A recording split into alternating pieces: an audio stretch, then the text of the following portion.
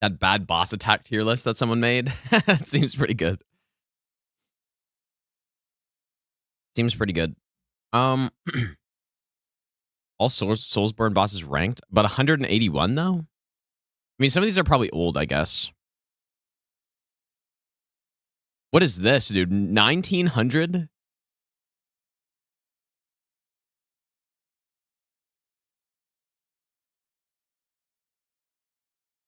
I was like, who the hell are these bosses, bro? But I guess Armored Core's in here. Holy smokes, dude. Wait, what actually is this? Oh, Souls-like. Oh. Yeah, Expedition 32 is really good. Yeah, I'm gonna probably finish that off stream, I guess. My God, bro. Okay, well, definitely not doing this one. But anyways, like, I guess this one's good enough.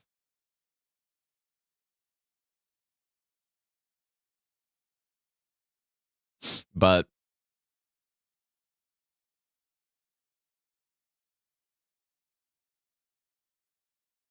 it's gonna take hours. Well, no, even this one. The last time I did this tier list,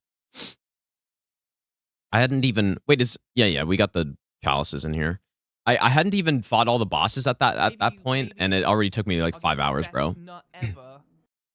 Gino, Labreer, thanks for the 13-month Prime sub. Record your off-stream playthrough of Expedition 33. Nah, I'm good, dude. I'm simply gonna play the game. No, I might record. I don't know, but I we'll see.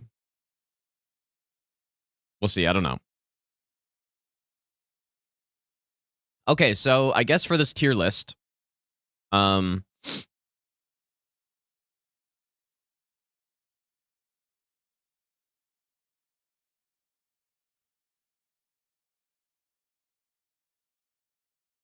What is live? What does this mean? I guess for this tier list,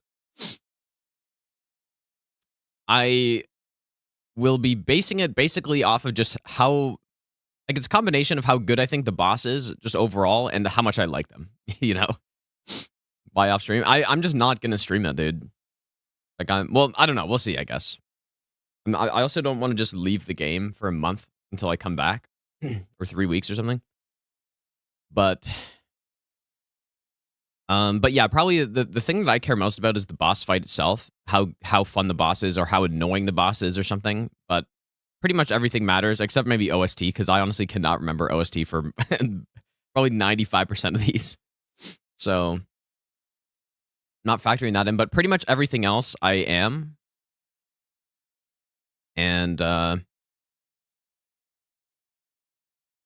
S plus and A plus tiers? No, definitely not, dude. Why would I do that? There don't need to be that many high tiers, dude. So the way I usually do tier lists is B and C are kind of like average. And then, you know, C plus would be like just maybe like basically average tiers. Like those are fine bosses. B plus is getting into like pretty good. C minus getting into kind of bad. 5 hours be enough? I think so, dude. But we'll see. Okay, so everything's in order, I think. I mean, it doesn't look like that big of a tier list when you look at it like that. You're just like, oh yeah, it's not that big. Surely I'm prepared for this.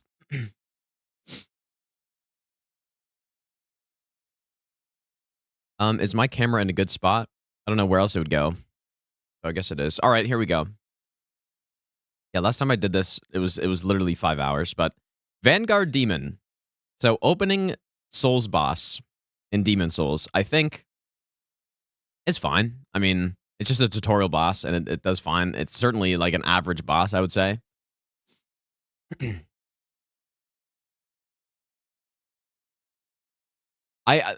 One thing I guess I didn't mention is that older Souls games will get, like, I will account for the time that the game was released, and I think that matters, because if Vanguard Demon was an Elden Ring boss, it'd be like, I mean, honestly, it wouldn't be that bad. Vanguard is a better boss than some Elden Ring bosses for sure. Even without considering the context of when they came out. But I think Vanguard Demon as the first Souls tutorial boss from 2009, perfectly fine, dude. Like a solid B minus boss, no problem. Phalanx is kind of shitty. um, it's literally just a big blob, but cough up your coin, all of it. Core, thanks for the $5, dude. I appreciate Would you ever that. consider doing this marathon again? And if you did, Oh my would lord, you redo all the runs at NG Plus or even That's NG funny. Plus 7?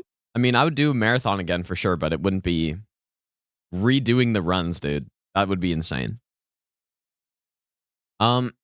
Phalanx is not great. I'm gonna have to even considering the time that the game came out, pretty shit boss. I'll say D plus. I don't think it's that bad, but it's certainly not bringing anything to the table.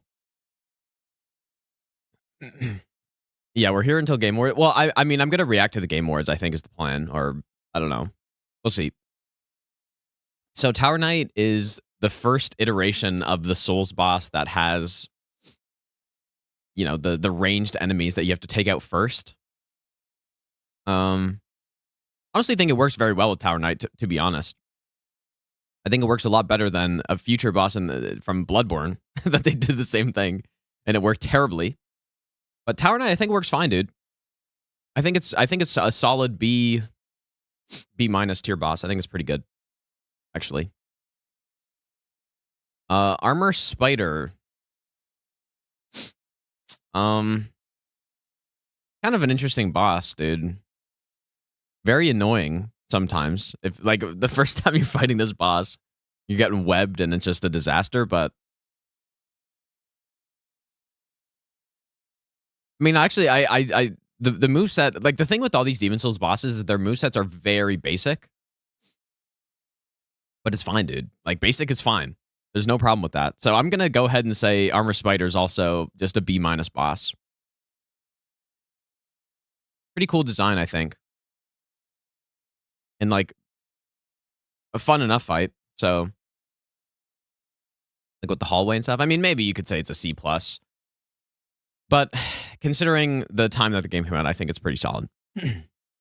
Now, Fool's Idol is the like OG Crystal Sage, basically.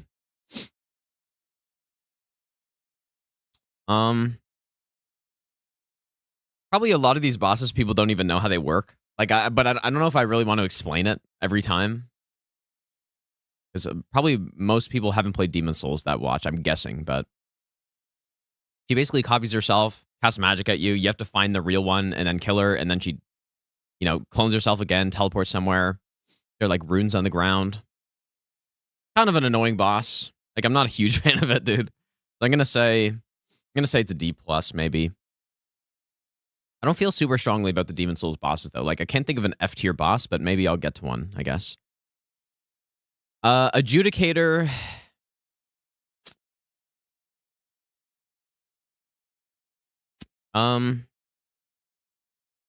Definitely not the greatest boss, but it's kind of cool. You gotta like, well, there are two ways to do it. If you have range, you can just attack the top of the head or like the bird or whatever immediately. You can just do it from above and it makes it insanely easy. Or you gotta like hit him in the weak point and then he falls down and then you attack the boss. Like I think Adjudicator's not great, but not terrible either. I'm gonna say, I'm gonna say it's a C minus. I definitely like it more than these two, but it's still kind of not great. So C minus. Leechmonger.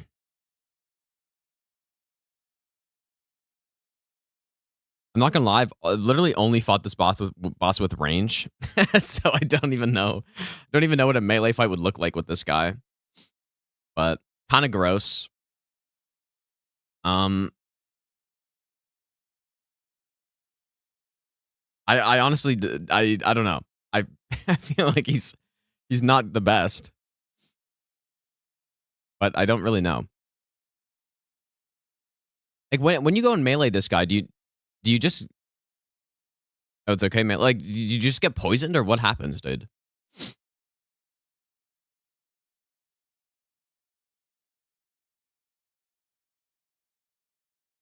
Like on every run I've done, even my first playthrough, I'm just like, I'm just gonna sit here and range him.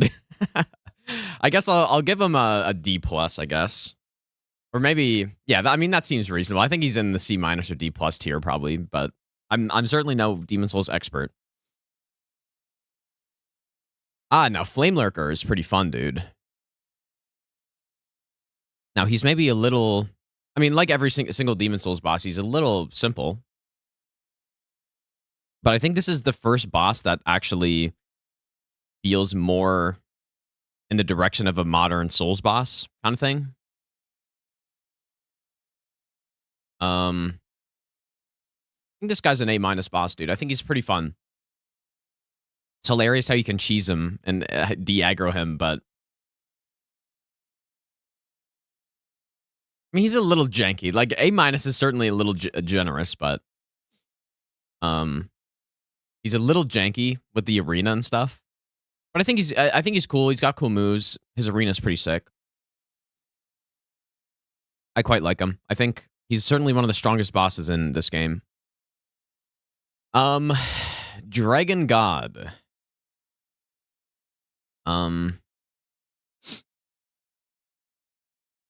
I can't say this is. I mean, he, especially in the PS5 remake, he looks sick as hell, dude. But there's not a whole lot going on there. Just go and pull the crossbows or ballista, and then you smack them. Like, it's not the greatest fight, but it's not bad either. I think it's like,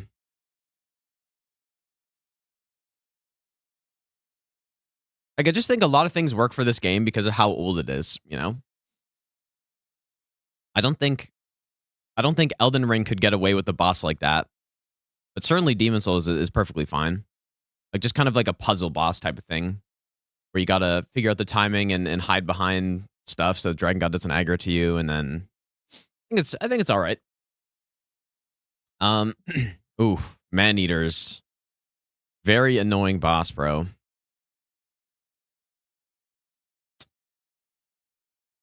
How low do I put him? Very janky. 2 of them. I don't like multi-enemy bosses already. I don't think, are they F tier, bro? They might be. Do I need to zoom in a bit? Maybe should I zoom in?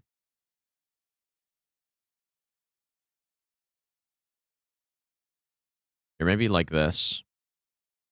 I mean, this tier list is gonna get huge though, dude.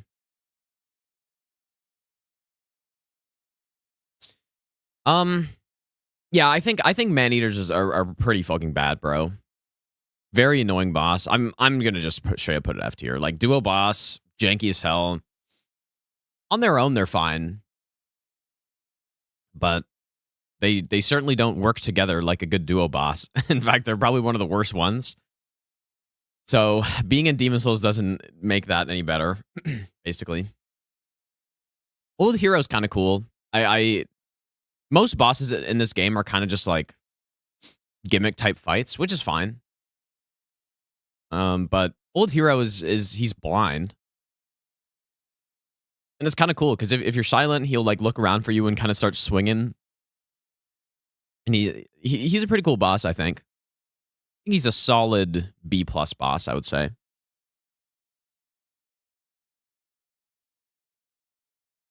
And Penetrator as well. Funny thinking back to all these bosses after playing Elden Ring and like the DLC now, but actually, you know what? Okay, yeah, the DLC isn't here. I guess last time I made the tier list, the DLC wasn't included. And every single iteration, or iteration of FromSoft bosses, like every next step, it's like the old bosses feel so much, I'm not gonna say worse, but just so much simpler, I guess. Maybe worse. Penetrator's cool as hell though, dude. Pretty cool moveset for the time. I definitely think he's up here, but S tier might be a little high, but it depends how generous I'm feeling to Demon Souls, I think. When did I play Demon Souls Remake? A long time ago. I mean, I did the God Run 3 how many years ago now? Like 3 years ago? I think he's an A+, dude. Flame Lurker, A-, Penetrator, A+, I'm gonna say. Dirty Colossus is kind of like, I don't know, kind of janky too. Like every single boss in the game, basically.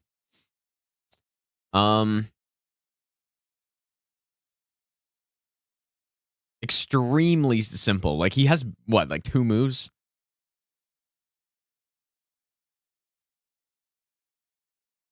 I'm gonna say he's all right though. I'm gonna say he's just like a C. He's like an average boss for this game. Simple, couple moves. I mean, his projectiles kind of are garbage, I guess, but maybe that's too generous, actually. Well, maybe all these guys are in C-, we'll say. Old Monk, the PvP fight. Now, probably every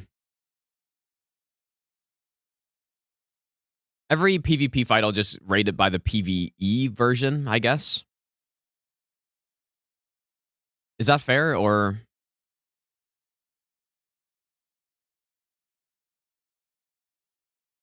I don't know. Well, yeah, I guess so. And this is a PvE tier list, I guess. But I don't know. Like for bosses, even like Half-Light, I think it's really fun, the online part, but I need... No, I'll factor it in, I guess. I'll factor it in. But I think Old Monk's pretty cool, dude. Even the offline version is not... Like, it's not that bad compared to some of the other ones. At least only one guy. But I think it's pretty cool. Actually, I don't know, man.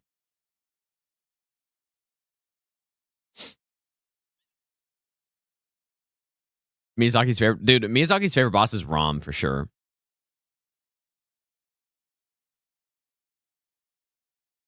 Half of or more Night Rain boss should end up on F.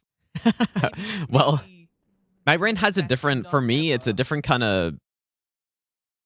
I have different criteria for Night Rain bosses compared to Souls bosses. Slithers, thanks for the 34-month resub, dude. And I think Night Rain bosses can get away with being kind of shitty, but just looking cool, because I think that's part of the whole point of the game, almost. The fights don't actually have to be that good. I'm gonna put this in a... I mean, if it was just the guy, then obviously he would be pretty low.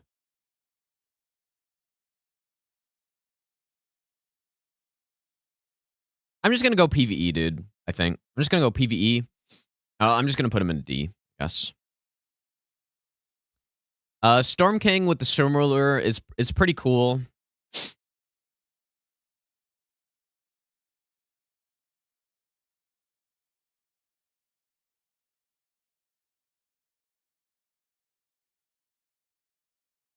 Pretty cool, but the fight itself is not great. So I'm gonna put him kind of low. He just flies around and then has a bunch of cliff racers as well going after you. So yeah, not the best. First instance of Storm Ruler though. Kind of cool. Kind of iconic, I guess. Maiden Estrella. I mean, she's not even really the boss. It's more the... What the hell's the guy's name? Shit, dude, I can't remember his name. Anyways, it's more the actual knight who's... He's pretty cool, I guess. Garl? Is it Garl? I thought it was Vengarl. I was thinking Vengarl for some reason. Yeah, this fight, I don't know. It's not got a ton going on.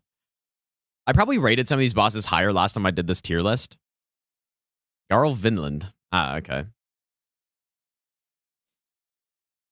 I mean, it's fine, I guess.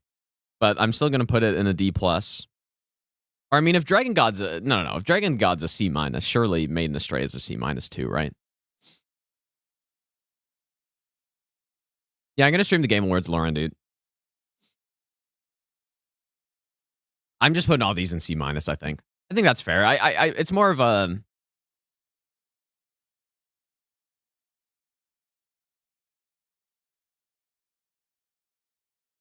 It's almost more of like a story type fight, I guess, which is kind of cool. But the actual fight itself is like she sits there and just like casts miracles, dude. Like she just sits there and does like healing and stuff. So maybe that's too high. That's got to be too high, surely. Old King Allant. I would be tempted to put this guy at S tier, but the reason I wouldn't is simply because of the glitch charge, man. If his charge wasn't bugged, he would be an S tier for sure, because I think he's a really cool ass fight for this game.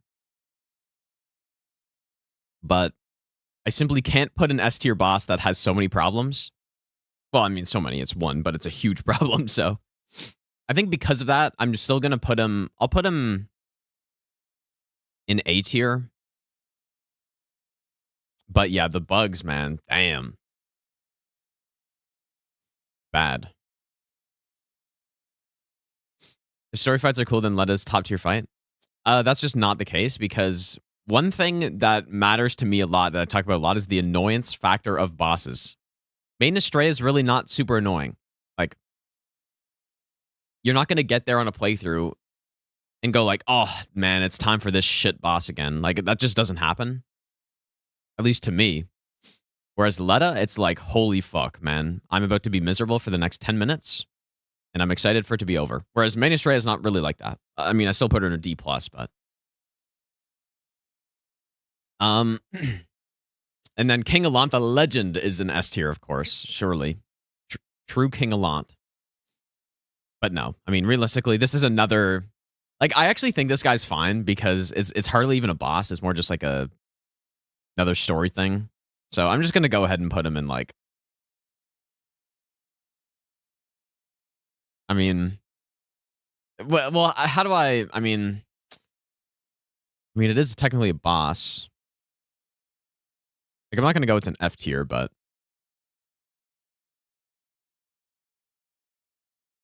I'm just going to say he's a D tier, I guess. Red Dragon is not a boss. Blue Dragon is not a boss. Primeval Demon is also not a boss, unless I've missed something. I mean, who even is that? I can't remember.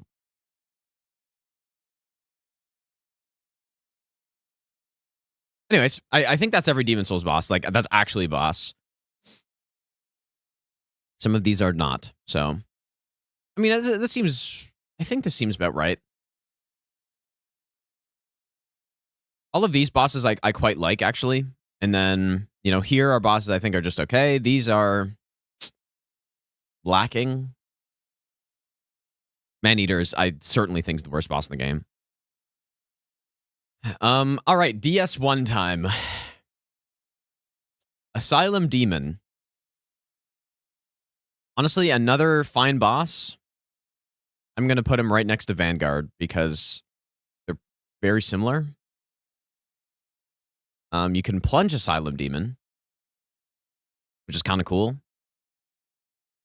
I think that's worth something. You can plunge him, but yeah, a solid tutorial boss for when the game came out.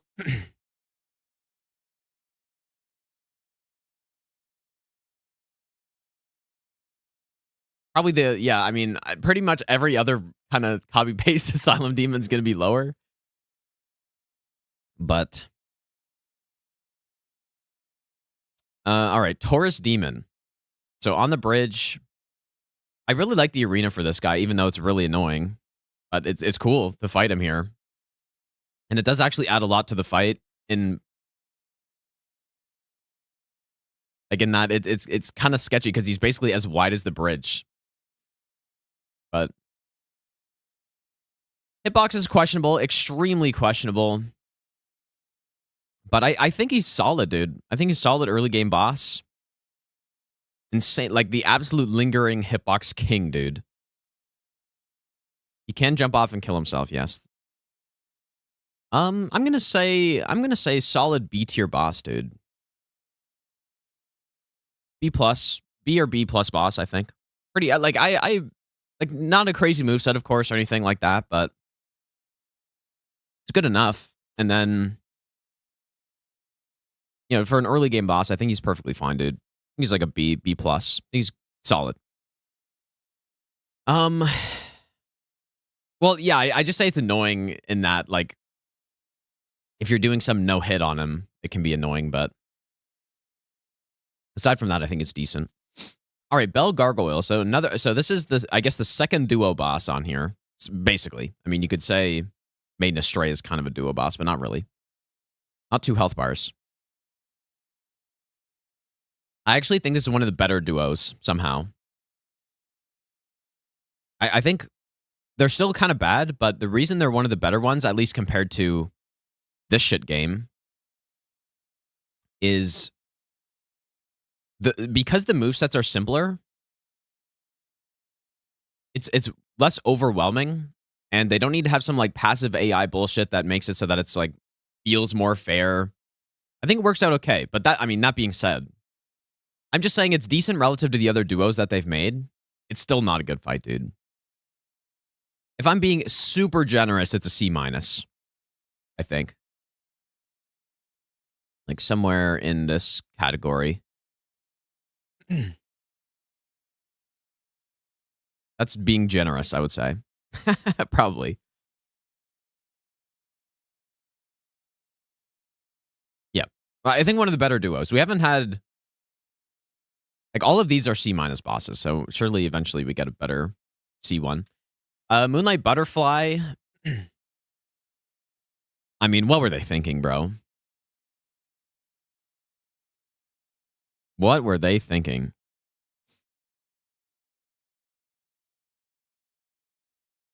Certainly worse than Phalanx. Is it worse than Maneaters?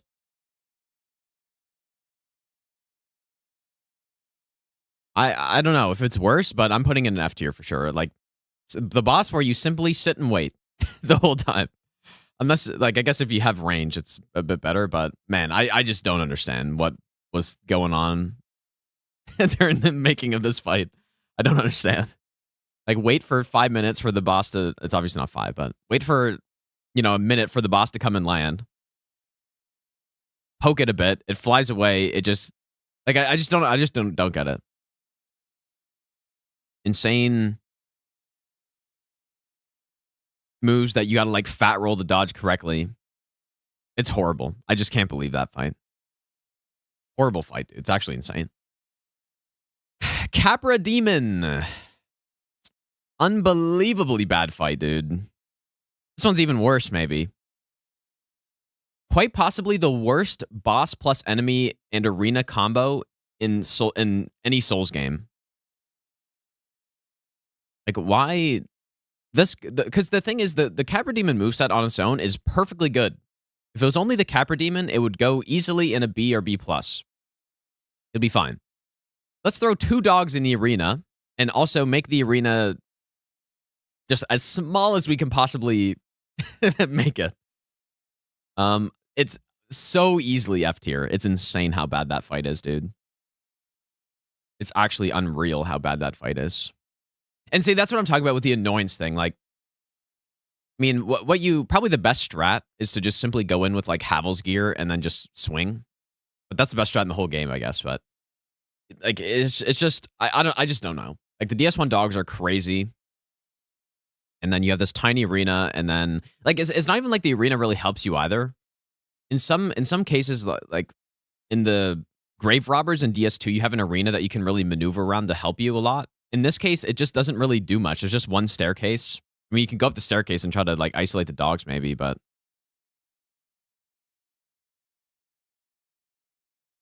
I don't think it's worse than Moonlight Butterfly, though, still. Because at least I can see what maybe they're trying to go for here, but Moonlight Butterfly, it's unreal. But yeah, easily F tier, I think. Actually, you know what? I never thought about how Esger's like a Capra Demon callback, basically. You're right. But at least we have the Beast Torch in that game. If there's the Beast Torch in this game, this fight would honestly not be bad. Like, it would go, like I said, it would go up to being like a C+ or something. Yeah, you can cheese him as well. Okay, Gaping Dragon. A lot of people should know who this boss is. From Night Rain, I guess. I mean, this boss is fine. That just crawls around, swipes you a couple times. I think he's fine. I think this is the first boss that's like just a solid C tier, probably. These are all C minus. That's C tier. I mean, I would it be crazy for me to separate the tiers by like D plus and stuff? Would that be too much?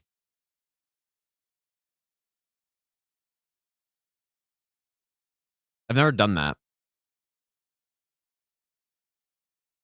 Is it too complicated?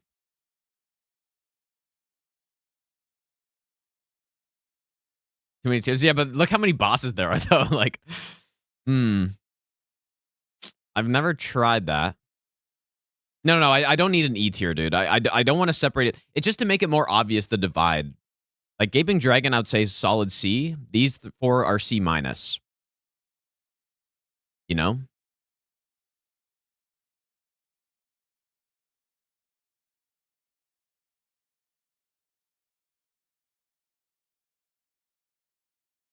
Let me try it for a second and just see.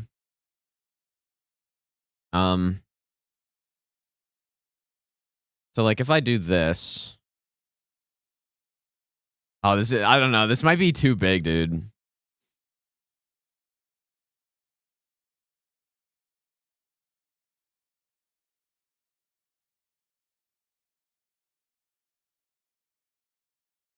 I wanted to make it the same color though.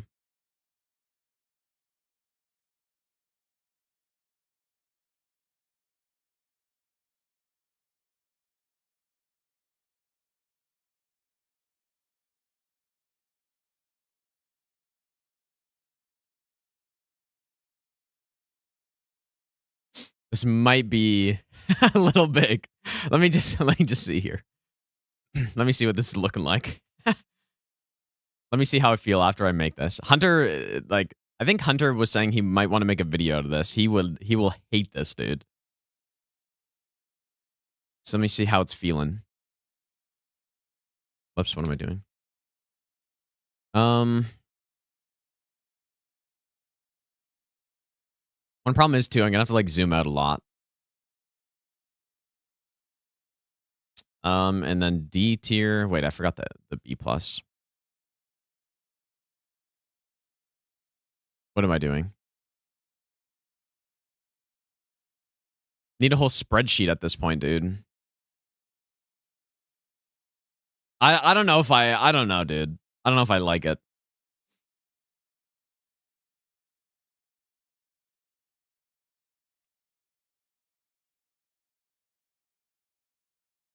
And then S, they're pretty much like I would generally think of S as 2 tiers. Or like 2. There's the like just solid S bosses, and then there's like the really good, like absolute top tier. This would be like low S.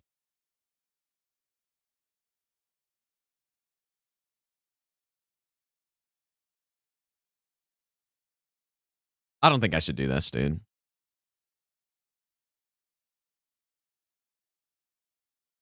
Might be getting too complicated. Ordering left to right. Yeah, but I have that, but then it's like I need even more almost. But yeah, just the way I think about the bosses. Dude, I thought it was in the right color. I don't know why I'm doing this. The way I think about the bosses is like, yeah, this is a D plus boss, and this is like a D minus boss. But Ruff, thanks for the 20-month reset. Thanks so much, dude. So this is what it would look like. I don't hate it actually. Now that I've done it all, I actually don't hate it.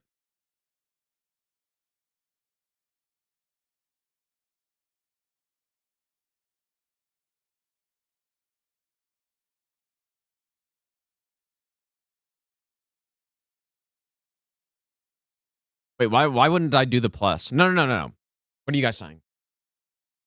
This is the way that I think of the tiers. Right? I'm like, okay, low S tier bosses are here, or like solid S tier, low S tier, but then Like the top bosses are here, and then every tier I usually break it up like this in my mind, at least. So, okay, yeah. I actually like this. I think this is better, dude. Yeah. I this is better. Yeah, I can also zoom in, yeah, but here we go. Quelaag. I think he's pretty cool, man. The lava on the ground's a little annoying, but wait, I didn't fix.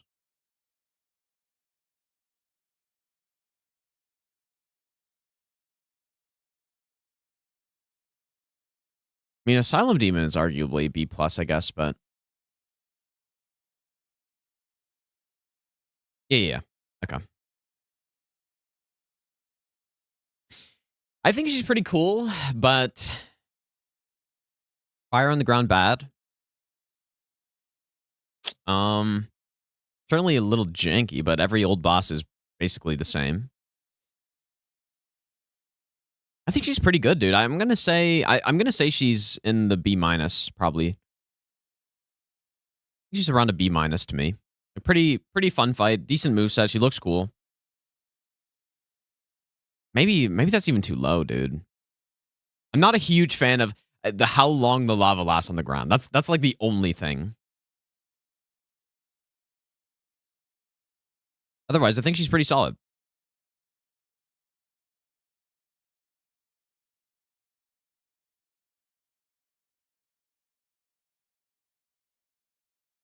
I definitely think she's better than Armor Spider. Better than Tower Knight? Maybe.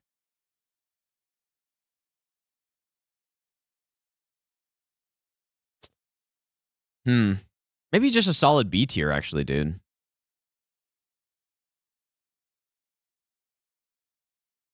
Maybe just solid B tier, actually.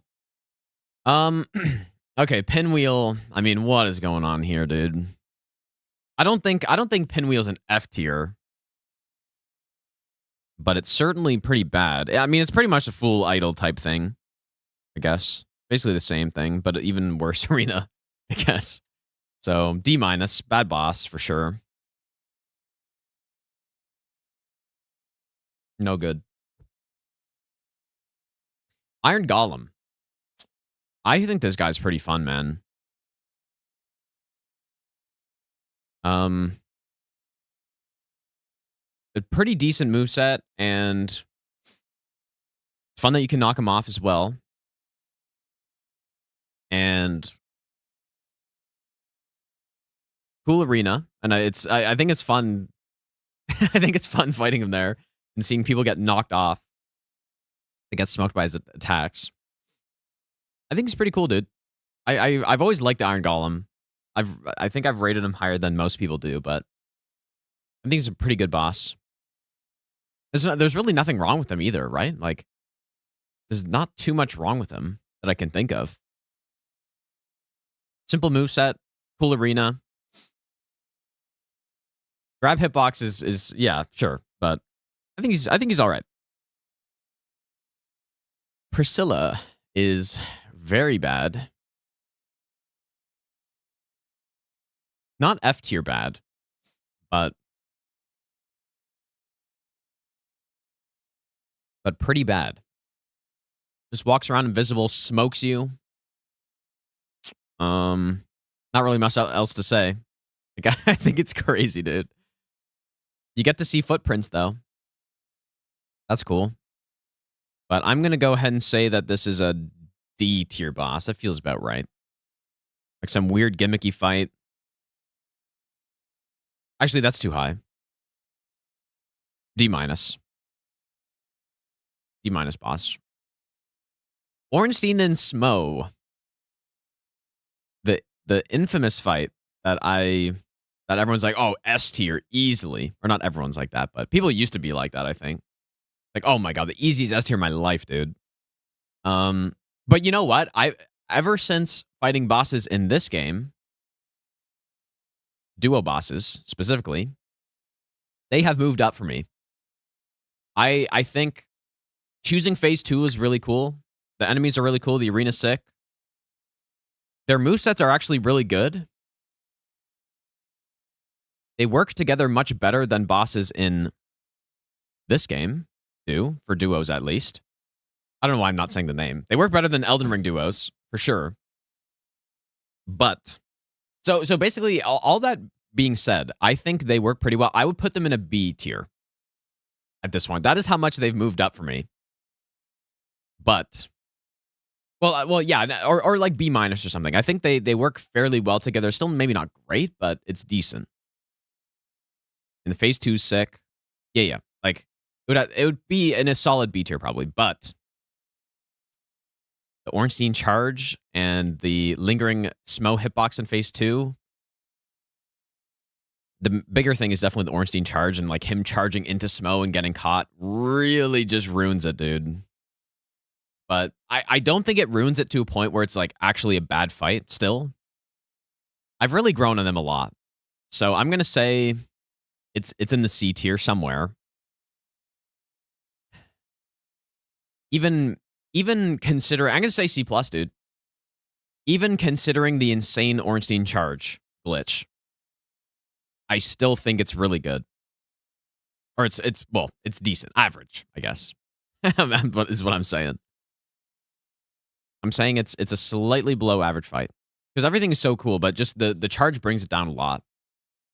But out of the duos so far, which there's only been one other one, I think.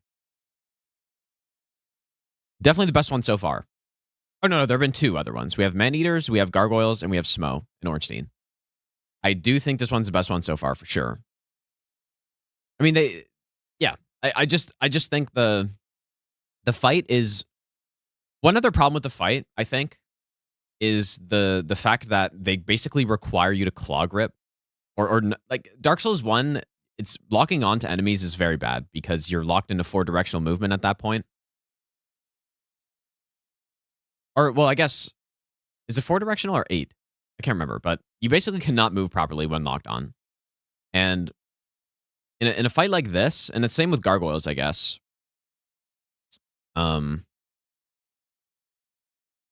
it's basically required almost for the player to claw grip or be able to control camera. Yeah, it's 4 for, yeah, it is 4.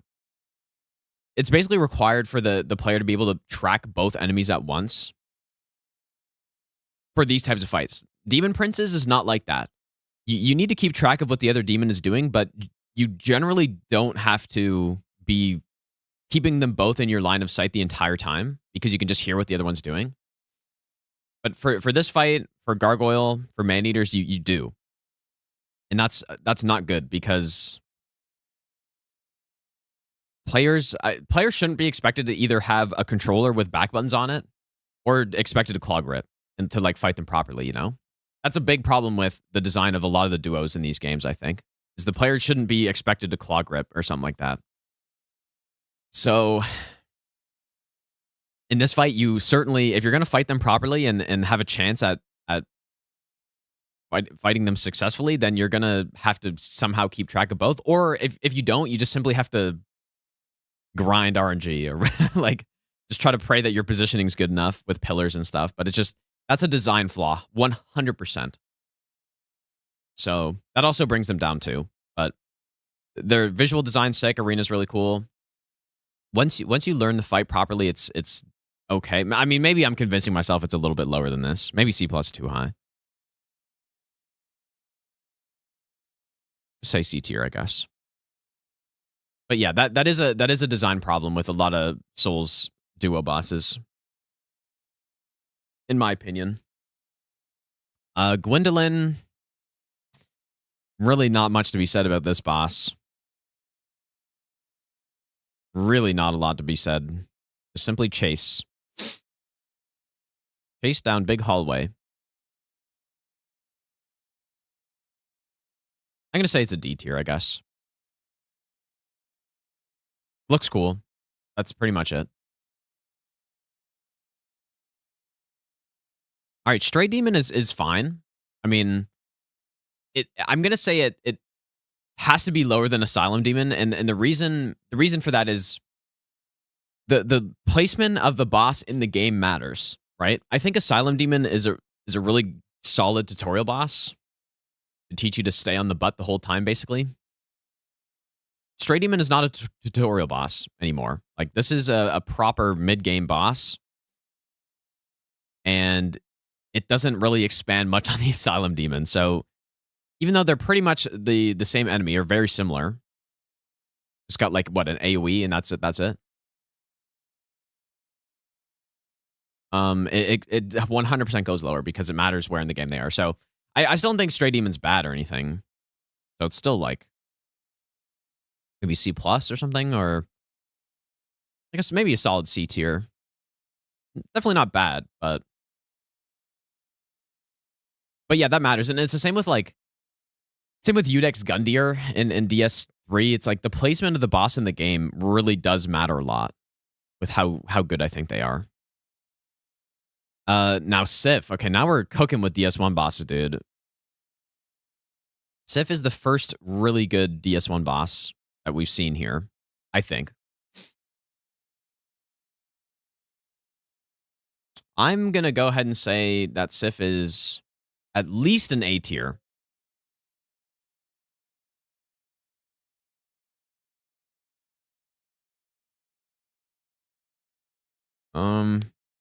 Yeah. Yeah, solid A tier, I think. Just fun moveset. It's like, yeah, it's just a fun moveset, I think, dude.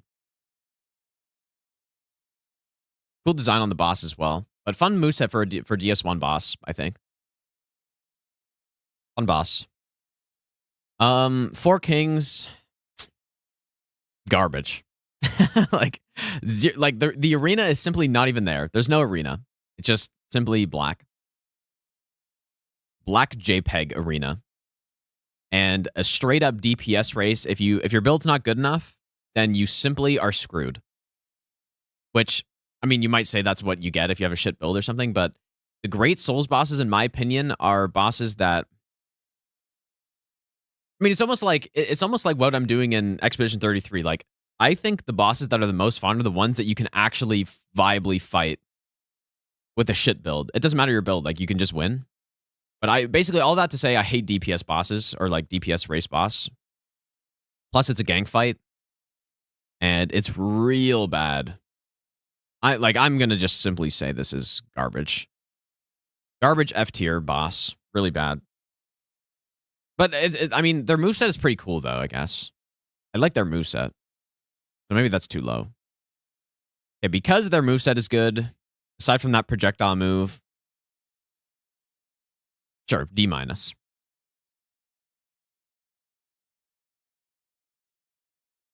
Well, no, Four Kings are not better than Gwendolyn. Okay, yeah. It's just, if it was just like one of these guys on their own, it wouldn't be that bad. But then also the arena is just so garbage. Like, it's not cool to drop down into the abyss, but it's just like there's nothing there. So, Ceaseless Discharge. So, fighting this boss straight up is unreal. The cheese is cool. I like the cheese. Fighting this boss straight up, probably the worst hitboxes in all of Souls. I'm gonna say. Is that? I mean, it's got to be up there at least. But that being said, it's not that bad. It's actually not. There's no way it's an F tier or anything. Cheese is cool. I'm gonna say it's a D+.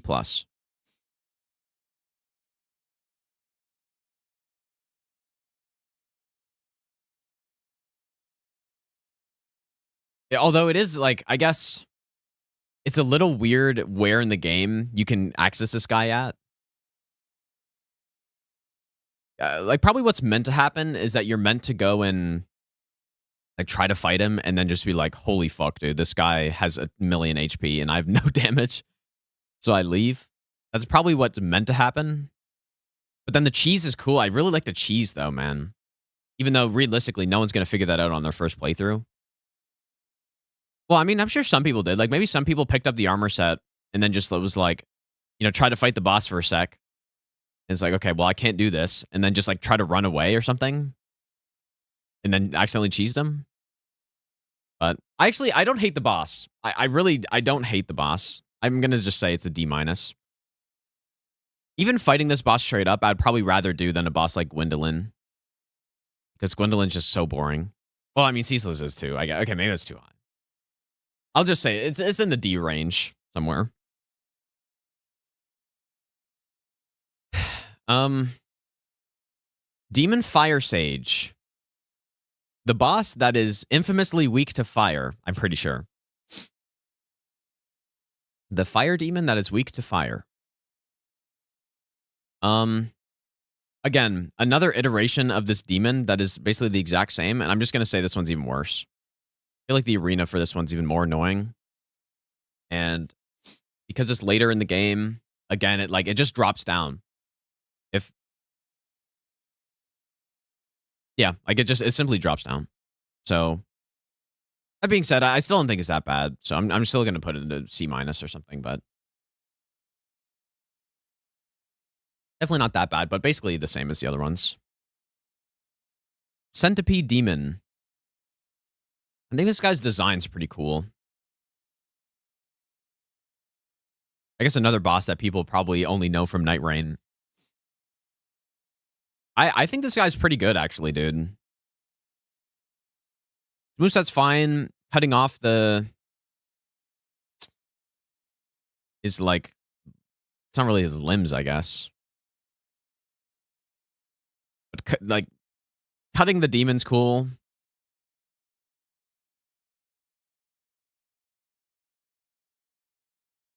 I don't think this guy's that bad. Yeah, like you got to stay on a little platform to fight him, so you don't go into that lava that'll blast you. But I think he's pretty cool, dude. I'm gonna say he's B-, or I'm gonna say B- because I like his design. I think it's kind of cool. Bed of Chaos. So this one's clearly S+ tier, dude. Obviously, but no, most people would immediately put this in F. And so will I. Well, actually, I don't know. I mean, let me think about this for a second.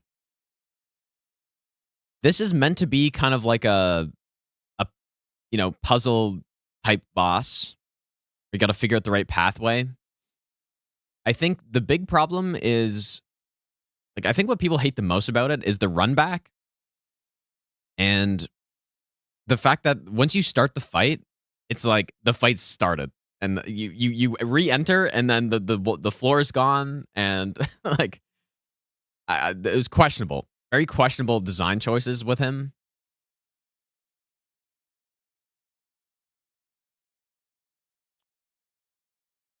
I don't know, dude. There's no way I can put him above some of these other bosses, I think.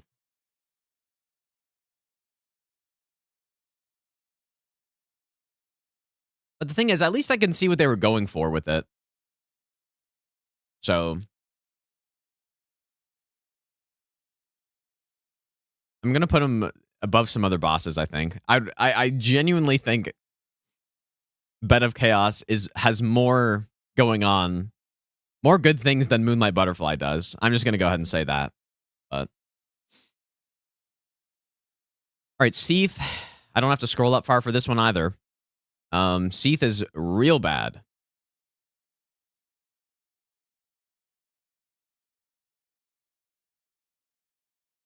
You know, it's funny. I almost feel like some of the DS1 bosses are just like straight up downgrades to some of the Demon Souls one, but maybe I'm too generous to Demon Souls, dude. I don't know.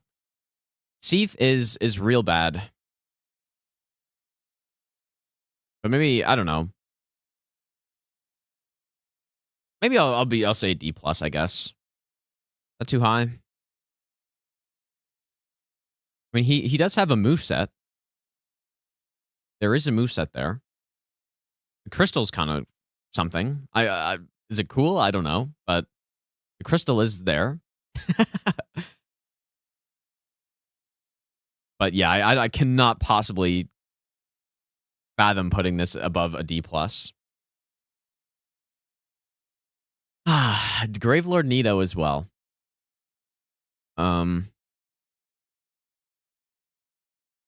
Skeletons.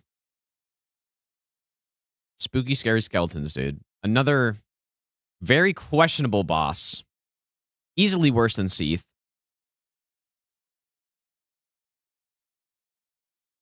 Worse than Ceaseless? I mean, once you actually get to fighting Nito, is fine. I think that part's okay, but it's just like the skeletons are crazy, and it's just I don't know, just trash mobs in a boss fight. It never works. It simply just it does not work ever. Simply, so it's a D tier, I think. Below Ceaseless, below King Allant. Right there was okay. Surely Gwendolyn's better. Gwendolyn's too low, actually.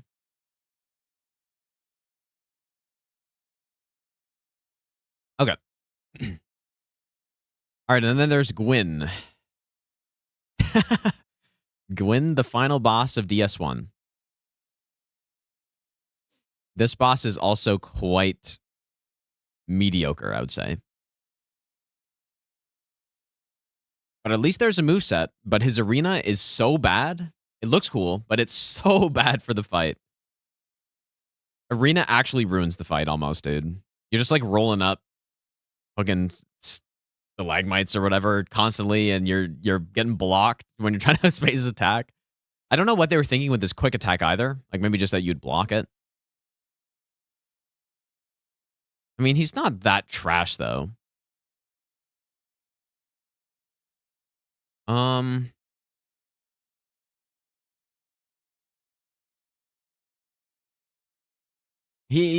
like B minus feels pretty generous, but maybe that's too generous, dude.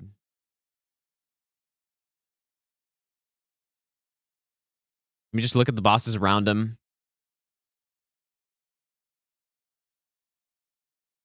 Yeah, this seems about right. C plus. Like I just think his moveset is okay. It doesn't and like the hitbox are so bad. It doesn't feel crisp, I guess. But that's just, old Souls games just have that, I guess. But yeah, just a combination of his arena plus insane unreactable attack. Not unreactable, I guess, but it's like absurdly fast for this game. And no, I mean maybe actually I just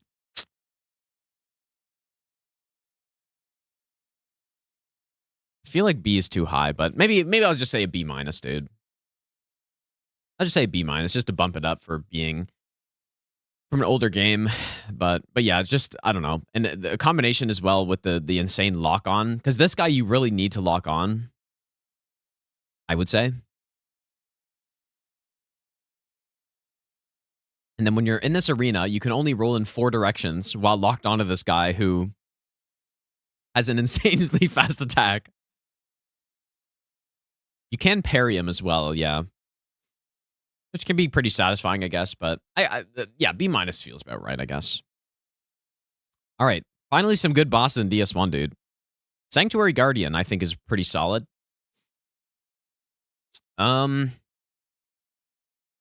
Decent moveset. What do I not like about him is I don't like... Maybe I don't know. He's got some like delay in the fight, like he just flies around and casts lightning at you, I guess. But this guy, as far as DS1 bosses go, I think is pretty damn good. I like him quite a bit. I'm gonna say he's an A minus.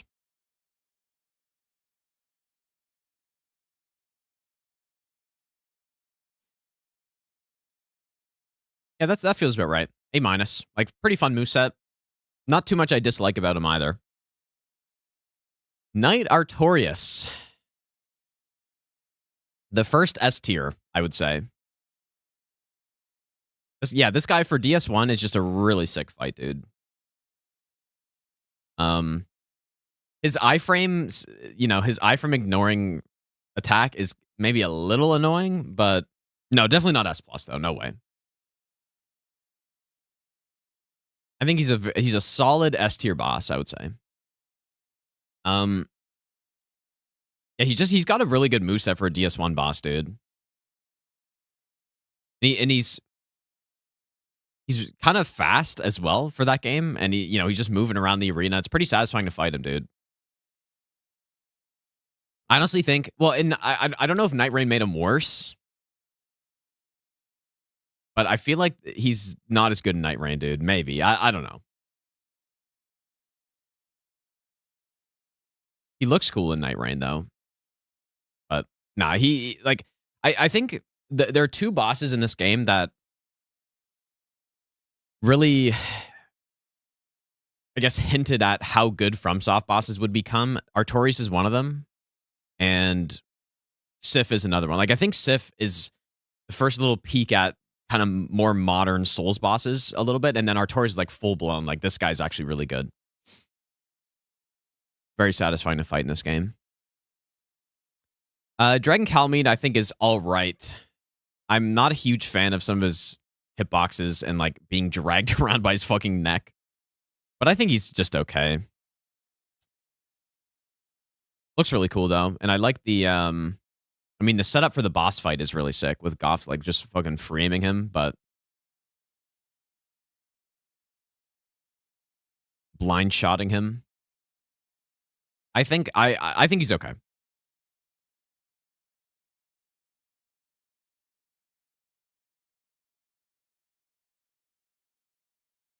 I do just feel like he's pretty awkward to fight sometimes. So, but maybe, maybe I give him that little bit of that DS1 boost. I mean, okay, do I like Calamite more or Gwyn? I surely like Calamite more, I guess. That's why I kind of like having the tier list like this, because then I can go start asking questions about, like, okay, who is this boss better than or who's it worse than? I'm going to say,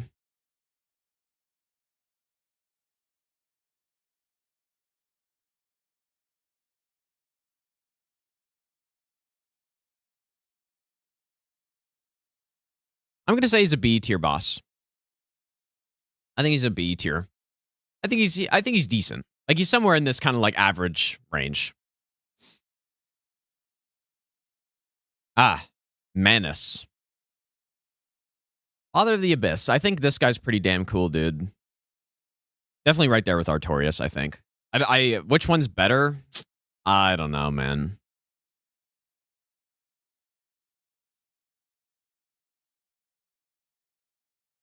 I'm not sure which one's better, but they're both really good, so. But yeah, just fun moveset, I think. He's just a fun moveset for DS1. And I like Artorias more, actually, for sure. But I'm going to say Manus is an S tier, though. Yeah, just a fun moveset for the game and looks cool as hell. Arena's all right, I guess. Yeah, just another actual good moveset for DS1 right there, simply. All right, well, that's all of DS1, dude. So we've got the first couple S tier bosses in here. Does anything feel not right?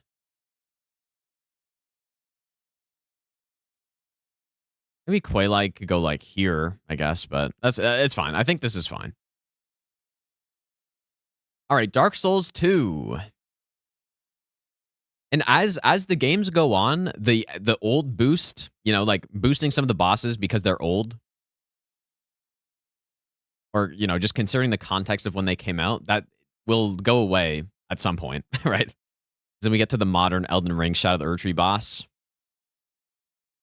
DS1 is 2014, so Last Giant. So basically, like, it's hard to say he's a tutorial boss, but I think he's probably the intended first boss of the game. And he's a stompy boy with questionable hitboxes.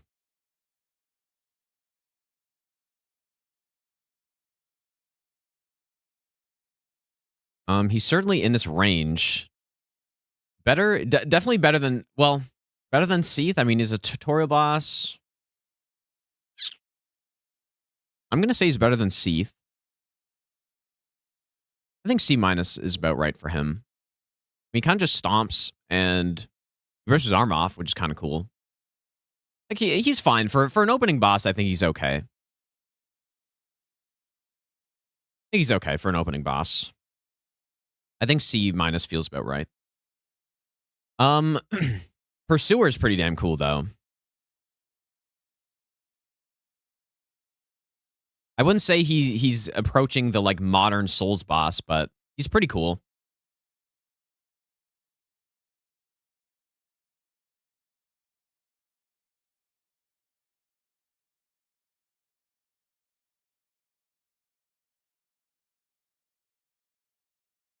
A lot of the boss in DS1 are just like strafe town, dude. You can just simply walk around them, which I think is kind of fun. He is no exception. I think he's a pretty satisfying fight, dude. I think B plus is about right.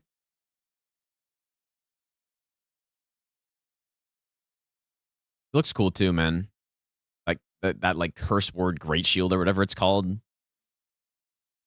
People complain a lot about this guy's grab attack. And sure, like the DS2 hitboxes aren't certainly not the best, but it's not as bad as people think. Usually it's just that they have it's a combination of people being early game having low agility, and so they have like 8 iframes or something. And then they try to roll the attack, they get clipped by it. And then it's the teleporting of their character to the sword that people get confused by. It's like, dude, how did that just happen? I got teleported, but the exact same thing happens, and the exact same complaint was with the Chained Ogre in Sekiro. When people get grabbed by that, they're like, dude, there's no way that happened. But it's not actually that the grab hitbox is that bad or egregiously worse than any other like Souls hitbox, really. It's just the visuals. That's the thing. And I'm not saying that's excusable because of it, but in order for the grab to make sense and to look like an actual grab, the game has to adjust your character position to where the boss is, or the other way around. And so it looks like, you know, your character gets snapped to where their sword is. And it's like, well, dude, how I wasn't even close to that. And Chained Ogre is the same way. Like the ogre would like teleport kind of, or I think it's that way where like he'll snap to you and then it just looks really weird. But no, it's not that the hitbox is that bad. It's just the visual of your character getting grabbed that makes it look way worse than it actually is, you know? That's just the reality of grab attacks in Souls games. Because just think about it this way. If your foot gets clipped by a normal attack, it's like, okay, yeah, you know, my foot got clipped, whatever. If it's a grab, if your foot gets clipped, you still get grabbed, right? So your character has to, you know, they don't grab you by your foot. They grab your character. And so it looks like, oh man, I wasn't close to that. But you still got hit by the hitbox. It's not even necessarily that the hitbox is bad. It's just how that works, right? So, but yeah, I think Pursuer's pretty good. I think I don't think he quite makes it to A tier, but B plus seems about right. Old Dragon Slayer is pretty okay, I guess. I mean, you know what? This might be the first C plus boss. Let me think about it. I mean, his moveset's fine. And it's just he's kind of dumb, dude. Like he just simply walks. That's what he does. You circle around him and he just simply walks. I think if he was aggressive, then this guy would be really sick. If he was just constantly attacking you, then he would probably go in the B plus, even maybe A minus. His moves are cool, but he just simply walks. So I think this is going to be the first C plus boss. His moveset's okay, but he's just too dumb. Like he's really dumb, dude. Dragon Rider. I mean, we never really get to see his moveset because we just cheese him, but his moveset's fine, dude. Especially for kind of an early game DS2 boss. I think he's all right, man. I think he's decent. And therefore, I put him in. I don't think he can go above Asylum Demon. I think he's a B tier boss, I'm gonna say. Pretty good early game. Simple moveset, but fun to cheese him as well, I guess. Flexile Sentry, I think, is pretty cool design, man. Another very basic moveset on an enemy, but I think this guy's pretty good, man. I quite like him, actually. A feels too high. But I certainly think B+.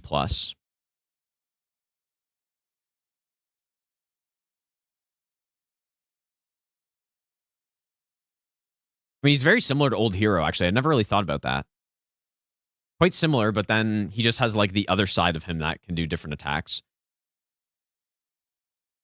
I think it's pretty cool. Yeah, the arena also is pretty unique where you have, like, the water filling it up. Now, it never... Like, it stops at a certain point.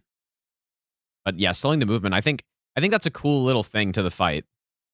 Or especially the first time you fight him and maybe you notice it, it's like, holy shit, is this about to fill with water? And then I'm timed. Even though you're not timed, but I think it's pretty cool. So, solid B+. Ruined Sentinels is pretty much a trio boss disguised, or it's like a duo boss disguised as a trio, basically. I think their moveset is pretty solid, but as a duo boss, though, certainly not the best.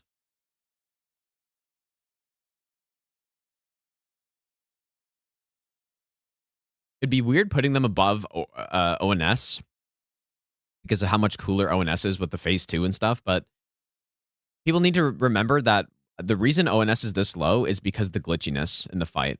So they're pretty much like a full tier lower than they probably should be.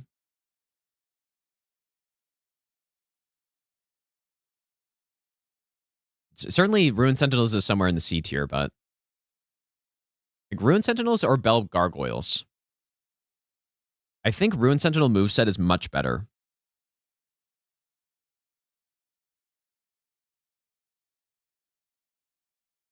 I'm going to say C tier.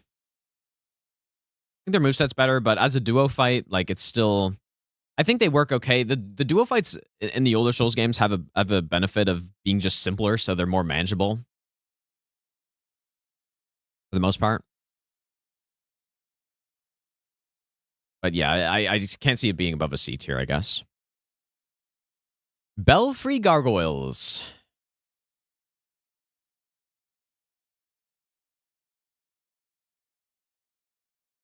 I mean, simply F tier. I mean, like, what is good about that boss? Nothing. I mean, their moveset is okay. I mean, maybe is F like F maybe if I put 4 kings in D-, Belfry Gargoyles cannot be. I mean, maybe 4 kings got to be F tier, but I like their moveset though. Is the reason I put them in D. 4 kings certainly have a better moveset than the Gargoyles do, but the way the fight works is way more annoying. I don't know, man. I mean, I'm thinking whether it should be an F or a D-, so it doesn't really matter. But this fight has that annoyance thing that I'm talking about. The annoyance factor of being like, oh, man, I got to go fight this boss now. I don't know. It doesn't matter. I'm just putting him in F tier, bro.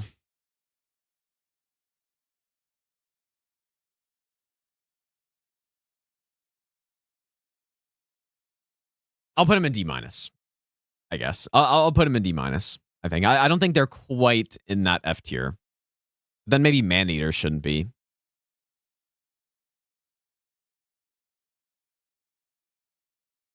Okay, I'm doing that. I'm doing that. No, 4 Kings, I don't think they're an F tier because their moveset's good, dude. Their moveset's pretty solid. That's the only reason. If their moveset was just pure garbage, then... Or even just average, then it'd be down here. But for DS1, like, their moveset's pretty good. It's just the way the fight works that's so bad. Lost Sinner.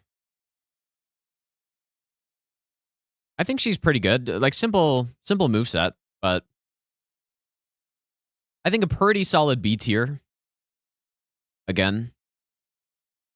Fairly early game boss, I guess. I mean, there are a lot of bosses in DS2, so there's a lot of early game bosses. I mean, maybe she's more mid-game. I don't know. I definitely like Sinner more than some of these fights.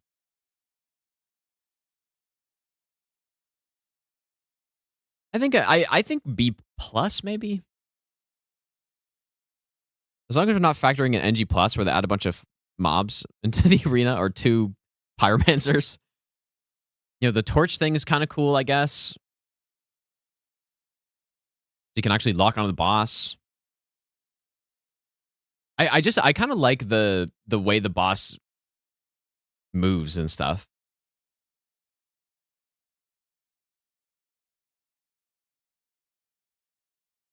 I guess it's kind of unique. I do think I like Iron Golem more though, but yeah, I think a B plus, dude. I think the boss is pretty cool. Cool cutscene as well. Executioner's Chariot is the most obvious S plus tier boss ever, dude. Easily.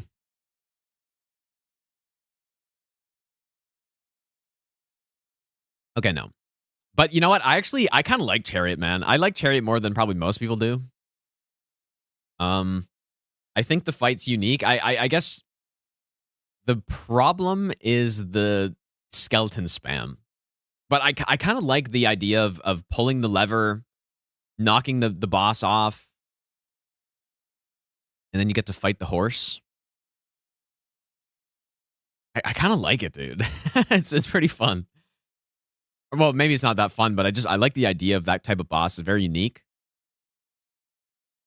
I'm gonna say C plus, bro. A lot of people would probably put Chariot like in D or maybe even F, but it's creative fight, man. And then you can kill Chariot without actually like closing the gate. And then what'll happen is it'll just like hang off the edge and then fall down. Like it's really nice, man. I quite like the fight. Maybe it could be higher. I think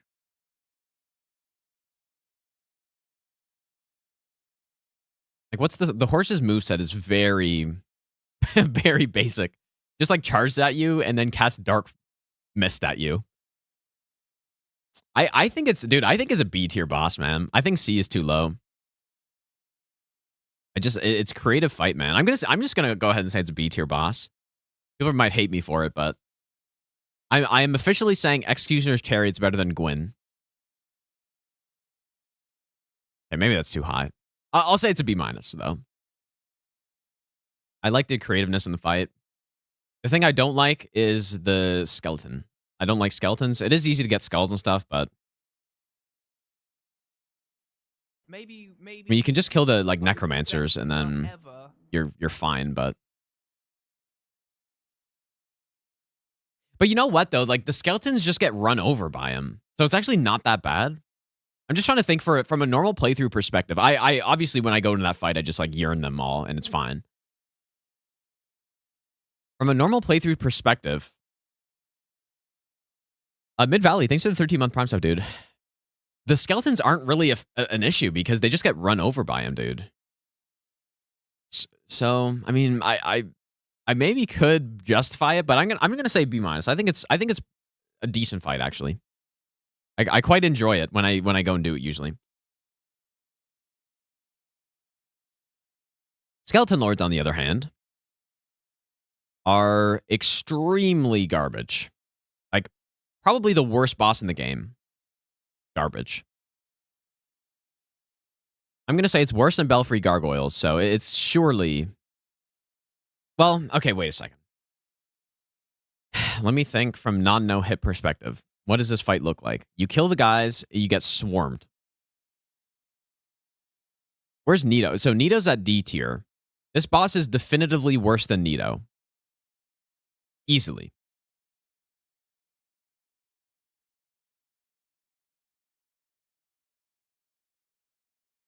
So it's in the D minus at least. Worse than Fool's Idol. I'm going to say it's worse than Pinwheel.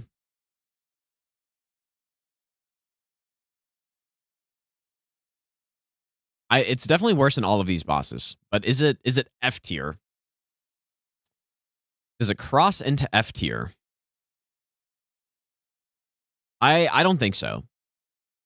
I don't think it makes it to F tier though. It's a really underwhelming fight.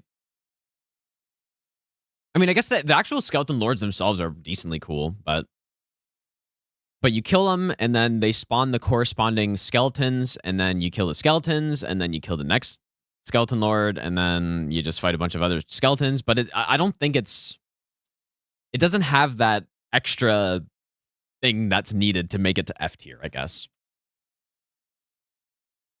it's not a fight. It's like, what were they thinking here type of thing. I mean, maybe Capra Demon could be a D-, but yeah, the extra special sauce to make it an F tier. I don't think it quite has it. For no hit, they're an F tier easily. Like, I hate them.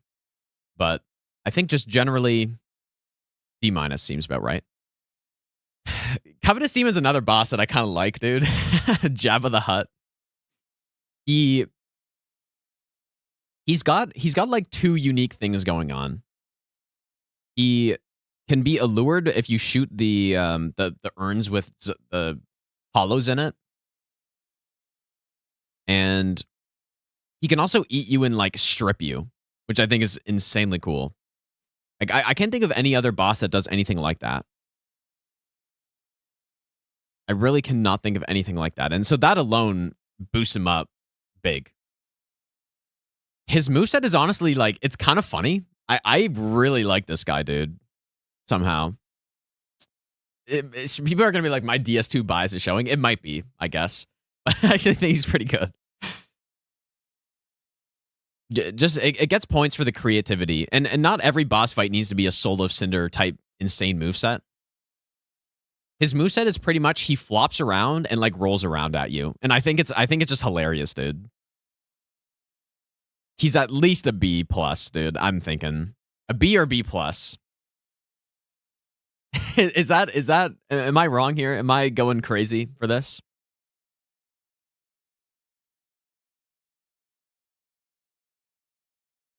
No, I'm not saying the two moves is creativity. I'm saying the visual design of the boss is, I mean, maybe they just copied Star Wars, I guess, but no, the fact that he has an attack that is never seen ever again in the Souls games, and, you know, he can be allured by the hollows because he's so fat and he just wants to go eat them. Like, I think it's good stuff, man. And he's just a meme boss. Like, he's not meant to be some, like, oh, this is some big challenge to overcome. It's just some little fun boss in between, you know? So I'm going to say he's better than Kalameet, dude, yeah. I mean, as far as the actual boss fight goes, he's not better. But factoring in pretty much everything else, I mean, maybe B+ is a little crazy, but I'm going to leave it there for now, I think. There's no chance this guy drops below B tier, though. Like, he has to go in here somewhere, I think. It really does just depend on what you're looking for at boss fights. And I just think different boss fights bring different things to the table, and this guy brings the funny meme, and he does it perfectly. Mytha's all right, dude. Cast magic at you. The poison you got to remove. If you don't remove the poison, it's going to be miserable. Her moveset's a little janky with the way she, like, will close the gap on you if you're far away. Pretty cool design, though. I like the design of her.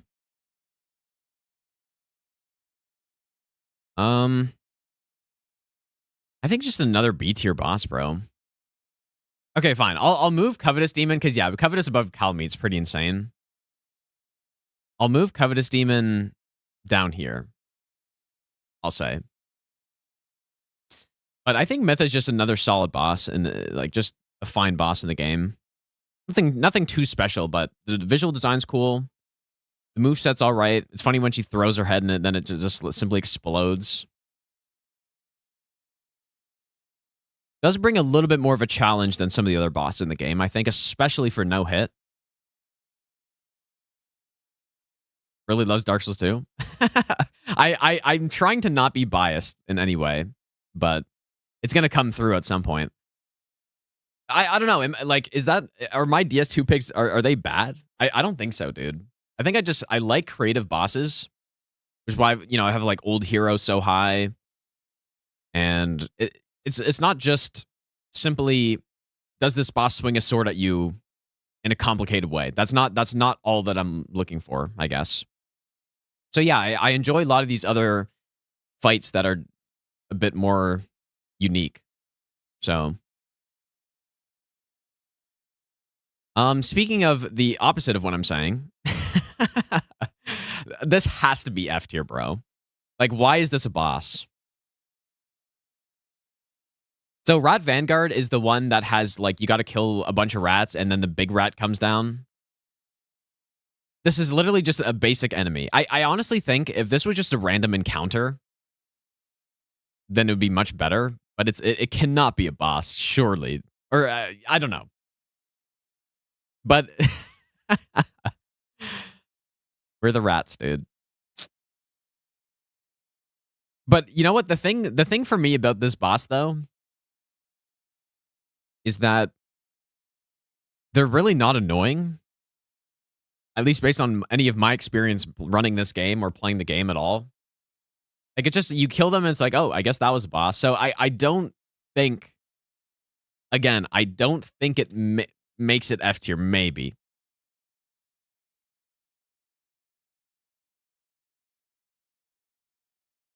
Then, you know what? Moonlight Butterfly should be higher up too, then, if I'm going based on that, because maybe Moonlight Butterfly isn't quite F tier. But I'm going to put Rat Vanguard not in F tier. Yeah, the Moonlight Butterfly promotion, dude.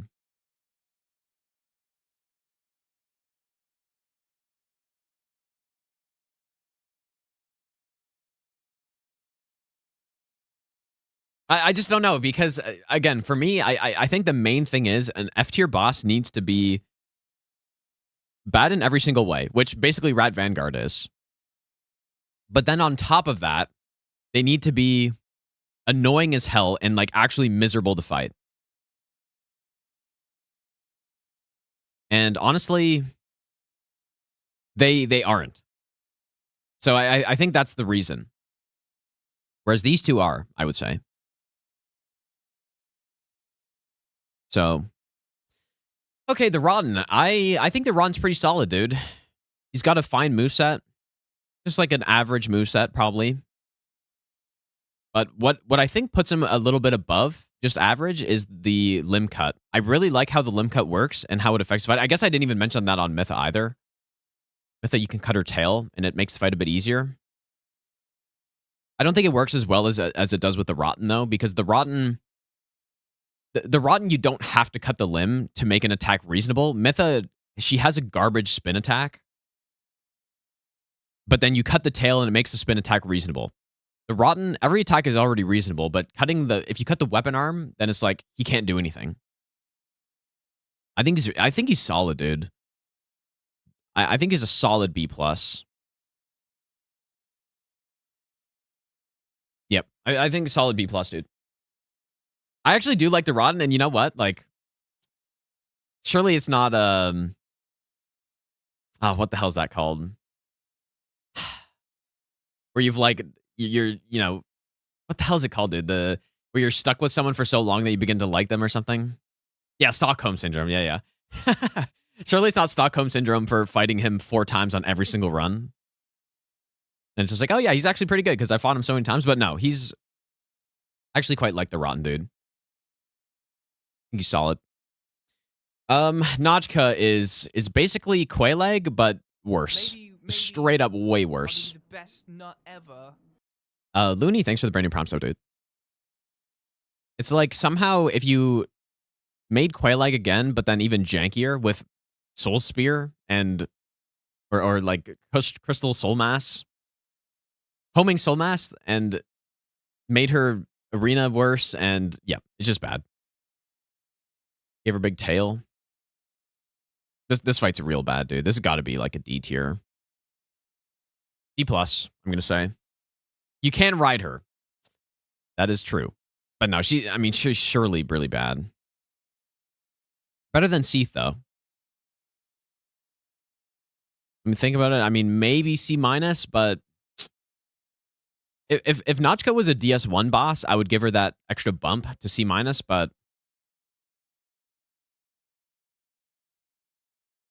I don't think so. Yeah. D+ feels about right to me. Royal Rat Authority. Hmm. S plus. I think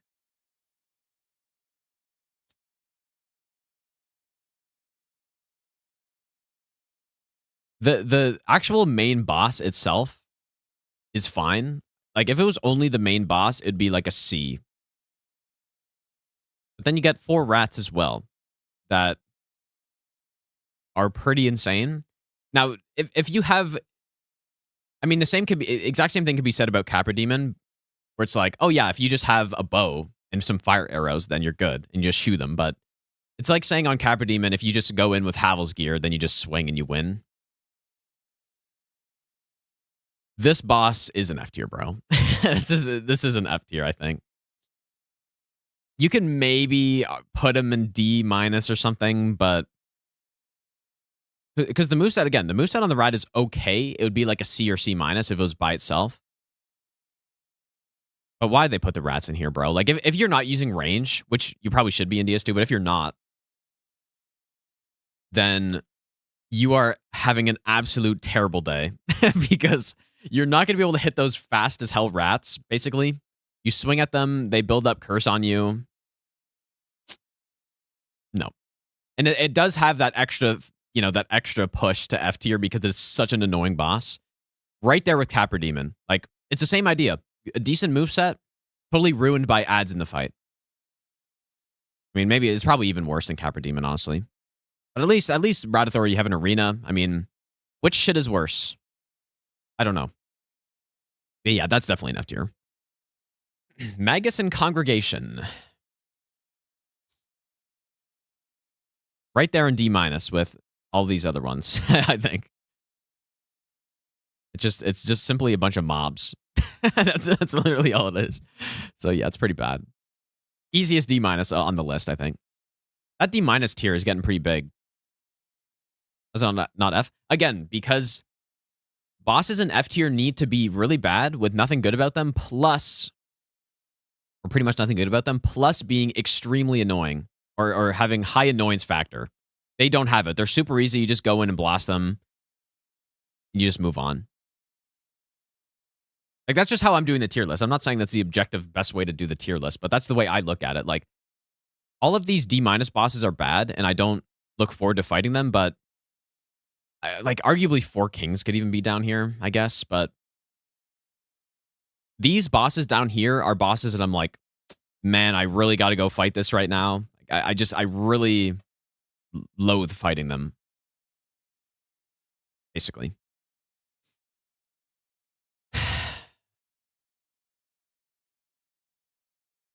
I need F plus. No, that D minus is no. F is reserved for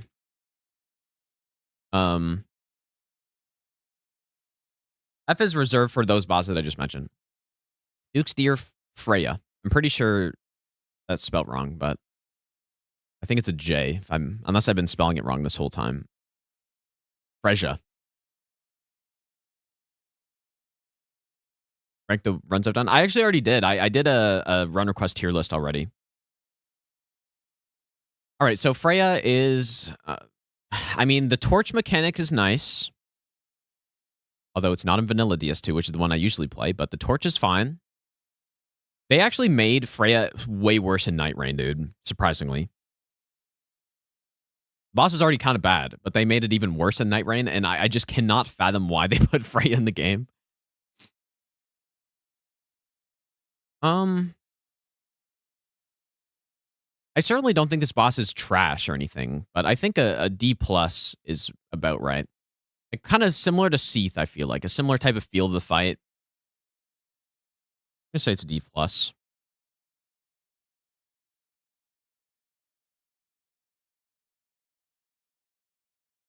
that too high? I mean, it could be a D tier. It's just like the moveset is kind of just... The way the fight goes is you pretty much just grab a torch and just walk around the boss and then hit the head. I do think the design of the enemy is cool, though, so maybe that gets some points. Cutscene's cool, too. Like, the massive spider webbed the dragon. Like, a lot of people don't even know that. Like, the dragon is the old soul. But Frey was consuming him. Definitely some points for being cool, I think. The fight itself is pretty bad. So I'm just gonna say it's a D plus somewhere in here, I guess. Maybe Leechmonger needs to be higher, bro. I honestly just don't know with Leechmonger. Lore expert. I haven't fought Leechmonger melee ever, so I just don't even know. I'm just gonna put him higher just because I feel like he's probably better.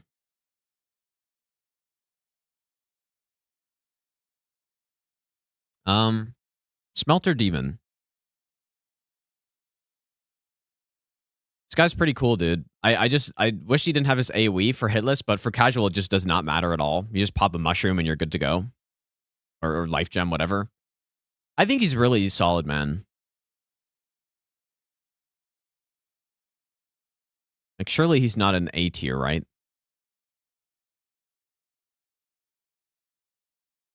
Nah, I definitely don't think he's an A tier, but I think he's pretty high up here, though. Yeah, I'm gonna just say B plus.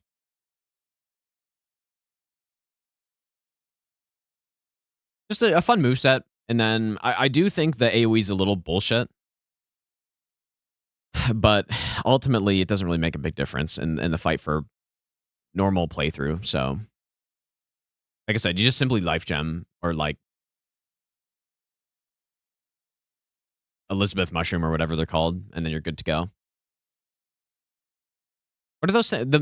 They are called that, right? The mushrooms? I can't remember. Old Iron King. So this is a fight. It's purely a positional fight where he swings at you and it's just like, okay, I need to not roll off the edge, which I don't mind. I don't mind that. I think this is a pretty much just solid C tier boss, basically.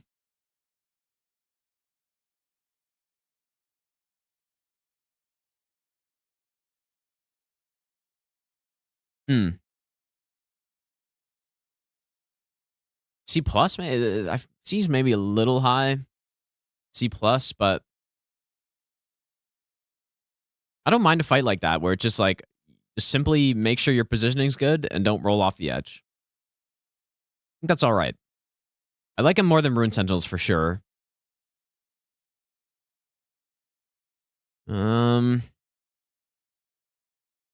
I like him more than Stray Demon as well.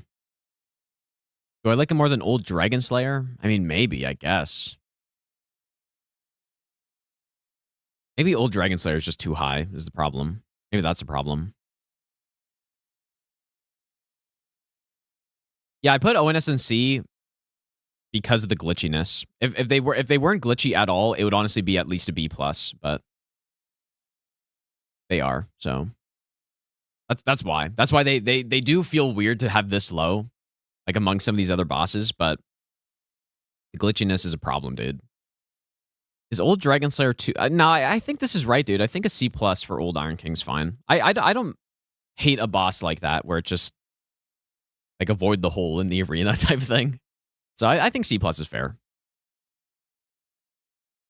Twin Dragon Riders. So this is literally copy paste of the first Dragon Rider, but then there are two of them, and then one of them's got a bow and is sitting on a platform somehow. This fight's pretty fucking bad, bro.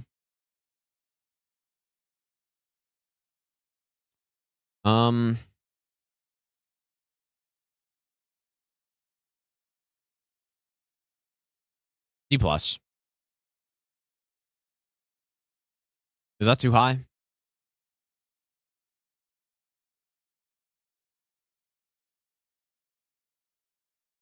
Maybe like bottom of D plus or something is what I'm thinking.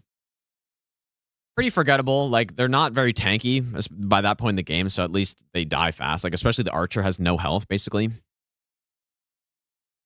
And you just shoot the archer or get the guy to break the pillar, and not a very compelling fight, but certainly better than the D tier fights here. So I'm gonna say D plus is better, is reasonable.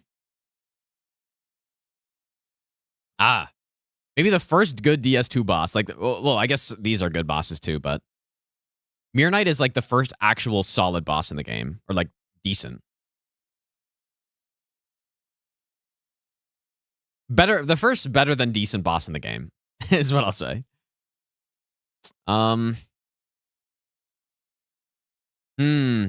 This guy's pretty sick, man. If okay, I like Mirror Knight better than Sif. Is A+ too high? I don't think so. The design of this guy's really sick. Mirror Shield is really cool, deflecting shit back at you. His moveset's good. He does summon a guy, though, which is kind of a... I mean, the summon is a little annoying. And I think for that reason, it's just A.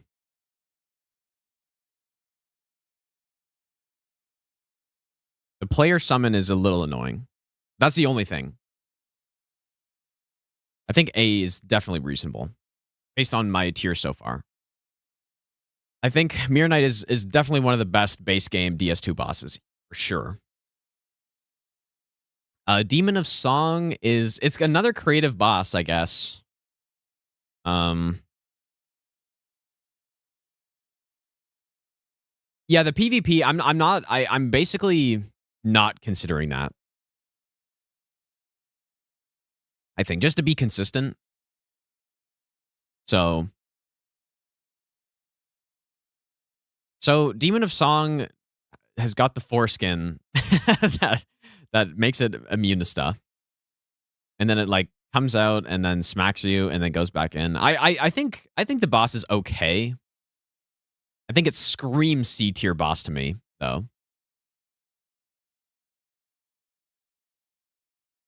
It screams C tier to me. Very obvious. But yeah, not terrible. Not terrible, but just, you know, a creative fight or a creative boss that doesn't work super well, but is also just fine. So. Okay, Velstad as well. Velstad is pretty good. Cool enemy. Definitely worse than Mirror Knight, I think.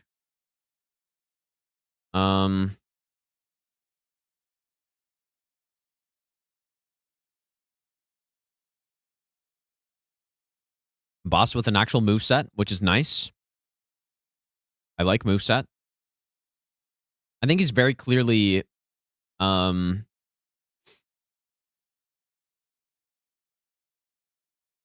maybe old King Allant is too high, bro. It just the glitchiness is it takes him down a peg. But I think I like Velstad more than Allant. But I definitely like Sif more.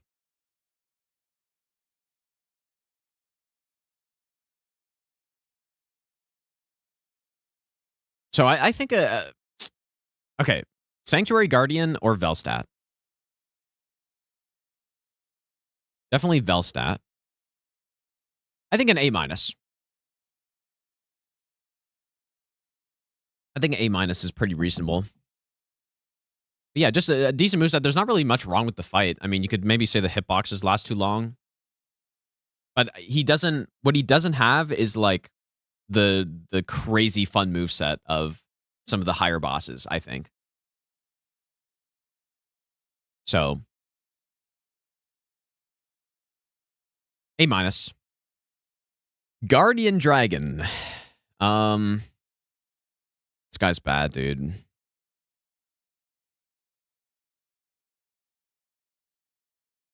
This guy's bad, bro.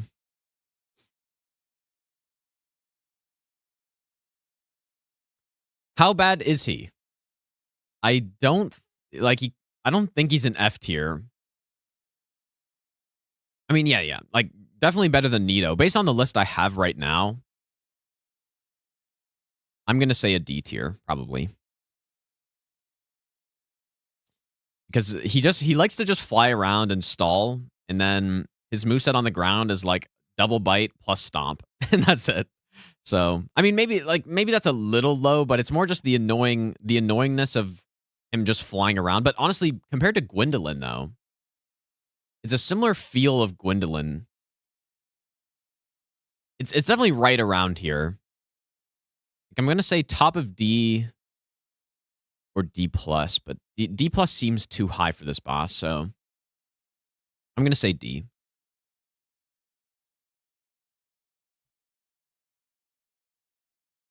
Yeah, I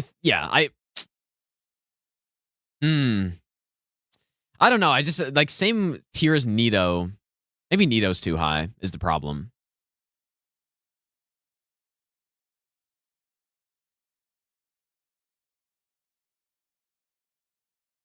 Maybe that's a problem, dude.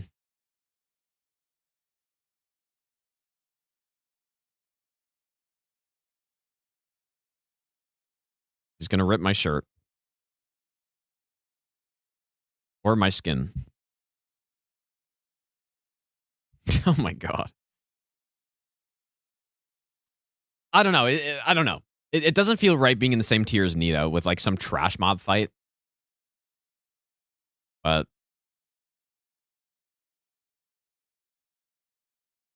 I mean, maybe it's a D+, I guess. I mean, D+ is all kind of like bad anyways, so I think that's fine. Ancient Dragon. Oh boy.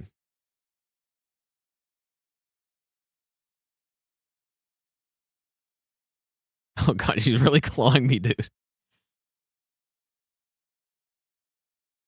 think she wants to sit on my hand. Ancient Dragon is unreal how bad this boss is. Actually unreal, boss. I like it has to be F tier, dude. It has to be. Like it is the pedicure boss fight where you sit at the feet and pick it away. Pick at the toenails of the boss. Not this whole fight. I mean, I don't know. Maybe it's not an F tier, but I just feel like because it's so egregiously bad, it has to be an F tier. It has to be. But maybe, like, I don't know. Maybe D-, maybe, but because the arena's kind of cool, I guess. You're on top of this huge pillar in the sky. But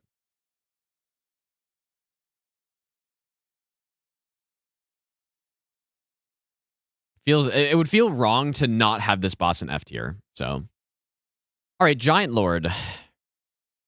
Giant Lord is okay. The lead up to him is cooler than the boss, for sure. Like going through the memory, head rolling, the giants fighting, the other guys. I think the lead up is honestly cooler. The actual boss itself is just like so mid bad, actually. C-. Maybe above Dragon God, though. He just like tries to step on you. And like I guess part of the disappointment is for a late game boss being like that. But I mean, it's yeah, C- seems about right to me. Because D, if we have D with Najka, he's definitely better than Najka, so.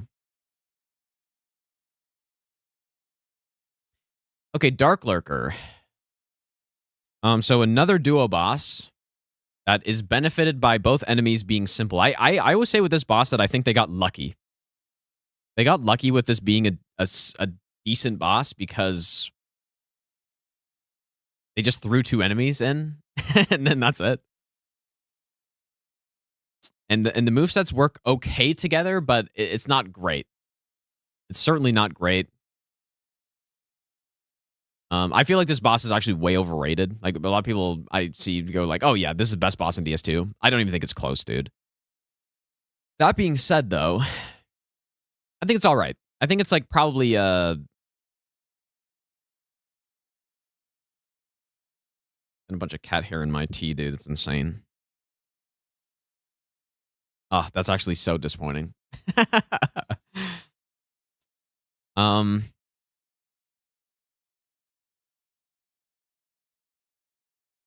I think it's okay, but I'm gonna say I think last time I put him at a B plus. I think it's too high.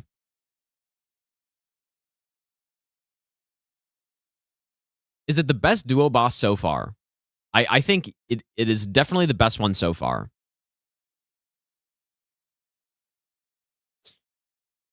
I'm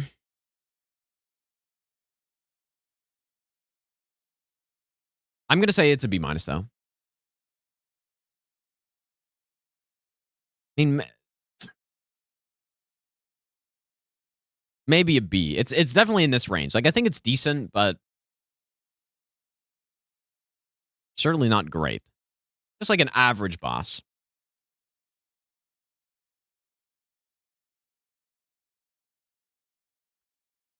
Vendrick.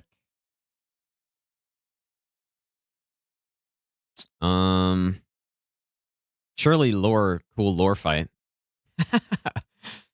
But like honestly, one of the most boring movesets of any boss that swings a sword at you. But D plus, I guess. I don't know. Just I'm kind of at this point. I'm kind of basing it off of the precedent I've set on some of these tiers. Maybe I've kind of screwed myself with this D tier, though. But I mean, D tier is getting into the bad bosses, so I think it's, you know, like he's certainly in the D tier. I don't think he's F tier or anything, but like he's kind of a Gwendolyn tier boring fight type thing. But surely lore is cool, I guess. Who cares? Throne Watcher and Defender. So another duo boss. That I think is actually pretty okay. I don't think it's as good as Dark Lurker, but I think it's all right. Better than Ruin Sentinels, for sure. It's definitely in the C tier somewhere. I think the way this boss works out is actually pretty good, pretty okay.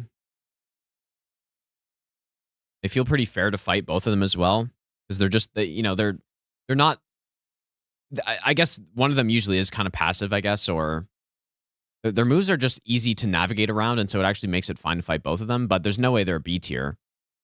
But I honestly a C plus feels about right for them.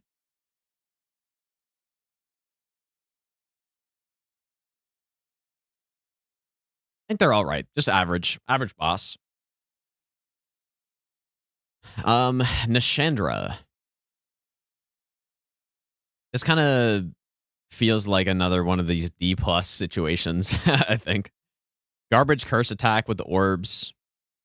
Just boring. Boring boss. The D tier is really filling up quickly. as you can see. Definitely our most populated tier. I mean, B, I guess B's got some too, though. Maybe it's close. Nashandra's a D plus. Like, some of these caster bosses that just move slowly, and I don't know, they're just not that good. So, hey, Aldia's got the most insane dialogue in Souls, I think. Really pumps you up, or like pumps your tires, dude. But the fight is kind of bad, but the dialogue's cool. Teleports around, casts some logs at you. Makes you wait with the fire. Somehow, I do feel like Aldi is more fun than Nashandra for sure, though.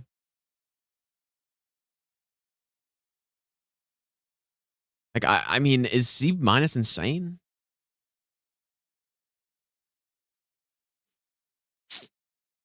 I do like the dialogue and the lead up to the fight is decent.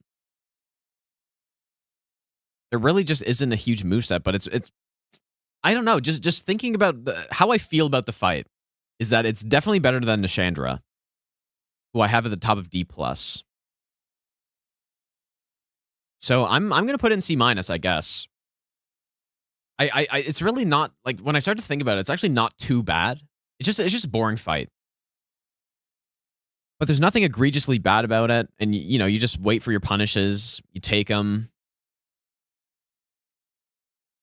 Not egregiously bad, but just...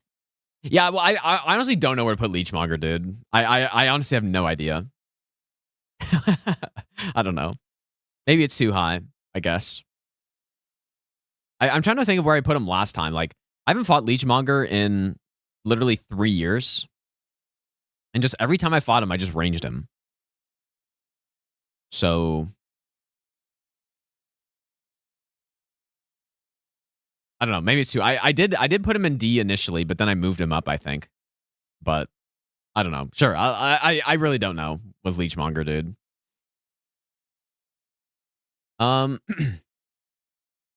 Grave Robbers.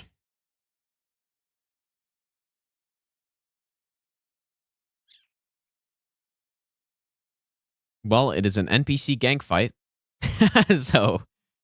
But you know what? I would honestly... I would easily take this fight over the NPCs in Elden Ring. Easily.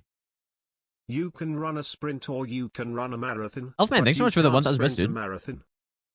I appreciate that, dude.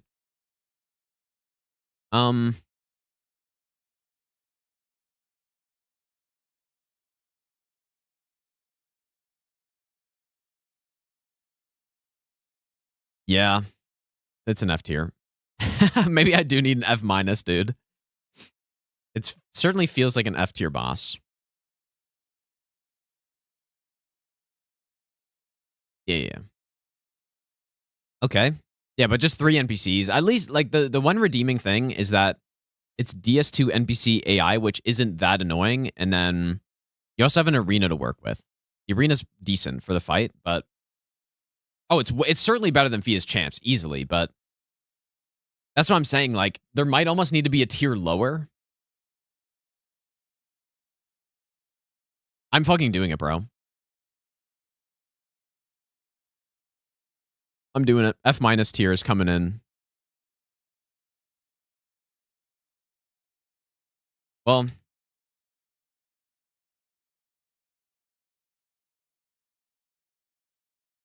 What do I name this tier? Like, this needs to be...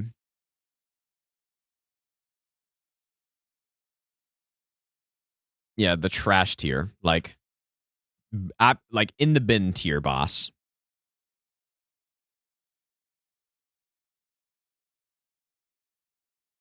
And because I just don't... It doesn't feel right to put this boss, that I think is clearly an F tier boss, in the same category as this boss right here. It really doesn't. They're a separate tier of boss, in my mind.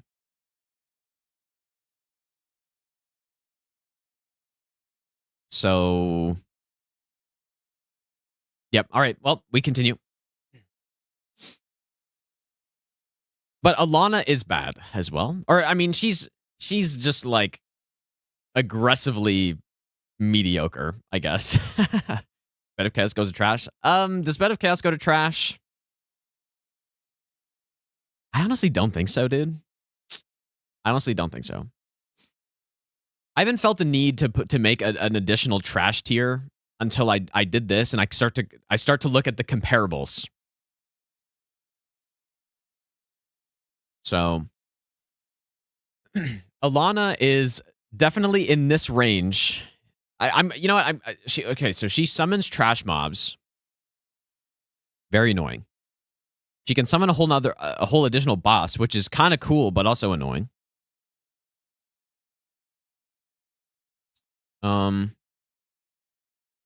Massive cope if no trash for Bed of Chaos. The thing that doesn't make me want to go into this level is the fact that there's an idea there. You know, like, there's an idea. It was like, okay, we're gonna make a boss that, you know, is some kind of puzzle for the player to figure out. You got to figure out the right pathway to get to each side. It's just the execution is so annoying, combined with the huge run back, that makes it so bad. No, I'm not even considering the cheese, dude. But there's an idea there that I don't mind. And so that's why it's not, like, in the tier that is just so unbelievably bad. that it pisses me right off, dude. Kind of bad, you know?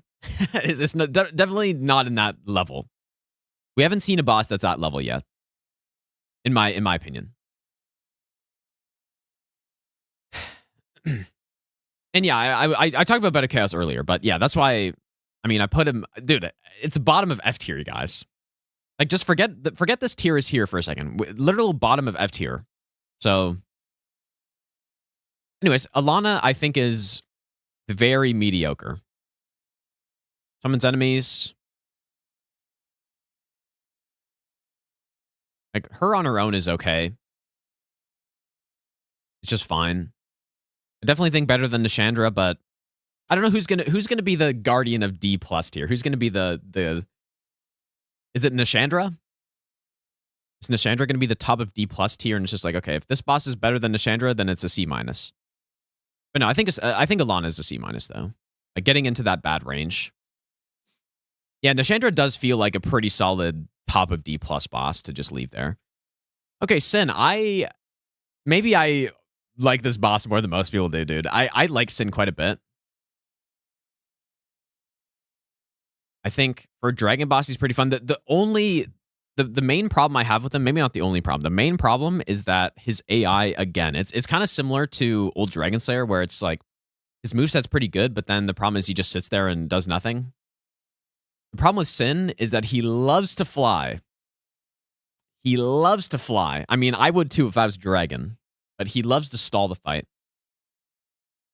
Now, that being said, I still think he is a fun Dragon boss, dude.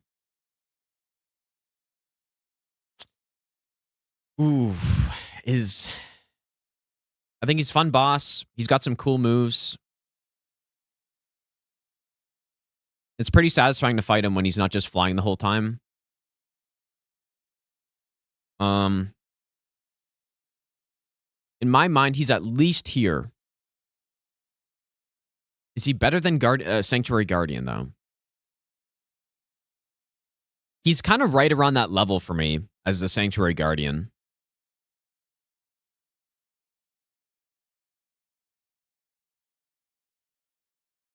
Like, the arena's really sick. I think his moves are decent. He looks cool.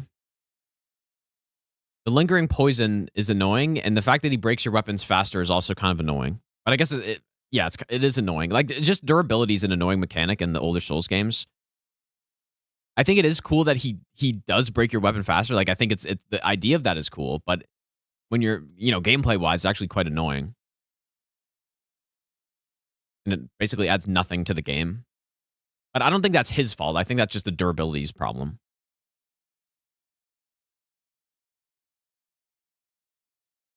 Oof. I'm trying to think if this is a B plus or A minus. I'm gonna leave it at A minus for now.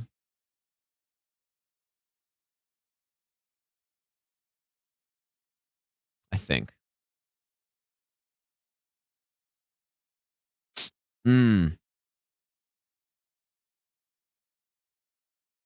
It's Sanctuary Guardian. It's really the question. I like Sanctuary Guardian more, I think, especially considering the context of when the game came out. It's not that far apart, but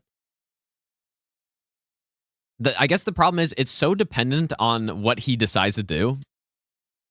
Like, if he flies around, then it becomes kind of boring. But then once he lands, it's good. So, I guess it's not even when he flies around. Like, when he flies around, it's not like his, he doesn't fly and stay in the air for like 20 seconds like fucking wherever I put him is. Guardian Dragon is way worse for that. The problem is when he starts chaining all of his flying attacks together and you can basically just not punish him. If that wasn't the case, he would easily be an A minus. Like, no question.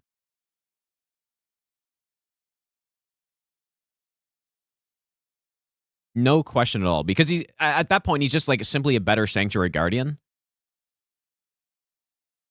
But the flight, dude, I don't know. I'm gonna leave him A minus, I think. I think A minus is fair. Blue Smelter Demon. So this is pretty much a copy paste, but they did make him. I honestly think they made him cooler. but it is copy paste after all. I think, they made his weapon longer. They made him blue, and they added some variation to his combos, although it is a little buggy. I still quite like him, dude. I like the smelters quite a bit. I'm going to put him in the exact same tier, though, because he's later in the game, and it's copy-paste, so he's probably not better, but they did at least tweak him a bit. And I just like the smelters overall, so I think it's cool. Finally, a top-tier DS2 boss, I think, dude. Sir Alone. Sick-ass arena. If you no-hit him, he literally seppukus, which is insane. He's very fun to fight positionally. Now, I still probably would put Manus and Artorias above him, but I think he's the first DS2 S tier boss. Not the only one, but he's really fun, dude. And again, people complain about this grab, but I explained why people don't like grabs in Souls games earlier and why they look bad. I'm not explaining it again. I got to save my voice for this. I mean, we're not even close to halfway through this yet, dude. But yeah, fun moveset, cool arena. No hit him, he seppukus himself, which is I don't think anything like that exists in other Souls games or in any other Souls boss. The run back sucks though, but I'm not really considering the run back for most of these bosses. But the run back's real bad on him. And same with Blue Smelter. It's even worse on Blue Smelter, dude. But Fume Knight as... Oh, dude, I was like, where are the other DLC bosses? But Fume Knight. Another very fun boss, I think. Especially when he's in Phase 2. I think in Phase 1, he's not great. Or in Phase 1, he's just decent. In Phase 2 is where his moveset becomes way more fun. Some questionable hitboxes, but I think he's very solidly up here. A+, I'm going to say. Sick boss, man. Yeah, definitely. I like him more than Mirror Knight, I think. Yeah. A+. Ava King's Pet. I think this boss is fine. Like, the invisibility thing is kind of cool. To go, make you go through the level and stuff. I really like the layout of this DLC overall, but the boss itself, I think is just fine.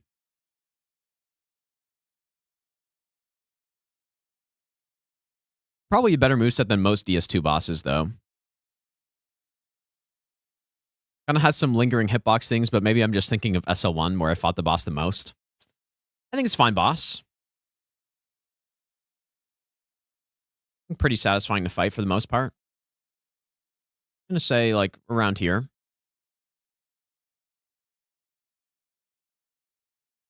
Pretty cool. There's something I'm forgetting about? No, I think it's good. Now, this boss, on the other hand.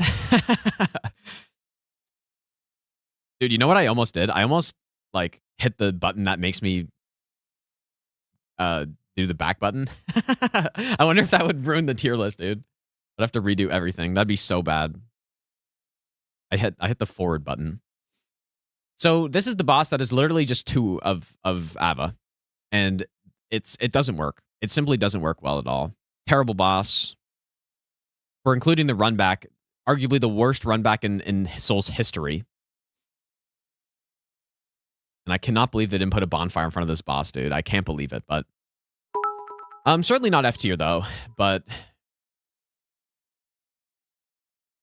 certainly a D tier boss somewhere. I think because the movesets on the enemies are okay. Like, maybe it's a 4 Kings situation. I think it's better than 4 Kings, though. Yeah, simply just adding 2 of the boss does not make a good boss. Like, I like Twin Dragon Riders more, probably, but it's a similar type of thing. Agor, thanks for the 100 bits, dude.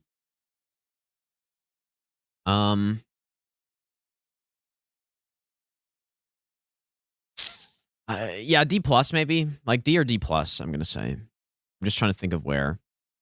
This D tier is really weird, man. I don't know if I like this D tier as it is. Nito might be too high.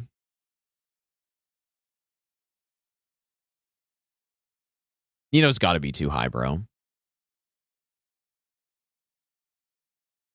Maybe Fool's Idol gets a pass because Demon Souls. I need to reorganize this because it doesn't feel right.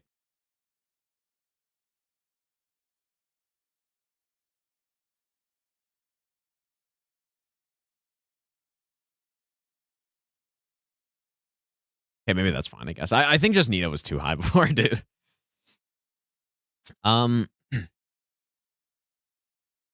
just... Okay, so this boss or Twin Dragon Riders. Obviously, Lud and Zeldan are more annoying, but they have a more fun moveset. They don't work well together, dude. At least Dragon Riders kind of work together. I'm just going to say D. And then here we go. The Cinema final boss. Now, this one is easy for me, dude. I always put this guy at the top because the arena is maybe the coolest arena in Souls. I really like the lead up to the fight. If the pre-fight is really cool, doing it multiple times is kind of annoying, though, I guess, which maybe takes some points away. The most aura entrance, yeah, the portal spawning, him walking across a fire bridge is insane. And the boss itself is really fun. Easy top tier, like, easy. No question, dude. One of my favorite bosses in Souls overall, easily. Because he's like, everything's good. And, the fact that it ties the whole DLC together with finding the knights and then them helping you in the first phase of the boss fight. It's hard to get a better Souls boss than that, I think. I mean, sure, for no hit, if I'm ranking this based on no hit, then this boss is actually really annoying because phase 1 is so bad for no hit. But for casual, I think first phase is great, dude. I think it's fun to go and like bash some knights' heads in with your team. Like, I think it's decent. So, and it's not even like it's not like a Letta situation where it's just some like garbage NPC that heals and has a terrible moveset. Like the knights also have decent movesets on their own. Easy S plot. Like, I don't even have to think about it at this point, dude. I've thought about this boss for a while and why I like him so much and stuff. But anyway, so that's for DS2. I think DS2 has a few really, really good bosses in it and a lot of kind of mid bosses or bad. A lot of mid and bad bosses, but some top tier, though. Like Surlone, Ivory King, I think are top tier. And then Fume, Looking Glass Knight, really good. Elstat's also decent. And then some pretty solid fights in here. But a lot of fights down here, though.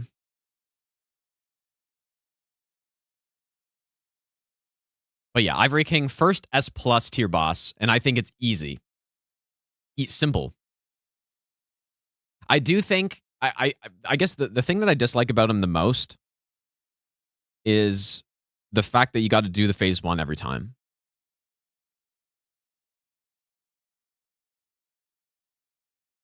I think that's the one thing I don't like about him, but simply don't die, I guess.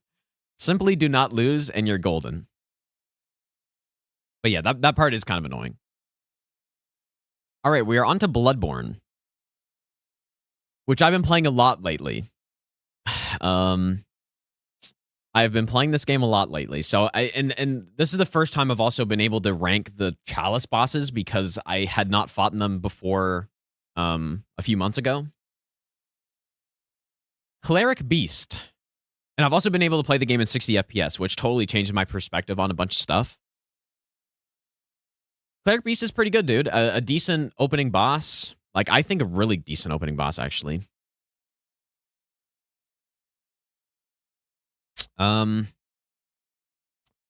Is A- too high for this?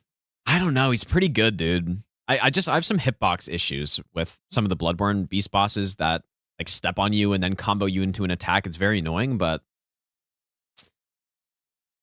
Cleric Beast is underrated, I think, dude. It's actually a really fun fight.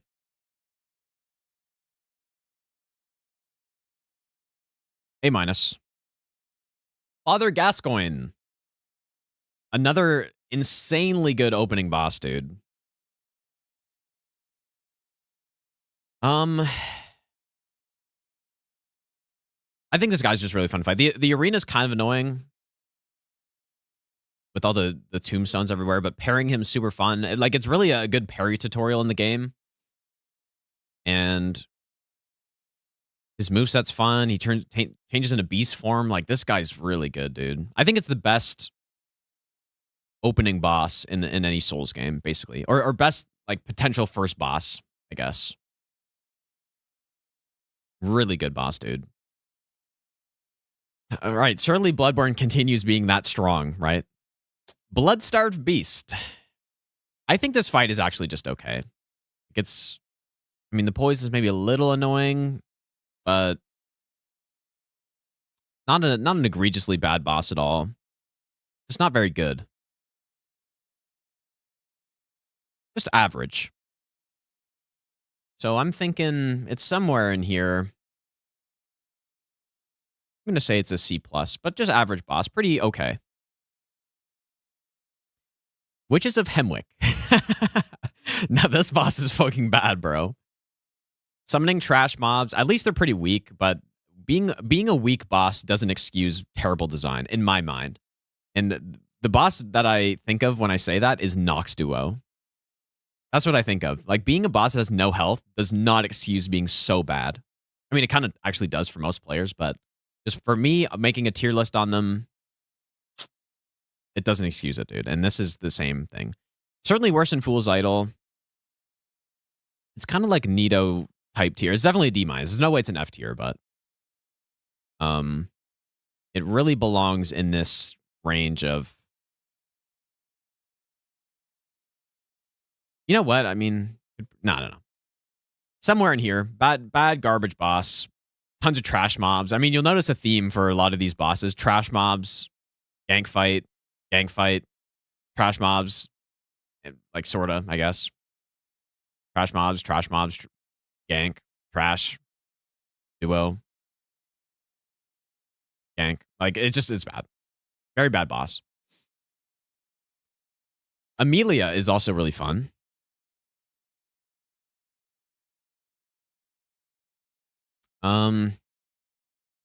Amelia or Cleric Beast?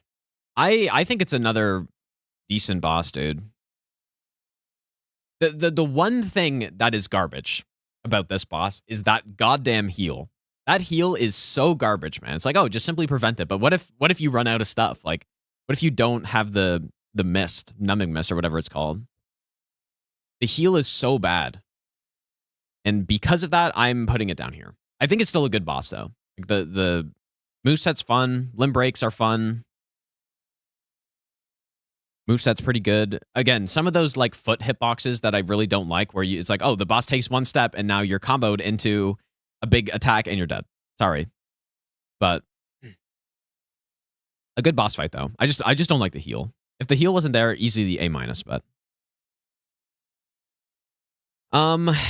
Dark Beast Parl.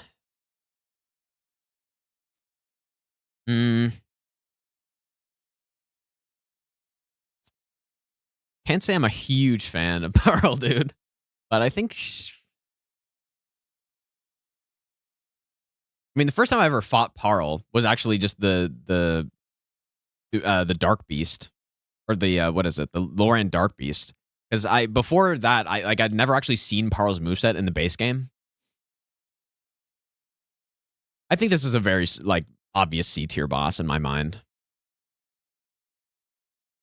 Like, very jumpy and like a lot of visual clutter going on. When you're fighting this boss in 30 FPS, it's real bad, man. But I think the boss is just okay, though. I don't think it's egregiously bad or anything, but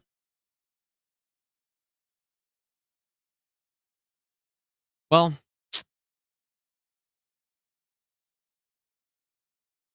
I don't know. Maybe it's a bit lower.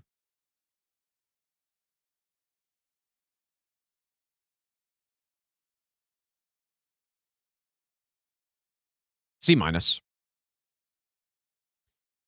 Oh boy, we're getting some banger bosses, dude. Here we go. Shadows of Yharnam. I think a lot of people will go like, oh yeah, out of all the multi-enemy boss fights, this one's actually the best one. This one is still trash. Garbage fight. Now, I like maybe it's a little bit better balanced than some of these other ones, especially with the Bloodborne movement, because it feels better to move around in this game and stuff than the older Souls games, but it's still a bad boss, dude. It's still just 3 enemies and they're just attacking you and just walking at you menacingly. It's bad, bro.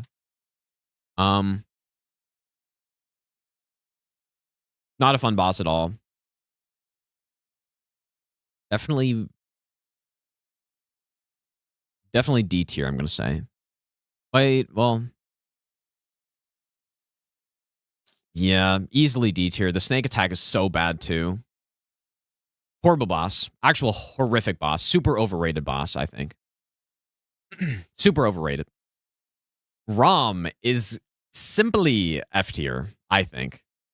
Spawn a bunch of spiders, run away, cast some absolute bullshit, like garbage at you. Unbelievably bad boss, dude.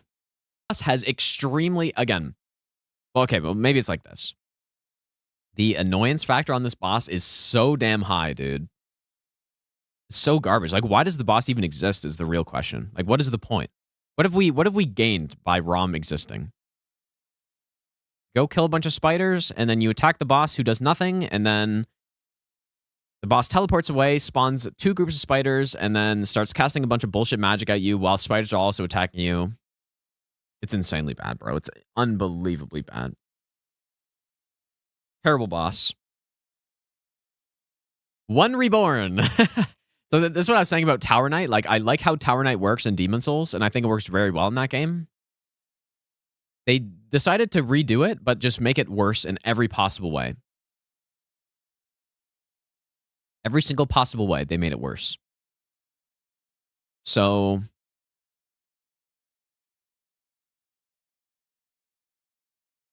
I don't think it's an F tier.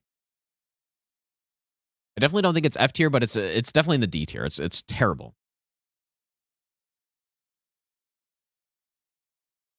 Like, simply body, like, corpse piles falling on you, a bunch of mages shooting at you. So you just go up, you kill the mages, and then boss is shooting like blood shit at you, and then you get to the boss, and it's just like, I mean, the designs may be cool, maybe if you're weird. If you're weird, you might think the boss design's cool.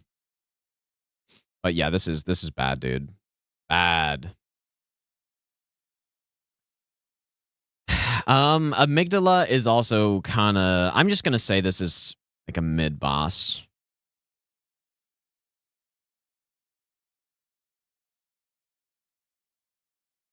Very mid boss.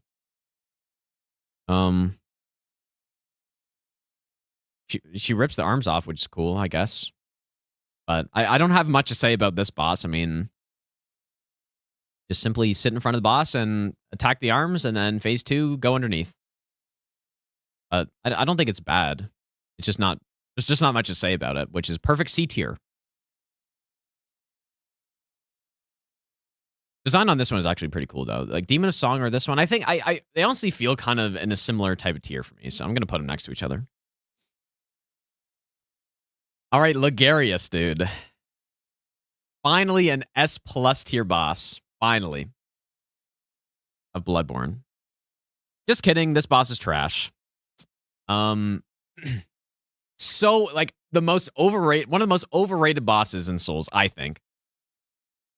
This guy's just not good, dude. I mean, that being said, he's not actually trash, but the sword attack is a contender for worst attack in Souls, potentially.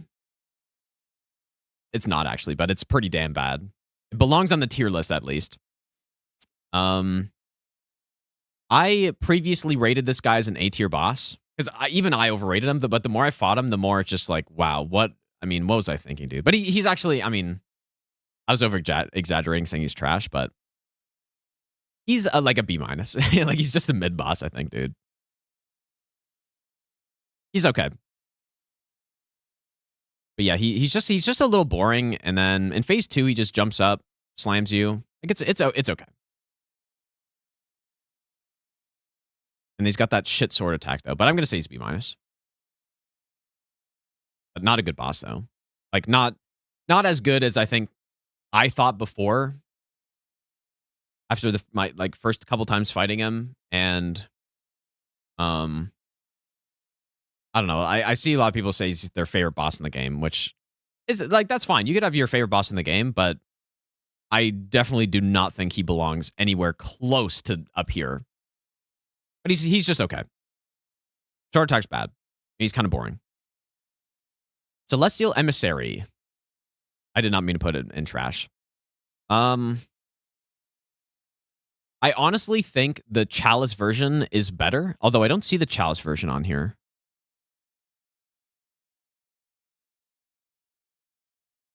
Huh. Wait, am I wrong? There's no Chalice version. Okay, so this is missing some bosses then. Because the Chalice version's better, because it doesn't have trash mobs, and you're just fighting an enemy, and it's like a C+ boss.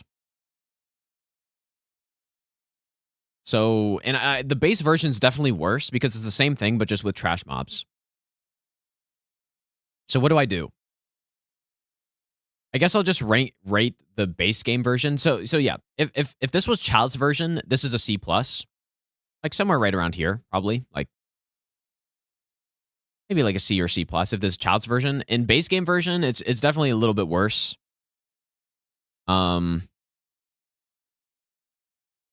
So where does that put him? Yeah, it's unfortunate that there aren't two versions, because there is the Chalice one in the Is Chalice, but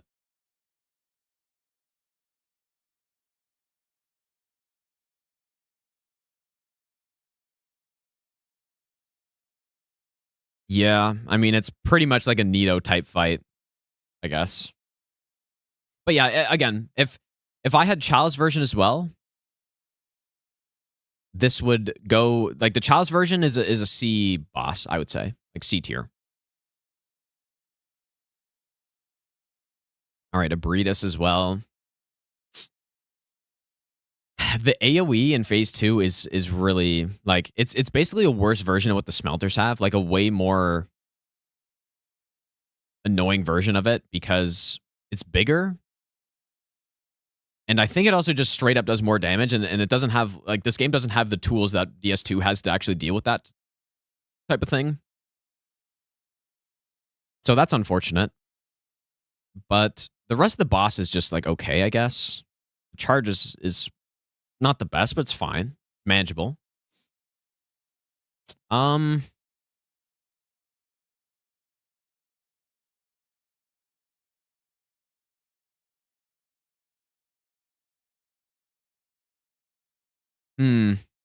Feels kind of Nishandra tier to me.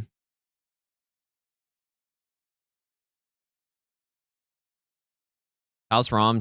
Yeah, well, Abritus and the Chalices is the exact same. I'm pretty sure. Like, I don't think there's any difference.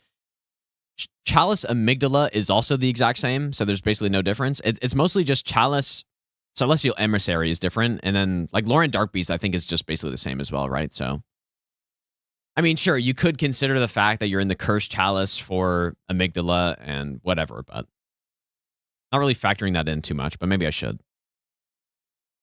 I feel like Abritus belongs in the Nishandra tier. That's what I think. It feels kind of similar. Shitty AoE. An okay moveset, I guess. I mean, maybe it's got to be worse than Nishandra, right? I'm going to say it's here. That D+ tier. Oh boy, Mikolash. Mikolash and his Call Beyond.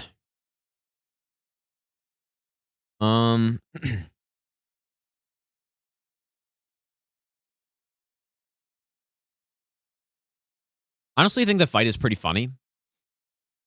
But then when you actually start fighting him, it's garbage. So, just a shitty NPC fight, dude. But it's not as bad as the Elden Ring ones, at least. But that being said, D tier. I don't think he's F tier. Like, surely not, right? I mean, I guess I don't really know. I haven't fought him many times properly.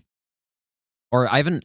No, the first time I fought him, I kind of knew what to do already.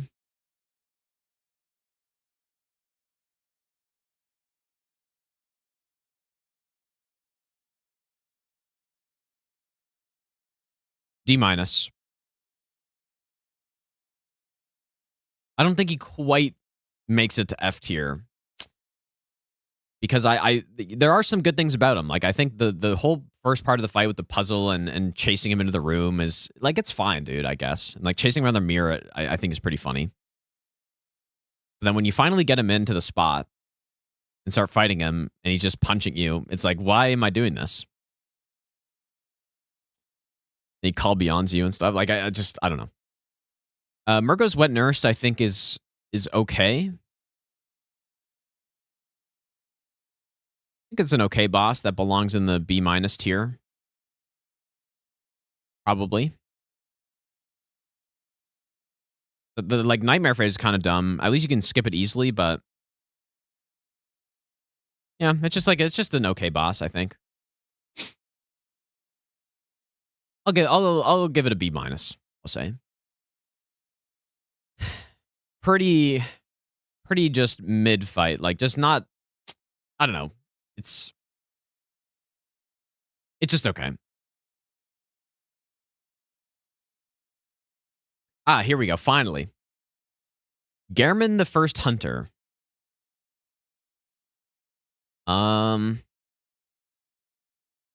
Where does he belong in this list?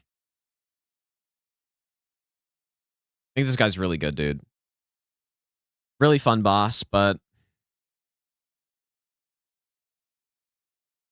where does he belong? I'm going to put him here, I guess.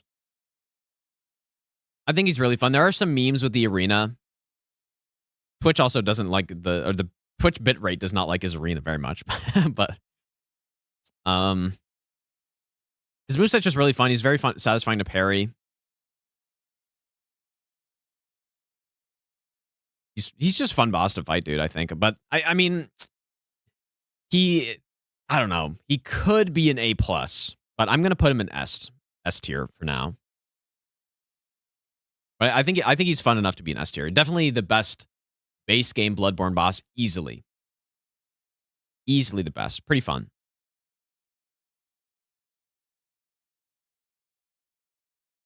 Moon Presence, on the other hand, is pretty much just straight up a C- tier fight, I think. Definitely worse than Amygdala. Yeah, very just straight up C- boss.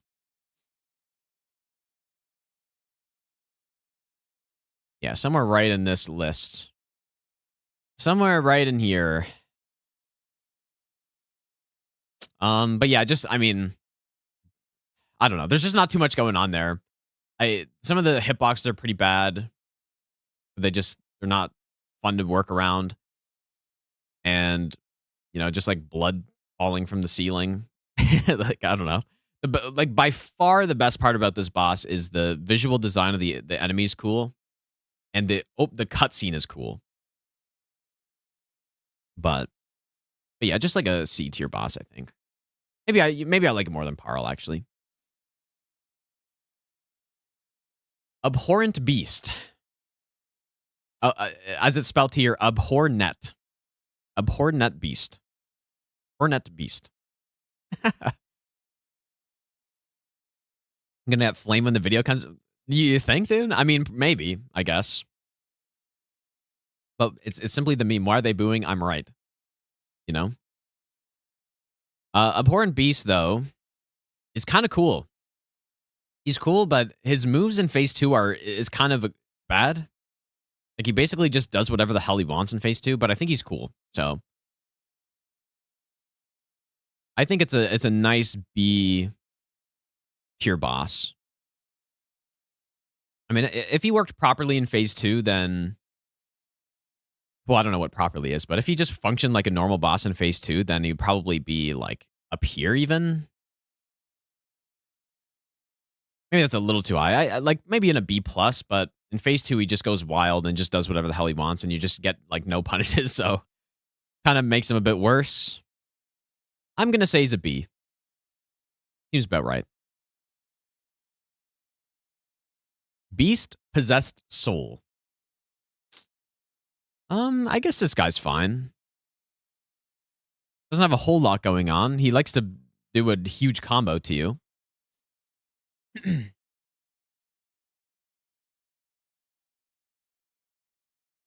um,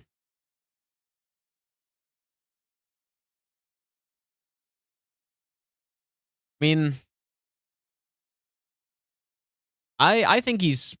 So what does he do? He casts fireballs at you, and then he does big combo. Like, kind of just swings at you. I think he's fine, dude. I think he's like a C.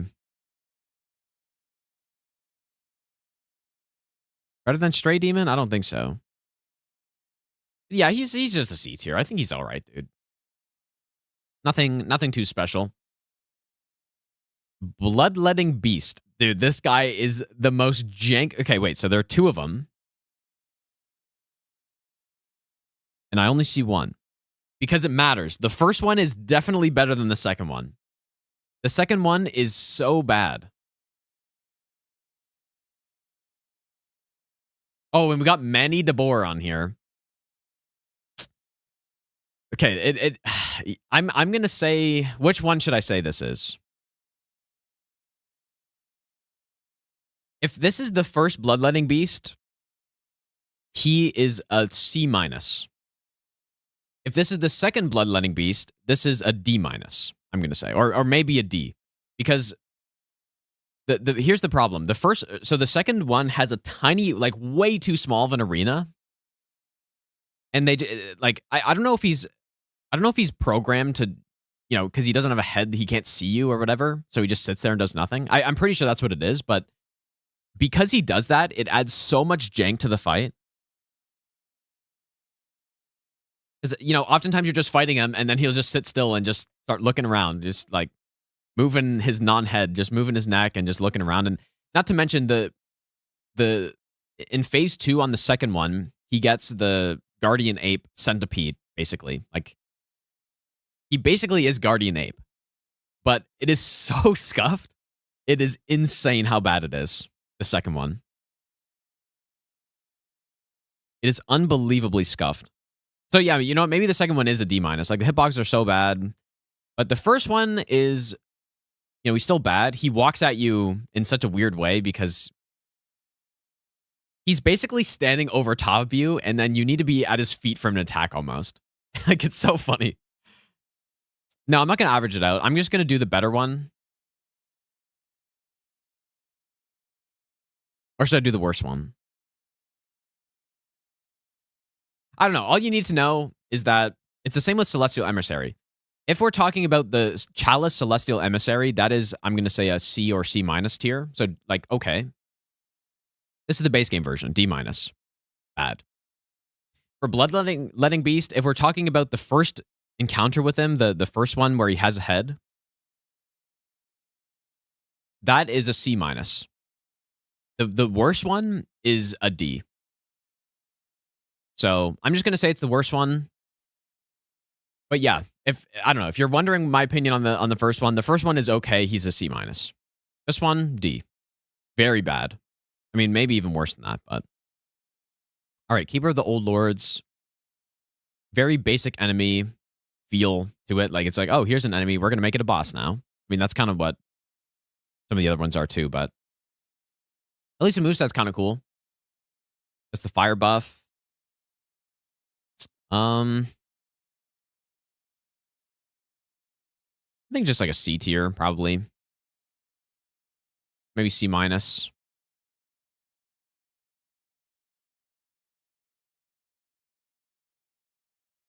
But yeah, this tier list definitely forgot some bosses, though.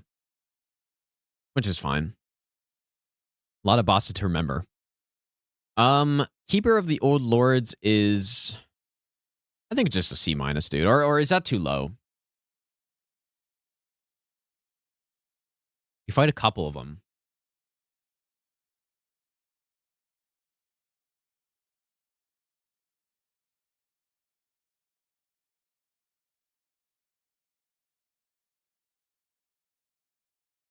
I don't know. Why am I thinking so long on some, like, basic-ass enemy? But, yeah, I guess.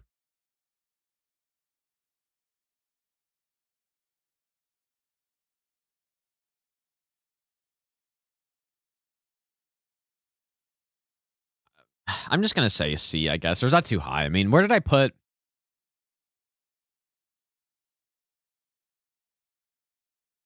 Wait, where did I put the? Oh, Beast Possessed Soul is also C. So I'm gonna put it next to Beast Possessed Soul. It's pretty much the same kind of thing. It's like a boss that's okay that you parry. I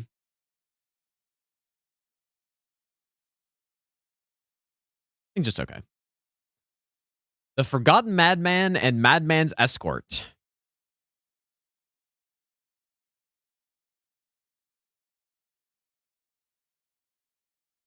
Is that it? Is that the first trash tier? I'm going to go ahead and say yes.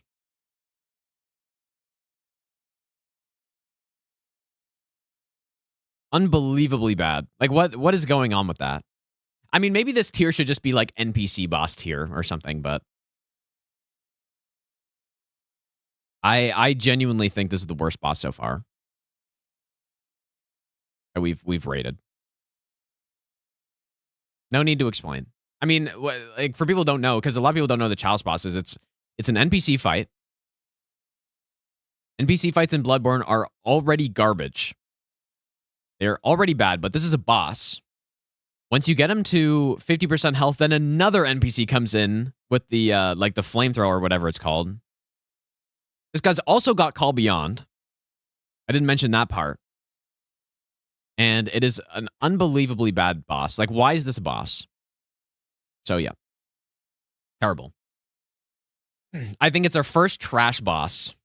All right, and Lauren Darkbeast, I don't know why there are two of them. I'm pretty sure they're the same. I could be wrong. I haven't fought the first one all that much, but just put it next here, I guess. C-. Lauren Silverbeast. I mean, this is just another basic enemy that's a boss. But this time, it's actually not even as cool of an enemy. So, I mean, this cannot be high, dude. This has got to be in the D+ tier.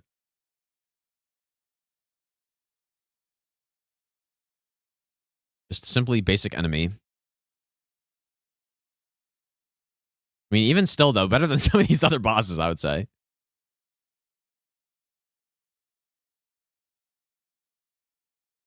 I don't know. I guess it just how much do I remove it for just putting a basic enemy as a boss? How much do I lower that? Because if that's the case, then I should lower these two as well. Because these are also literally just some random enemy, basically. But maybe I'll knock them down a little bit for that.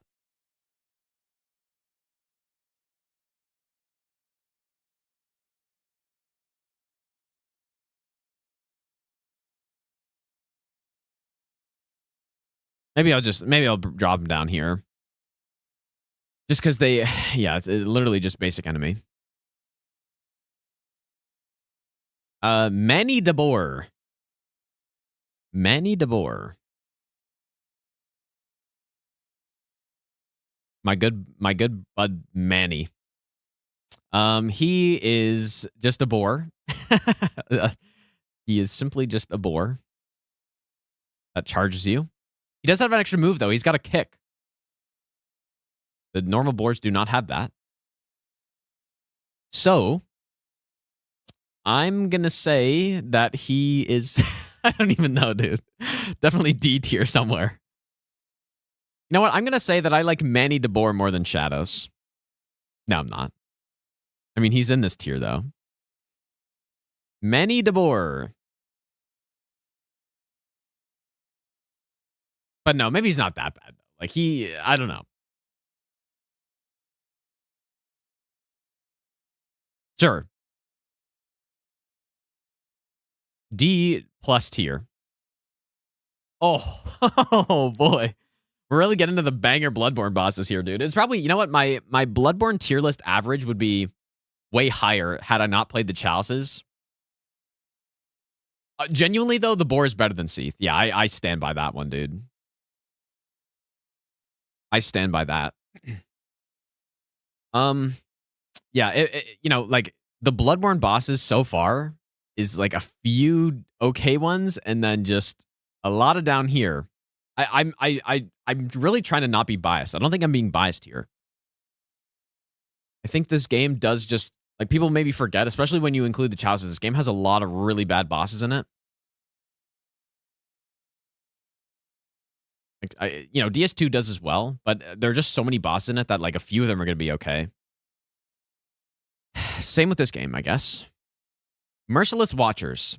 This is literally just 3 of the basic enemy that you fight in an arena. And there are 2 versions of this fight, both of which are bad, because they're pretty much the same. The only difference is the arena. Well, we haven't gotten to Bloodborne DLC yet, so. It's literally just 3 guys in an arena, dude, and one of them shoots at you. It's insane, this fight. Is it F tier? I don't know, maybe, dude.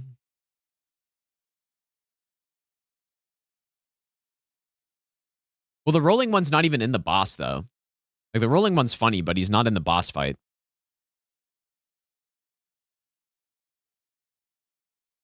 Is it F tier? I don't know if it's quite F tier, dude, but it's definitely D-. Okay, here we go. Pretty much the only good boss in the Chalices are these ones. Pthumerian Descendant. I think this guy's pretty cool. His sickle throw attacks are kind of crazy and a little frustrating, but at least a decent enemy with a decent moveset. So I'm going to go ahead and say that this guy is pretty cool, and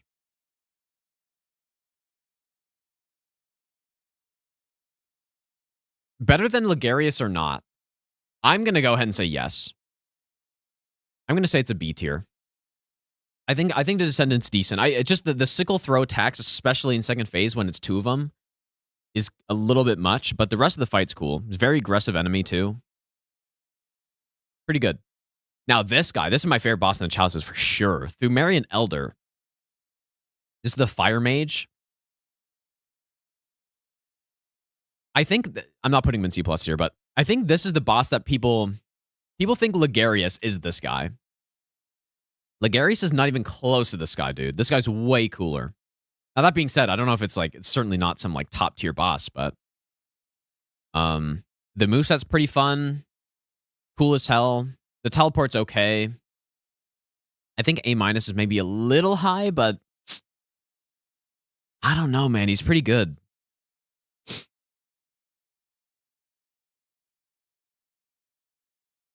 I could see an A-, dude. Let me just think about this for a second. That might be a little bit too high.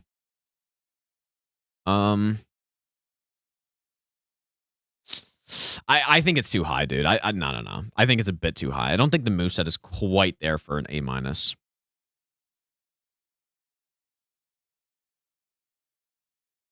Good boss, though. Like, definitely my favorite Chalice boss. Easily. I think this guy is almost worth playing the Chalices for. Maybe.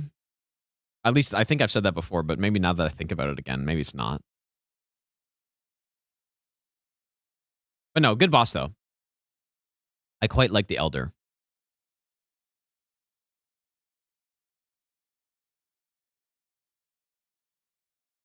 I mean, it certainly could be an A-. I'm trying to remember the moves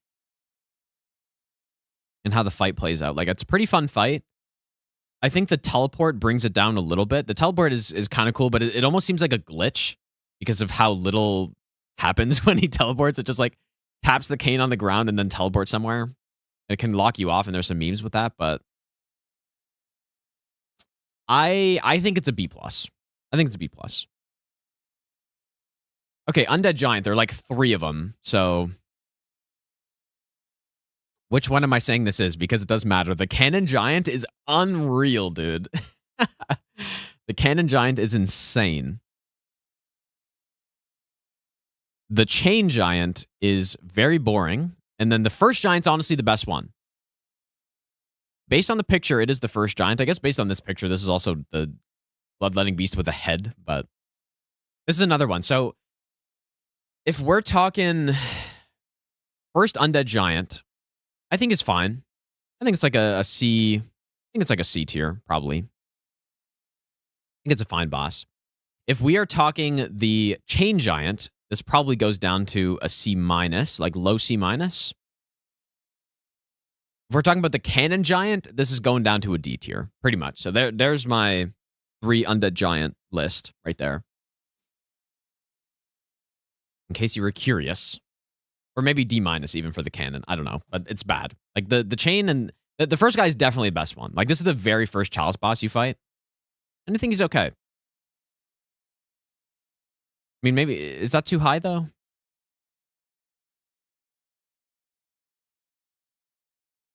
Okay, maybe it's a little high. He's not that good, dude.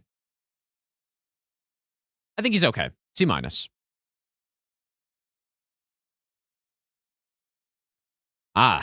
The Watchdogs. Horrible. Horrible boss. This one, dude. The coughing attack that they have, especially the one in the Cursed Chalice, is like, it's unreal, this attack. They're just such a boring boss. Very slow fight. Some bad attacks in there. I do think it's a D+ though, because at least there's a moveset and it's like you can simply just fight the boss. But not a fan. Not a fan of the Watchdog in any way. Okay, Yharnam. I had very high hopes for this boss. It's like, oh, we're going to the final Chalice boss. Bad. It's not good. The baby head grab, or the baby crying grab, is insane stuff. Actually insane stuff, dude. I couldn't believe it. I thought the game was just straight up bugged. I thought the game was straight up bugged when I saw that. And the boss just teleports around, spawns in extra casting clones, and like stalling attacks. Bad, dude. Bad stuff, unfortunately. It's like a bad version of Crystal Sage, basically. Yep, no good. No good. Maybe D is too high, but I think she gets some points for being kind of cool, so. Okay, Living Failures. We finally get to some DLC stuff. Finally. Living Failures is not very good either. It's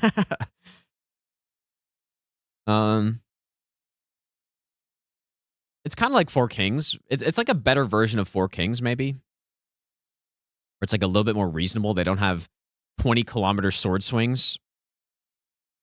But I mean, it certainly isn't escaping the D tier. But where in D tier does it belong?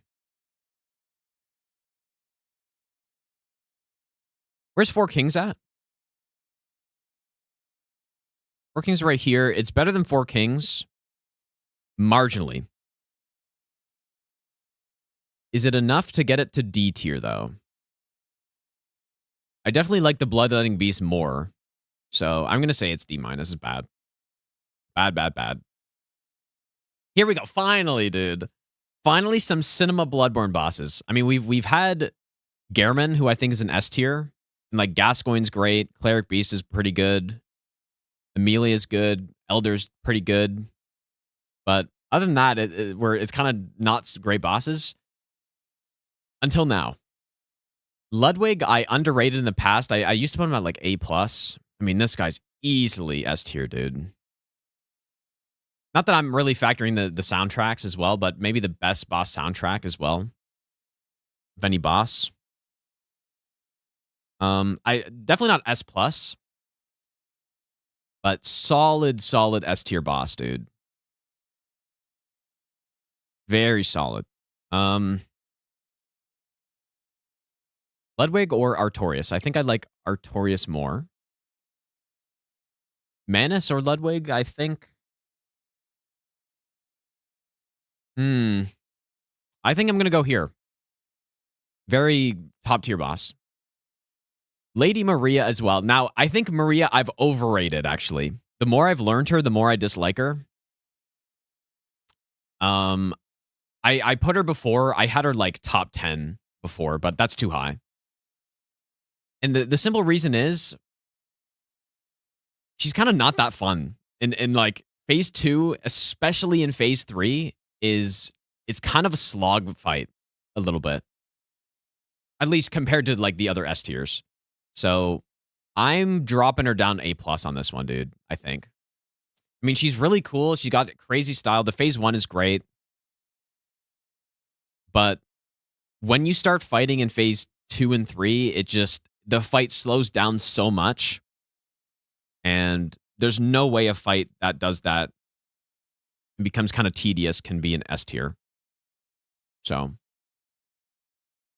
A+. But yeah, before I fought her that well and learned her that well, I would have had her top 10, but it's just the fight in phase 2 and 3 just I don't know, becomes kind of a slog, dude. You're kind of just waiting to parry or get some backstab or something, and it's just not that fun anymore. Unfortunately. Still a really good boss though. Like I still think a very solid boss, but not as high as I once had her. Lawrence. Before I think I rated him in like B tier. I think it's a bit too low.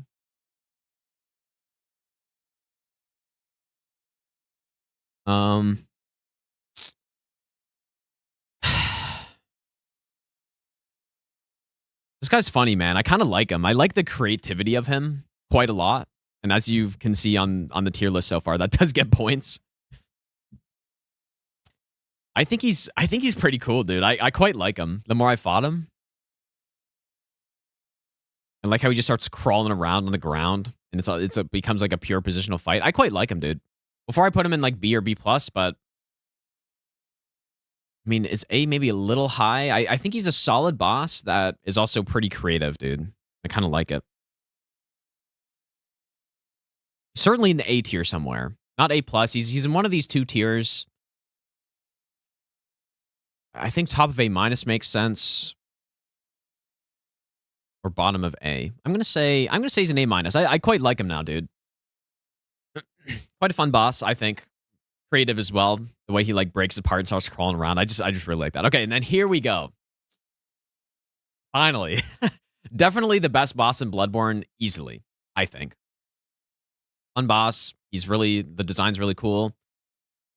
Arena's cool too, sorta.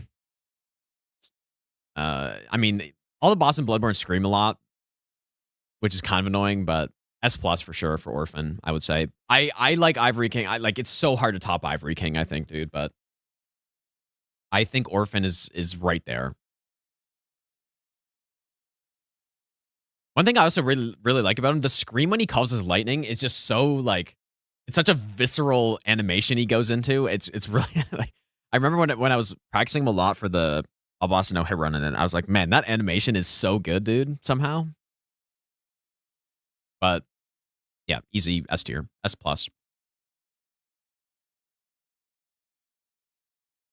Simple. Nothing really bad about him. I guess maybe some like lingering hitbox stuff, but it's not really a problem. So simply dodge properly.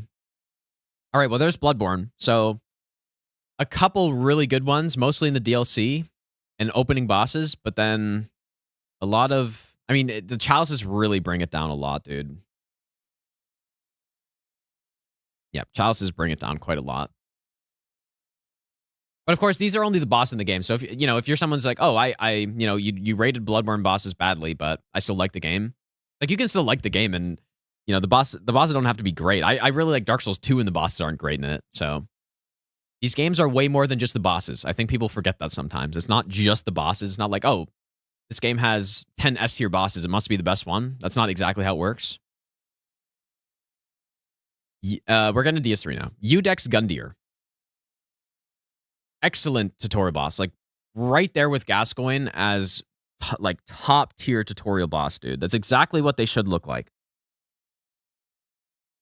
Now a tutorial boss could probably never be an S tier boss because the complexity needed just isn't there. Like it shouldn't be there, but easily like perfect tutorial boss, I think. I mean, he's maybe above Gascoigne. I don't know. It's close. Perfect. I would not change a single thing about Udex Gundyr.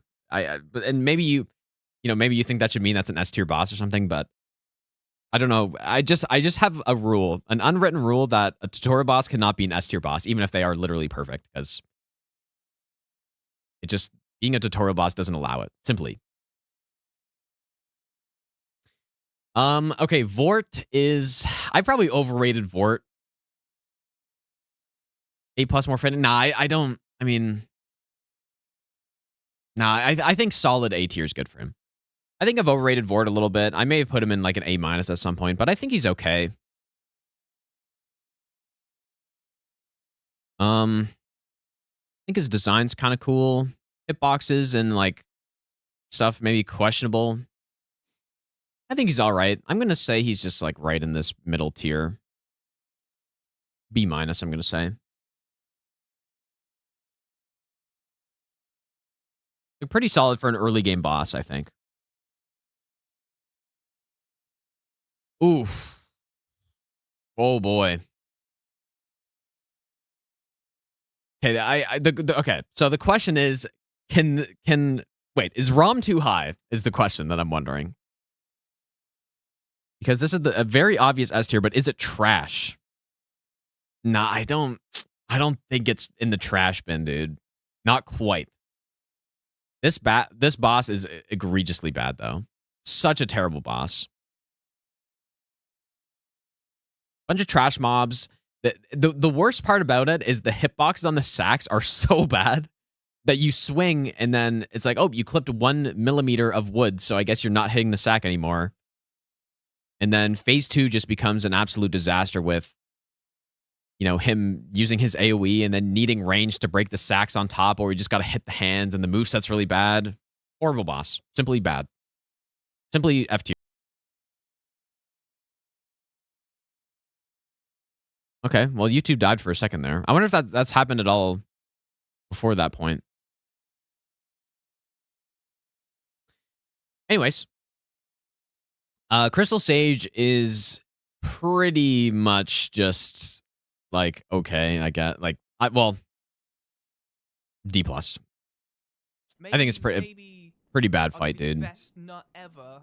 I mean, just chasing the clones around, trying to find the main one. I do like that you can learn the crystal formations and it corresponds to a certain spawn point and you can make the fight way better that way, but realistically, no one's ever going to figure... I mean, it took years for people to figure that out. Sodium, thanks for the brand new Prime sub, dude. And the reason it took so long is because no one fights the boss. Like, no one cares to fight the boss for that long. So... Maybe I'll give you the best. Juzo, thanks for the brand new Prime sub as well. It took years. I don't know how long it actually took, but I don't know if I was the one to figure it out, but I was definitely the first one to start using it on runs, at least. And like making it more widespread knowledge. Which I would have done that in 2018. So, you know, yeah, that's a couple of years after the game came out. But yeah, Crystal Sage D+, I guess.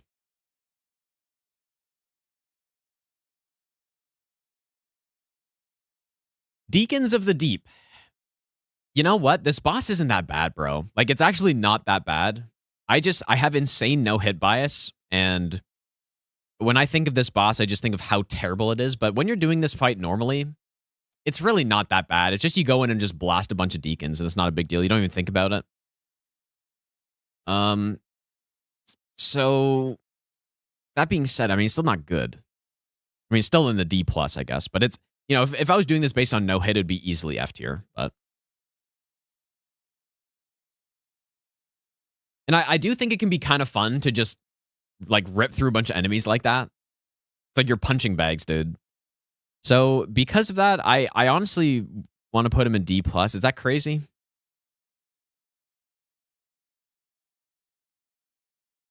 Is that too high?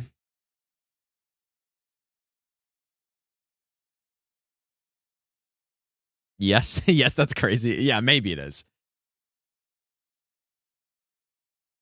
I mean, it's probably worse than Fool's Idol, I guess, so I'm going to put it here. D tier. Abyss Watchers. So the phase 1 sucks, and it's really bad. Phase 1 is like a D+. Phase 2, however, is a good, maybe B+, maybe A-. So if we're averaging that out, it becomes a B tier fight, I'm going to say. I think this fight is massively overrated, dude. Like, if it was only phase 2, like I said, it'd be probably B+ or A-, because his phase 2 moveset is pretty cool. But it's not just phase 2. It's phase 1 as well. And phase 1 is miserable. Like, I remember my first playthrough there, I was having a miserable time in phase 1. And I still, to this day, have a miserable time in phase 1. It's just 3 enemies fighting, and they're just like, oh yeah, let me just watch the game play itself while these guys fight, and I'm just sitting in the corner. Like, it's just not, it's no good, but then phase 2 makes up for it. So there's no chance you're putting this, dude, you are not putting this boss in A+, you guys. Just think about it for a second. There's no way. That's crazy, dude. But yeah, I'm going to say B-. Gonna average it out.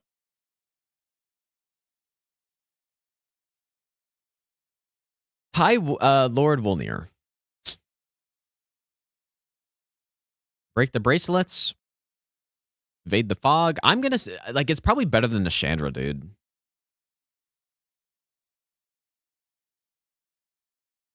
I mean, it's got to be. I think C- is, maybe it's a little generous, but Oliver Stone, dude. Yeah, Oliver Stone. Forgot about that guy. I mean, it's just like it's just a fight where you attack the bracelets. It's not. Oh, I forgot about something. I forgot that he summons. Okay, never mind. I've ripped the C tier. Yeah. He does it pretty rarely, at least, but yeah. That's definitely no good. He summons the skeletons. D. I guess, yeah, just like most of the time you're fighting him, it's not a problem, luckily, because he does it pretty rarely, but when he does, though.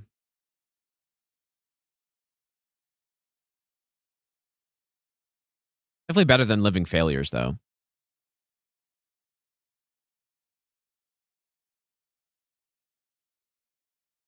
D tier.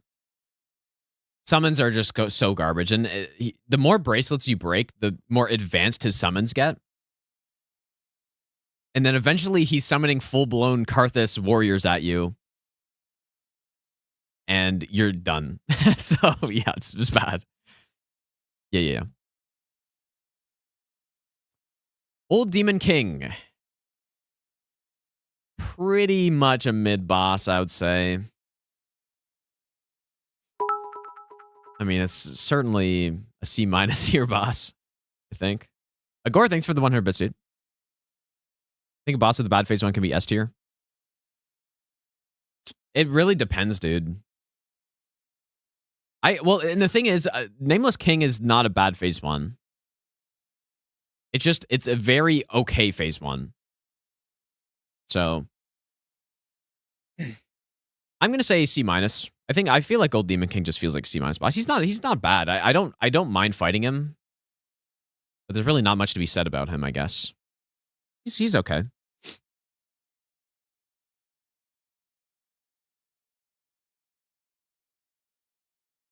Yeah, like maybe he could be up here, maybe. I think he's less kind of creative than these two bosses, though. He's right around this area. I say C-. Okay. Pontiff Sullivan.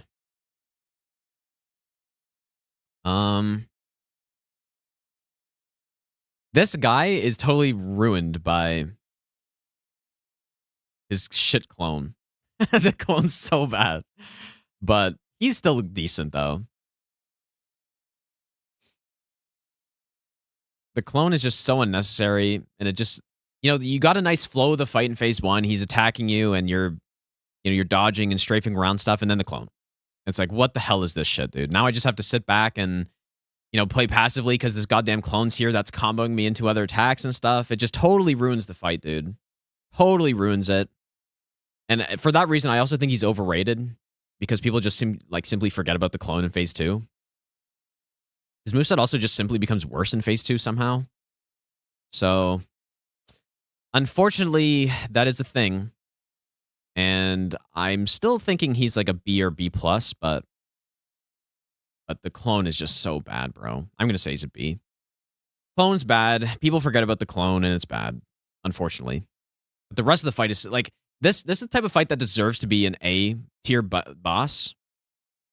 But then he's just, he summons a clone and totally ruins it. Unfortunately. So yeah, I think he's definitely overrated. Aldrich, Devourer of Gods. Certainly a boss. Now people talk about the arrow attack in phase 2. That's not really a problem. Arrow attack is actually fine. It's more just like the boss itself just isn't that great to fight, but it's not bad. I mean, I guess the thing is, if you don't know how to deal with the arrows, it can be bad. But that can be said about a lot of things. So I don't know. I definitely don't think it makes it above a C- though. The boss is very janky with clipping through the walls, which I really don't like. The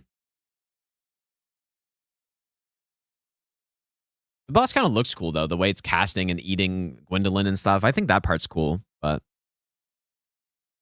C-. Not a great fight.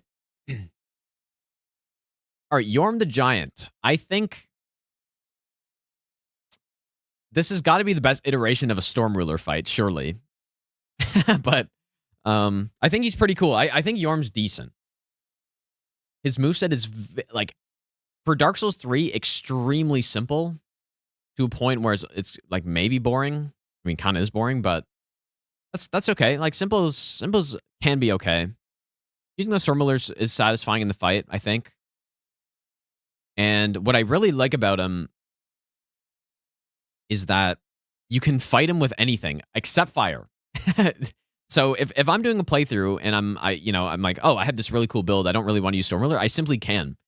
And you might go like, okay, yeah, you're just picking at his feet for 30 minutes. Sure, you can do it, but it's actually not like that. If you attack his weapon arm, the arm that he's carrying the weapon in, once you deal about 1,000 damage, he'll stun, and then you can get a bunch of headshots and riposte him. And good builds will genuinely deal 16,000 damage during that combo. And he's only got like 32k health or something, so it works out.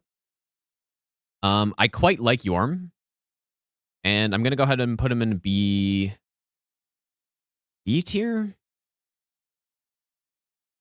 Yeah, plus a Siegward as well. Yeah, that's fair. That's kind of like Egon boosting the Bale fight, which I actually do think it does. I'm gonna put him in a B plus. I think he's pretty good.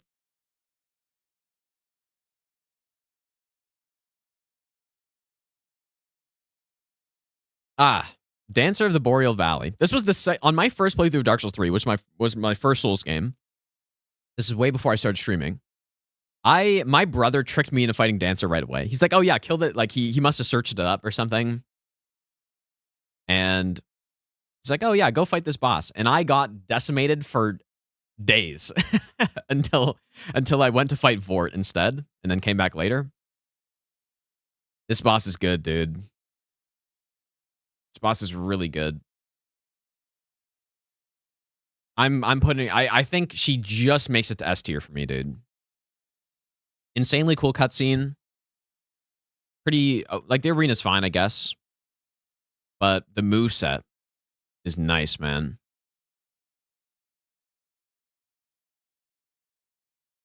I like the moveset on her.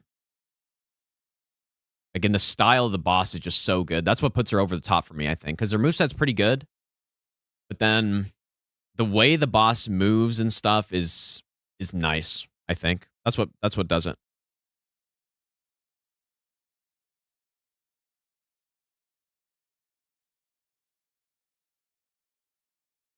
Just makes it an S tier. Like, she might be the guardian of S tier, dude.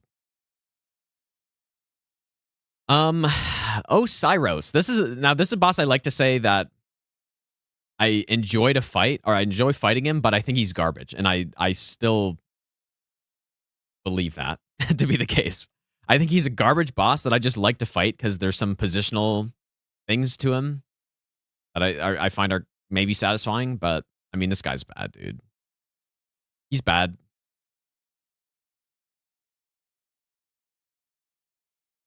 D. D plus, I think.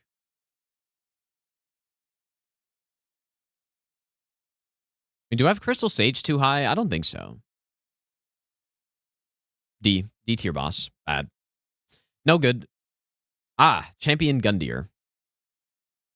This guy's fun, man. This guy's pretty fun. Very aggressive boss fight.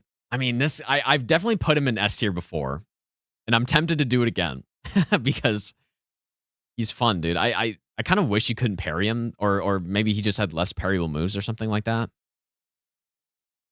But he's fun, dude. I think I like him more than Maria. More than Fume? I think so. Like, maybe he makes it. If I'm being generous, he makes it. I'm going to put him here for now, though. Top of A+.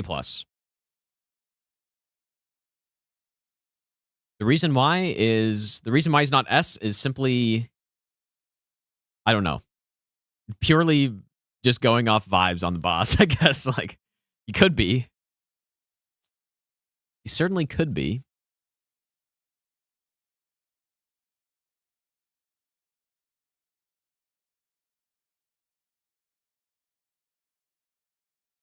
Oh, I don't know. That's actually so tough, dude. I feel like I really put these two in the same. Like, I usually put them right next to each other, I think.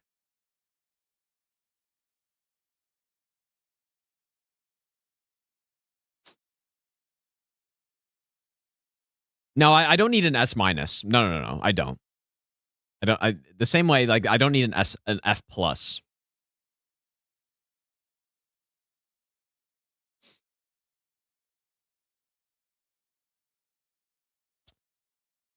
I think they're either both an S or both an A plus. That's what I think. How does this look? Is this wrong? I'm gonna go with this, dude. I did this in the past. This is what I did, and I'm gonna continue it. Dragon Slayer armor. This guy's pretty good, dude. Again, like, DS3 really started to have some banger boss in this game, man. But the butterfly attacks are, I don't hate them. I don't hate them, and his moveset is simple enough where it works well with some extra, like, audio cue attacks that are coming in. You know, the laser. Once you understand how the butterflies work, it's decent. But I don't like the meatball attack, bro. Like the tiny meatballs that come flying in. I think he's pretty damn good, though. He's got to be an A tier in my mind. I don't know if he's quite A plus. Got to be an A tier, though. Yeah, the moveset is good. The arena's nice. I like the arena as well. And then it really is an audio cue boss. And, you know, if you hear laser, then you got to determine which side the laser is coming from. And then once you know that, then you know where it's going to spawn, because it's always relative to your character position. And then if you hear the tiny meatballs, you start moving, and it works. It actually works very well with his moveset. Like, if it was only Dragon Slayer armor itself, I mean, first of all, he's a sick ass boss, but if it was only him, then it wouldn't be nearly as interesting. And I think the butterflies work okay with it. I mean, it would not be crazy to do that. I mean, it could certainly be an A plus, but I don't know. I'm gonna put him here. Ah, Lothric, Younger Prince. Lothric and Lorien. This is at least here, I think.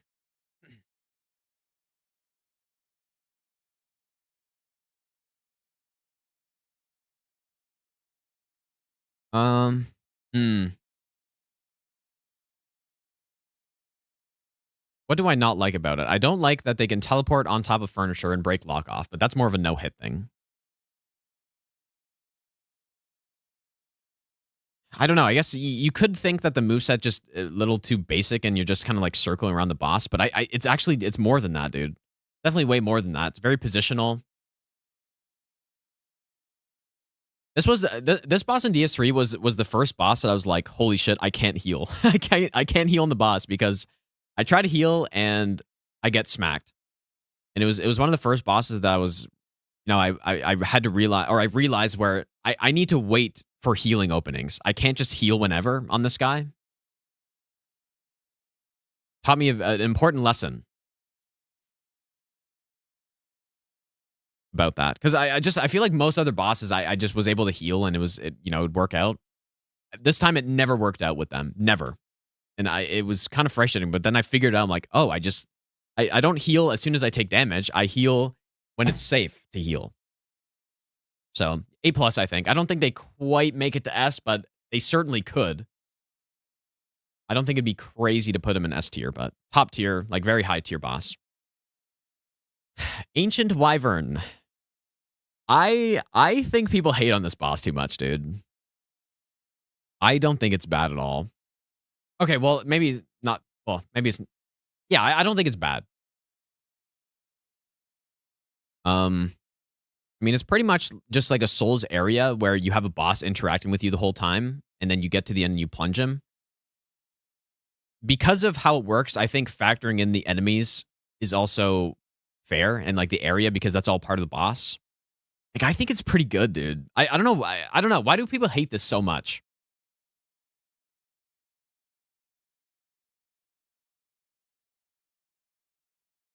The chain snake is a little annoying. Definitely that guy's a little annoying.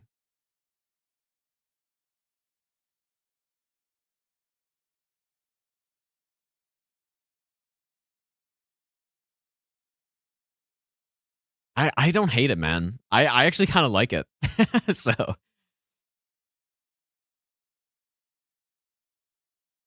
I guess, I don't know. I guess I kind of just like more creative things sometimes. You know, not every boss to me needs to be some guy with a sword. Or some like dragon or something, all right? Well, I guess this guy's a dragon, but not every boss needs to be just a straight up 1v1 fight, in my mind. I think having some bosses that are a bit different can be fun. And in this case, I think it's kind of cool. You go through the area, the guy's interacting with you the whole time. I mean, it's pretty much a better version of Dragon God, I think. Where you go through the area, you deal with the boss, you take out the enemies, you kind of just slowly do it at your own pace, and then you get to the end, you get a cool plunge, dude. So I'm thinking he's a C+, dude. I kind of like him. And I put him this high last time. It's been my opinion for a while. Just a running sim? But why, though? Like, why is it not just... I mean, at that point, isn't every area in Souls just a running sim, if that's what you think? Is that all the game is? You just, like, run through each area to get to the boss and then run through next area? Like, the games are a lot more than that, I think. And the level to get to the guys is fine. I like it. C+. Nameless King. I have previously put this guy in S tier. But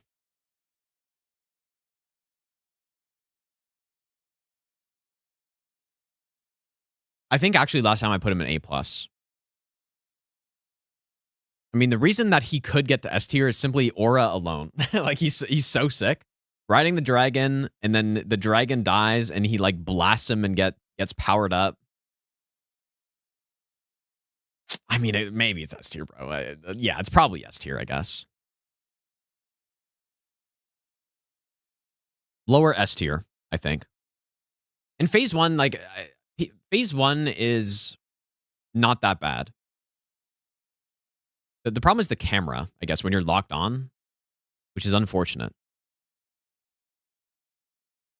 But in terms of the actual boss fight, like, once you get to Phase 2, he is, I mean, he's honestly a simpler boss than these two, for sure. It's just about timing your dodges. Like, he's got a bunch of delayed attacks, but he doesn't have anything crazy.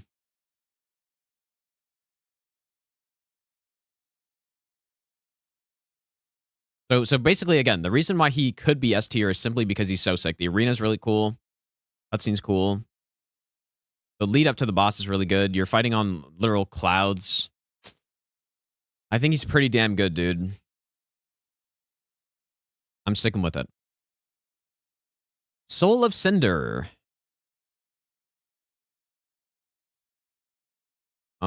This guy's also really good. Kind of some I almost feel like he has some balancing issues. Like he could easily do way more damage than he does. Which means that when people play this game, they kind of power through him and they don't really get to learn the moveset or even understand what's happening. So people just kill him and it's like, oh, okay, well, there was that boss. I mean, he's cool as hell, though. The arena's a little annoying with the stumps in it, but the arena is cool, like, aside from that. His fight's really good, though, man. Like, especially when you actually learn it.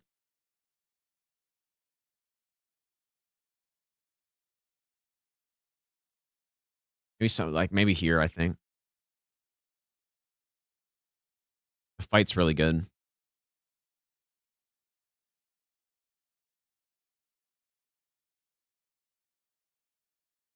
Seems reasonable. He's got a lot of moves, but yeah, people. I think people don't like appreciate the moveset of this boss because, like I said, they just kill him too quick. But yeah, I'm gonna say S tier. As you can see, based on this tier list, though, the DS3 bosses is really where they started to pick it up. I think a lot, or maybe the Bloodborne DLC bosses into DS3 that's where things start to get really good. Champion, Gravetender, and Wolf. And the Great Wolf. This boss is so bad. It is insane. I do think the thing that could move them up is that the wolf fight is fine.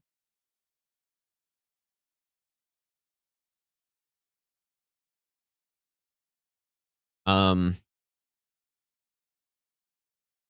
wolf part is fine, but you got an NPC first. And I will say, this fight is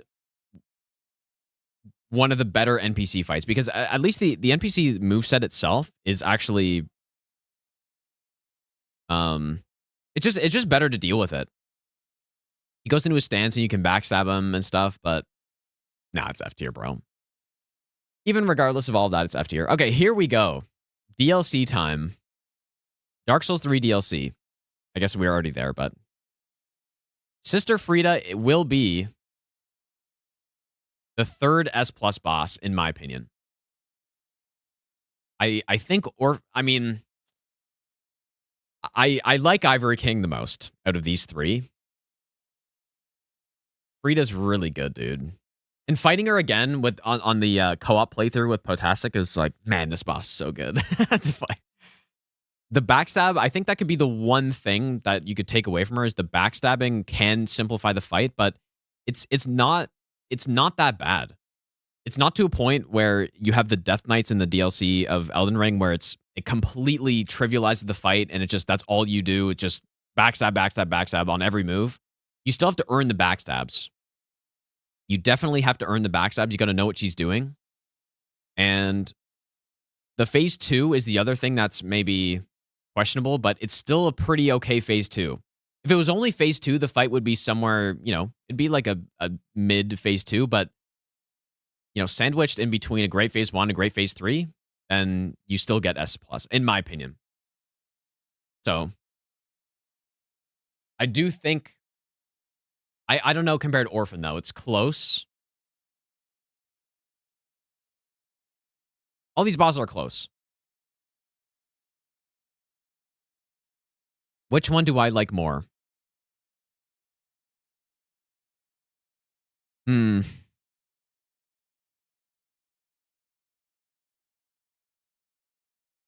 It's so close. It just doesn't matter, dude. I don't know. I'll give Orphan a bump because he's in the older game. But I pretty much like these two fights equally, I would say.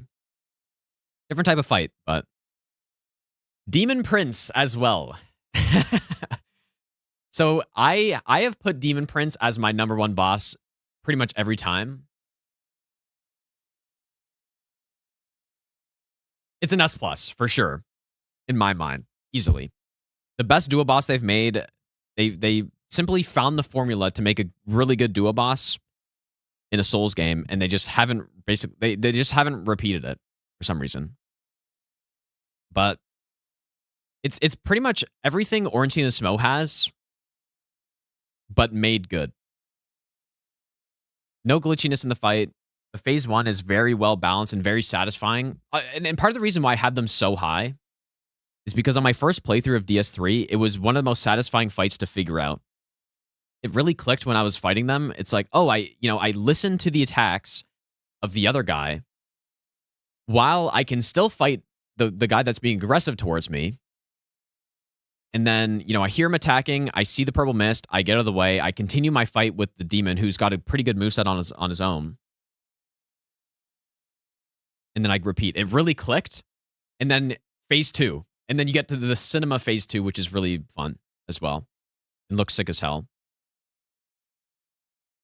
And you get to pick your phase 2 as well, just like Ornstein and Smo has. So it's pretty much just Ornstein and Smo, but the fight is really good. And it works perfectly, S+, easily. I mean, putting it like Ivory King and Demon Prince, I don't know. Really a toss-up for me. I have put Demon Prince as number 1 before. I really like Ivory King, dude. Ivory King is so good. But there probably are more bad things about Ivory King than Demon Prince's. Simply the fact that you got to refight the phase 1 every time is worse. Demon Princess doesn't have anything like that. Like the only bad part about Demon Prince, maybe there are 2 things. The hitbox on the wing attack in phase 2, which no one cares about other than no hit runners. And in phase 1, they can, it's RNG the amount of time that they spend aggroed and de-aggroed. If you're in the fight for long enough, which never happens unless you're doing level 1+0 or something, then they can sync up their aggro phases, and then you just can't do anything. Because they're both aggro to you. And then it becomes kind of a shit duo fight. But it's not really a problem, dude. So, anyways, we go from like 2 S tier plus S+ bosses in a row to Half-Light. And if we're only considering PvE, trash. Right in the bin, dude. Simply straight in the bin. Because, I mean, what's worse, actually? I don't know what's worse. Take your pick. If we're talking online, I actually really enjoy this fight. I like playing as Half-Light. I like fighting against other players as Half-Light. I think it's good stuff. But for consistency, I'm only considering PvE. And that is straight in the bin. Garbage. Triple NPC fight. They heal.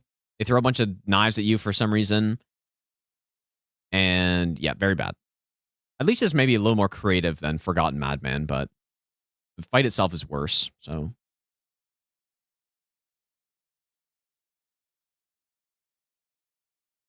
Midir. I think Midir is the best dragon boss to this point. Very satisfying positional fight, and I think it's got good design with directing you to fight the head. If I wasn't such an idiot on my first playthrough, I should have realized that fighting the head was better. but what I mean by that is when you attack the legs and the arms and stuff, you do way less damage than attacking the head, and so it basically the game is telling you to attack the head at that point, and then you get rewarded, you get more damage, and you get the stun. And yeah, I think it's just it's very satisfying to be in the right positions on Midir. He's a pretty simple boss, which is maybe the only knock on him, but it's, yeah, like when you're in the right positions, you know exactly where that head's going to go, and you hit him with a big charged R2 with Lothric Ultra Greatsword or something. Very, very satisfying. So, solid A tier, I think. Slave Knight Gale. Has to be S+ as well, I think, dude. He's got to be. Surely. The one thing is that he is quite simple compared to some of these other bosses. But everything about him's so good, dude. So it doesn't matter. And again, on my first playthrough of DS3, this was another boss where it kind of clicked for me. It just actually doing the learn and then win method worked out very nicely here. Where I learned phase 1 really well because you got a lot of health, right? So I had to fight phase 1 a good amount of times. It was just satisfying. The entire fight was satisfying. So now where in S tier he goes, I mean, I see all these 3 bosses in a very similar, I would rank them all very similarly. I do like Demon Prince and Ivory King more probably, but he could go anywhere here. It really just comes down to slight like style differences maybe, or I don't know. They're all good. All of them are good. I'm going to put Gale above because he's got some crazy-ass cutscene stuff. But I like them all. Okay, I guess that's DS3 done. So yeah, DS3 really adding a lot up here, as you can see. But that's the thing, like Dark Souls 3 is a game that pretty much everything else about Dark Souls 3 is worse than the other Dark Souls games, except for the bosses. Right? So it's kind of a, you know, it's not simply just that Dark Souls 3 is the best bosses, that means it's the best Souls game. So yeah, it has a lot of great bosses in it, but a lot of other aspects of Dark Souls 3 are lacking compared to DS2 and DS1. And even Demon Souls. So okay, Sekiro, I mean, a lot of these aren't even bosses, bro. I was kind of going to wait on Sekiro because, I mean, we could just do it.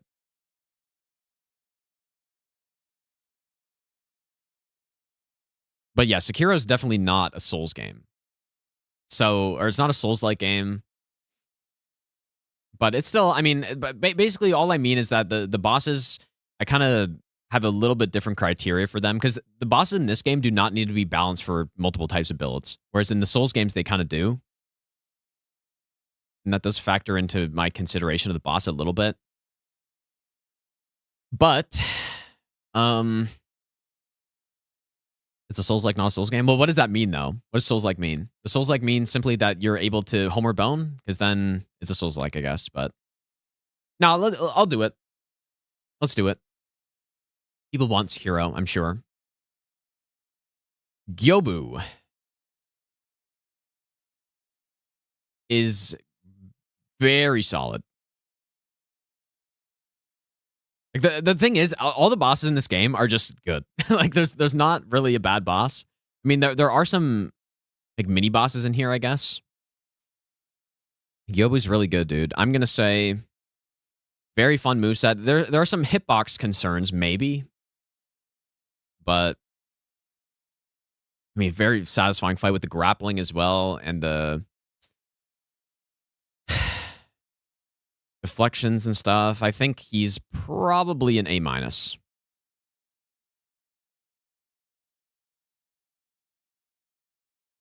A-. Lady Butterfly, I think in my last tier list, I put her as the weakest Sekiro boss. Now, I didn't also rank all these extra bosses too. I do feel like Lady Butterfly's a little weaker than some of the other bosses, but she's still at least a B tier. Like at the very least, probably still a B+, though. I think she's a cool boss. I mean, the mobs getting summoned are a little annoying, but just simply Snap Seed or whatever it's called. I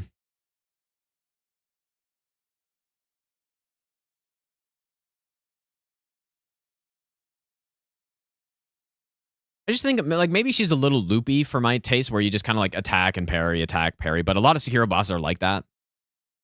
But I think she's a B+ for sure. I think she's pretty damn good. For being one of the weaker like main bosses in the game, and it's still a B+. So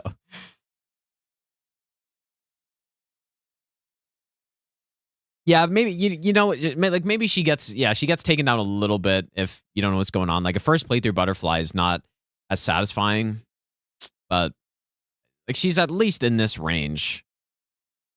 Yeah, no Golgra. Yeah, true. I also haven't played Sekiro in many years, so Simply remember. I haven't played Sekiro in probably a good 5 years, dude. Or well, I guess it's in Squadron 3, but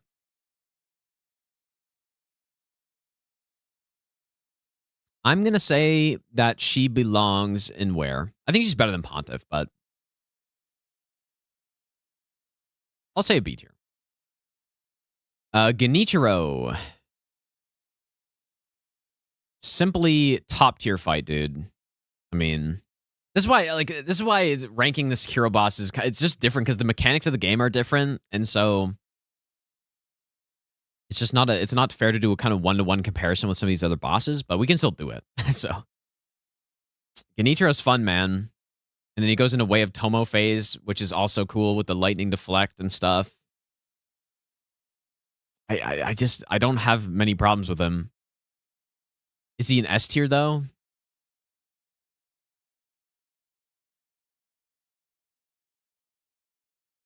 I don't know if he quite is S tier.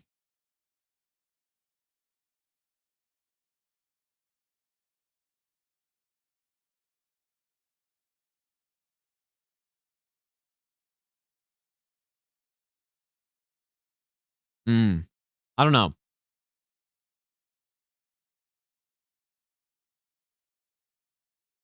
Well, I'm trying to remember all his moves and things I don't like about him. I guess the bow shot's kind of weird, but it's a cool attack though. I think he's an A+. I'm gonna say he's A+, and he is under Lothric. Above Fume or below? I think Fume more. I'm gonna say he's an A+. Folding Screen Monkeys is... I kind of like him, dude, again. I think people rate this boss kind of low, but I think for some kind of like puzzle boss, I think it's okay. I think it's all right. I'm gonna say...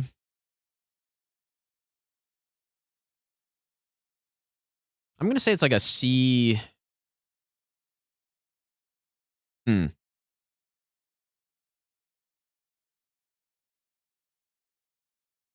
don't remember what you do, and so it basically tells you what to do, and then you do the thing. I think it's all right. I think it's a C or C minus, maybe. I'm gonna say it's a C.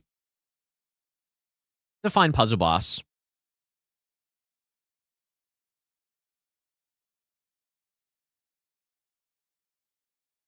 Maybe a C plus. I think they're pretty good. A little annoying on second playthroughs, though. Like, once you know what to do, then it's not as interesting, but I mean, that's not really the intended design, I guess. Like, they're still fine. Guardian Ape is pretty fun, dude. The bait into phase 2 is pretty good. I think he's a fun boss, man. I do like Genichiro more for sure.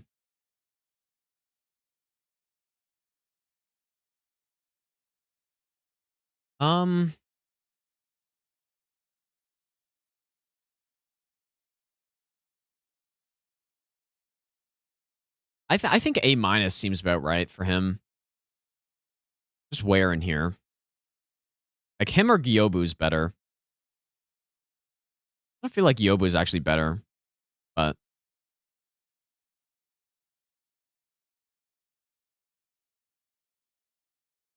A minus. I think he's pretty good.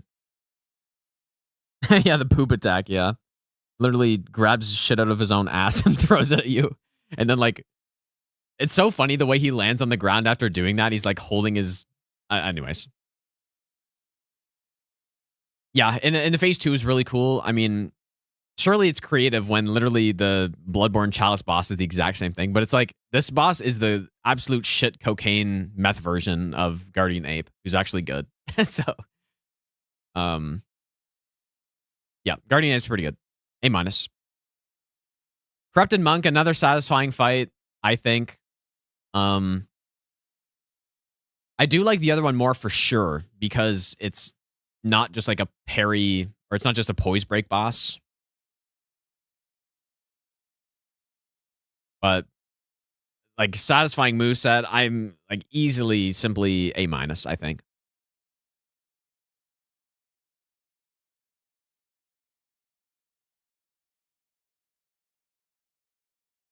That's the thing with every boss in this game, dude. It's just every boss is basically just satisfying to parry and stuff. So put him right there. A-. Wait. Okay. That's weird. Great Shinobi Owl. You know what? I guess one thing that I'm not a huge fan of with Genichiro as well is the tiny arena. And I feel like the tiny arena is worse. Oh, Headless Apes Duo? Oh, yeah, I guess maybe. Oh, okay. I guess that makes more sense. Okay, well, the Headless Ape Duo is not as good. So, it's fine, though. I just wish the arena was bigger. The arena needed to be bigger on the Ape Duo fight. But the way it works is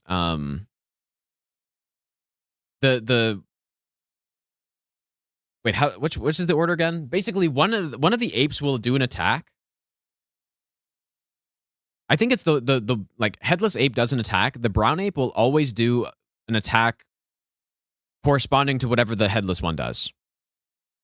And so basically the idea is, white ape does an attack, and then based on that attack, you know what brown ape's going to do, so you can punish or not punish or do whatever. And it's kind of an interesting way to balance a duo fight, right? So you actually do have control over it a little bit. And I quite like it, actually. I think it's one of the better duos they've made because there is some mechanic there that works. I just wish the arena was bigger, dude. That's the problem. And the arena's just too small for both of them. Yeah, I think it's a decent fight, though. I think it's kind of like Pontiff. It's like the Pontiff one, but way less scuffed than the Pontiff one. That being said, it's definitely worse boss than Pontiff, though, because it's only the duo. But I think it's not bad. I'm going to say it's a C+ or something. I'm thinking right there is probably reasonable. Okay, Great Shinobi Owl. So the arena on this guy is a little annoying. But he's still a pretty good boss, I think. Obviously, Owl Father's better, but this guy's pretty good too. I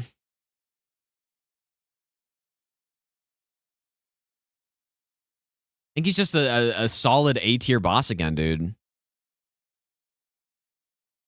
Surely I need to go back and play Sekiro, though. I think he's maybe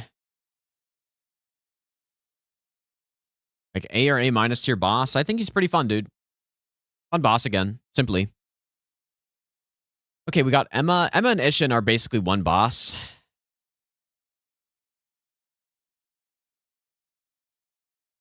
Right? Like, I mean, you got to fight both every time, unless I'm wrong. But I'll just put them in the same tier, I guess. Emma's fun, dude. Another just fun boss. I don't know what to say, man, about the Sekiro bosses. This is why it's tough to rank them next to Souls bosses, because they do play differently. And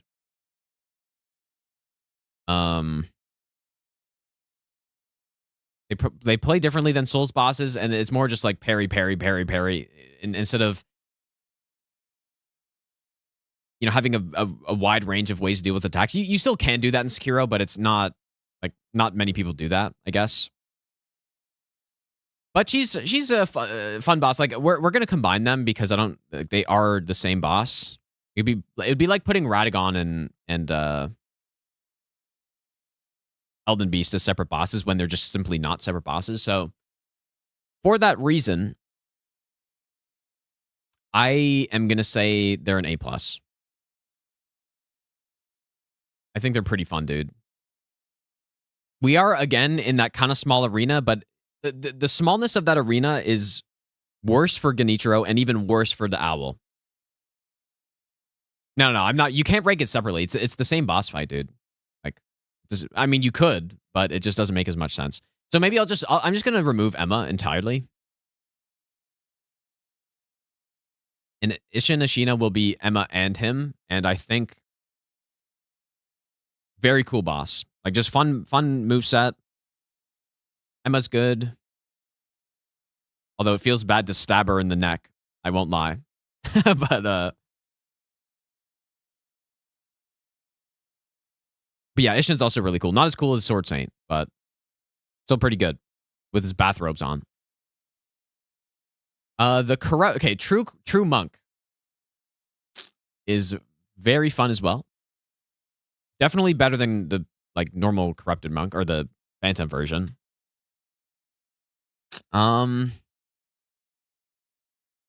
Another A+ boss, I guess. Like, I quite like corrupted monk as well, dude. Although, I mean, this one has the weird phase 2 with like the clones coming in. Oh, did this Twitch stream restart itself? Yeah, it did. It's got the weird phase 2, but you can just death blow it.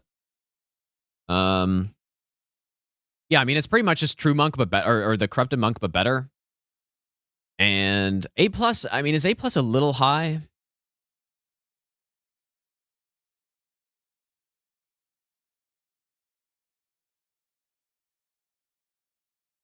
Maybe A+ is a little high, but I quite like it. The 3-phase fight. I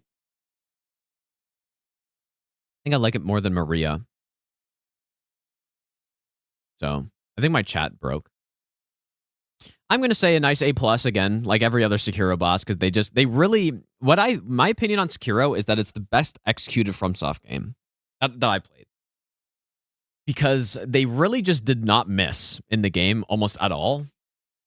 Maybe there are a few things, but it's so well executed. But the reason I think that's the case is because it's just a simpler game. Maybe They didn't have I'll give you to, the best like, nut it's just a simpler ever. game. They didn't have to account for numerous Yoshino, weapons. what's up? The areas are less complicated, kind of. It's just a straight up simpler game, which is fine. I'll give you the best nut ever. But they did execute very well. I would still rank Sekiro lower than the other Souls games, though, to be fair. But Kenkas, thanks for the 15-month resub. I appreciate that. Also, Dove, thanks for the 2-month resub.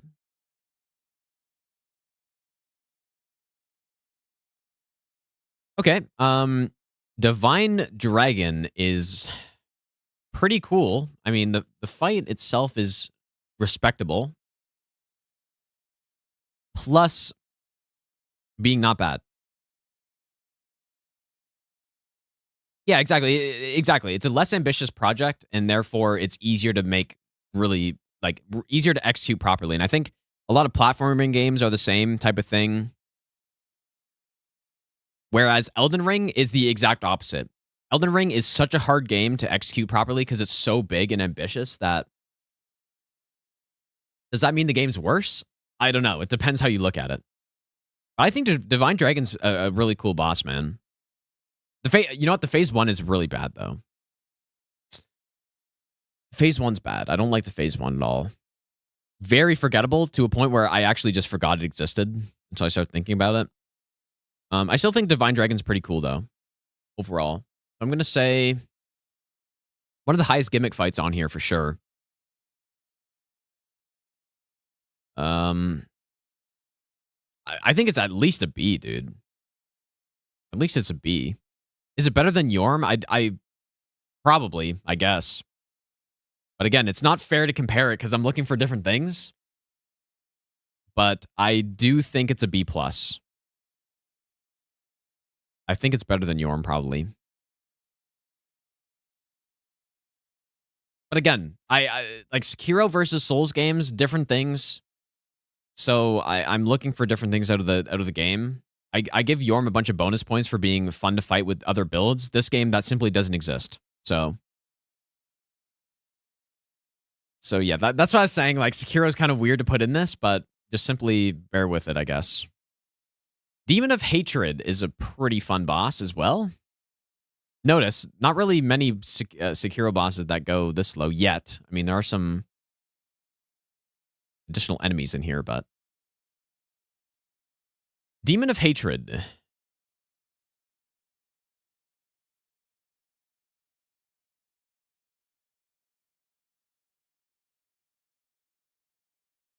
Fun boss again, dude. I don't know. I do think maybe he doesn't fit super well in Sekiro, but the fight's fun. I guess he does have some annoying moves, maybe.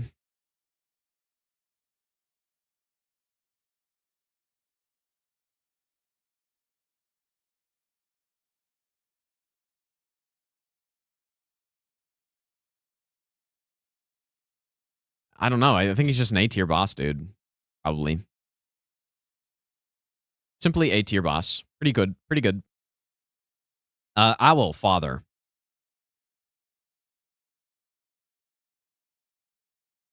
This guy's fun, man. This guy's pretty good. Best Sekiro boss so far on the tier list, I think.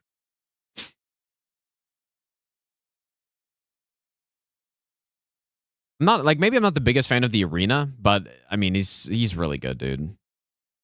How high do I want to put him?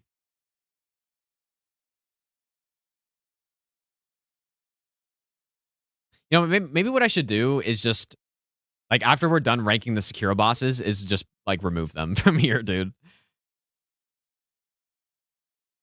Maybe just remove them after. I'm gonna say he's a solid S tier boss, though. The fight's very fun. His moves are good. Like, not much else to say. Okay, so Genichiro, Wave Tomo, and Ishin is the same.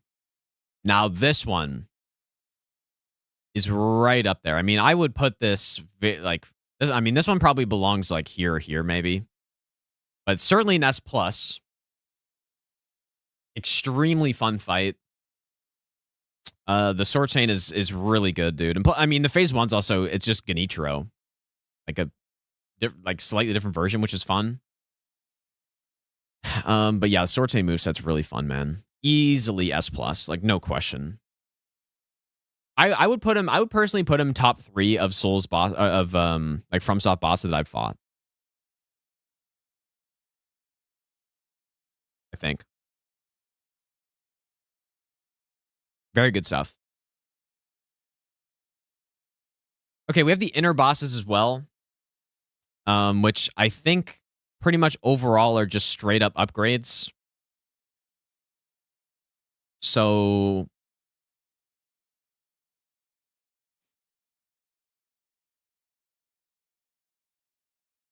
I've only fought them once though, and I don't remember the fights that well, to be honest.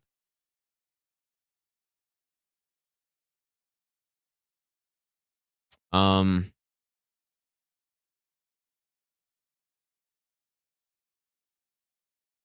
don't remember the fights that well, man. I do remember quite enjoying them because I remember when I ended up doing them, it was like I didn't do them on stream. Yeah, I might just not rank them. Yeah, that's fair, I guess. I didn't do them on stream, and I kind of fought them and just like killed them first try, and that was it, just to say I did it. But I don't know if they were all first try, but I don't remember the fights that well. I remember enjoying them though. Are 2,500 Sekiro hours user they're just worse? Really? I don't know. I guess like stuff. I don't know. I couldn't tell based on only fighting them once. So okay, but I like what I'm gonna do with the Sekiro ones. We ranked all of the remembrances. I am going to remove all of Sekiro, I think, because this is like mainly a Souls. Like I just ranked it because maybe people would be curious what I think of the Sekiro bosses, but I don't think it belongs in this tier list. The same way I don't think it belongs in the God Run 3 or anything like that. Yeah, it's just it is really hard to put them in a tier list of bosses like this when I'm looking. The fights play so differently than Souls bosses do. And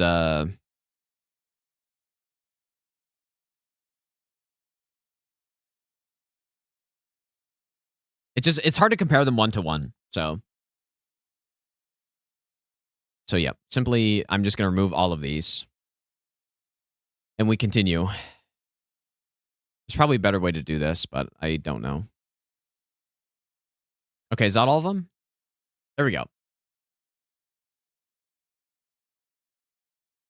All right, we are now on to Elden Ring. Yeah, 90 minutes left, dude. Well, that's actually until the Game Awards, and then I'm gonna react to the Game Awards, and then the marathon's done after that.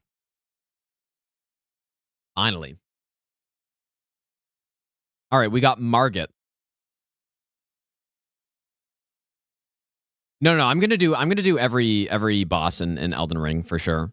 It's just the reason for Sekiro is just because, like I said, it's for me, it's easy to look at a boss like Margit and go like, okay, how does this compare to, Crystal Sage? Because it's a game that has basically the same type of mechanics in it. And it's a game that has, different spells that I can use for the boss and like factoring that in. But if I look at a Sekiro boss, it's not quite the same. The way you approach the fights is completely different. So that's why, I ranked it because maybe people wanted to see some Sekiro, but yeah. Anyways, Margit, I believe, belongs right up here with these great tutorial bosses. Simply. Like, great tutorial boss. I think Margit is actually the hardest one out of all of them.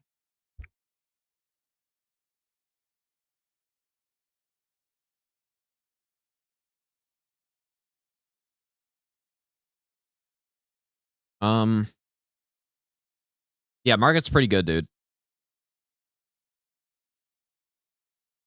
I will say, I think the way these other two are balanced is probably better.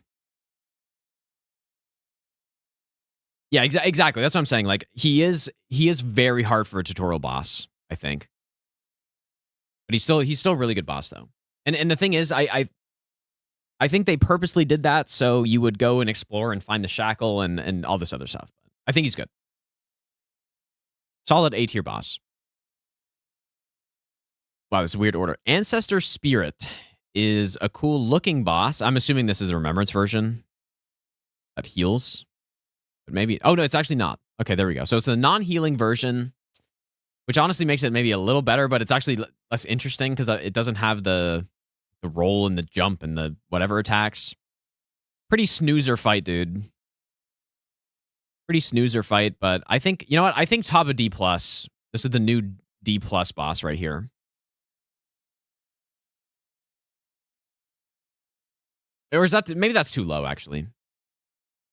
Just looking at some of the other boss I have in here. I think C- is about right. Just a bit of a snoozer boss. Kind of like Aldia, maybe, type thing. C-. Okay boss, but definitely, like I said, kind of not the most interesting. What does this pin images thing do?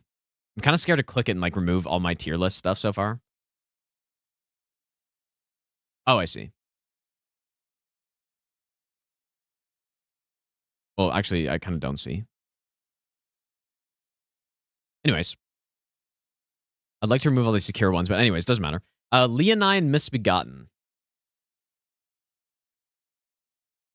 Pretty fun, dude. On my first playthrough, I had fun with this guy. Shades of some Gale stuff in there.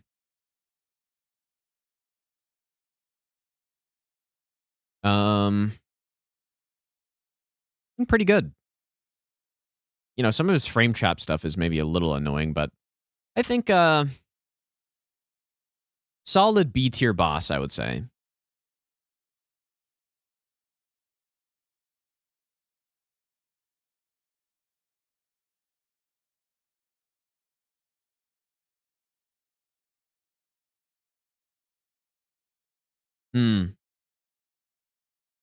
Yeah, I think a solid B tier boss. There is something to be said about bosses in this game being kind of side bosses and just not having the lead up or the hype of being a main game boss or a main boss fight or whatever. So that basically does mean that a side boss just can't be that good. There's a limit to how good they can be, pretty much. Because they do feel more in line with basic enemies a lot of the time. So, Godric the Grafted. I watched his cutscene for the first time in a while, and honestly, the cutscene does make him feel way cooler than he actually is. But, I mean, Godric's fine. He's fine, dude. I'm gonna say he's a C tier. Well,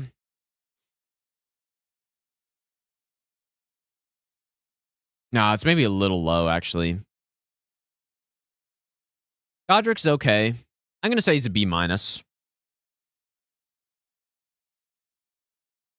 And he's got some garbage. Like, the arena's bad. It looks cool, but it doesn't work with the fight at all. I like his stomp attack, so you can jump over. That's cool. His torpedo wind attack is terrible, dude. Terrible stuff. Fire Breath Phase 2, terrible stuff as well. But yeah, B minus is about right, I think. Like C plus maybe. He's somewhere in there. Red Wolf of Radagon. I honestly really like this fight, but I wish he was in a better arena than this, dude. No, you know what? I disagree. The tornado projectiles are not just a no-hit problem. Like, if you're fighting the boss and you get hit by a bullshit hitbox, it doesn't feel good regardless, right? If it's on your first playthrough and you get hit by something that you should not have gotten hit by, you're like, man, that was bullshit, and that's it, right? So, this guy's fun, man. I wish his arena was better. I really like his moveset for the most part. I mean, there is literally one with a better arena later. Red Wolf of the Champion or whatever.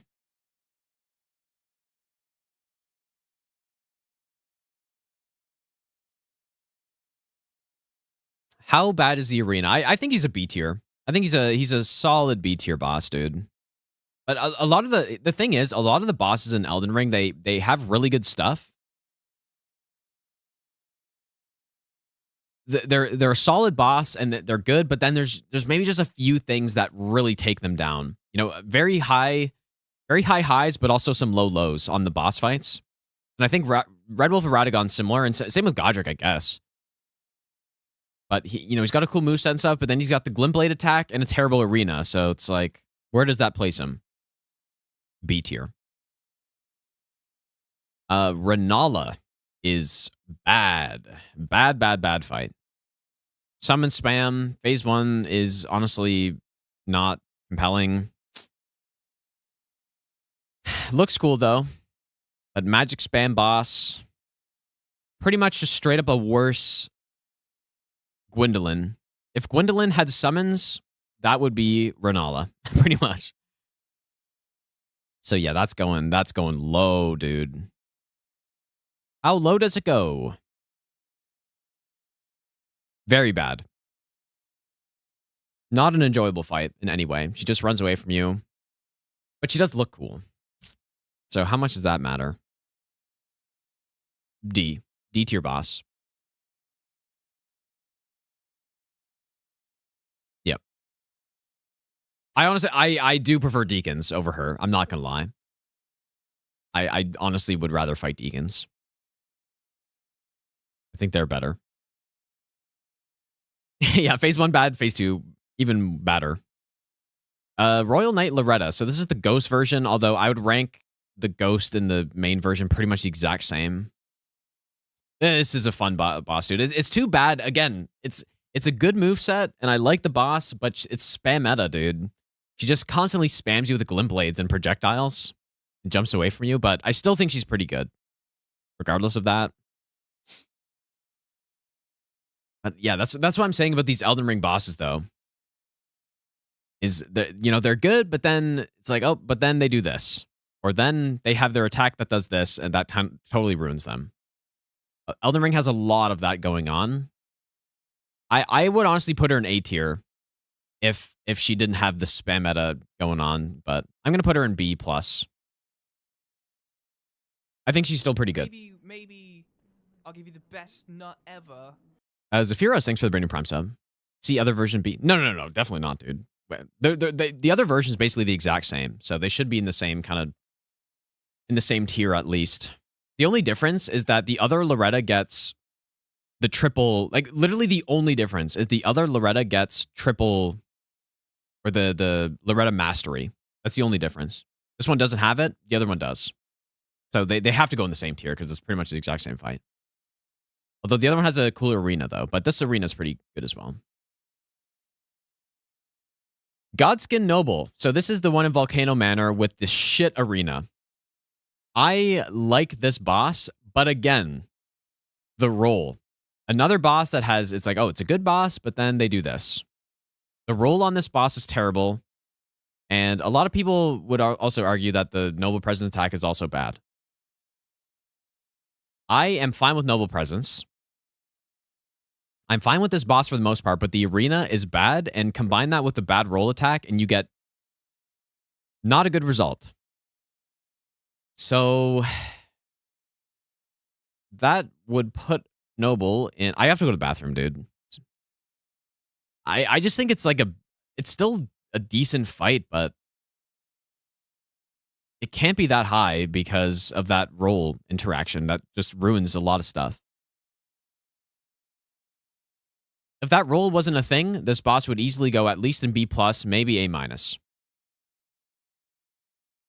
Yeah, the roll's not a problem in the Snail Arena, but that's not what I'm ranking right now. It's still a bad attack, though, even in the Snail Arena, but I'm just going to say it's a B. I'm going to say it's probably just a B.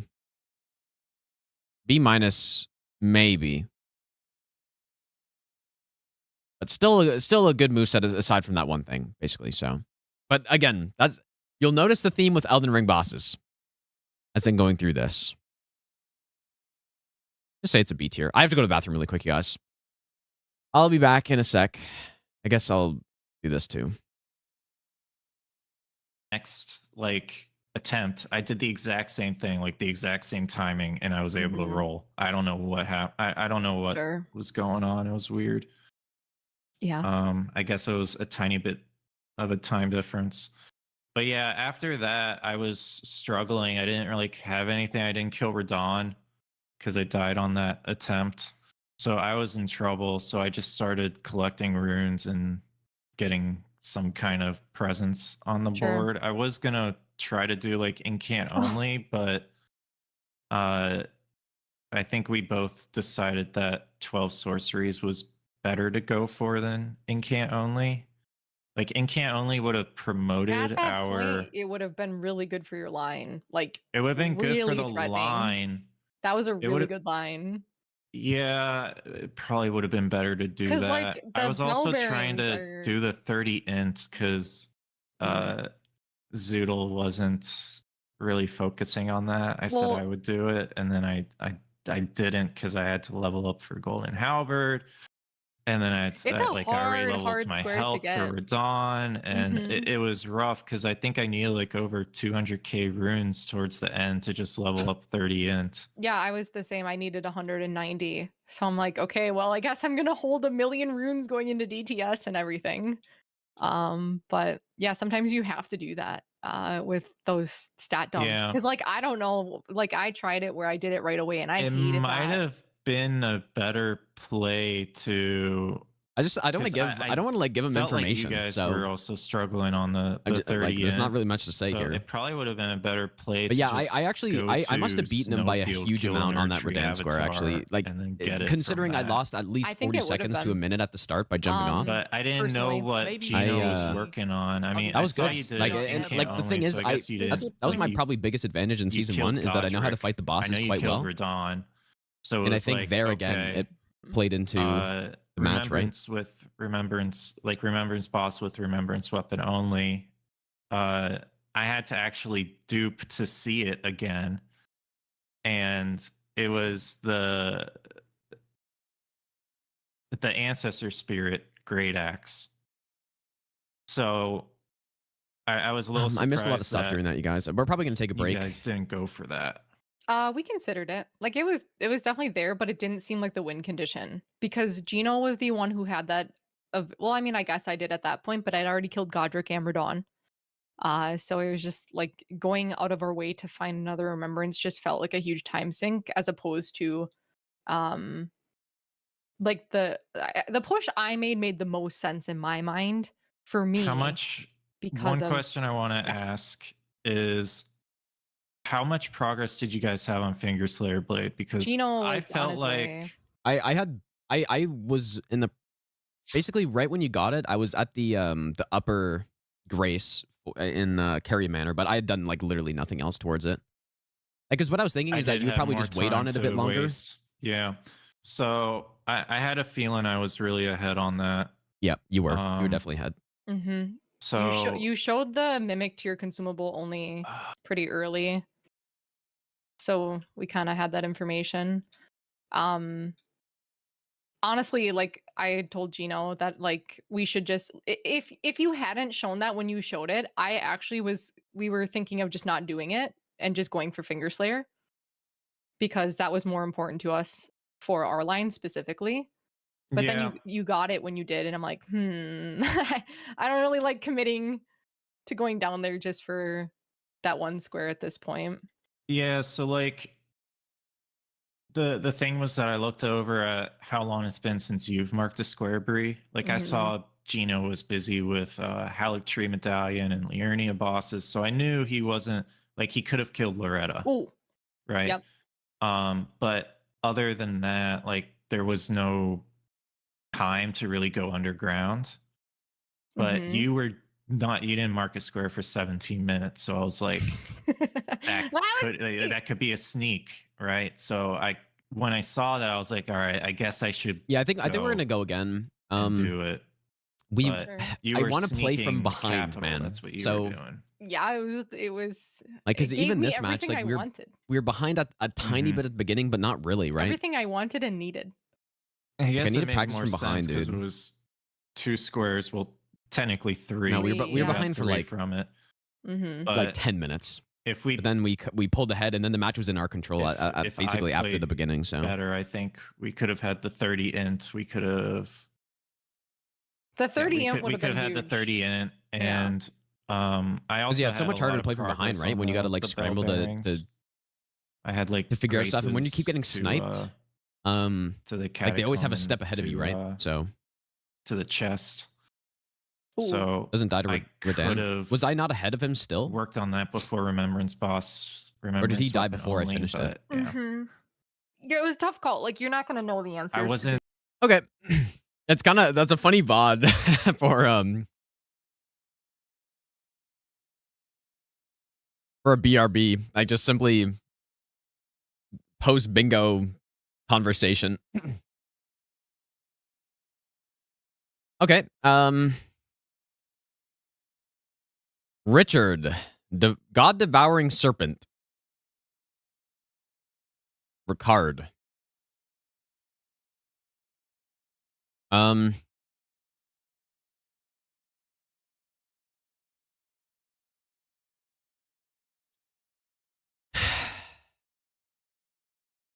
The thing with this boss, you know what? I remember this happening last time I was doing the all bosses tier list.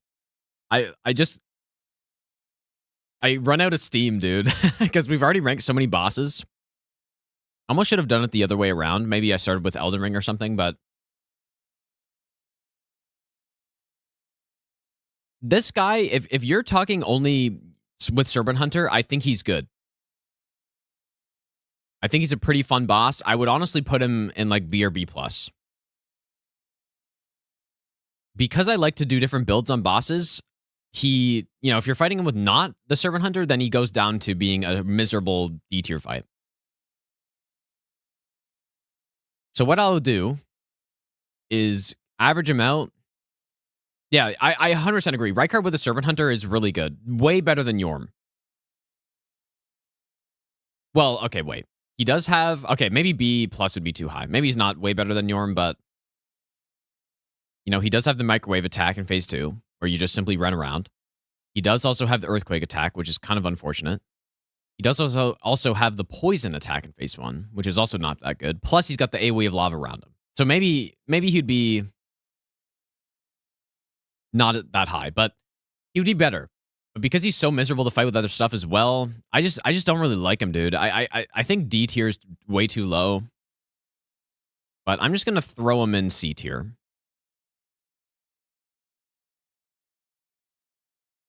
It's pretty much just purely a cinematic fight. And in phase 1, it's all right. In phase 2, it's less good, I guess. He's got that projectile or the rancor as well that flies around. I don't know. Maybe that's too high for him. C minus, maybe?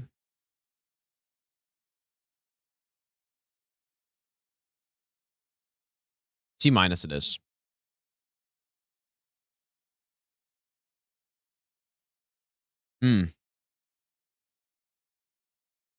C minus. Magma Worm Makar. I mean, this guy's all right. He's just the same as all the other Magma Worms, but he's, I guess, one that stands up.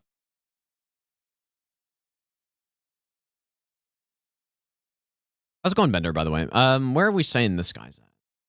Magma Worm Makar. He's certainly in the middle tier somewhere. I quite like the Magma Worms. I think they're better in Elden Ring than Night Rain.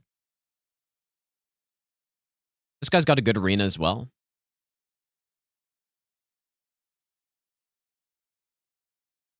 I think they're fine. I think it's a solid B tier. But I will say. Do I like it more than Red Wolf? Yes. I think these guys are pretty good. Do I like Makar more than Pontiff? Pontiff's tough again, though, because he's got, you know, I really like Pontiff. He should be in the A tier, but then the clone in phase 2 is just so useless, dude. Kind of ruins the phase 2. So I'm going to say he's a B. I mean, it gets to the point here where it's so complicated to compare each boss to boss. But better than Calamite? Probably.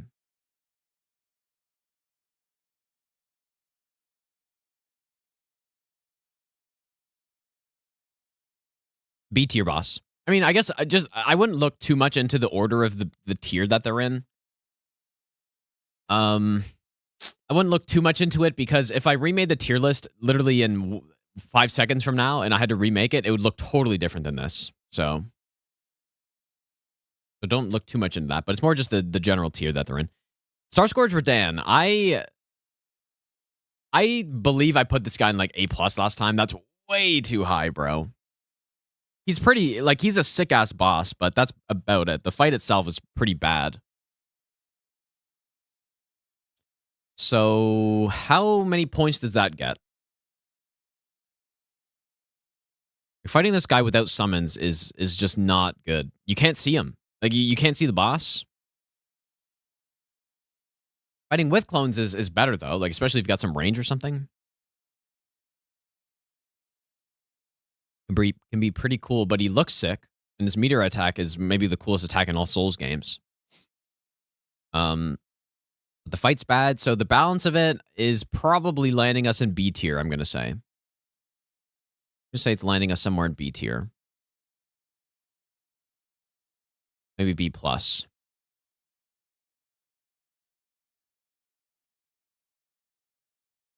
It's just the fight, like, if I don't think about how the boss fight goes, he would be straight up like S+, I think. If I just didn't think about the boss fight at all and it was just purely how he looks and how the fight looks and stuff and his attacks, he could easily go up here. But that's not how I do it. The fight is the most important thing to me, and he just doesn't have a good fight. And so that I mean, I could even say he's going to B tier, dude.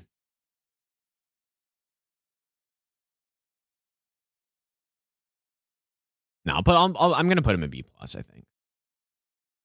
It's just weird because his boss fight is not good, but B+. No, Loretta's a much more fun fight than him, honestly. It just he's got such cool attacks. And he looks really cool. That's the only reason is this high. I guess, yeah, it's just cinema boss, pretty much. All right, Mimic tier. This is not the Stray Mimic tier, presumably. I think this is pretty funny, dude. I think the 1v1, this is probably the best NPC boss in Souls games, in my mind. Because it's kind of just funny. You fight yourself. I like it, dude. I mean, I like it so much that I would put it all the way up here, I think. Mimic tier better than Gwyn. It's so funny. Nah, I'll put him here. I really like the idea of it. And yeah, I like the idea. It's the best NPC fight for sure. Regal Ancestor Spirit. Where did I put the other one? Must have been D tier, right? Or C minus, I guess. I think this one is maybe a little better, but not by much. It also does heal, which is worse. I mean, maybe it could go right next to him, dude.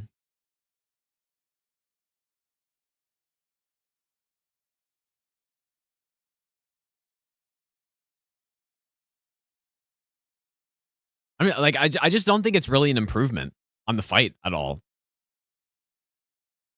Because he does get extra moves, which is good, but then he just heals, though, which makes it bad. So,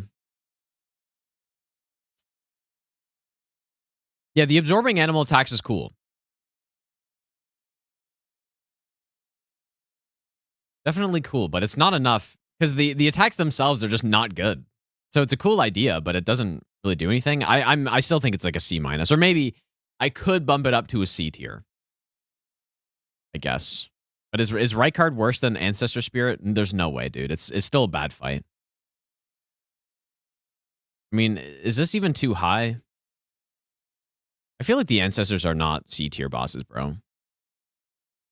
Or maybe like this. If we're saying he's a bit better, but I really don't think he's a bit better.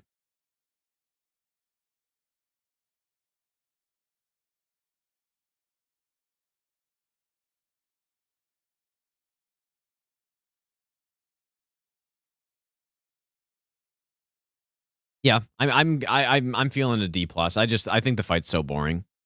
It just looks cool and that's it. Valiant Gargoyles. Now this is a good boss, dude, right here. Way better than Ornstein and Smo. Way better than Slave Knight Gale, of course. Nah, this is definitely bad, dude. Real bad. Now, is it F tier bad? Everyone's gonna say yes. But is it actually, though?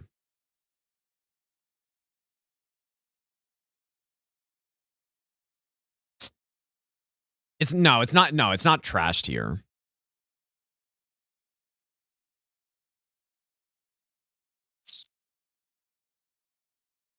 Delete from the game. The thing is, so it's a duo fight that, is Elden Ring duo fight where, they simply have a mind of their own and it's like, oh, I'm going to sit still for 1 minute, just watch you. And then next thing you know, we're both going to be attacking you at the same time. And then the next one's going to just sit still for 1 minute, just watching. So that's garbage. Elden Ring duos are so bad. But then they also have the poison attack, which is so hard to see. And it instantly damages you when it gets to you. I think that's enough to put an F tier, bro. I think that poison attack's enough for F tier. Horrendous boss. Very bad. Dragonkin Soldier of Noxtel is a cool, kind of underrated boss, I think. You might need a 50-90 to not get frame drops on him, though, but...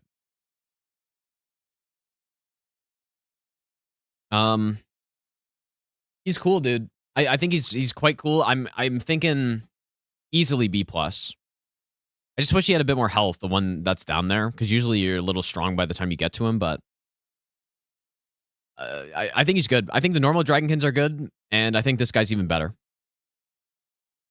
Sure. So pretty satisfying to fight. Cool boss. Definitely not A tier, though, but cool. Estelle. This is the Remembrance one, but they're pretty much the same. How long have I been making this tier list for, dude? It's already been like 5 hours, I think. It's actually insane how long this stuff takes. I mean, I guess when you're spending a couple minutes on each boss and there are like 400 bosses, then 371 bosses plus Sekiro ones, then Estelle's looks really cool, but it's not a very fun fight. I honestly think it's a more fun fight than Radahn is, though. But maybe it's not. I don't know. It's not very good. Looks cool, though. Meteorite attack is kind of garbage. But again, looks cool. I think it's just a like solid C tier.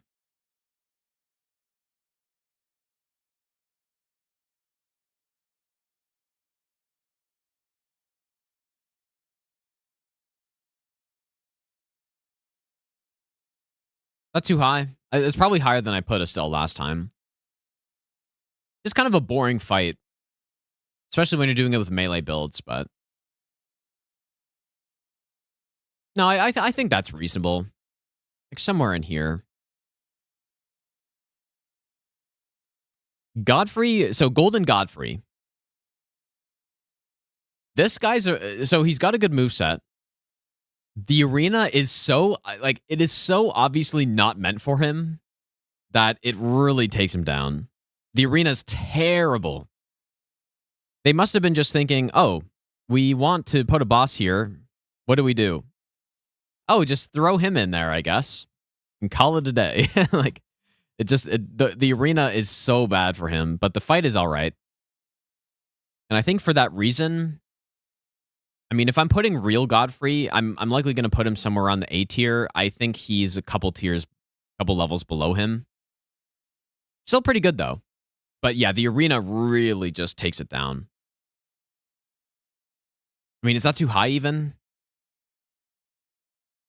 That might be a little too high, but I still think he's a satisfying boss to fight, but the arena's so bad.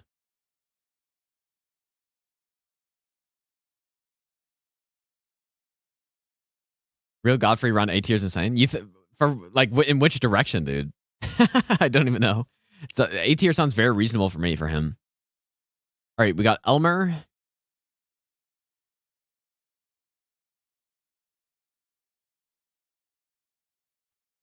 He's okay.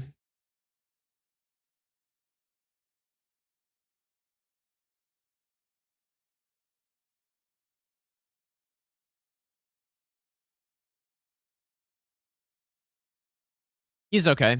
Now I don't have much to say about him. He looks cool, but he just swings his sword. And then you simply just bait shield attack the whole time. But he's all right. And because of that, I'll say he's he's right in the middle somewhere. Not imagine seeing Godfrey looking last night next to each other. But why not though, dude? That's 100% what I see. Like I think it'd be weird to not have it like that. But no, I think Elmer is all right. I'm gonna say he's like a B- tier probably. Do I like him or Godric more? I mean, Godric's got more going on, but he also has more bad stuff going on. I mean, maybe I put Godric a bit too low, to be honest. I could maybe bump up Godric a little. I think that's fair. Okay. B-.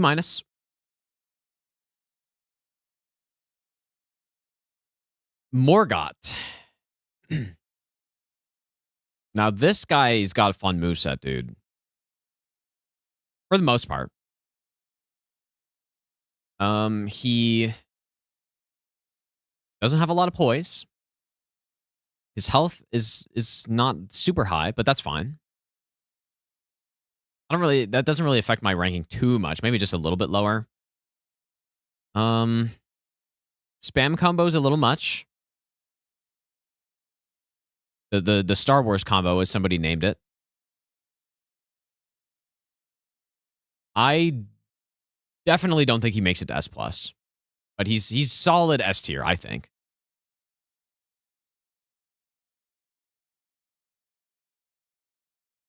Also, I've never liked the like mud spew in phase 2 as well. But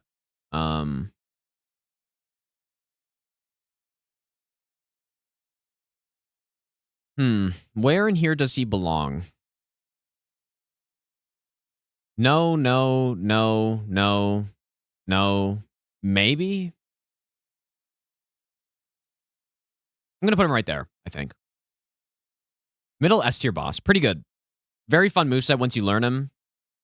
I think he's a boss that is just solid overall. Solid boss. Mohg the Omen. So the copy-paste Mohg that for some reason isn't golden and can't bleed. So where does he belong?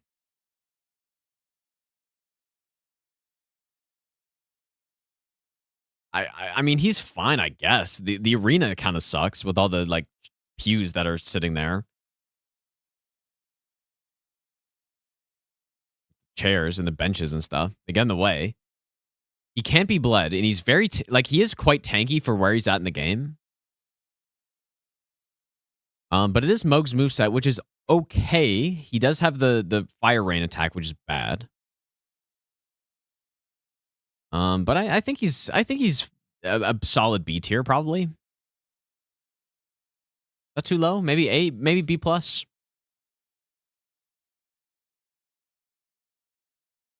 It's so weird that he's down there. I'll give you the best But nut ever. I think he's a solid B plus. I'm gonna put him. He feels like he makes sense around this clump of bosses probably. I think I like Rot more though. Rot's at least got something going on with him. Prude, thanks for the 2-month Prime sub. I appreciate that.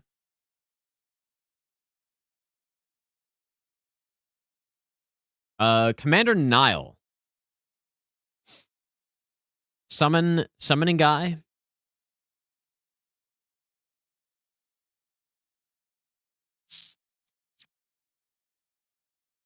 His moveset is pretty solid on its own. Like, it's okay. His moveset on its own is probably just like a B tier. Arguably B plus. He does summon 2 mobs, which is bad. I don't like that. I still think he's solid though. Like I think he's a C plus. His Frost Stomp is a little annoying though, and a lot of the fight does revolve around dealing with his Frost Stomp that has pretty much like 12 active frames on it or something. So you gotta have an insane. I don't know how many frames it actually has, but you basically have to perfectly roll that attack. It's like frame perfect roll or something, or close to it. He does often kind of just like spam the jump attack a little too much, but I think he's got a B plus moveset, but he's included with summons, so that just brings him down to like a C plus, I think. Epic, yeah, he does look really cool. But definitely the summons, trash mobs and fights is always bad. There's never an instance where it's good, and it definitely brings him down, but still respectable C plus boss. Fire Giant is absolute F tier. It has to be, dude. Let me just think about this for a second, though.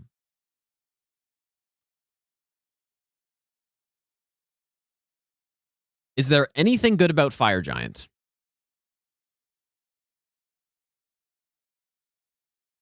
Because of how much I hate him, I'm honestly thinking trash, but I don't think he's objectively in that trash tier.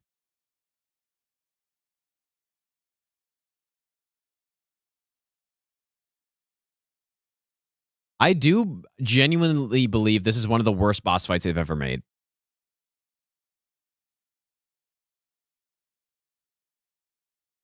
Because not only is just the moveset of the boss super boring, not fun. He's got like Fire Pillar attack, which is bad. He's got Flame of the Fell God attack, which is bad. And then he just gets double that in phase 2. He's got Fire Breath, which is arguably the worst Souls attack that has ever been made. Or it's certainly close. Not only does he have all that, but his arena is also horrendous. He's on a huge slope, and especially in phase 1, you have to deal with all kinds of rocks and stuff, and it's so annoying. It doesn't add anything to the boss. But I think he's F tier. I think for sure he's F tier, but there's no way he's like trash though. Very bad.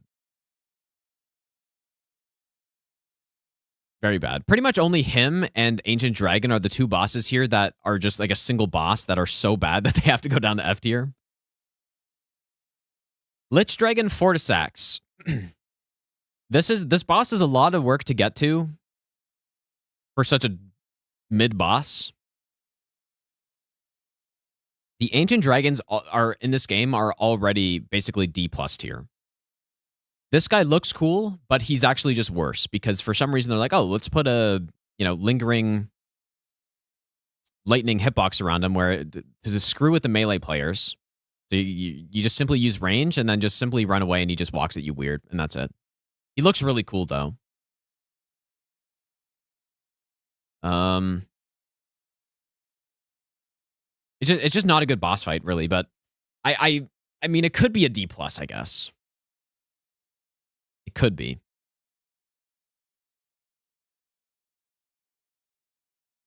And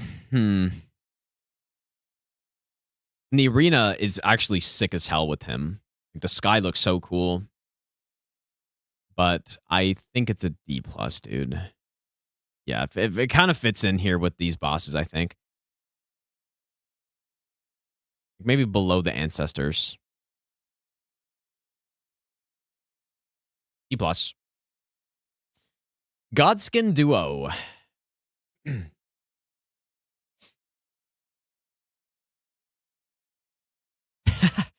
So this is another duo in Elden Ring that exists. That is very bad. Like, just another duo that there's just like, what you need to ask yourself, why does this boss exist? Why should they be a duo boss? That's what FromSoft should have asked when they made a bunch of the duo boss in this game. Like, okay, what does this actually add to the game to make this a duo boss? We have two enemies that have cool movesets. Let's just throw them in, and then let's also make it a Four Kings situation where, you know, you don't kill one of each enemy. You just kill them until they're fully dead. I mean, that part actually is maybe kind of cool, but it's just a duo boss, dude. That is just, there's no purpose of them being a duo. That being said, I actually don't think it's as bad as some of the other ones. And you do have some pillars to work with, but it's just boring, dude. It's not that good of a boss. For that reason, especially the fact that you've already fought the enemies beforehand, it's just like, why, dude? Why are you just copy pasting this into a duo boss? Previously, I think I actually put them as F tier, but I think F tier is maybe a little too low. I'm gonna go ahead and say that they are D plus. What I'm gonna say. Not too high. I mean, you know what? It's a similar situation to Lud and Zalin, honestly. Very similar. Yeah, D tier. Similar situation. It's unfortunate because the enemies, like, out of these three bosses, the enemies are definitely the best in this fight, but even at least these other ones, they don't just have like this passive AI. Well, I mean, they kind of do, I guess. I mean, especially Shadows does. D tier. Not good. Please stop making duo bosses FromSoft. Like, if they're not going to be something like this, just don't make it. Like, just actually don't. Exclude it. Here we go. Malekith Beast. Malekith / Beast Clergyman. Finally, a good boss. Although this boss can meme, dude. But no, this boss is really good. I have had this boss as the best Elden Ring boss for a while until like 2 weeks ago. Now I don't know who's the best is, but I still think he's really good. The thing that I'm talking about here, let me show you. I literally made a bookmark folder specifically for this boss. Let's see if I can pull this stuff up.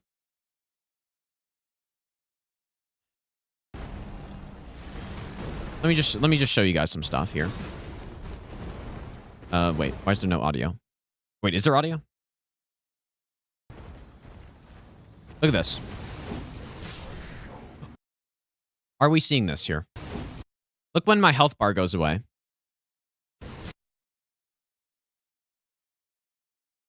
you see that? I mean, I didn't pause at the right time. Look at this. Okay? So there's that.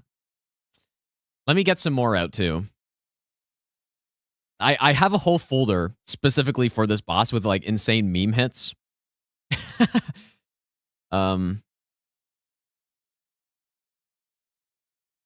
Maybe. Look at this one. I'll give you the best nut ever. Malekith got we rebound. down. Look at this attack. Let's see. So this attack normally goes up and comes straight down, and look at this. Guys, look at that. What? This one's so good, dude. Okay, we also have this one.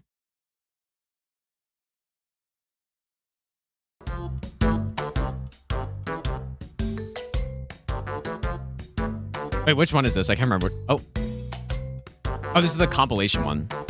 Look, this hitbox. We go frame by frame. Like, just not even close, dude. Certainly not copyrighted music. There's one in this that is really good. I mean, some of this may be just like slight. Here, I think it's the one at. Is it this one? Oh yeah, there is that. There is that as well. There's one of these. Did I skip it?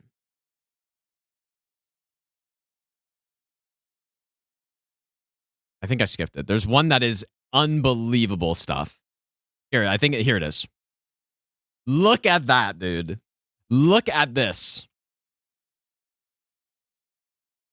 Look at this one. It is unreal. This one. Yeah, this is what people think DS2 is like, yeah. Look at this attack. I mean, it is insane. So yeah, I was like, the thing that made me not like the boss is that well, I still like the boss, to be fair. These are kind of all low percentage things. But I mean, look at that. It's unreal, dude. There's also this one.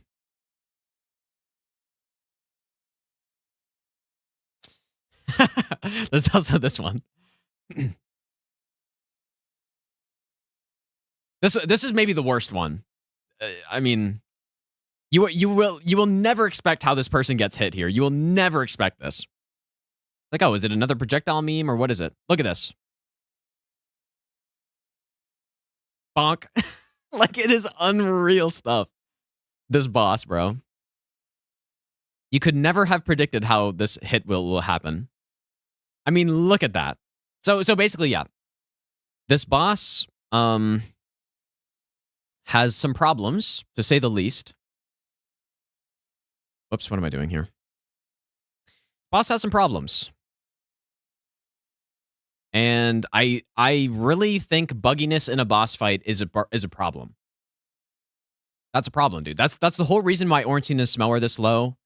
I mean, the fight's not that great, like, regardless, but Ornstein and Smo got knocked down at least a whole tier, maybe a tier and a half because of Ornstein's glitch charges. Malekith, it's not as bad because it is pretty rare. Where did I put him? I don't know where I put him.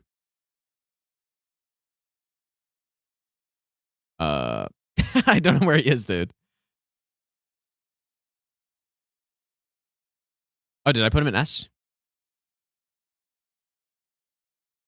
Oh, yeah, okay. I didn't even know I placed him. But yeah. So because of that garbage that he's got, and the reason why I was started looking into that is because I lost a no-hit run to him. I don't know if I saved the clip. I lost a run request no-hit run to him in another meme way. It didn't look as bad as the other ones, but basically I jumped over his attack and I got hit, even though I shouldn't have gotten hit, basically. So yeah, those are, and to be fair, like I said, those are pretty rare occurrences, all those memes. But that has to bring the boss down, dude. It has to. The pillar thing does happen more consistently in my experience, where he like bugs into the pillar and then teleports in the middle of the boss arena. Because of all of that stuff, I'm tempted to put him down at A+, dude. I'm tempted. Because I just really hate, it really bugs me to have bugs in a boss arena, or in a boss fight. So if that didn't exist, if he was a flawless boss with no issues, he would genuinely go right here, I think. He'd be at the top of S tier. Like, you could even argue he should be up here, but yeah, because of all the memes, I don't think so, dude. I don't think so.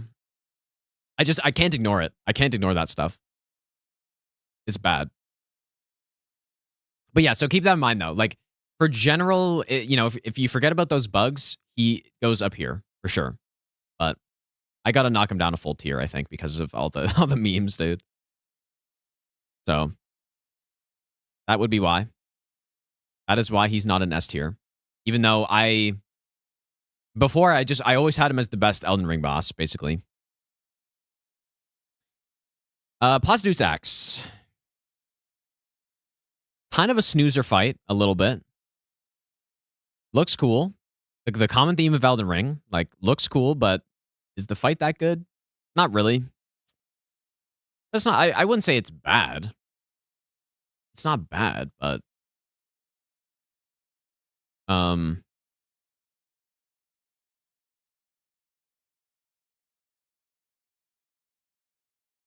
I think he's just right in here, dude. I think he's a B tier.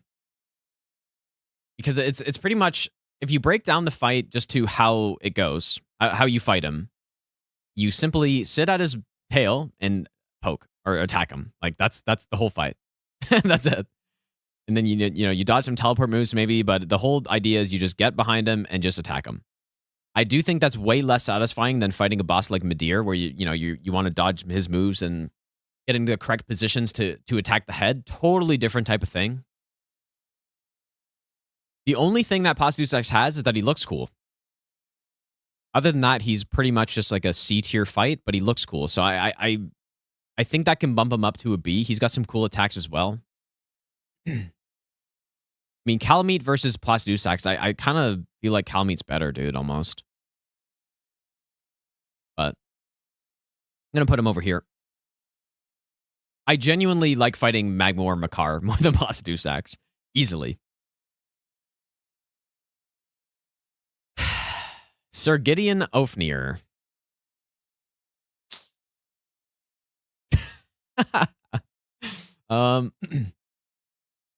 The great debate. Is he trash or F tier?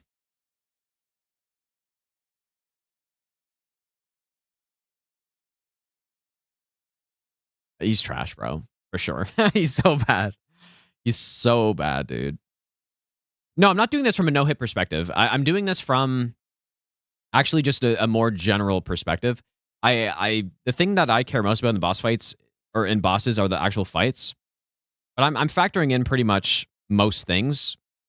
Except for like OST, I just can't remember every boss's soundtrack. I mean, I remember the really good ones like Ludwig and stuff, but so yeah, mostly it's about the arena, it's about, cutscene stuff, it's about the fight, balance of the boss, stuff like that. But yeah, Gideon is terrible. So not much to be said there. Horlu and Godfrey. I think this is a very solid fight. I think it's quite fun. Fairly well balanced, aside from the one meme that can happen when he hits you in phase 2 from phase 1. But I don't think it has what the S tier bosses have. Which is, I don't know, he's it just doesn't have the complexity maybe, or I feel like it's just missing some stuff to be in the S tier. Shalamp, have a good night, dude. I'm gonna say it's just missing some stuff. It's still a top tier fight though, or like very good fight. But I just don't know if it quite makes it to S tier, dude. But it could. It certainly could. I do like the phase. I feel like I like the phase 1 more than the phase 2 slightly. The phase 2 is kind of just circle around the boss and simply go away when he screams. I think that I like how the phase 1 works with the jumping and his big nuke attack and stuff. I think it's pretty good in phase 1. I just for some reason I just don't think it's an S tier, dude. I just don't think it makes it.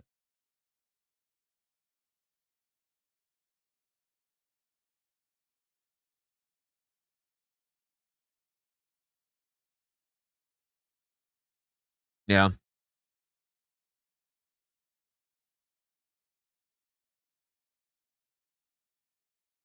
Still a really good boss, though. Like, certainly a top tier boss. Okay. Mohg, Lord of Blood. I don't know with this guy, man. I immediately think A minus.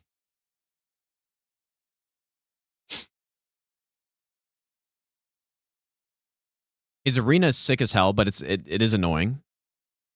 Looks like one of the coolest looking boss arenas in Souls, I think. Blood Rain is a terrible attack still. I like how the fight makes you feel when you're doing a normal playthrough. And you're constantly worried about the blood buildup from the blood on the ground. It can be a little bit much, and then it also is just straight up inconsistent sometimes, which means that you can get memed even if you deal with it correctly. I like that. I like the blood on the ground, sorta, but then it's a bit too much, maybe. Could have gone a bit lighter on that. I think he's a solid A tier, dude. I don't think he makes it to A or S tier, I mean, but Maybe. I think he's a solid A tier, is what I'm gonna say. Ever. Garf. Is that too high? Shaz, thanks for the 3-month resub. I think it's a pretty fun boss. Maybe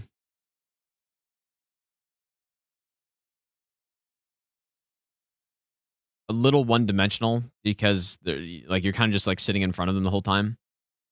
But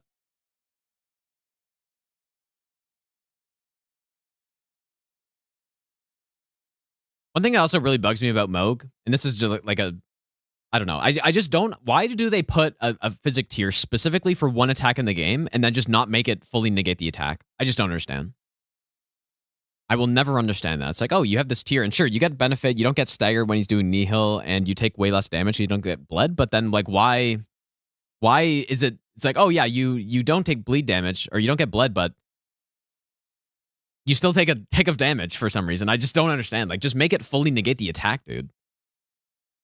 And sure, that's annoying for no hit, I guess, but just even from a non-no hit perspective, from a just casual playthrough perspective, why is the tier that I'm using specifically for this fight still damaging or not fully negating the attack that it is its only purpose to negate? I just don't get it. So that's kind of annoying, but I'm going to say he's a solid A tier boss. He's pretty cool. Again, I like how the floor lava kind of makes you, on a casual playthrough, build around it. Maybe regen is really strong there. Getting bleed resist is good.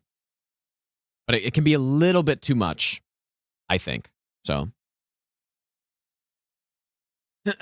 All right, Loretta, like I said, exact same, like identical boss to this one. The only difference is she gets Loretta's mastery. That's it. Arena looks cool too, but so does this arena. So like, I don't think it makes it to an A minus. It's still spam meta at the end of the day.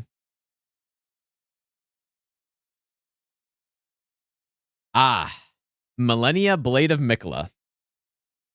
Now, if I were to rank this based on how much I like fighting the boss, this would probably go up here.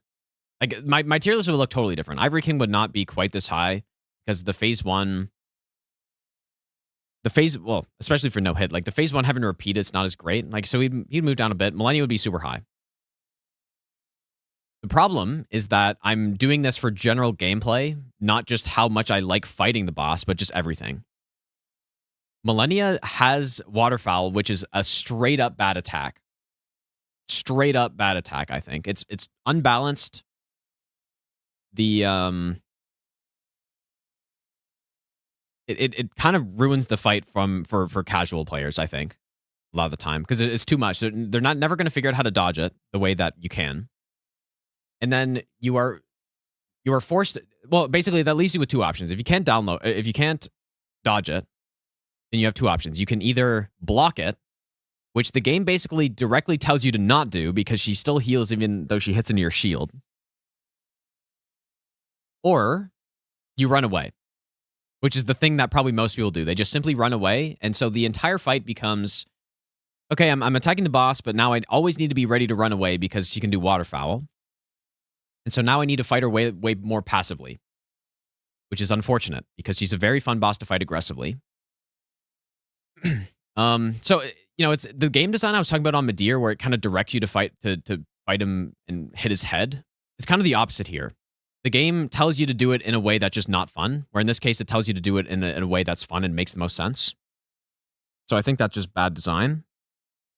I also don't like how she eats stuns. It's not as big of a deal, but the game is supposed to reward you for being aggressive on a boss and using like big weapons and stuff, but she just hyper armors the stun constantly.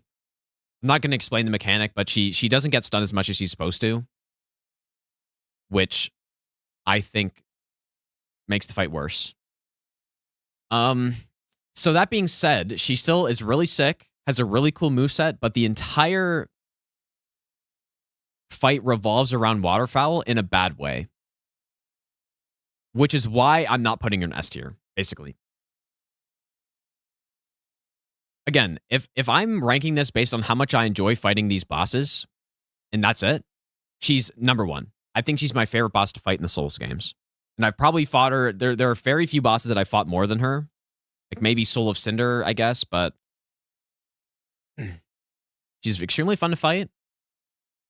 She's really damn cool. But that Waterfowl, dude, I can't get over that Waterfowl. It's too much. And it makes the fight worse for like 99% of players. So. And then, yeah, one thing I didn't mention too is because of that method of having to just run away.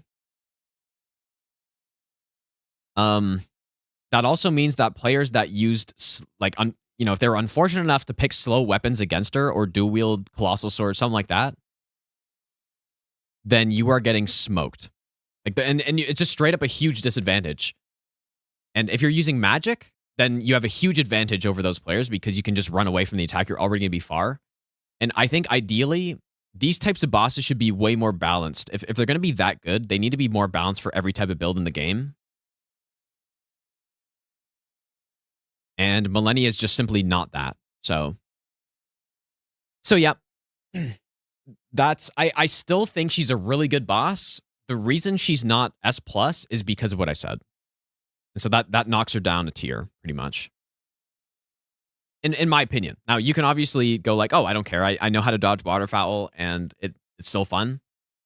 And that's perfectly reasonable. But just, I think overall, she's got a big problem, dude. Again, Elden Ring, the common theme. Really good. Like, the highs are really high, but then you kind of have like one or two things on a boss that just takes them down. And that is kind of consistently the thing with the bosses in Elden Ring, I think. Radagon and Elden Beast. Now, Radagon, I would put in A+. Elden Beast, I actually like him more now with Torrent. I think he's better. I would probably put him in like C or maybe C-. So I'm going to average them out and go maybe like it's not exactly average, but maybe B+. I actually think the boss is better now with Torrent and Radagon's good. I think top of B+ is reasonable. Like, is that too high though? Torrent does make Elden Beast better because it's just less chasing him around, and it makes him better to dodge Elden Stars. And Elden Stars is still really bad, but I mean that's probably too high. That's probably too high, dude. I think B. I think B tier is reasonable. Yeah, it makes it better to dodge needle attacks. I just think the one thing that's unfortunate is that it's kind of bait for normal players when they're using Torrent on Elden Beast, because if he starts up his like quad disc or his Sacred Blade combo, Torrent can't dodge that. There's no way to dodge that if you're on Torrent, so you have to react and dismount fast enough so that you can then dodge the Sacred Blade. If you could dodge the Sacred Blade combo while on Torrent, that would be a game changer for the boss, dude, I think, but you can't. So that's a bit of a problem. It's a little bit of bait. I'm sure a bunch of players have gotten smoked by that. Because they're riding around on Torrent, and then it's like, oh, he does Sacred Blade. Let me try to jump this on Torrent, and you just can't. And even if you try to dismount iframe, it doesn't work either because you get frame trapped. So yeah, I don't know. I'm gonna say B tier. I think it's an improvement on Elden Beast. I don't dislike him as much as I did before. Oh man, we still got a lot to go here. Lanciax is bad. Just Ancient Dragons are just not that good, dude. I'm just going to put it right next to Fortis Axe. Not much to be said there. Pretty much the same thing, but not a flat arena. Janky as hell. No thanks. Borealis. I mean, are we saying an F tier? This feels like maybe...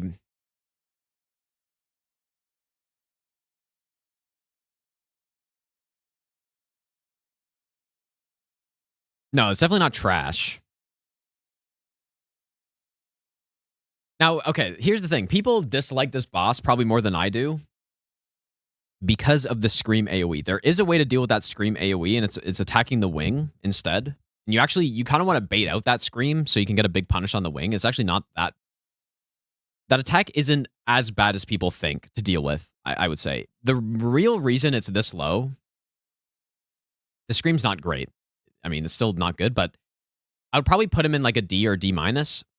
That Frost Breath is insane, dude. The Frost Breath bug. I mean, if Fire Giant's an F tier because of that Fire Breath, Boreas has to be F tier because of the Frost Breath. Simply. Oh yeah. Here we go. Here's the hitbox I'm talking about right here. And that's the... Look at this hitbox. So I got hitboxes turned on. This is the flying breath attack. This is the reason why it's an F tier. Look at that. I mean, 100% garbage. Pretty much is what that is. All of the other dragon attacks, when they do this flying overhead, you just like run this way, and all the projectiles just kind of like go out to the side as they're supposed to.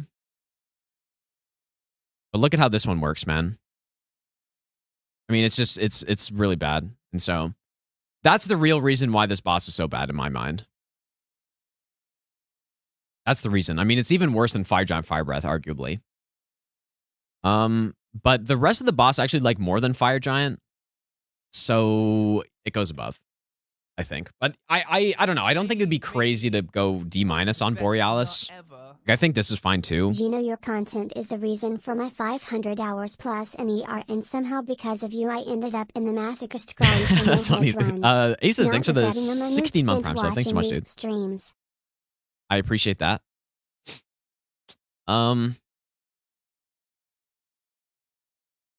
Yeah, like the one thing is I still kind of like fighting Borealis more than some of these other bosses, but the glitchiness, dude, I got to go with the glitchiness in F tier. All right, Commander O'Neill. I just think it's simply a worse version of Commander Nile because you get even more summons, and he summons again in phase 2, but it's pretty much the same moveset. So it's certainly a couple tiers below. Just when you're fighting him and everything's going okay, and then it's like, oh, here come 3 more guys. And it's not so great. So it's just, yeah, like the ads make it even worse, and there are just more of them. In this fight, you can Bewitching Branch one of them, and then you only have 1 to deal with. In this fight, you got like 6 guys that spawn in. You got to go kill, plus 3 more that come after. So it's pretty bad. It's definitely a D tier, somewhere in here. I mean, I have other similar bosses in like straight up D tier, I think. I still think he's better than someone like Nito because the moveset's better, but I'm going to say D+. Oh boy. This tier list is already 5 hours long, I'm pretty sure. Anyone keeping track?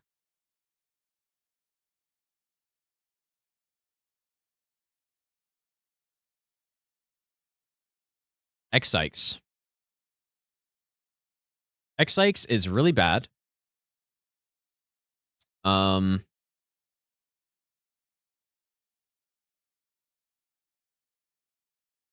I don't think it's F tier, but it's D minus because they simply made the boss bigger, which makes him worse. So basic dragons are like a certain size. They decided to make him bigger for some reason. And what that does is it moves the head higher from the ground, so it becomes even harder to hit. And it's very annoying. And then he just has, it's like, oh, I'm going to do a big rot AoE, and you just run away. You got to run 300 meters away from me now. And it's pretty bad. And then he also has rot that spews out when he does his scream attack. It's bad fight, dude. Horrible boss to fight. Okay, Dragonkin soldiers. I was saying it earlier with the Nox Dragonkin. that they're pretty fun, I think. I do think that the Noxtella one's better, but these guys are still pretty good, dude. So I'm going to go ahead and say, just like the Magma Worms, I think they're pretty solid, dude.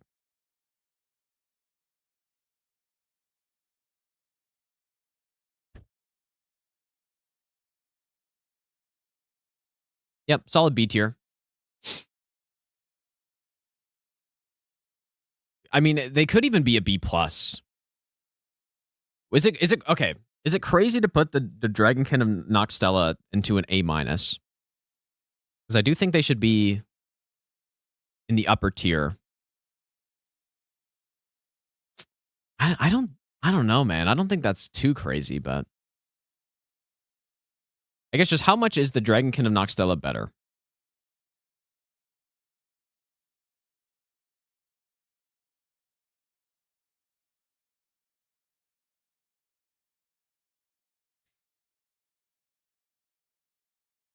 Maybe I'll do that. I do quite like these guys. But yeah, maybe he's just not that much better. Okay, we have, I guess, Flying Dragon Grail? Or what is this? Are they saying... Wait, Grail? I guess they're saying the mom dragon, so that's not a boss. Okay, here we go. Fia's Champions is... It has to be the worst boss, surely, right? I mean...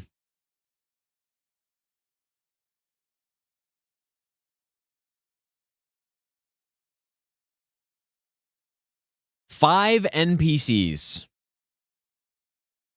5. In a single boss fight with no terrain to work with. That's the thing. That is why if Grave Robbers are an F tier boss, this boss is the entire reason why I made this extra tier. Because there's no way that this boss is as bad as this boss, simply. And because this one, you don't have as annoying enemies, but then also, I mean, maybe you do, I guess, but you actually have terrain to work with, which is nice. That's big. You need that. You need that to block the arrows from the guys so you can kind of isolate. This, you just don't. You just have 3 enemies chasing you the whole time, pretty much. So, yep, that is like, this boss is the reason why I made this trash tier, basically. Is it worse than Half-Light? I don't know. I think probably. Okay, we have Agheel and Flying Grail. I think these bosses are okay, dude. I do like fighting them. Is Smarag on here? I think Smarag's the best one. Oh, yeah, we do. Wait, Glintstone Dragon times 2.5. What the hell does that mean? I think these guys are okay. I guess Agheel and Flying Grail have similar problems where they can fly up on a cliff and just sit there and you can't do anything. You got to reset the fight. So I don't like that. But I think they're okay to fight, dude. I don't mind them. But if they would be a B or B minus before, the fact that the terrain gets in the way, it's probably sitting at a C or C plus, I want to say. I'm going to say C. I don't think they're that bad. All right, Glintstone Dragon. So again, these fights are actually 2 very different ones because if we're including, I'm assuming we're going Smarag and we're going Adula. Is that right? Because I rank them 100% different. I think Adula goes probably down to C minus, I want to say, because of the frost deflection on the sword plus the terrain's even worse. Smarag is the best one easily because he's in a completely open flat area. He looks cool with the blue fire. It's the one that I actually just like to go fight on my runs usually. I mean, is he better than is Smarag better than Placidusax, dude? That's funny to think about.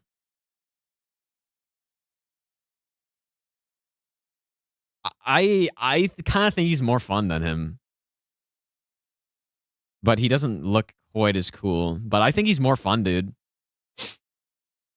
That's crazy to say, but there it is. But yeah, again, so Smarag is in this B tier. Placidu's so underrated. No, he's just boring, man. I just don't like going to fight him. Yeah, he does look really cool. So if you're someone who cares the most about how the boss looks and the aura of the boss and all that stuff, then Placidusax is easily up here. But I just don't like fighting him, man. He's just not a fun boss to fight. So, and I do care about how bosses look, and that's why Ivory King's number 1. But that's not everything. It's got to be, all of these S+ bosses are a combination of great fight, insane cinema, and just everything is perfect, pretty much. And Placidusax does not have that. It's like it's basically a D tier fight combined with an A tier style of boss.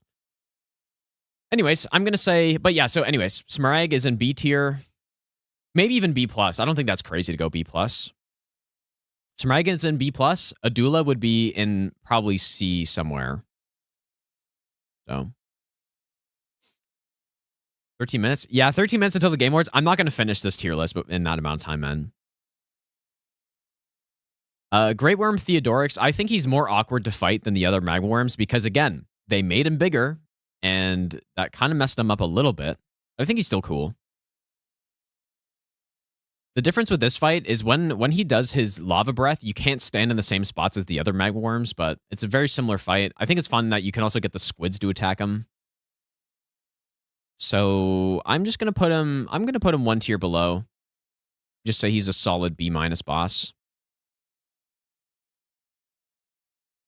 Yeah, 12 minutes, dude, until the marathon's done. But yeah, I am going to react to the Game Awards.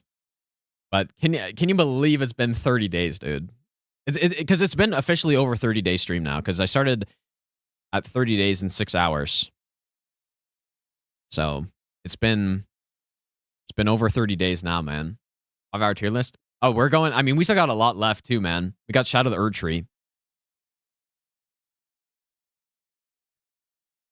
Abductors are bad. Simply bad. Put them down here in D- tier somewhere. There's 2 enemies. Alblaster Lord is... I don't hate his moveset, but I'm going to say he's a similar type of thing to these 2. Where... It's simply just a... It feels like a basic enemy as a boss. I mean, maybe he's a little bit better. What are we saying? It can't be much better than this. But yeah, just kind of a basic enemy as a boss type thing. Yeah, I'm a React streamer, dude. I mean, maybe could go a little higher. But I don't think so. I think it's just a... His moveset's just okay. Just like these other 2. Like, they're just okay. A Dan. Thief of Fire. I don't think that... This guy's not in trash tier. He doesn't quite have what it takes to be in trash tier, but it is an NPC boss, which is bad. That's bad news.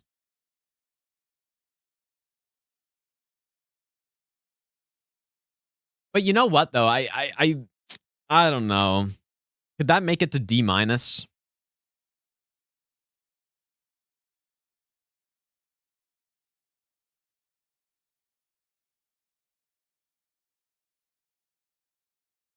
I don't think he's an F tier, bro.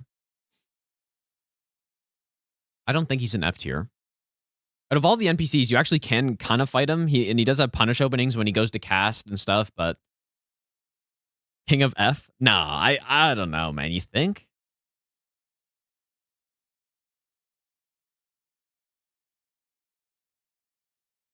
Maybe. Well, that doesn't bode well for all the other NPCs because I feel like he's actually one of the better ones, probably. Okay, Electo's kind of cool.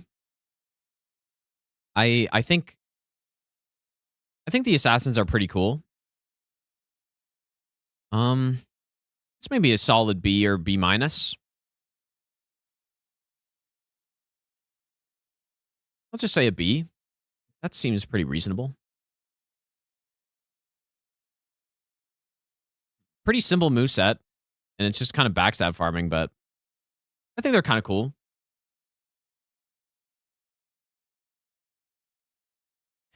Reason for Pontiff B tier? Yeah, it's because of the clone, but I realize a lot of people are going to see this tier list and go like, wait, how is it possible that Abyss Watchers are a B- tier boss? You know, but I think a lot of times when people think about boss fights, they remember the good part about them. And so, you know, a lot of people think Abyss Watchers, at least when I got to Abyss Watchers, people were spamming like A-, A tier, stuff like that. But just phase 1, dude.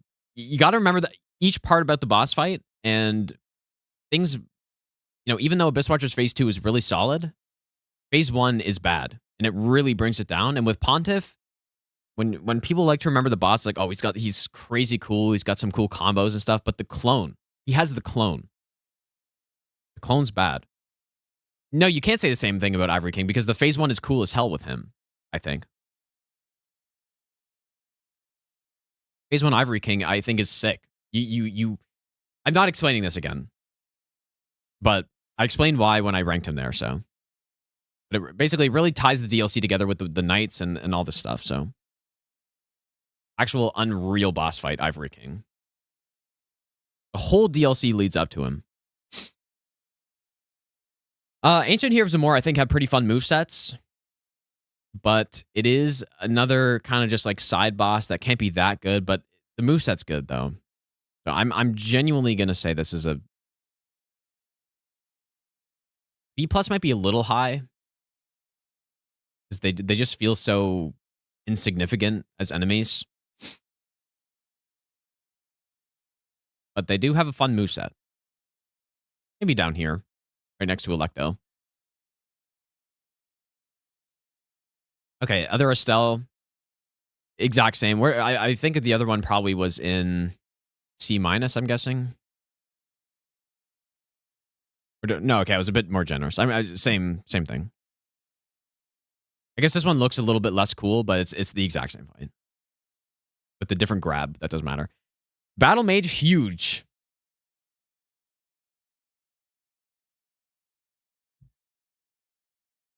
Another actual basic enemy as a boss that isn't even that good, right? At least with Alabaster Lord and Keeper of Old Lords and stuff, at least those enemies are kind of fun to fight.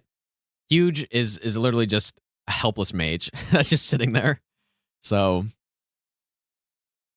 there's not really much to say about him. He's not annoying, at least, but is Huge better than Renala? Maybe. Maybe he is, dude. I don't know. There's such little going on with him that I don't know what to say. I think he's just a D tier. He's certainly not an F tier. Also, the Sens game is on right now. Dude, why would I watch Game Awards when I can watch the Sens game? And they're already winning. Beastman Bofa. Beastman of Far Missoula. Another literal basic enemy that is a boss. So, honestly, better moveset than Huge, though. Like maybe next to the Lorian Dark Beast type thing, I guess. It's just a basic enemy, but at least they have a moveset. So sure. Ah, wait. Demi-Human Queen. Wait, what is happening here?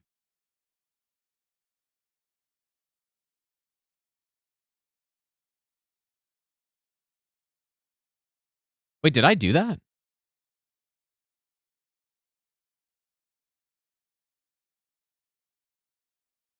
What's happening with all these bosses that are not from Sekiro?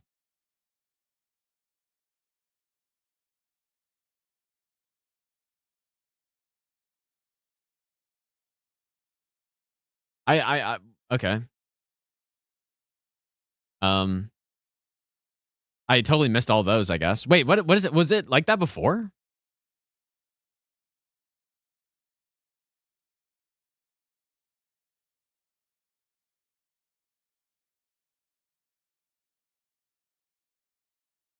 Oh no, dude, I'm so dumb. Yeah, okay, never mind. I'm dumb. I for some reason I was like, oh, why is the thing on top like that? But no, never mind. I'm getting a little tired, I guess, because I'm like, wait, why Why does it say Crucible Knight's a Sekiro boss? Whoops. Because I was like, oh, dude, I just missed all these bosses because it says they're in Sekiro, but... All right, Bellbearing Hunter. Exact same as Elmer, so where's Elmer? I mean, you know what? They can actually be maybe a little bit worse because they're in a tiny shack. So I'm going to say they're a tiny bit worse than Elmer. Yeah, dude, I got to get more alcohol. I'm getting too sober for this, man. Surely. Okay, Miranda is a boss in the game. We just got to, like, get these shit bosses out quick. Because... I mean, is a literal flower better than Osiris? Maybe, dude. Maybe. But I don't know. That, like, the most uninspired boss of all time is just a flower.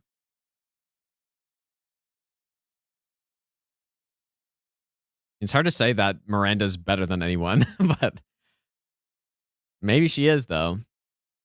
Nah, D- for sure. Maybe. I'm going to say Miranda's better than One Reborn, though. Ever. Wimpy, thanks for the 7 on the Prime sub, dude. Deathbird. I think the Deathbirds are okay. They're just... A lot of the like decent Elden Ring side bosses are just C+ or B- boss, and I think this guy's no different. Just all right. Where are the Deathrite birds? I think I moved one around, maybe. I don't know. Bloodhound Knight Darwill. I think this guy's pretty cool, actually, dude. His moveset's pretty fun. I'll put him in the B tier. Maybe a little lower. Well...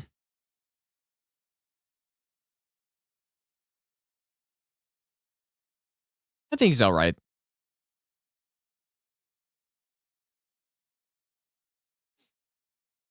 I mean, it's crazy to look at this tier list and say that I'm saying Bloodhound Knight Darwill is better than some of these other ones, but...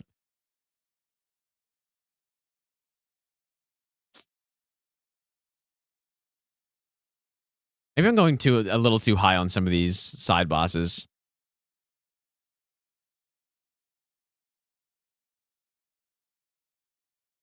There we go. That feels a bit more correct. Like, better than Wet Nurse? Nah, I don't think so. Okay. Blackblade Kindred. Now, these guys honestly have okay movesets. Just on the moveset alone, it'd be like a B tier, but they are in terrible, terrible terrain. Horrible. That just totally ruins the fight. 55 seconds, dude.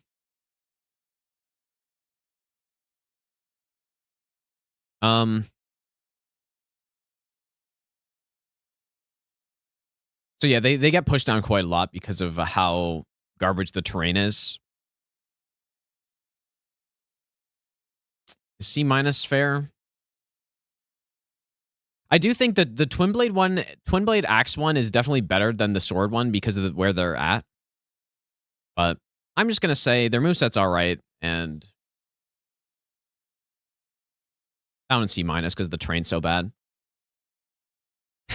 But yeah, I'm not ending the stream in 13 seconds, you guys. Because, I mean, that's when the Game Awards is supposed to start. We're going to react to the Game Awards and stuff, I guess. But I'm curious what happens when the timer is 0, though. Oh, shit, it beeped at me. That's funny, dude. Well, there it is. The timer is done. And nothing happened except the loud beep. I wasn't expecting that. insane timer. Anyways, let's continue, I guess. What's going on with the Game Awards right now? It's supposed to start at 7:30, I think. Oh my god! Ava, thanks so much for the 5 gifted subs. I appreciate that. But yeah, Marathon is basically done. So shit. That is such garbage. Oh my god. Man, everyone's watching the Game Awards, huh? I usually do not watch the Game Awards. I've actually never watched them like fully or anything like that. But okay, well, I'm not gonna start watching this yet.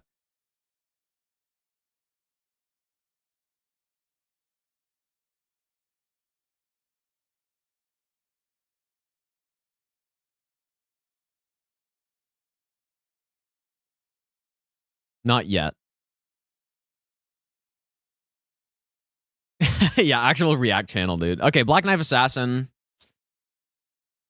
I kind of want to get through these. Like, I think they're okay. I want to get through these Elden Ring side bosses and then get to the big Shadow of the Erdtree bosses, dude. Balls is okay as well. Balls is okay in the C tier somewhere. Cemetery Shades are not great, especially the one with the skeletons is even worse.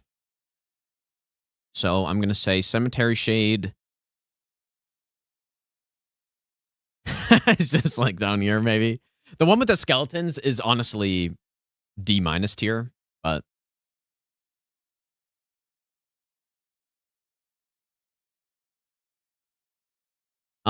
Clean Rot Knight is a pretty fun enemy, but it's just a basic enemy again, so I will put him up here. I mean, he might be a bit more fun though than some of these other ones, I guess, but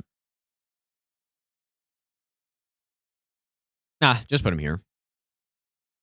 Ah, Crucible Knight is actually pretty good. Crucible Knight is pretty good, but definitely not going above this range.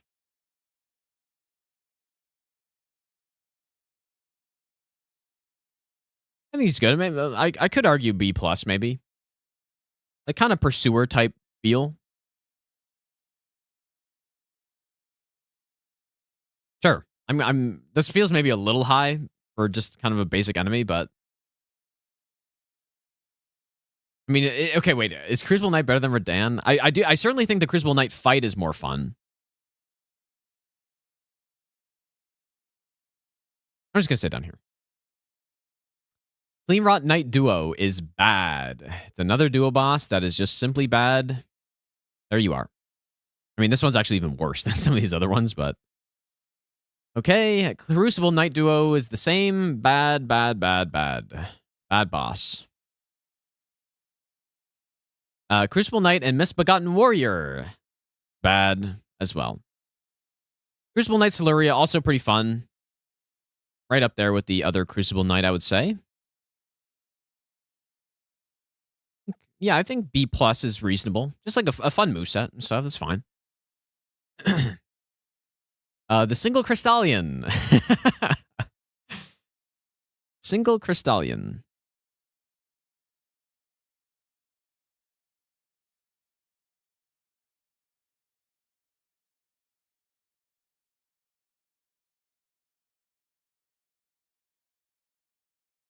I don't know. D tier. D+, I guess. I mean, that's too high. I feel like that's too high for Crystallion, bro. But I mean, if I have these guys in D+, then I mean, similar type feel to a Cemetery Shade, I guess. Yeah, we just got to get through. Like, some of these side bosses are just really not anything interesting. Okay, Crucible Duo. Or, I mean, Crystallion Duo. Bad. Demi-Human Queens are pretty forgettable all around.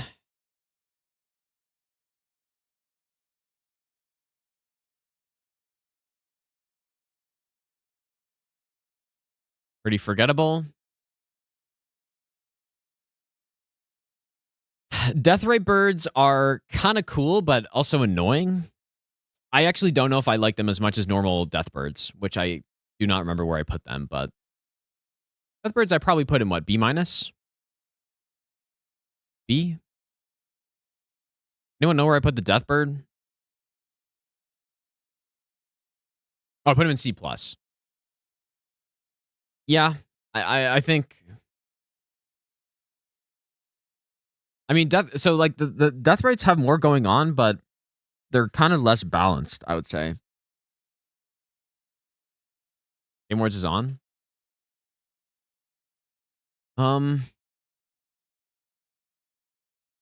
It is on, dude. Matt, they're actually on time. Wait, can I picture in picture this, or how do wait? What's happening here? Why do I not see it?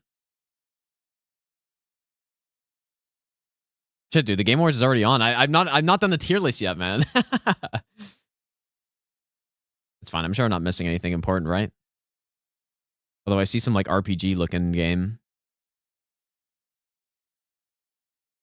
Oh, it is pre-show. Okay. Chief Human... Wait, Demi-Human Chief Duo. Some of these boss men. Okay, Draconic Sentinel. Did I just miss the Tree Sentinel or what's going on here? Oh, no, he's down there. Draconic Tree Sentinel. Pretty fun, dude. I think this guy is approaching A tier level. I'm going to say top of B+ for now. But Draconic Tree Sentinel is pretty fun, dude, I think.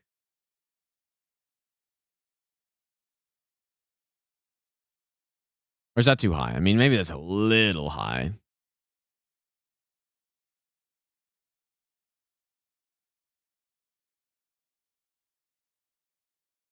Sure. We got Erdtree avatars are pretty bad. Oh man, the Sens are already up 3-0. Maybe it's because I'm not watching. Surely, dude. Erdtree avatars are I mean, they're pretty much just an Asylum Demon, but in Elden Ring, and they also have Golden Lands. So that's bad. I think I put the Asylum Demons up in B tier. Yeah, I put him in B tier.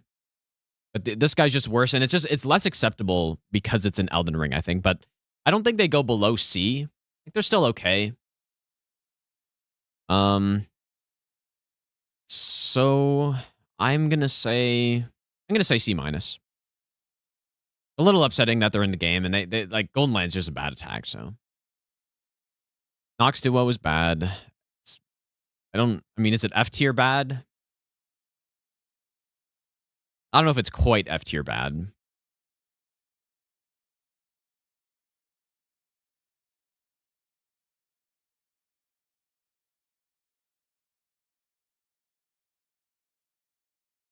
They don't have the Asylum Demon ass.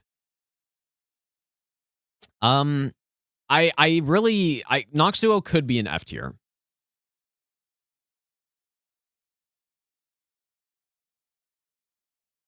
They are people underrate how annoying this boss is to fight because they don't work well together at all, and they don't really have that duo passive AI that a lot of duos in Elden Ring have. They will just simply both attack you at the same time, and there's just nothing you can do. So I genuinely think this boss is unbelievably bad. So yeah, it's I don't know. I think they're an F tier. Right next to Gargoyle Duo, basically. Erdtree Burial Watchdogs are fine. Like, not much to say. I mean, one has the imp. The one with the imp would genuinely be somewhere down here, I guess. But we're just rating all of them. I think probably...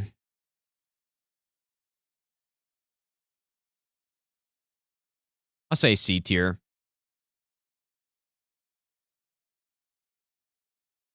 The Watchdog Duo. This one... I mean, this one's actually more acceptable duo because the Crystal Darts. But I still wouldn't say it makes them a good fight. So that being said, I mean, Crystal Darts does make them a bit more manageable. So I will say they're in the D+ tier. But yeah, basically just bad. Bad D. I'm actually really happy I added the C and C+ tiers because it really does categorize things better this way. This was definitely the right way to do it. 100%.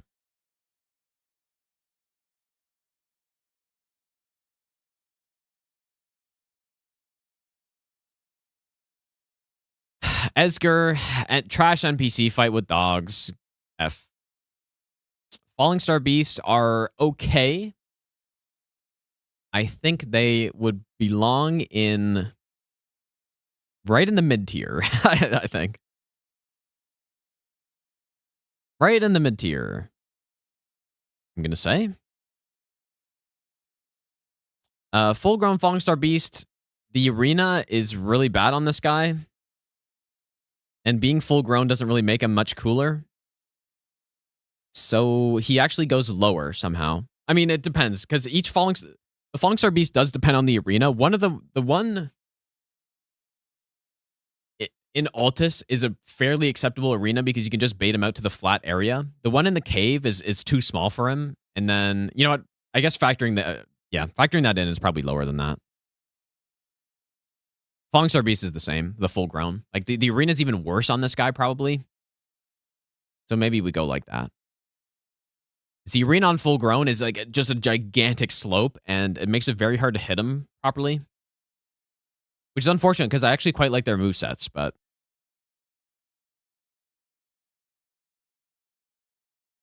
yeah. Okay, Fell Twins, another duo boss that I can't say I'm a huge fan of.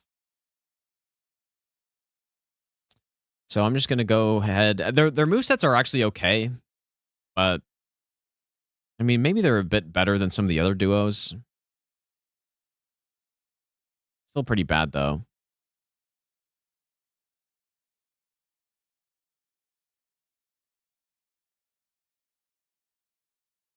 I'm going to say it's like up there somewhere. Godefroy, I cannot fathom putting in the game. I could not imagine the process of FromSoft adding Godefroy to the game. I just can't, because it's unreal. So, because I mean, it's literally just Godric but worse, and you've already seen Godric by this point. So I want to put him F tier because I just cannot believe that he's in the game.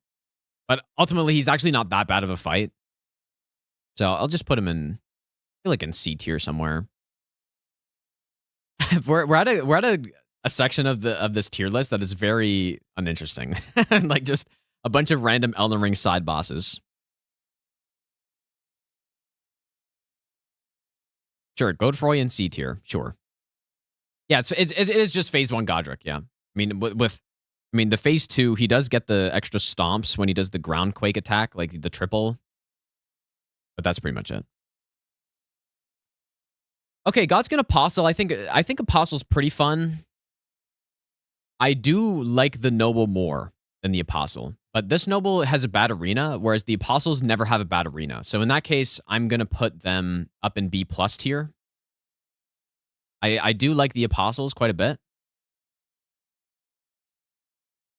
I think they're solid B+ boss probably.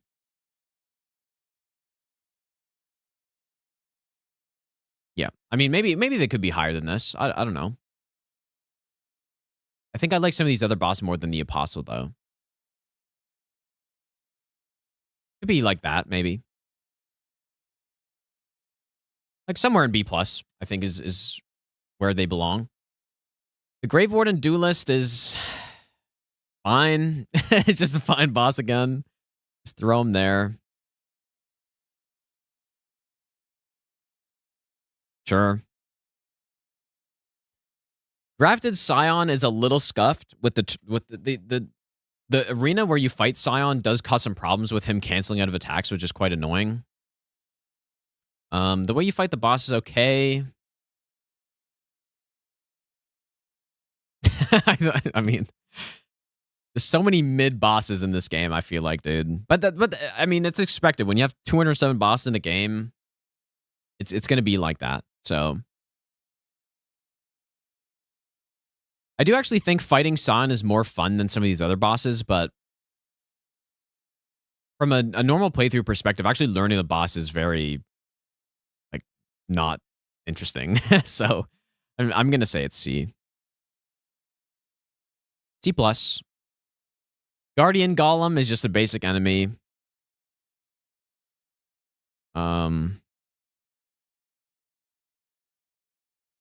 I don't know, dude. I don't know where he should go. I actually don't hate his moveset, though. But it is literally just a basic enemy. So I guess in that case, I put him here. It's kind of our basic enemy, but I kind of don't mind the moveset area. Or wait, no, it's not. That's up here somewhere. No. I'll put him, yeah. I'll put him down here. Kindred of Rot Duo is very bad. Just like all these other ones in the D minus tier, but not quite F tier, I guess. I mean, they could be. They could be right there with Nox Duo, to be honest. Just no one ever thinks about this boss ever. F tier. Mad Pumpkinhead is an enemy that is also a boss fight.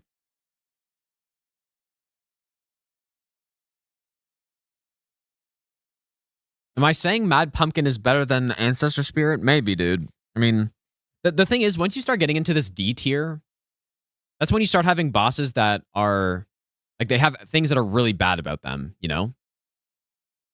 Big drawbacks. The thing with Mad Pumpkin is that he's so uninteresting, you know? But maybe it should go here. I don't know, dude. Yeah, you know what? That seems reasonable. Misbegotten Crusader is actually pretty cool. I quite like this guy, man. It's like a pretty solid B+ to me. Where'd I put Leonine? The Leonine in B or B+? I don't see him.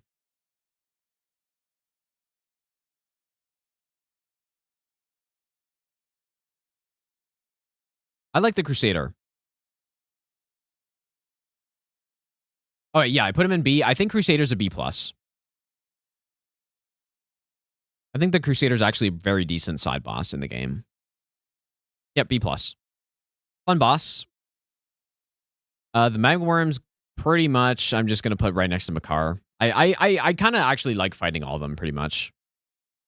The one in the arena is certainly worse because the arena's bad, but man, the Sens are going insane. It's 4-1 in the first period. Yeah, I think the basic Magworms are close enough. Okay, Spirit Color, Snail, Crucible. Sure, I don't know, dude. Throw it in D tier, I guess. Necromancer Garrus. F. Easy F tier. Easy, dude. Wait, why'd I put Esger? Yeah, Garrus is bad, man. I mean, Garrus could even go in this tier, probably. I'll go a bit higher because he's kind of funny with his snails, and the weapon item description is kind of funny. But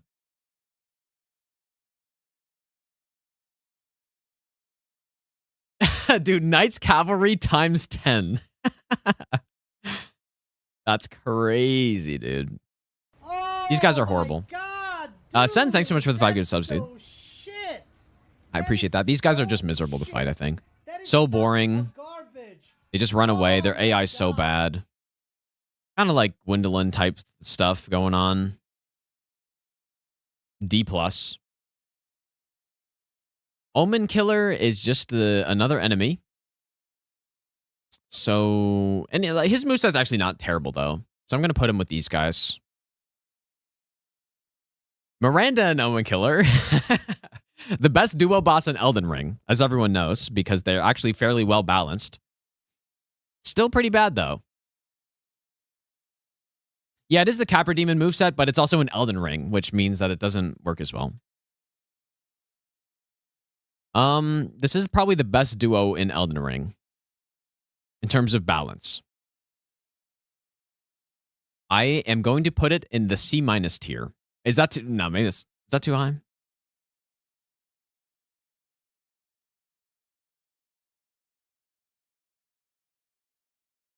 C- feels reasonable for that one. Do I have any Elden Ring duo above them? I don't think so. Hopefully not. I mean, at the end of the day, it is still just an Omen Killer with a Miranda flower.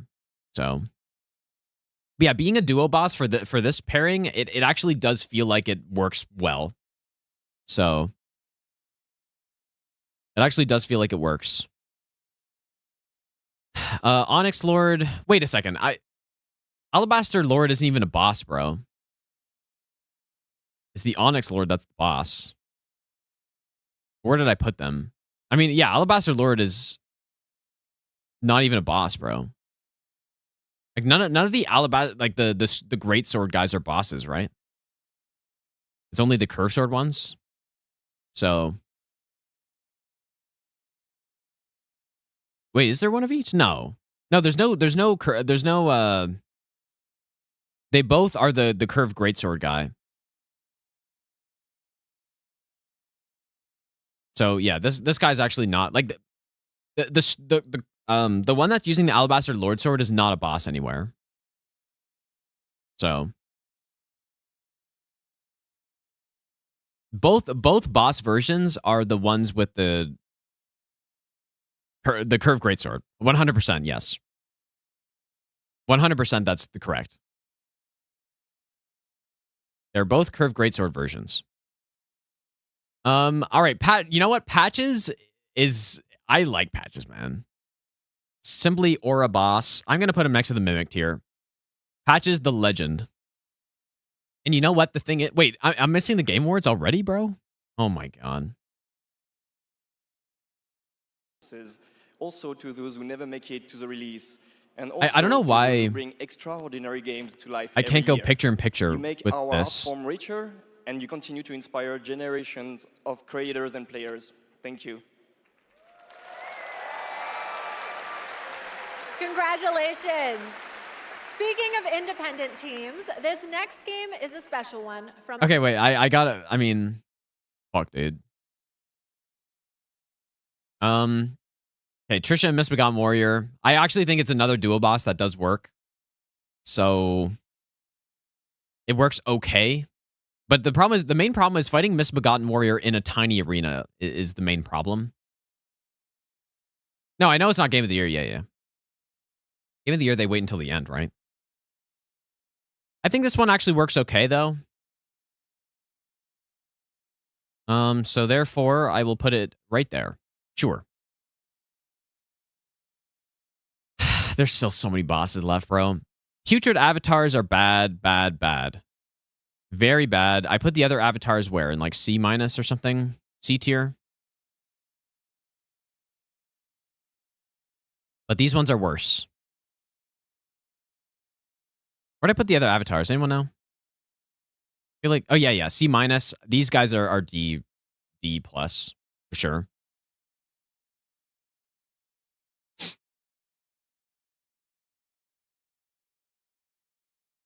Putrid Crystallian Trio. There you go. Right in the F tier. Right where you belong.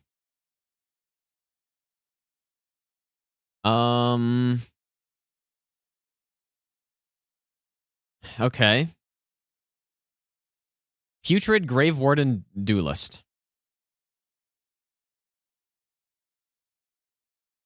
Where did I put the other duelist, bro? There you go. Right next to him. He's got like one extra move.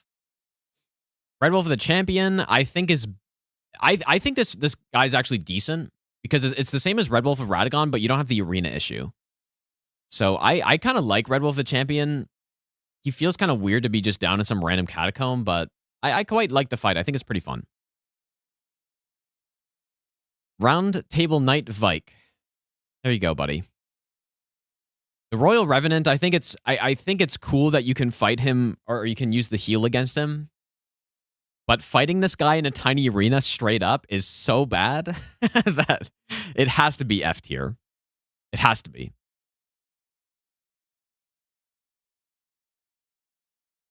But I don't know actually. Maybe it's D-, bro. You know what? I'm gonna say it's D-. I think his moveset is actually pretty fun. It's just the arena that really takes him down so far. And you can use the heal, so that boosts him up to a D-. Great.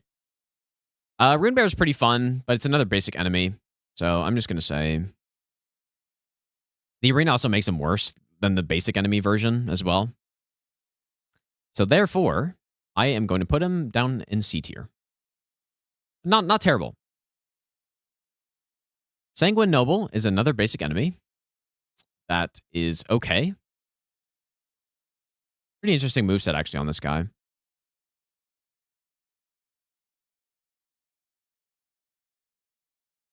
I'm going to say he's right in here. Scaly Misbegotten.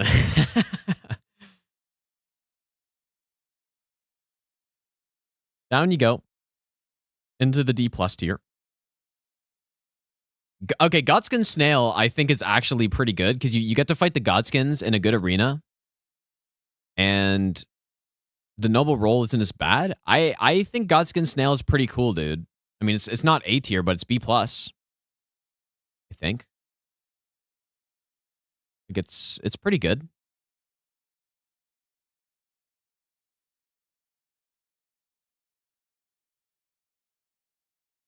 I think it's a pretty fun fight. Solid B+ on that one. They're worth going to fight, I would say. Soldier of Godric, easy S+ tier, dude. Best boss in Souls, simply. Stray Mimic tier is the exact same as the other Mimic tier, which I quite like, actually. They're pretty good.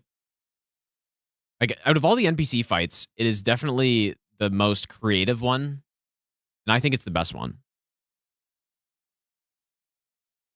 The Troll, Stone Digger Troll, is...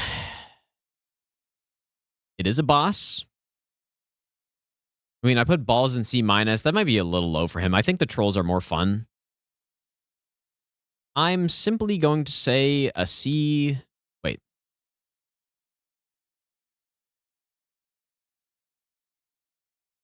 C. Tibia Mariners. They spawn a bunch of mobs, and they go around on their boat. Right next to Wolnir. There you go. Ah.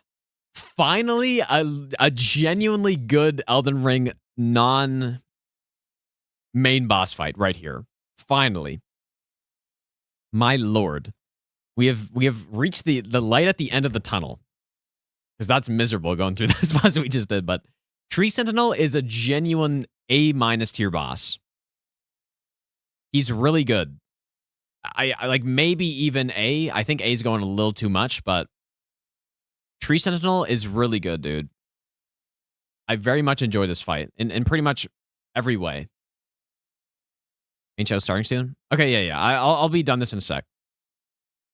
But yeah, this guy's really fun. The jumps, the strafes, you know, baiting out slams and strafing it to the side. He feels pretty well balanced for the most part. Yeah, I was just gonna say the hitboxes on a couple of his shield attacks are maybe a little questionable, but A- I think is basically perfect for him. All right, well, do we continue with good? Tree Sentinel Duo is pretty much like you're never gonna fight both these guys at the same time. And both of their movesets are okay, but what's the point in making them a duo even? So for that reason, I'll just say B-, dude. Because you're never gonna fight them both at the same time. Like if you're fighting them both at the same time, the fight is terrible. But you just pick them off one by one, and then they're just two of them. Their movesets are still fun, so. Ulcerated Tree Spirit. I don't hate fighting these guys, but they're very janky. So for that reason, I'm going to say C-. But at least they bring a little bit more to the table than like a Mad Pumpkinhead does. But oh wait, I'm in D+. Yeah, D+. Well, no. I think they're a C-, dude. I think they're just a little janky, but they're a more satisfying boss to fight than quite a few of these other ones here. So I'm going to say C- though. Wormface is interesting. Pretty much a textbook C-, D+ tier boss again.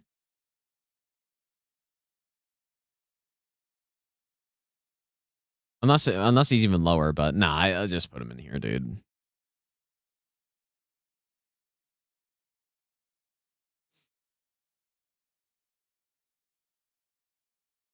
Okay, here we go. We have reached what everyone's been waiting for. The Elden Ring Shadow of the Erdtree main boss fights. Here we go. Finally.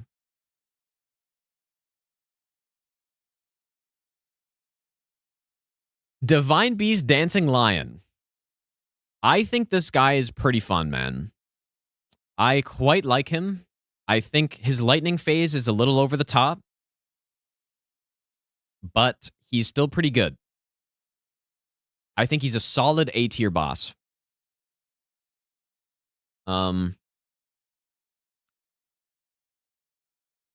Where in A tier does he go, though?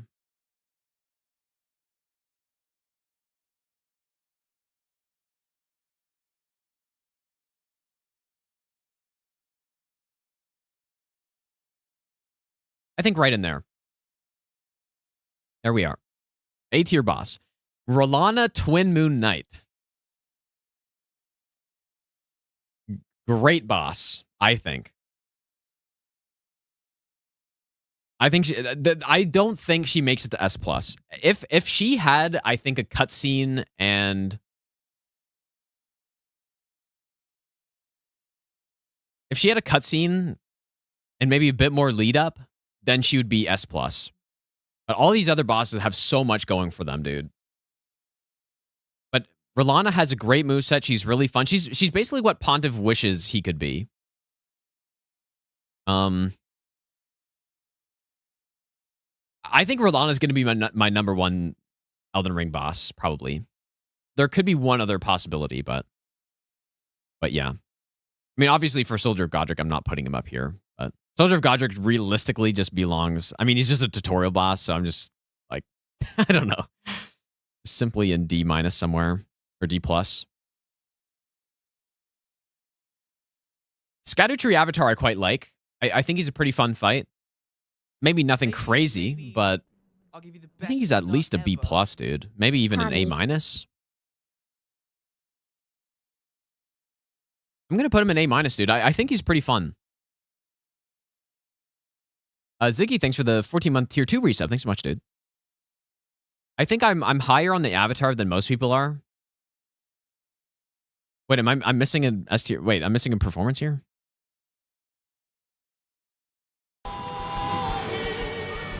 That's okay. That's okay. I gotta finish this, dude. I think A- for the Avatar is pretty reasonable.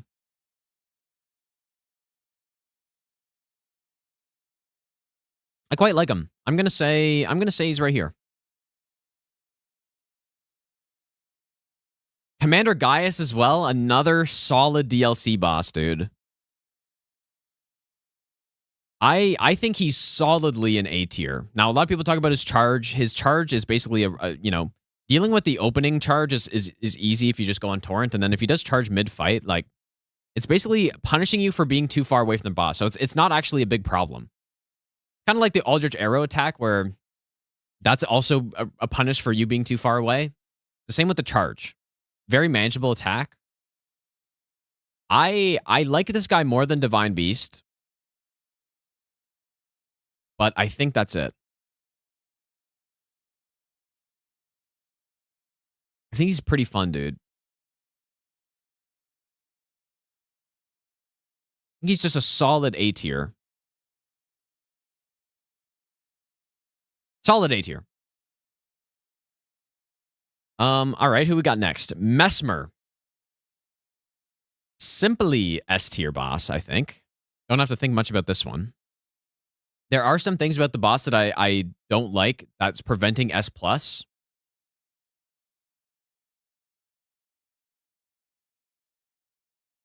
think right there seems about good.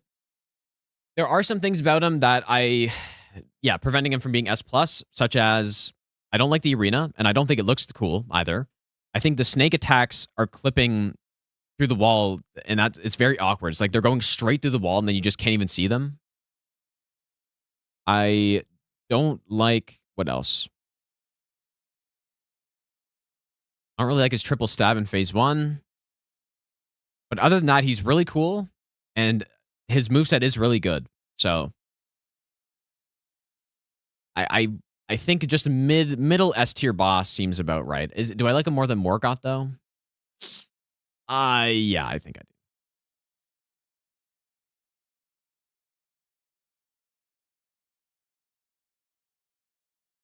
All right. Finally, some good bosses we're getting to, huh? Just kidding. Putrescent Knight. I think this guy is so janky, dude. He's such a weird boss. But I don't hate him.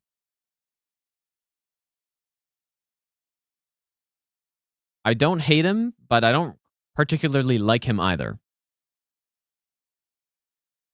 I'm going to say he's a B-. I think he's okay.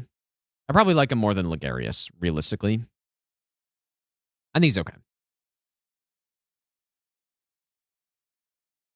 Okay, here we go. Now, this is one that I've wrestled with for a while. There was a point in time at which I had Bale as my favorite DLC boss. That is not the case anymore, but I don't know. Can I not put him in S tier?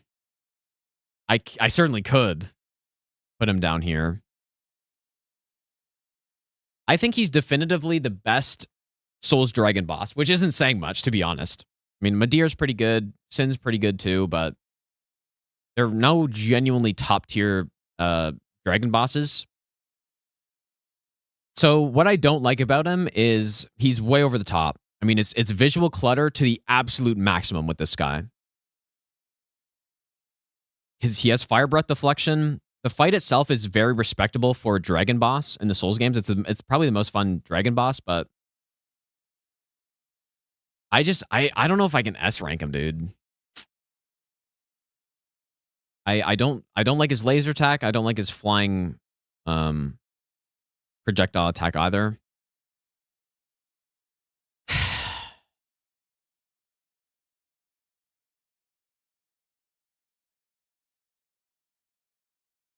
Look at these three bosses, dude. I mean, these three bosses should be S tier, no question. But then they're not, because they have something with them that I think is too much.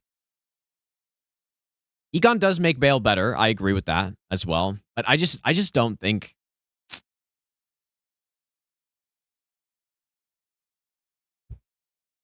I just think it's over the top, bro. Whereas Mesmer is a very nice balance of really cool moveset with a good moveset and stuff. Bale, I think, has a good moveset too, but it doesn't look... It actually... I'm going to say it looks bad. Almost. Because so you just can't even see what's going on a bunch of the time, dude, but... I'm going to put him S tier, I think. I still think I'm going to put him up here. I do think he's the best Souls Dragon. I'm going to put him up there, I think. Like, the lead up to the boss is really good.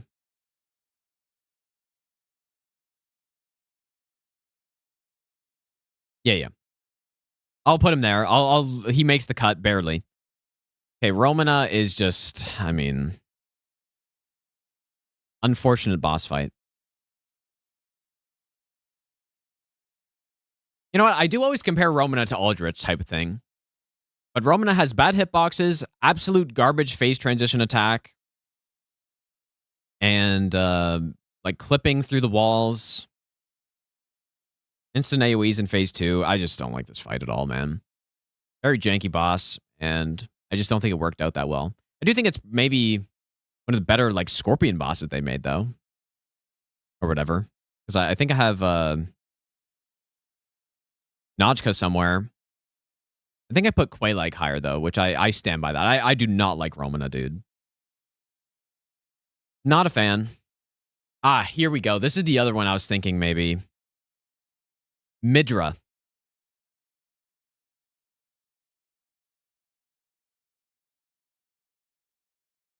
Midra, Lord of Frenzied Flame. I think this guy is really good, dude. I think he's easily an S tier. He almost feels like a simple boss compared to some of these other ones, though. I mean, he does. He literally does. But simple's not bad, man. Simple is not bad, and in this case, it works out perfectly good.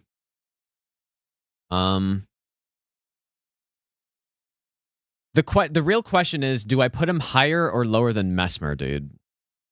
I think he has less problems, but Mesmer's a more compelling boss fight.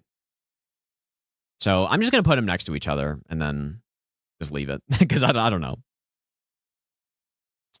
Mesmer's more compelling boss fight. Midra is a cleaner boss fight, though.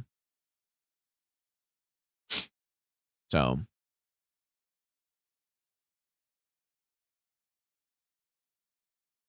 I don't know. I see them. I like them both a lot. I do feel like it's when I go to fight Mesmer though, he's more. It's more. It's more satisfying to go kill Mesmer. I feel like. So maybe that's why I'll put him a bit higher. Yeah, I really like Midra. Solid S tier. We have Metter. Now, Metter, I've hated on Metter for a long time, and I was right. Basically. I was justified in doing so. I don't think this is an F tier boss, though. I have put Metter in F tier before. I don't think Metter's an F tier. Because the moveset, if you're just fighting straight up, even in phase 2, the moveset is perfectly good. I would honestly say it's like a B tier moveset. But then you get the laser, you get the summoning of the hands, you get the big like flying hand spinny attack, and it becomes very bad because of that. Another, like I said, Elden Ring has a lot of bosses like that where they're good, and they just have a couple things that kind of just ruin the fight. Metter has that exact thing. The laser attack is unbelievable. Unbelievable boss attack, dude. So for that reason, I'm feeling like a D tier is about right. Right next to Yharnam. There you go, Metter. Right next to Rennala and Yharnam.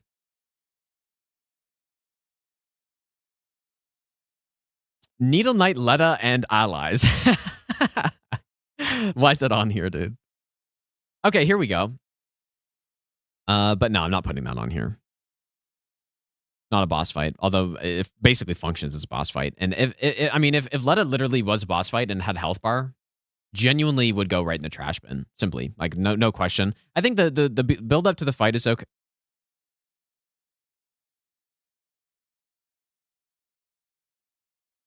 What is happening in the Suns game right now? I think my notification app just bugged because it said they scored 2 goals in like at the same time. But no. Letta would go right in the trash though. Okay. Consort of Miquella. Radahn. Consort of Miquella.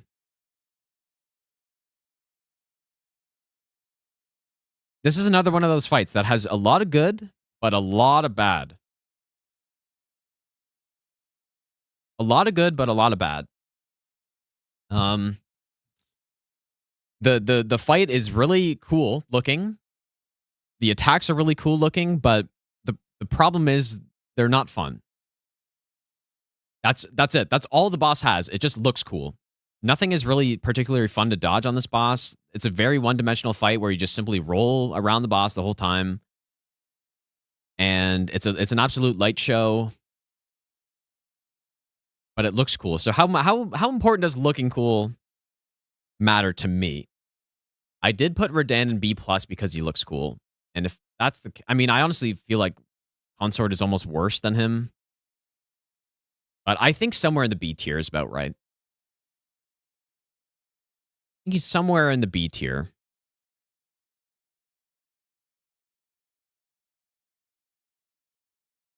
Just honestly, just right in the middle B tier, dude. He's like... He's got... Yeah, it's unfortunate. And this is what I was saying. Look at all of the look at all the Souls DLC ending bosses. Manus, S tier. And then you've got, Sin I even put A- tier. And then Fume Knight is in A+ tier. It's like /Sir alone, I guess, S tier. And then you got Ivory King in S+ tier. And then you go to Bloodborne and you got Orphan of Kos as S+ tier. DS3, you got Slave Knight Gale as S+ tier. All top tier bosses. Then you get to Elden Ring final boss, and that's why he's so disappointing, dude. Because a B+ or a B tier boss in the position of a final boss to such an insane game is very, very disappointing. extremely disappointing. So, yep. That's what makes him feel so much worse. Ancient Dragon Man. Senesax. Sea Snacks.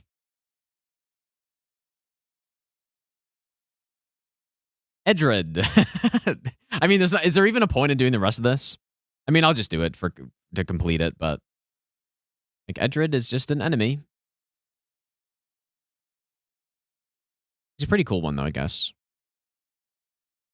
Black Knight Garu. Chief Bloodfiend is actually not too bad. I actually kind of like this guy. He's fine. Sure. Maybe like somewhere in C+. He's okay. Count Emir.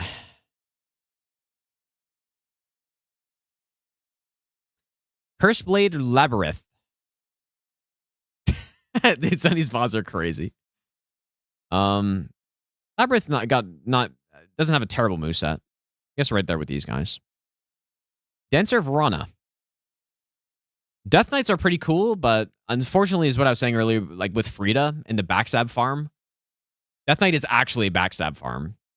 And it really dumbs down the bosses, but they do look cool, so I'm going to still say B-. Pretty cool movesets and stuff. Owns is kind of sick. I quite like Owns a lot, actually.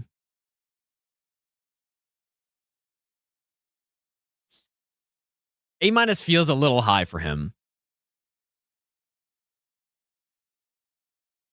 But I do really like Owns. I think the design of the enemy is super cool. Fuck it, man. I'm going A- on Owns. I think he's really, really cool. It's a fun moveset. He does have some cancels when he falls out of the air, but I think he's pretty cool, man. I think that's an A-. Nice. Dryleaf Dane. Furnace Golem's on a boss. Ghost Flame Dragons, I dislike compared to normal Elden Ring dragons, which I believe I put somewhere up here, or I put them in B+. I think the Ghost Flames are just okay. I mean, the one that summons is extremely bad, though. Like, the one that summons is honestly potentially F tier or D-. The one that you have to wait for all the enemies to clear is also probably in that range. The best case scenario is the one that's just in the open. I'm going to say he's a C tier boss. That's the best one. The best one's a C tier boss, basically, so. Golden Hippo. Here we go, dude. Banger bosses right here. F tier. Genuine F tier boss fight. Dude, the fucking emote. It's crazy, man. Yeah, Hippo's horrible. The needles are bad. They, again, increase the size of the boss. There's a common theme. When you increase the size of a boss that you've already made to be a certain size, and you just simply increase it, it doesn't make it better, ever. So, yeah. F tier boss. I'll put him at the top of F tier, though. Jagged Peak Drake. The first one is honestly okay. I'm going to say he's next to these guys. Sure. Basically the same. Oh, boy. I forgot about this boss, kind of. Is this the worst boss in the game? Is the question. There's no doubt Jory's a trash tier boss. There's no question. Is this the worst boss in the game? The worst boss in Souls history?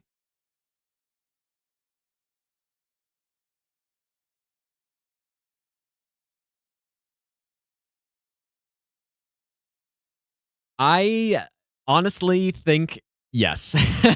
I think this is the worst boss in Souls history. So much so. Wait, that's not what I meant to do. Wait, what color was... No, it was this blue, right? So much so, I'm making a new tier. I'm not even naming it anything. No words words cannot describe how unbelievably bad this boss is. Someone made that. Someone made that boss fight. Oh boy, we're getting some banger bosses in here, dude. Lamenter, I'm going to just say is probably trash, or... I mean, at least he has a mechanic that's going on, so maybe because he has a mechanic, I'm just put him up there. Logur's not a boss. Solitary Knight guy. Rakshasa. Ralva's pretty fun. I like Ralva. Just a B. And look, okay, we're done. It's over, finally. The literal 7-hour tier list. Oh boy. There it is. Here we are. 7-hour Souls tier list. All bosses tier list.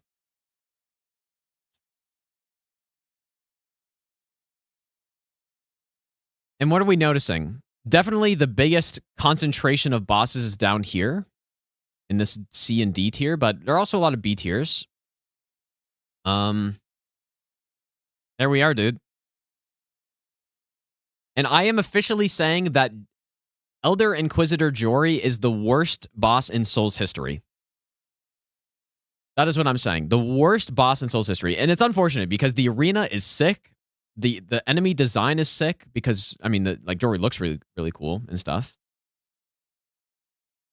But my God, and here's the problem too. There are certain other bosses that are super obnoxious, like Kindred of Rot Duo and Nox Duo and stuff, like just have trash mobs in the fight. None are quite like Jory because this is a late game boss, and the enemies simply just respawn forever, and they are tanky. And there's simply just no way to fight this boss other than backstab. Simply no other way. I just can't believe that they fought that boss and gave that the go ahead. I just can't believe it, dude.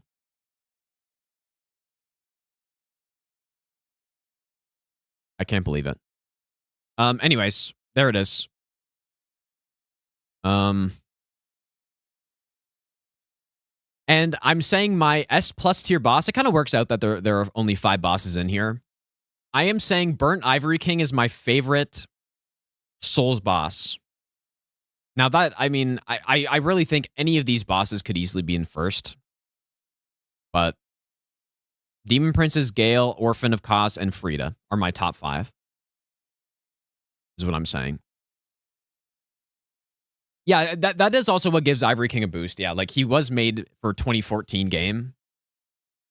And he is unbelievably good, dude. Insane boss fight. Vanilla Scholar? I mean, it's the same thing, no? Pretty sure it's the exact same. As far as I'm aware. Anyways, I kind of have to go to the bathroom, but the Game Awards is on.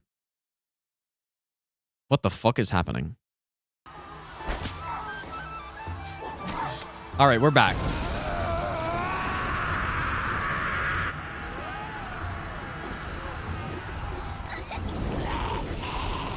Holy shit, dude. What a thing to join on.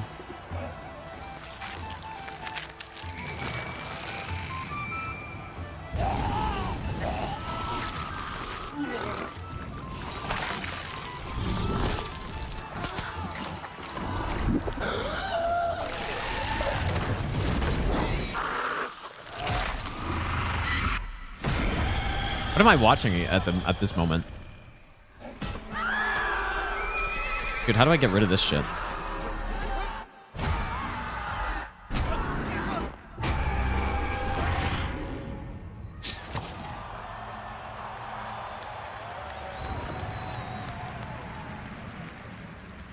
So what game is this then? Like, what is this?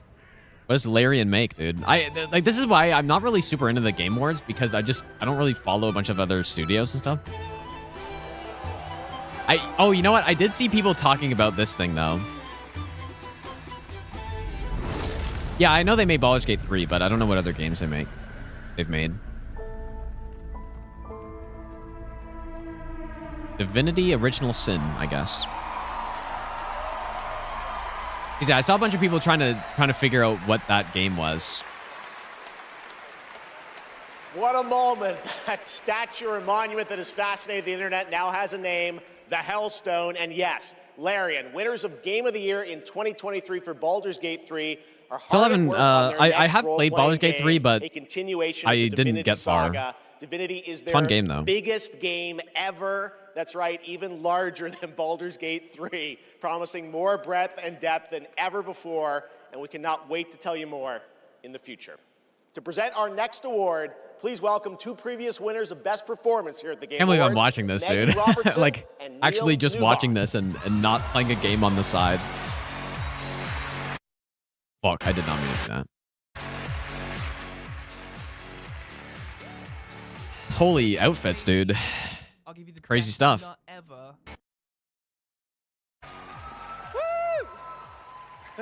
Gianno, thanks for the 6-month Prime sub, dude. Wearing the dress this year, so Is that a tie that's just not tied up? Is that what that is? I don't know why they keep pairing us up. All right. Right. Crazy fashion, dude. They say acting is the art of pretending. Well, actually, Mags, I personally think it's the highly disciplined craft of being dramatically truthful on purpose. Convincing strangers you're someone else and then winning awards for lying. Listen, I actually based my entire career on this. We really need to have a chat. Neil, it's called comedy. Lock in. Okay, so we're here today to recognize the amazing performers who convinced us through their The fashion's crazy. life and deceit, really, Actually crazy stuff. that they were warriors on a quest for vengeance in feudal Japan. Dashing archaeologists with a penchant for fedoras and whips. Pseudo-French revolutionaries holding baguettes for some reason. And teenage girls forced to survive extraordinary psychological and physical terror. The point is, acting is serious business, and we are serious actors here to talk about acting seriously. Ready? Just do the thing. Okay. Here are the nominees for Best Liar. I mean, actor. Wait, is that really Verso and Mael, dude? Really? No. I didn't make the rules between you two. We'll break the cycle so she can't steal anyone else's future. I will find I know that every game. member of the Yote Six. Wait, really? It actually is? Thought I was Yeah, that's. I was honestly thinking that, Jake. Yeah, if there's gonna be some insane spoiler for Expedition 33 here. These relics hold a force that could change the course of history.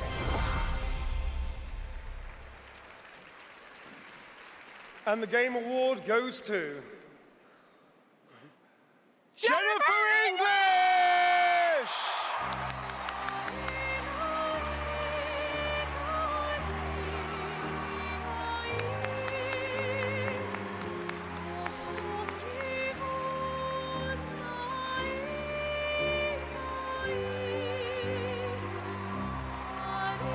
Wait, is this is Mael? I guess. I thought you guys. I don't know what you're saying.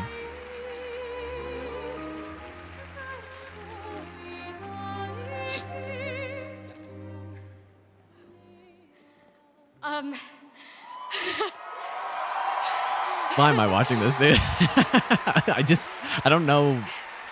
Thank you to everyone who voted. Wow, this is loud.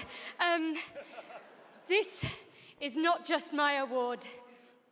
This takes a village. 2 of 10 for Expedition 33 so far. God, Wait, 2 I of 10? love What do you my mean 2 of 10? passionate, beautiful-souled, artistic, clever. I've heard that. Yeah, I've heard this girl talking a lot when fighting bosses in the game. Every Like her single like one of you. screaming. Guillaume, Jen, special shout out to Charlotte and Adeline, and of course, my wonderful Ben. There who has been are my 10 ride or die nominations? throughout all Ah, I of see, I see. this. My big brother. Thank you. Thank you to my beautiful girlfriend. And I just want to say to every neurodivergent person watching this in this room, because I know there's probably quite a lot of you, and at home, to all of you that feel like life is stuck on hard mode, this one is for you, and thank you so much to the games community and industry for giving us, so many of us, a home. For those who come after, thank you.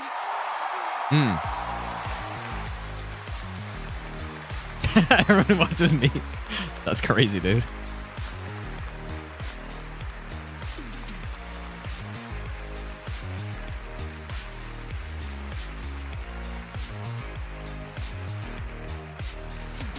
Yeah, she said parry it. Yeah, true. Incredible. Congratulations, Jennifer. From Bad Robot Games, please welcome J.J. Abrams. I mean, I guess the thing is, the only Left thing I 4 really Dead. care about is just the announcement of new games. Even though I'm not really, like... I don't play that many new games, obviously, but... That is pretty much all I care about. I don't really care about all the, like, award stuff. I just don't care. Like, Game of the Year, I played, like, 20% of one of the games. Artists to tell stories on stage, TV, Actually, you know what I can do? and film. And it's been an absolute thrill and honor. Simply get the to spend hockey last game up, few dude. years working with a brilliant Mike Booth I'll watch on an both. original universe that brings our passion for great storytelling to the PlayStation and PC. Thank you, JJ. At our Bad Robot Game studio, working with our friends at PlayStation, we've been creating a new kind of co-op game that builds upon what I learned making Left 4 Dead. The result is something entirely different. Oh my god. An unpredictable, challenging combat sandbox where you succeed through cooperation and improvisation. And now I am excited to share a glimpse into what we've been working on. In fact, we're also inviting all of you to sign up for early playtesting and check it out for yourselves. But first, welcome to 4Loop. For Loop. Welcome back, team. Now, I need you to brace yourselves. Earth was invaded. Lost in less than a minute. All of this was our fault. We're the only ones left who can fix it. And you must use our machine, the same machine that broke the world, to unbreak it. Now, I know what you're thinking. This bloke's gone insane. This plan sounds impossible, and we're probably going to die. But that's where you're wrong. You're definitely going to die. Reprinting. It's all part of my new plan. Every time you fail, I will use our machine to bring you back. Reprinting. Reprinting. If you can relentlessly experiment. Reprinting. Reprinting. Reprinting. Reprinting. Test strategies. Learn from your failures. You will become the world-saving team humanity needs you to be. Trust me, the voice in my head hasn't been wrong yet. From now on, nothing is impossible. Now get out there and fail to save the world. Sounds like Dark Souls 2 intro. You will die. Up next, we have a new over game and announcement from some of the like it's the same developers kind who of thing. helped put The Last of Us and Uncharted into our hands. This new small independent studio Sharded into his charted its hands. Is own that what he course, just said? Focused on crafting uniquely styled, artful games that are pushing the evolution Surely that's what he of said. companion characters. Enjoy. Sharded into our hands. Ah, yes.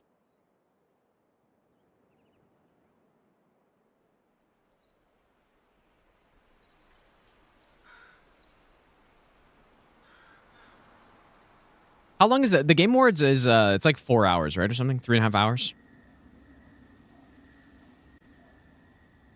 After this is over, I'm done, dude. The marathon is done.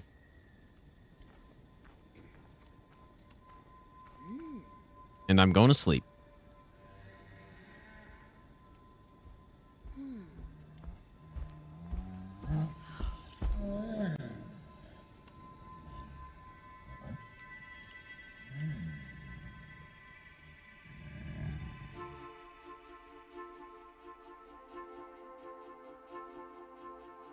Is you Expedition 33 on Discord? I don't know.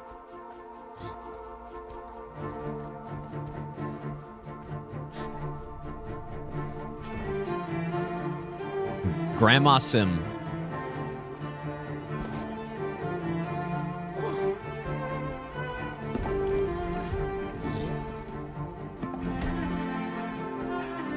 My favorite type of game. Granny game.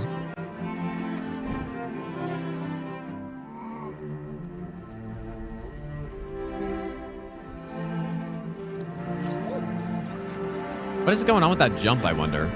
Is she like a Being slowed down by her skirt?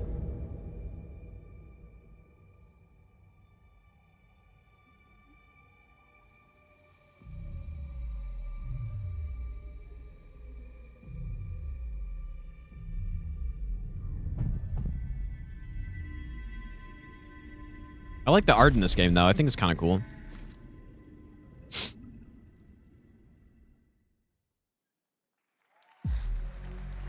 Please! Over here! Come, talk to me first! I can explain what's going on!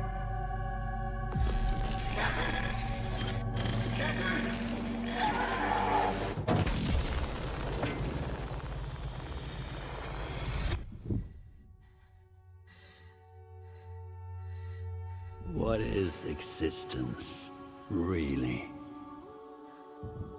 Surely a question without an answer. Your father thought he knew, and it inspired him to grant wishes. Who's there? Nightmare. It's kind of gross. All of us are here. You want to understand, to know. Yeah, it does look kind of like Bioshock, You have I to guess. step beyond the walls surround you. Play your father's game. Maybe not exactly. Push the very limits until you're reality itself. Wait, just kidding.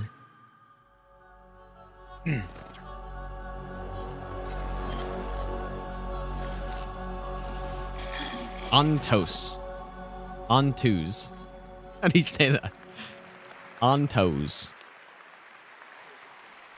That was Ontos from Fractional Oh, it is Games, Ontos. a sci-fi mystery and spiritual successor to Soma, set on a repurposed hotel on the moon. And yes, the unmistakable Stellan Skarsgård will star. Ontos. I am there's stepping more on Game Awards toes. ahead, but right now, it's time to reveal a new forceful Void Hunter in Hoyoverse's hit urban fantasy ARPG, Zenless Zone Zero. Oh, Meet man. Ye Shuangguan, the first ever Insane dual-form game. agent.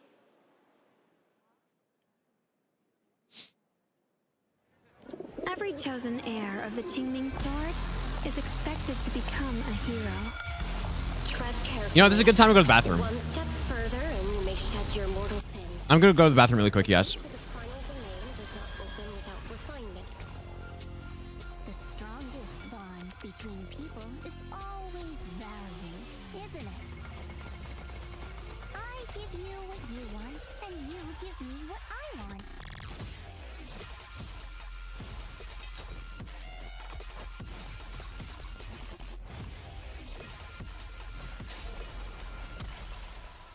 It was all a lie from the start. We never had a choice. I'm not fighting alone. From within this sword, many others are fighting beside me.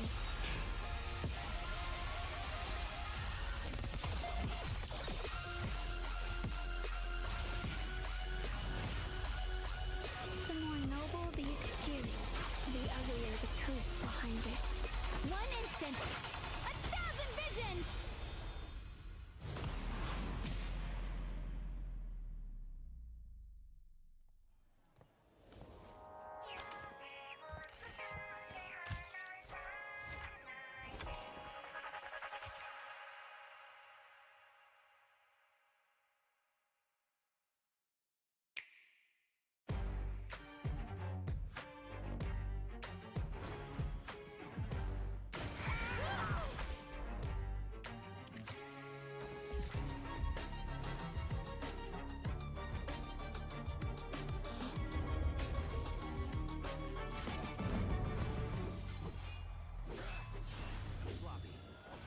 Let's finish this.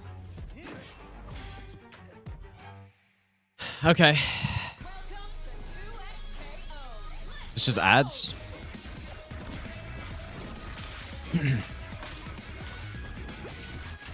What did I miss?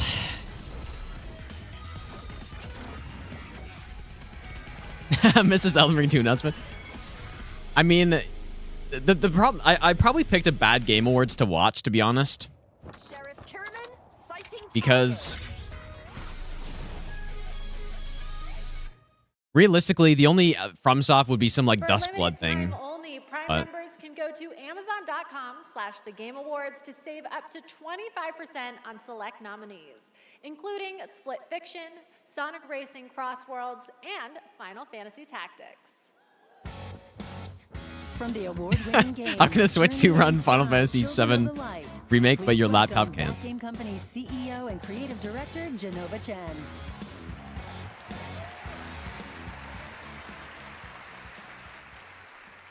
At that game company, our mission has always been about creating the Well, there might be some FromSoft, but it's gonna be like Dustblood. So And tonight's game for impact. you guys want the volume higher? embodied that spirit.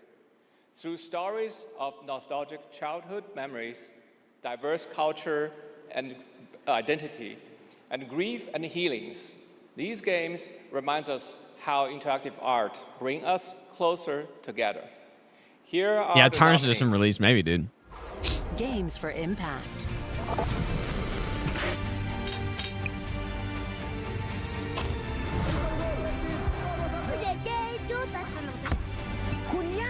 I've never had any friends like you. We forgot for a reason. It's not safe out there, Hazel. Wait, so what is this category again? I don't really get it. What is Games for Impact?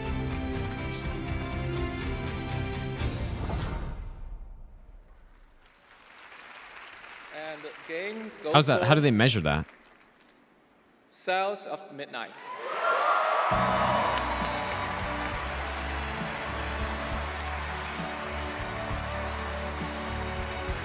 Ah, game is send a message. Okay.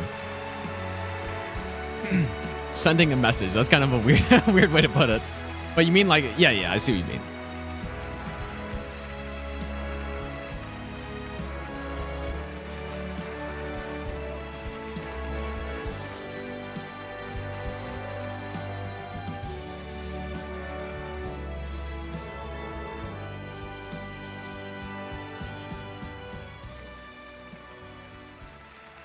Thank you so much to all the nominees.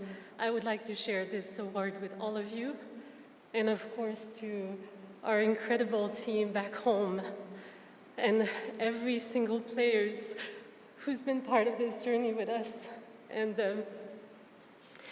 from the start, we listened to stories passed down porch to porch, kitchen to kitchen, to build a world that would feel as warm and as rich as the South.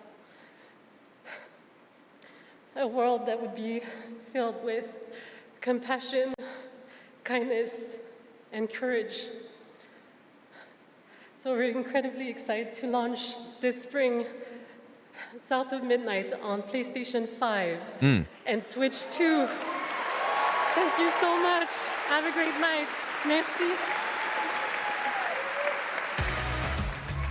Oh my. Oh.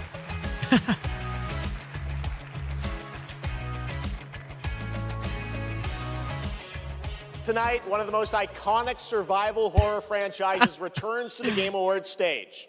For nearly 3 decades, Resident Evil Sun scored. has It looked defined like they what it didn't, but they means did. To face the unknown, to survive against impossible odds. This next installment, Resident Evil Requiem, is a nominee for most anticipated Oh, game. what a goal. And tonight, we're excited to dive deeper into the game and some of the surprises that await.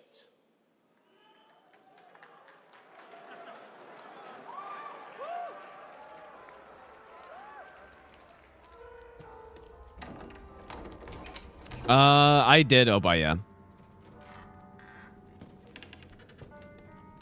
I think literally every boss I've come across, I've just beaten them so far.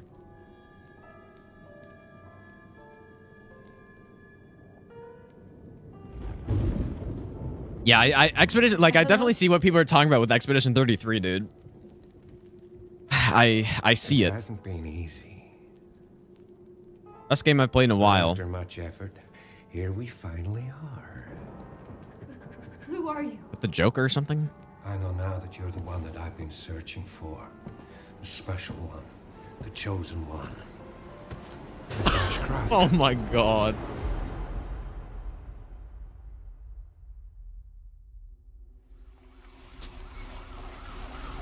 Talk to me. Is this one like the others?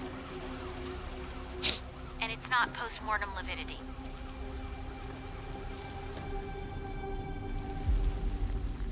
Hey, I just got a report of a missing police officer. It might be unrelated, but he disappeared near where the 5th body was found.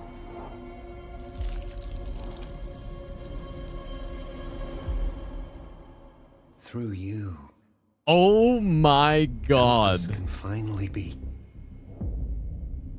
set free. That is unreal stuff. The team has settled on a person of interest. Oh my Someone with god. ties to Umbrella. Yeah, I'm definitely reacting to the Game Awards right now, dude.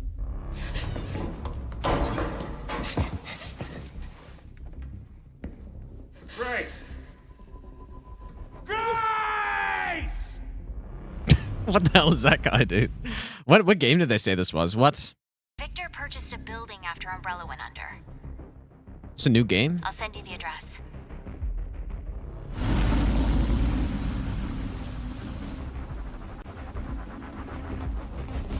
Oh, really? It's Resident Evil? Welcome.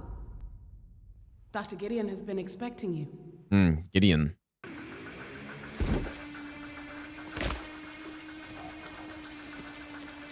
You there, Leon? Okay, I see it. Yeah. No, I haven't played any Resident Evil game, though.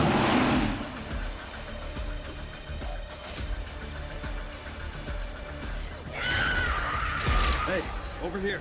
FBI. What are you doing here? Would you like to see what's hidden under the hood? Don't do anything stupid. Me? Looks kind of cool, though.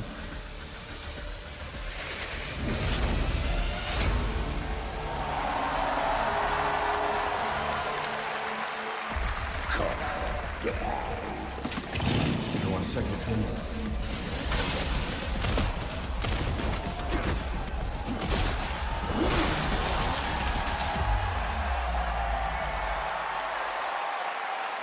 Looks pretty cool. Yes, the internet was right. Leon Kennedy, one of gaming's most iconic characters, is back for Resident Evil Requiem. The story in Requiem will intertwine the fate of 2 playable characters. Grace's storyline takes players through a unique survival horror experience, while Leon delivers explosive action to the game. It's going to be exciting. It's coming out in February. All right. This year has been an incredible one for Pretty cool. independent games, as we've been talking about all night. Surely we'll Full play. original titles created outside the traditional big publisher system.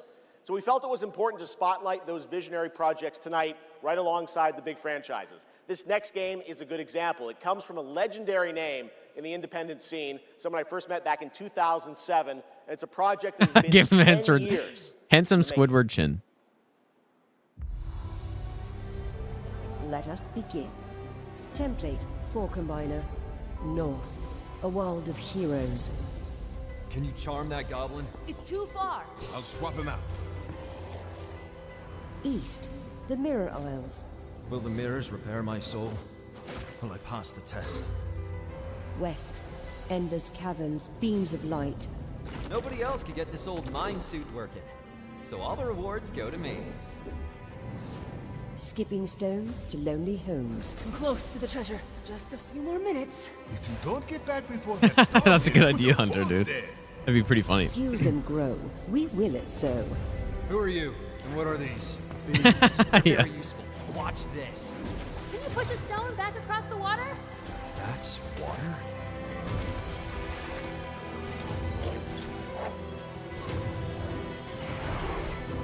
When the portal appeared and I stepped into this overworld, I had never imagined such a device that could fuse realities.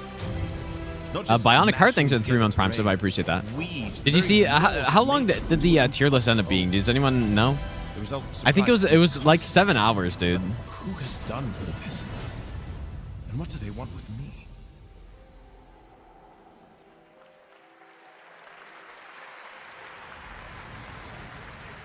It was yeah, I think it was like 7 hours tier list. Order of the Something like that. Sinking Star is an amazing puzzle adventure with over 1,400 puzzles and a big story wrapped all around it.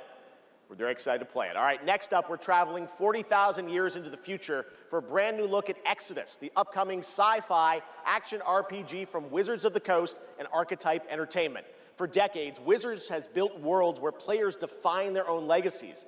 Exodus carries that tradition into the stars. It's time to step forward.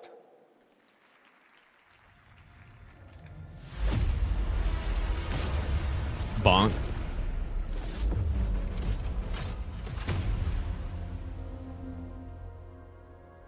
Who are you? I'm a friend. Until I disappear. No, I'm not gonna disappear, dude. Celestials are the enemy of humanity. A relentless threat to our very survival. I can't do this anymore. Salvaging scraps just to get by.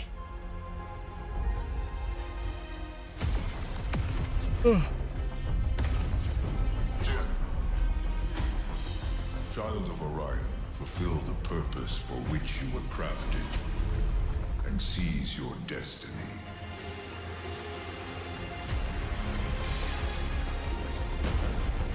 Our world is dying.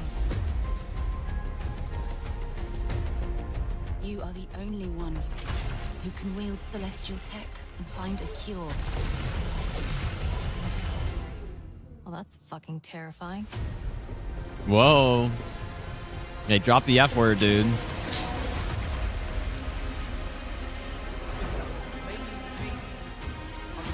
With the right Wise, thanks for 29-month Prime sub, dude. Marathon, Mr. Gino. You could save all of us. I was on an alien world. Felt like I was finally doing what I was made for. Thank you, June. We are the defenders of Leiden's future. And we will fight to protect it. No, this is not Warframe, dude. Fight for survival has consequences. How far are you willing to venture? How much are you willing to sacrifice to save your world? Damn, kid. No pressure there. Was that actually like a roll iframe? Insane Souls-like game. Surely Souls invented iframes in games. Exodus is coming in early 2027, and I'm very excited to play it. But that's not This guy all doesn't for play a Wizards single the one of Coast these games, tonight. dude. There's no way. Now to share something brand new, please welcome Trisha Helfer.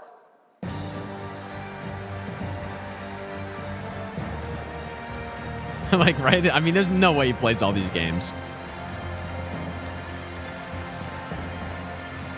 Hello, everyone, and thank you, Jeff. It's great to be here No way. celebrating gaming's biggest night with everyone.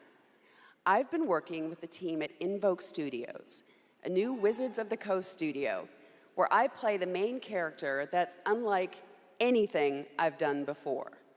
Tonight, we're giving you a first tease of what we've been working on.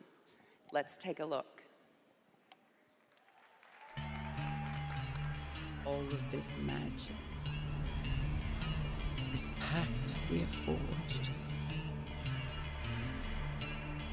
What is the cost? Dude, why is this like you're allowed to co-stream Game Awards thing not going away? Like I thought it went away when I clicked it. Maybe not.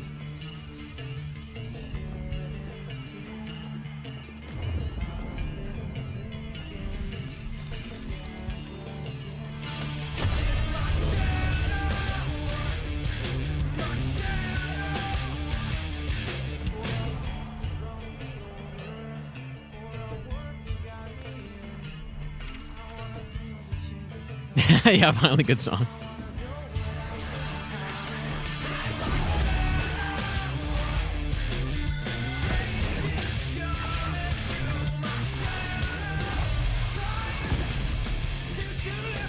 Not to hate, but it kind of looks like a Raid Shadow Legends ad.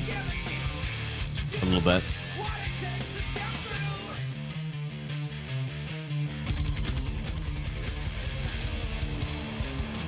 Hmm.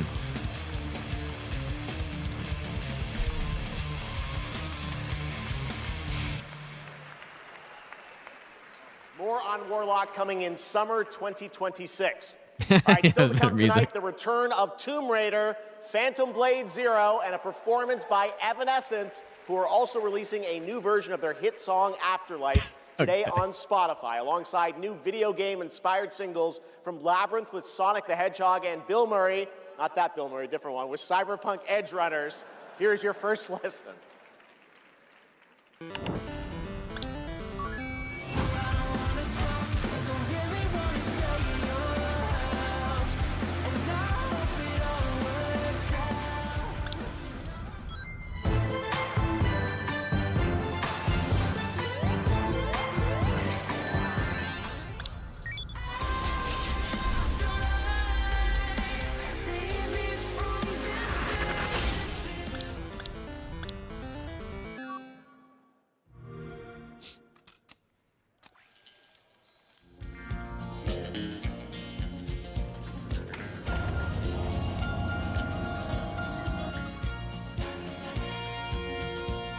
An old cowboy went riding out one dark and windy day. Up on a ridge he rested as he went along his way.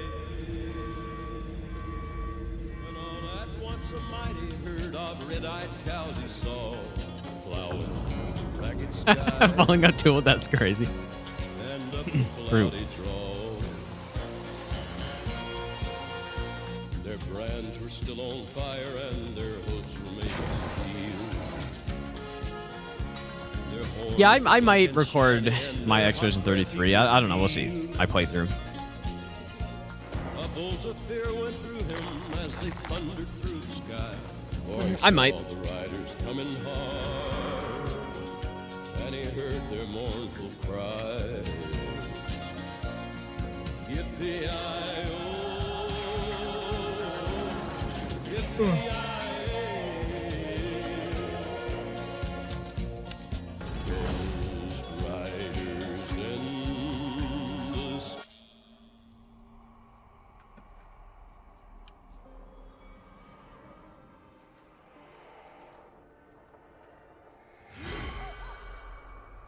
Hi, Susan. What is this again?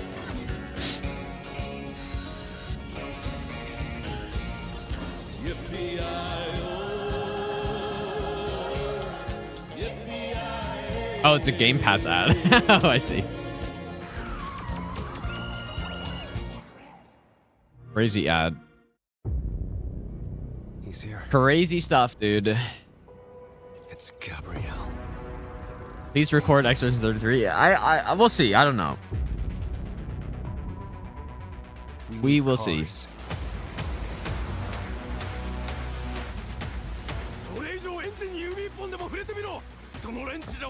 Behold, the echo. We have touched your anger, tasted your fury. It has sharpened you. Who it is your greatest Oh, there's at least one good game announced. I hope so too, man.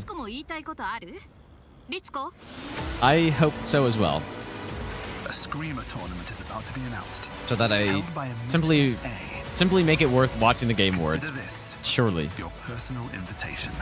Burn alive, you piece of shit.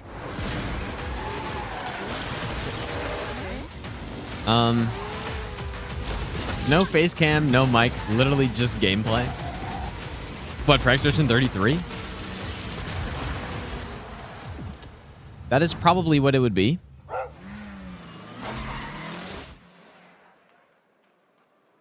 Welcome back to the Game Awards, and now it's time for a game announcement from a studio that continually pushes the limits of storytelling. They captivate us with worlds that bend reality and stories that blur the line between ordinary and the impossible. They're one of the most distinct voices in our industry, and whenever they show up, you know you're about to see something unlike anything else.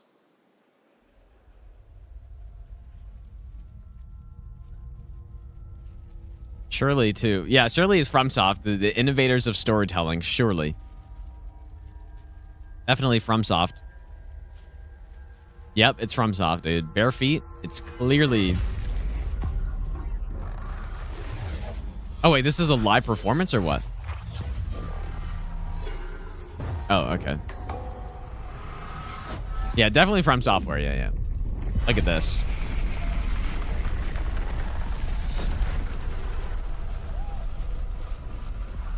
What is going, dude?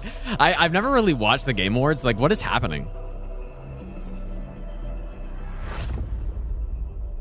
What is actually happening with this guy? They really tied him up just to do that?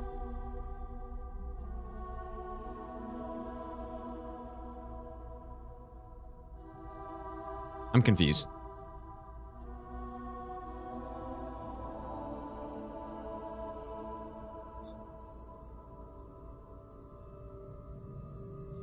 Do you feel it? Something is coming.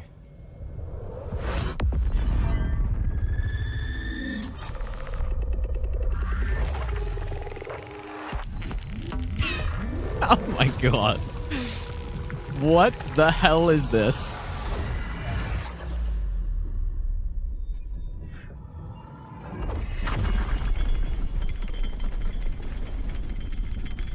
Oh my god, dude. This is crazy stuff. That was it? That was the whole thing?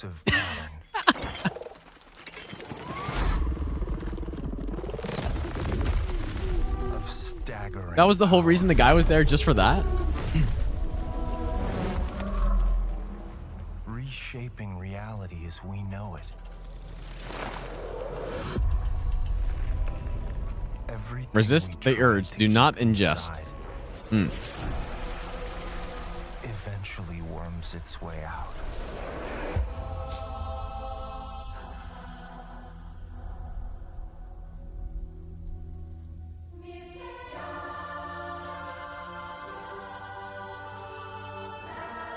I just don't understand why the guy had to be there in the box. Must have had But good reasons.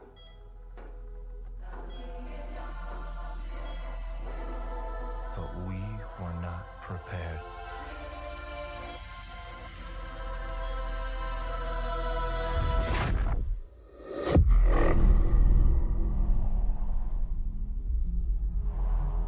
For what would follow.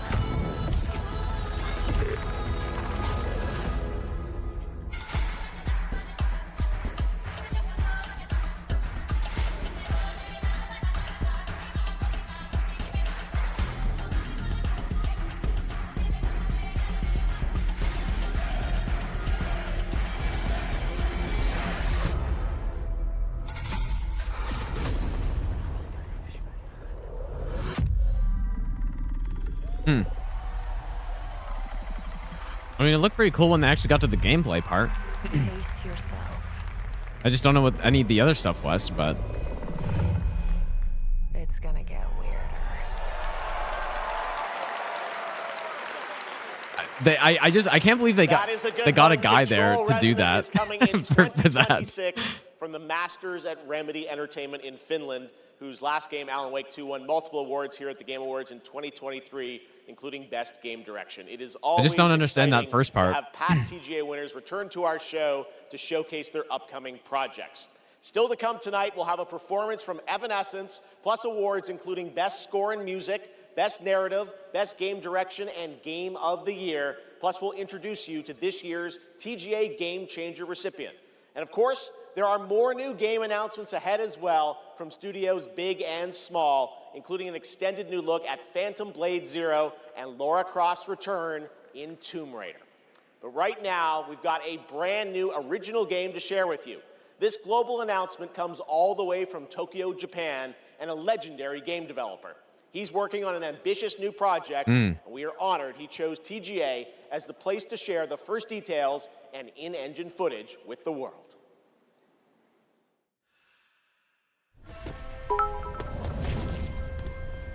Elfman, thanks so much for the 1,000 bits, dude. For the month of streaming. Thanks so much, man.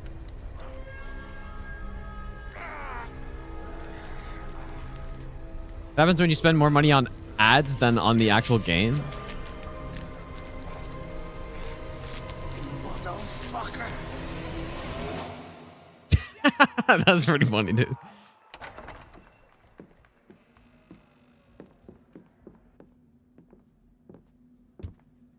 Shinji-san, yeah? Time to settle up.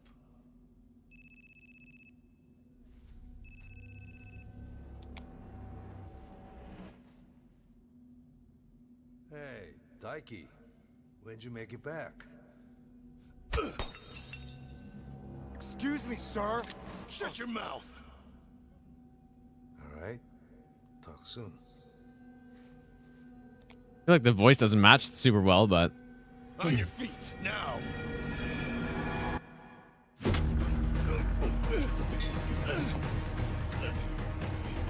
Son of a... Fuck it! Just kill him!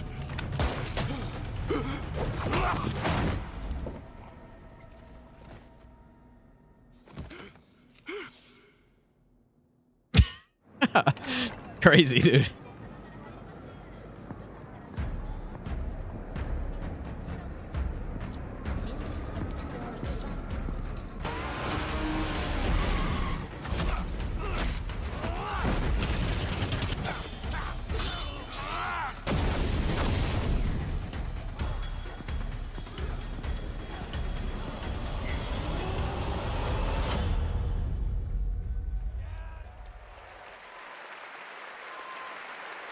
Gang of Dragon is deep into development. Nagoshi-san, thank you for that announcement.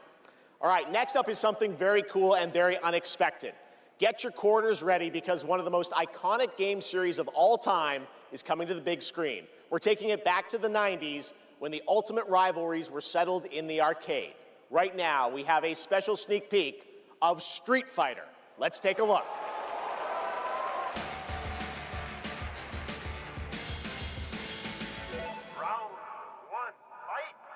Gang of Dragon D's nuts, dude.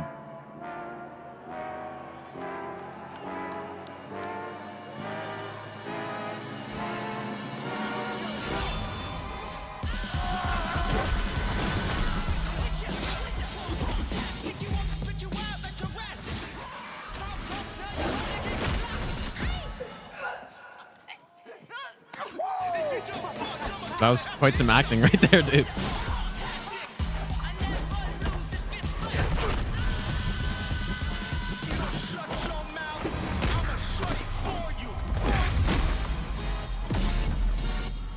Wait, this is a movie? I thought this was the Game Awards, bro. Fighters have gathered to stake their claim. Now, it's time to meet some of the warriors stepping into the ring. What is this? What is this? Please welcome to the arena, Noah Centineo as Ken. Andrew Koji as Ryu. Kalina Liang as Chun-Li. Joe Roman Reigns on Hawaii as Akuma. Perfect. David Desmalchin as M. Bison.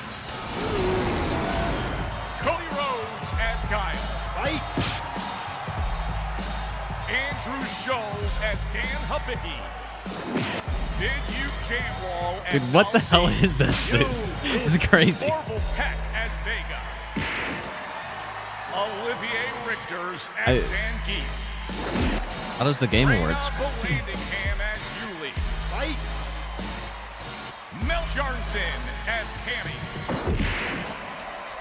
And Jason Momoa as Blanca. Ladies and gentlemen, the cast of Street Fighter.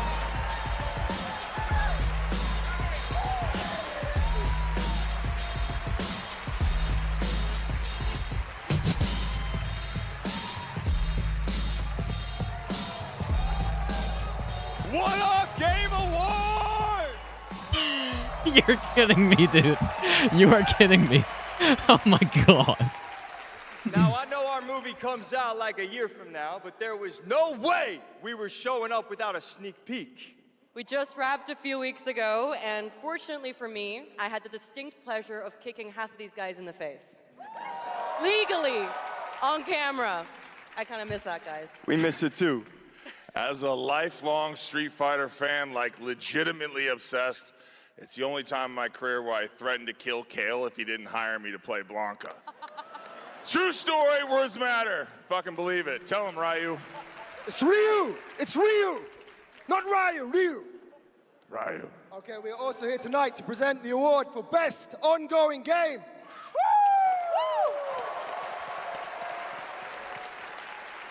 The games in this category are the ones that never quit delivering all year long. They keep us looking forward to what's next. Cody, I told you, the dedication, the passion, the resilience. We need more presenters. This ain't enough, you know what I'm saying?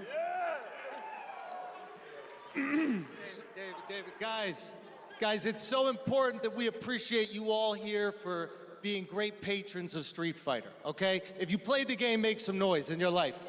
Come on!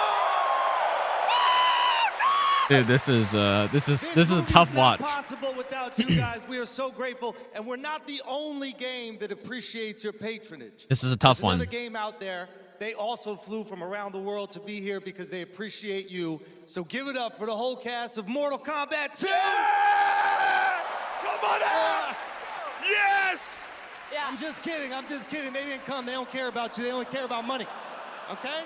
We care about money and you. Street Fighter forever! Schultz cannot be forever, baby! They must have a lot of booze back there or something, dude.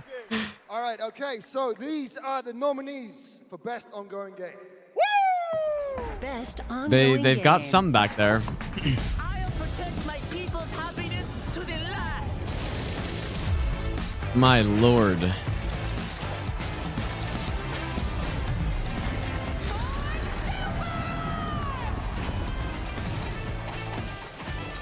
How embarrassing.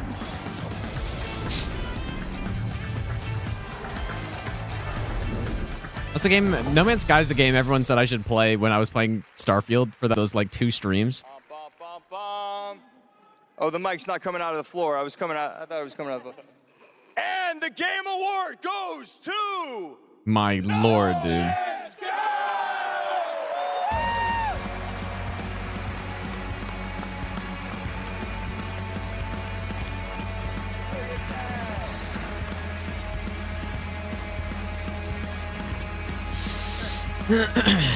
Yeah, they got some substances going on. I think they have to, dude. There's no way. Okay, well, No Man's Sky keeps winning this. wild. Is this like just a voted yes, one? So thank you. I would say a massive thank you on behalf of the whole team at Hello Games, who have poured so much into No Man's Maybe Sky. I've thought about trying I this also game want to out. especially say a thank you from Sean, At one who point. for family reasons wasn't able to be here tonight. But I know he's probably watching this in whatever time zone it is where he is. I'm slightly jet-lagged myself. And I like just... They very just love sorry video he's here. games. I'm also slightly sorry But yeah, he's not I don't know. here. Maybe I should try this game out though. Way more nerve-wracking than he makes it look when he gets up. But, you know, just that our tiny, massive, impossible space game still means something to so many people, that we get to keep on making a game that we love. That is a real privilege. You know, that we are able to be here on a stage surrounded by so many incredible games. Like that is Tiny map. really Well, yeah, but special. isn't the You know, game whole like team is so 40 grateful. It means the world galaxies to or our something team. like that? Thank Something you so insane. much.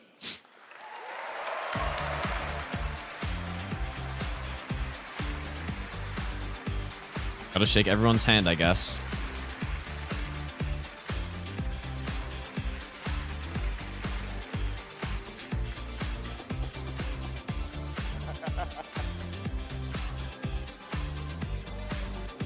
Oh boy, surely it can't get more cringe than that. A lot of handshakes. Congratulations, No Man's Sky. Surely not. And how about the Street Fighter cast? That was absolutely wild. All right. 5 There's quintillion lots planets. more Game Awards ahead, including a very special announcement. Wow, okay. Well, we'll pick it up, I guess. Hello? Hello? Oh, live from the Batcave. Good thing he's not all an the way actor, from this Gotham guy. City. Batman, welcome to the show. How you doing, buddy? It's great to see you tonight. You having a good time? Commissioner Keeley, sorry I couldn't make it in person. I've been trying to decide what batsuit to wear. Abs or no abs? Anyway, great show so far, but it's about to get even better because it's time for a new look at my upcoming game, Lego Batman: Legacy of the Dark Knight. Batman out.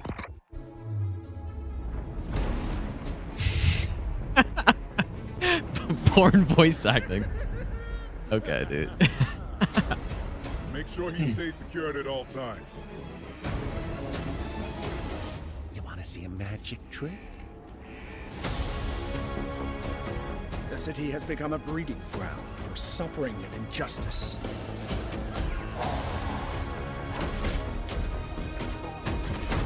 It must be destroyed.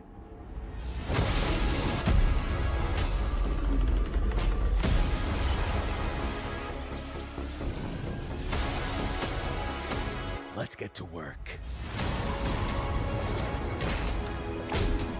Who are you? I think we can help each other. This town deserves a better class of criminal. Good evening, Gotham. Join us in a celebration of absolute chaos. Someone's gotta step up.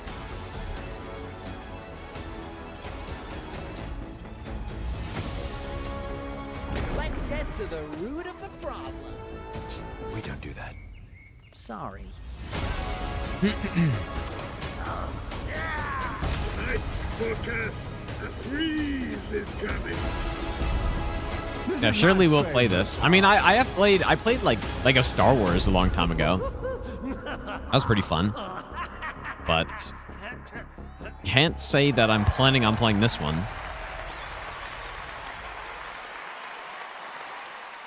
Lego Batman: Legacy of the Dark Knight launches This is on following May just released a new 29th, Adder boss 2026. fight. Now it is time to I've played like the scenes tutorial across version of the the phone. That's industry it, with dude. The announcement of the winners I don't even know in who a that few is. categories. Here are the nominees for Best Audio Design: Battlefield Hmm. 6, Claire I wonder. Obscure, Expedition To be fair, the 33, audio Death in Stranding 2 Expedition on the 33 Beach, is very Ghost of solid. Yotei, and Silent Hill F.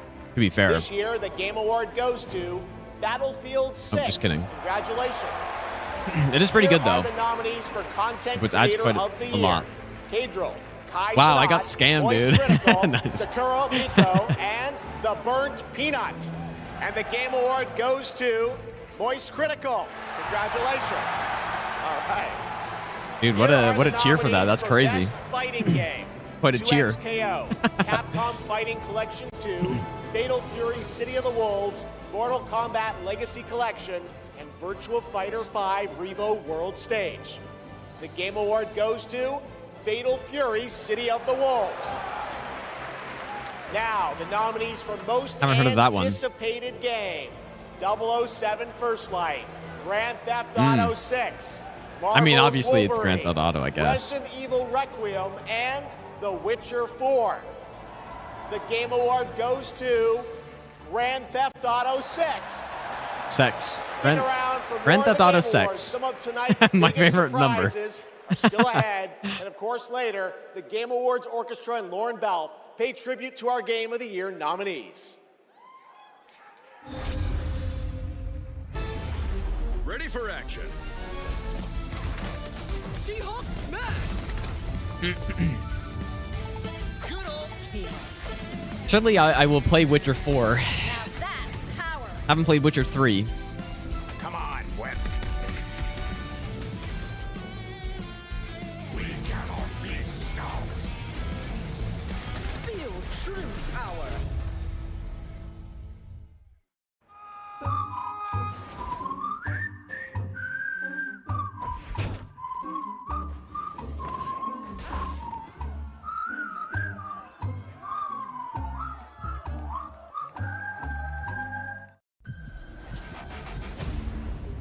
Will I be playing this game? I wasn't even looking at the screen, dude. Which game are you talking about? Nothing beats a Bota holiday. And now you can play Rust Mobile for free. 100 strapped off to the oil rig.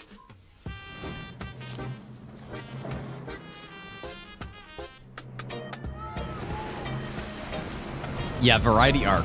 Yeah, definitely, dude. No, definitely not. Definitely not.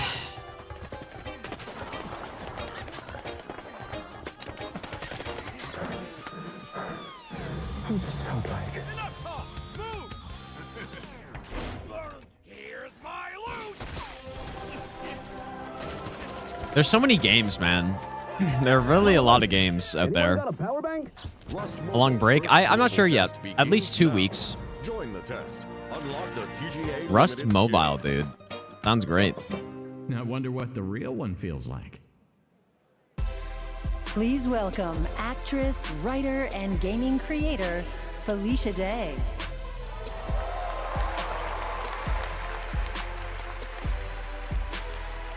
I'm probably doing the All Souls, All Bosses no hit run.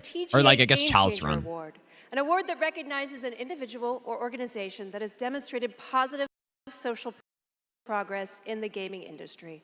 Dramatic I'm pauses. even more thrilled that tonight's honoree is one of the most impactful organizations. I wonder if that's my uplifting internet or girls the broadcast. today, and one that I'm honored to represent as an ambassador. Girls Make Games. Over the past 12 years, Girls back Make to Games back, has yes, empowered over when I do that. 8,000 girls aged 8 to 18 from all around the world to create and share their own video games through summer camps, workshops, and game jams. In 2022, GMG established a college scholarship to bridge the gap for young women as they entered college and careers in the games industry. True to their mission statement, the founders of this incredible organization I love women, chose dude. 2 inspiring members of their community to accept the award on behalf of Girls Make Games. And I'd like to invite them to the stage and hear how GMG truly has been a game changer in their lives. Please welcome Ellie Friedman and Monica Paredes.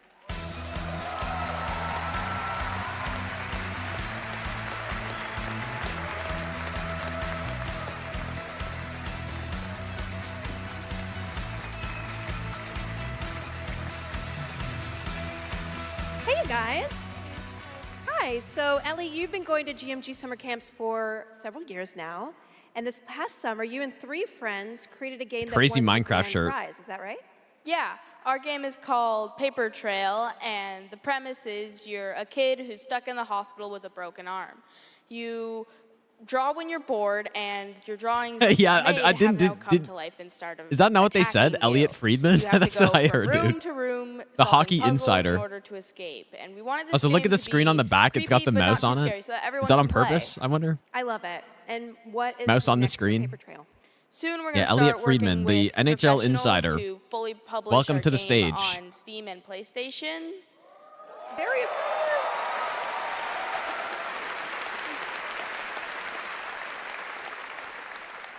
I'm personally super excited to see the prototype we made at camp turn into a full-fledged game. I mean, it sounds amazing. I can't wait to play it. I mean, hopefully with my daughter, because she's actually the brave, scary girl, games girl, not me. I like to play cozy games and grow virtual turnips. Do you have turnips in your game? Okay, you can work on that. So Monica, your journey is a little bit different with GMG. You never went to the camp, but you actually were one of the first recipients of the college scholarship back in 2022, is that right? Yeah, so I grew up loving video games, love all that you do. And then my high school robotics teacher actually encouraged me to apply for the scholarship. He knew I was interested in game development. Then I got it. Now I'm attending USC, and I've been doing some game development. And now I've actually had some game development experience with our club there, Open Alpha at USC. Yeah. That's amazing. It sounds like it's really helped you, set you up for success. Is there any message that you'd like to give girls out there who might dream She's of cooking, making dude. their own video games one day? Yeah, I think if you're someone out there with an interest in making a video game, explore it, give it a shot. You never know where that interest could take you, and there's a ton of amazing programs like Girls Make Games who want to see you succeed. Yeah, well, obviously, I really wish that there had been an organization like this when I was a kid, but I'm very excited that starting next year, my 8-year-old daughter can go to GMG and express her love of gaming. You guys are very inspirational. Thank you.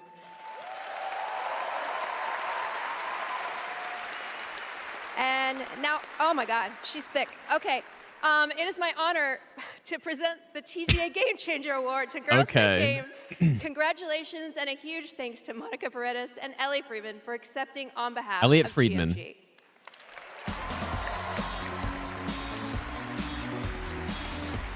Maybe you need to lift some dumbbells, dude, or something. Yeah, that 100 kilogram. Thank you so much, Felicia, and congratulations to Girls Make Games. It's an incredible program. I've had the chance to visit their summer camps in the past, and it is truly inspiring to see the passion and the creativity that these young developers bring to the medium. How's he going there, dude? Initiatives like that don't just open doors, they shape the future of our industry in a positive way. And I have no doubt that some of the girls in that program He's not welcome today at will Girls be Make on this Games. stage in the years ahead accepting awards for the games they helped. Design Jory. Nah, that's Jimmy, dude. Now, it's time to move on to our next announcement here at Game Awards.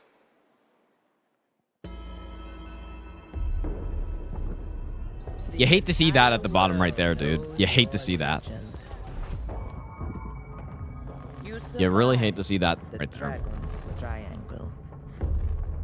Kind of the only thing I really care about is gameplay. Like some cinematic trailer. I don't know.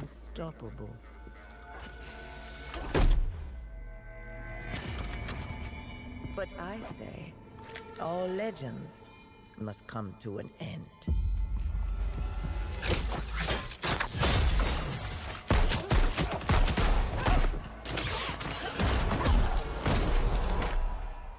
That's where you're wrong. I'm just getting started. That voice was definitely not synced up super well there. I think.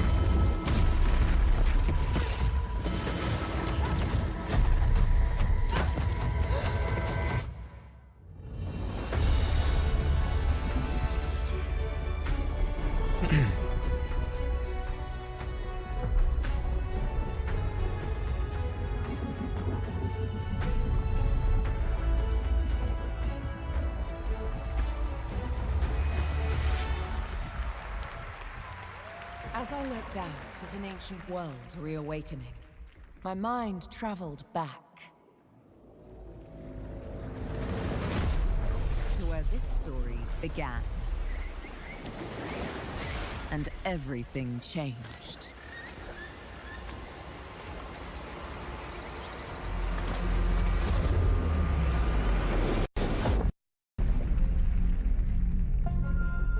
It's been years, but the events are still etched in my memory. Pixar Lara Croft better? Lost worlds. Maybe, dude. Frozen in time. New discoveries waiting behind every door. Across every chasm.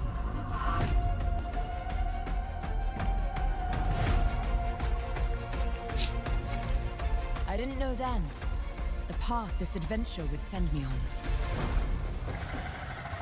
Yeah, I copied Sekiro with the grapple.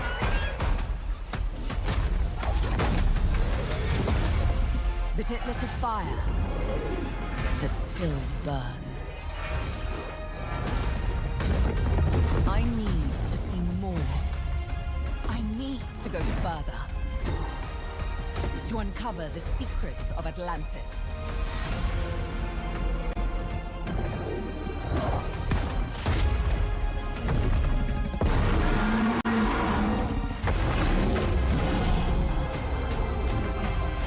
Some legends are destined to be retold.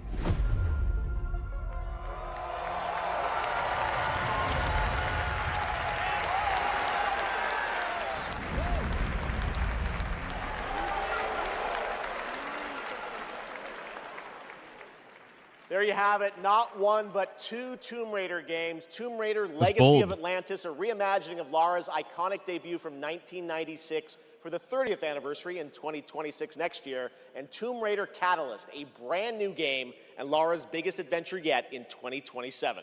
And now for something completely unexpected.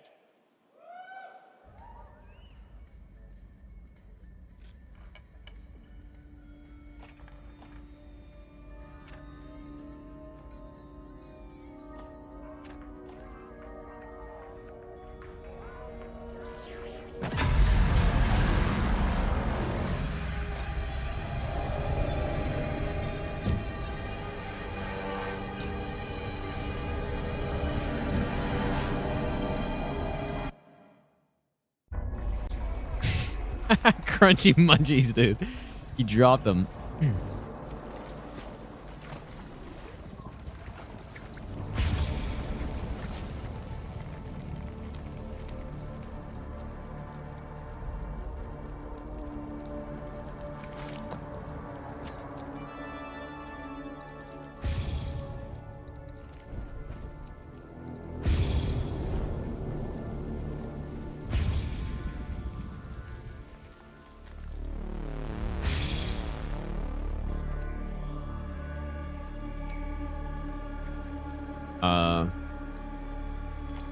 What the hell is that?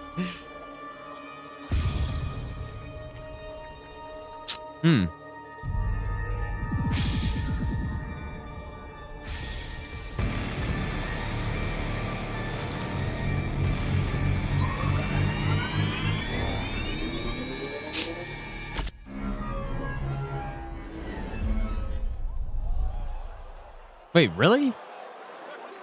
Hi, I'm Robert Kirkman, co-creator of Invincible, and I'm here to introduce a brand new character to... Hey, Game Awards! Sorry, Robbie K. I got this. I see you, Keeley. Love what you've done with the place. Rex, I was just here to introduce a world premiere. Yeah, look, I am the world premiere. Cue the lights, cue the orchestra, cue the seething jealousy, and meet the second best character in our 3v3 fighter, Invincible Versus. Roll it, Kirky. What the f? I said roll it, Kirkman. Yeah, the desyncs pretty insane.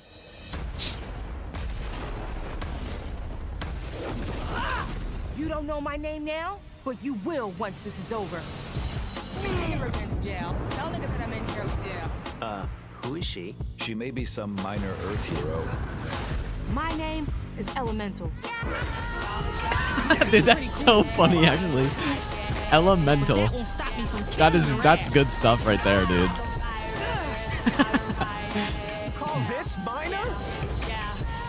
That is some good stuff. That's right there with Magic Ian.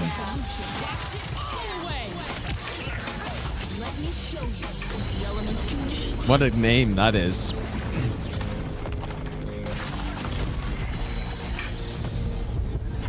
You want to skate?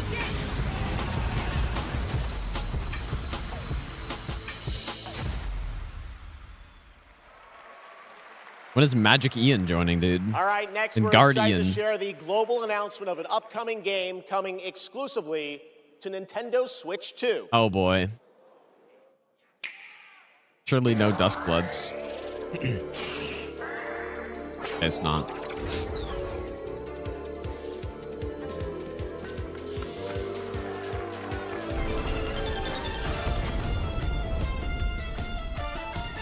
Switch 2 exclusive, huh?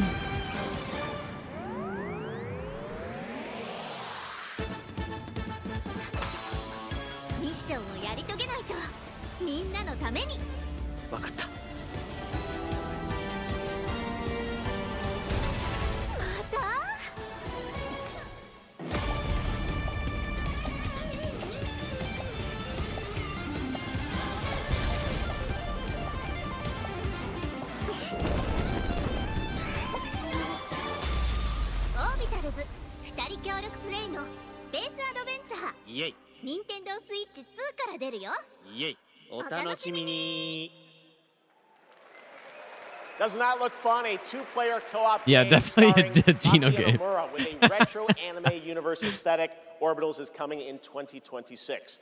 Now it's time to present some other... Chef! Yes, Piggy? Chef, Rolf isn't here yet. Rolf the dog? Yes, my accompanist, my The piano player! Yeah, I thought you guys were rehearsing for later. You know, we're actually live in the middle of the show. He's not here yet! We're not rehearsed, he doesn't know the song! What am I going to do? Piggy, we have awards, we have announcements. You know Yeah, what? look at the people just looking back, dude. Go with this They're guy. like, He's going to huh? help you. We'll get you ready for later in the show, okay? That's funny, dude. Zach, right there, Piggy. So it's like, what the fuck? And scene.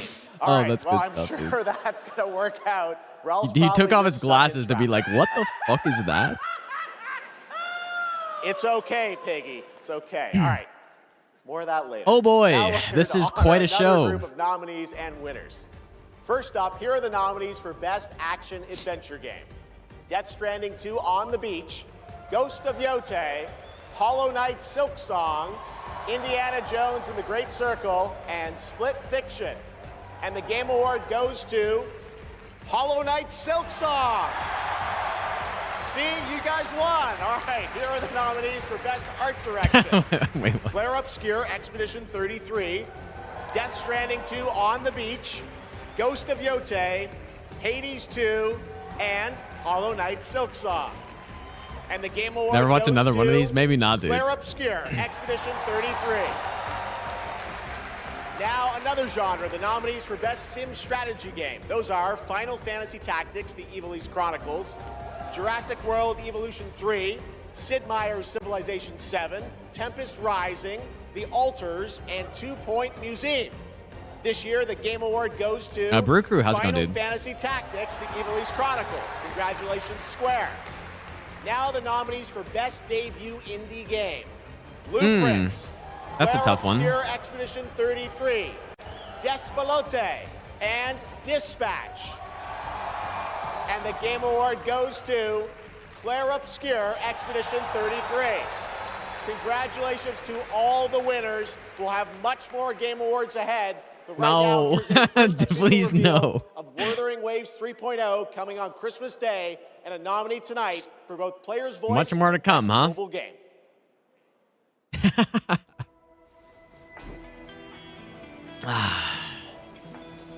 I think every time that anytime that I've been streaming while the Game Awards is on, I simply like picture-in-picture mode it while I'm doing something else. All I did was add a turbocharger, tweak the suspension, and upgrade the brakes. Hardly a violation, wouldn't you say?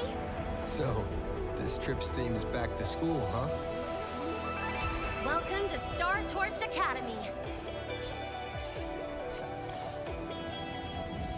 We did promise to witness it together, didn't we? I want you there. Other streams are not desync. No, it was just that like one video. Initiating criticality protocol. Yeah, another Geno game. This one. I mean, Way to the high road.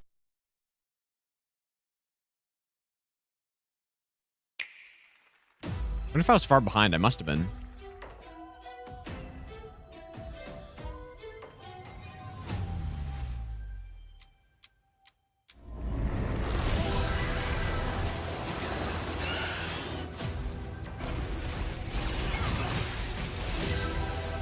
Samus, I've been waiting for this. Go back to tier list. Well, I guess I didn't make the All Souls boss attack tier list or whatever. The bad Souls boss attack.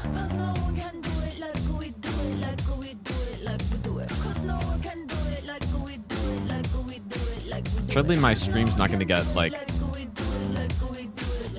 copyright music on YouTube. There it is, the Google Play Point, the most valuable jewel in the game. Earn them by playing the stuff you love. Then trade them in for the sweetest in-game items. Score the latest IRL swag.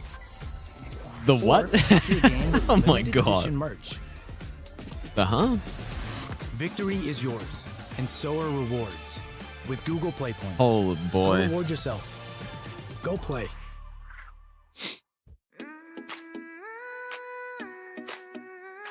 What gacha game is this one?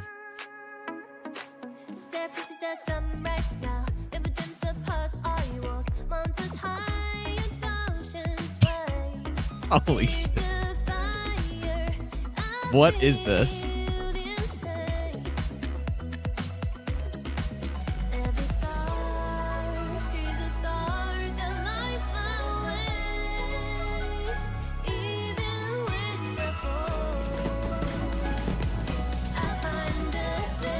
At least the sun's one.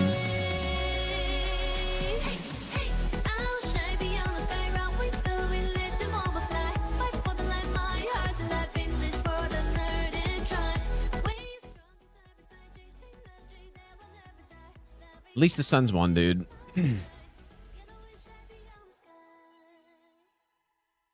Animo. I've never heard of that.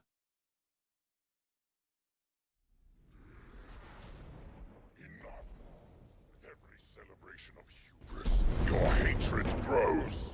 Look around to would-be heroes, influencers, executives. You, how far would you go for that trophy? Death? Decapitation? And you streamers are no better. Riker, Shroud, you've corrupted more minds than even I can imagine. What the hell? That's funny, dude. Creator of this crucible of jealousy. Impressive. As for the rest of you, who of you is worthy of facing me? For I am Mephisto, Lord of Hatred, and you are nothing.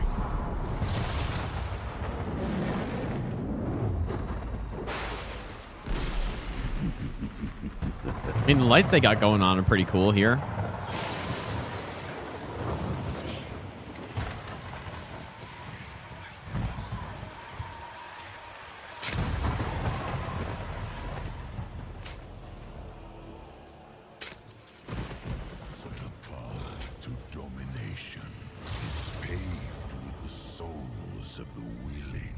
Yeah, Diablo.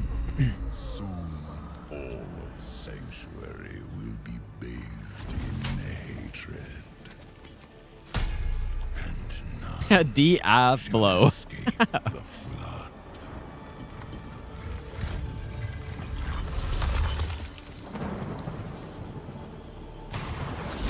Mephisto, you shall darken the world no longer.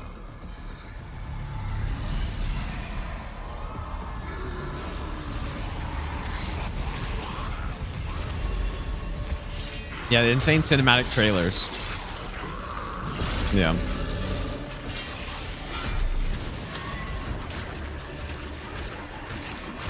Certainly in-game footage.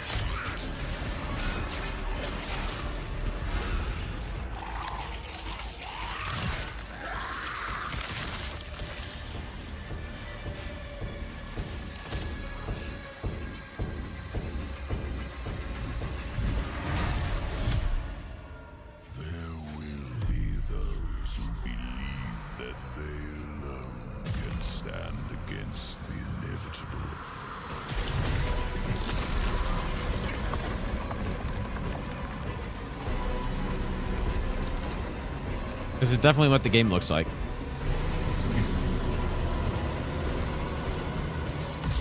I invite them to try.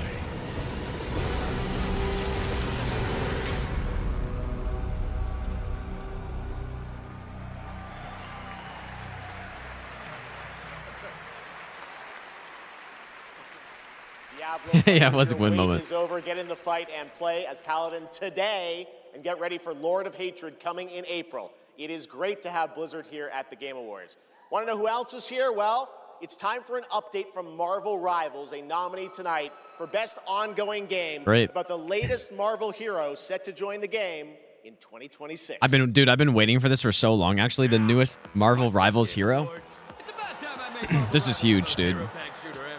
Some hot redhead who's trying to blast my ass a few new holes. Oh my god, it's Deadpool. Holy shit, my favorite character.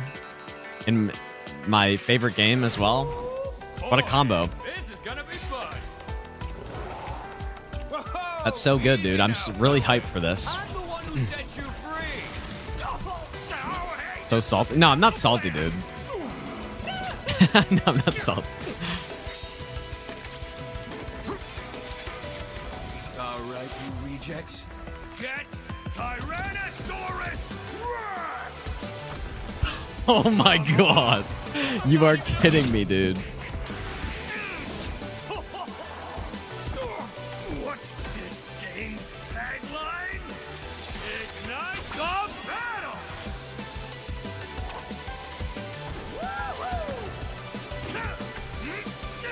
Got Tyrannosaurus Rex.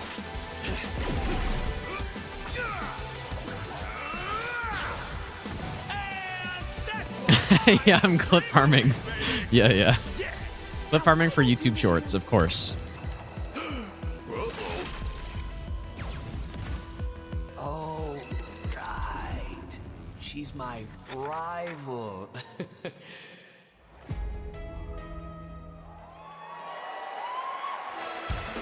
Please welcome actress, producer, and activist Gemma Chan.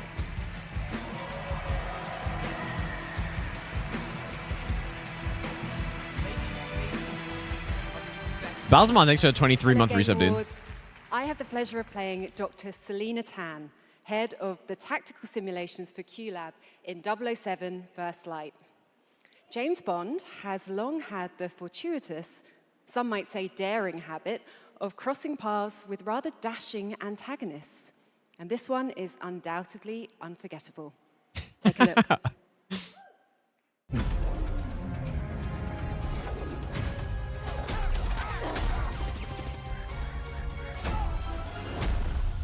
So this is Aleph. We're in the lion's den, Bond. Try not to draw attention to yourself. Me? Never. I am sometimes asked, Bafma, how is it that you hear every whisper in every corner of Aleph? And I answer, I built Aleph with my will, my blood, my whole self. This city is an extension of my being, my body.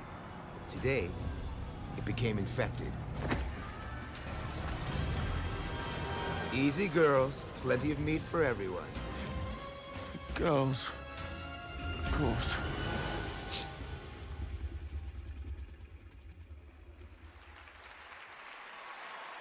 Please welcome Obama himself, 4-time Grammy winner, Lenny Kravitz.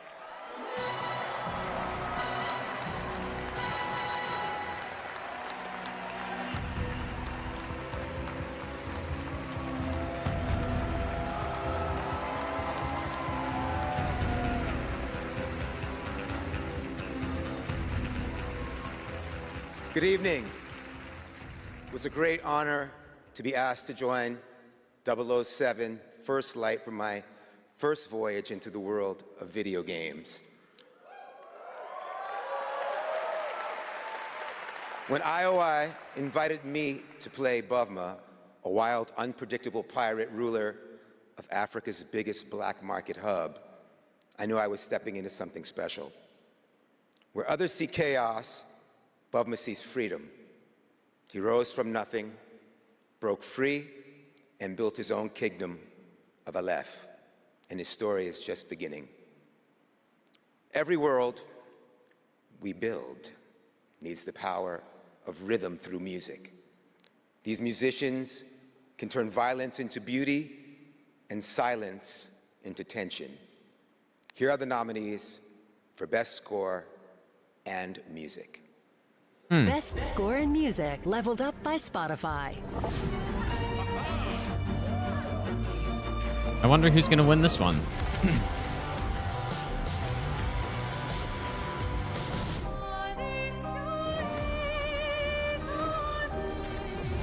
Tough one. Honestly, the best music in Expedition 33 so far was that one merchant shop, I think. That was the best. And the Game Award goes to Lorient Testar. That one merchant shop, like, in the water, has crazy music in it, dude.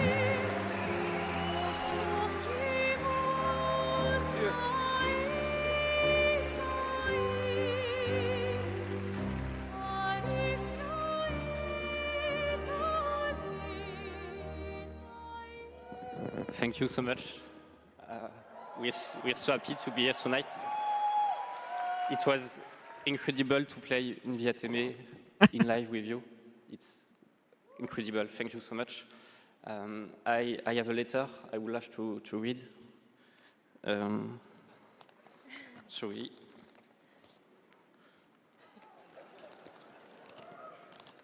I would really love to start by thanking all the musicians who work on the soundtrack with us, who give their soul and their hand and their voice to the sound of the music. I also want to thank you, Alice, to standing by my side. It's an immense gift to share this journey with you. Thank you for carrying each note within you and for letting Alicia's lost voices resonate in the world of Clair Obscur. Thank you, Guillaume, for lingering on one of my songs on that night when our story was aligned. Got that French outfit on, dude. And thank you to all my loved ones for their love and their support during all these years. And to all our players, thank you. Oh yeah, for the letting baguette. Clair Oh yeah, Obscur that's the one. and our Baguette, music baguette. Find a place inside you. You are the lumière that makes us want to keep painting, keep loving, and keep dreaming. Thank you for reaching out your hands to us. Yeah, they all got it on, dude. But we are ready to paint them with you. Thank you. To the Enchanted Tomorrows.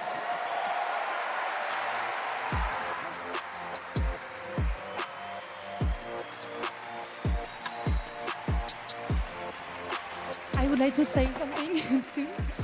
We are so grateful to receive this award tonight.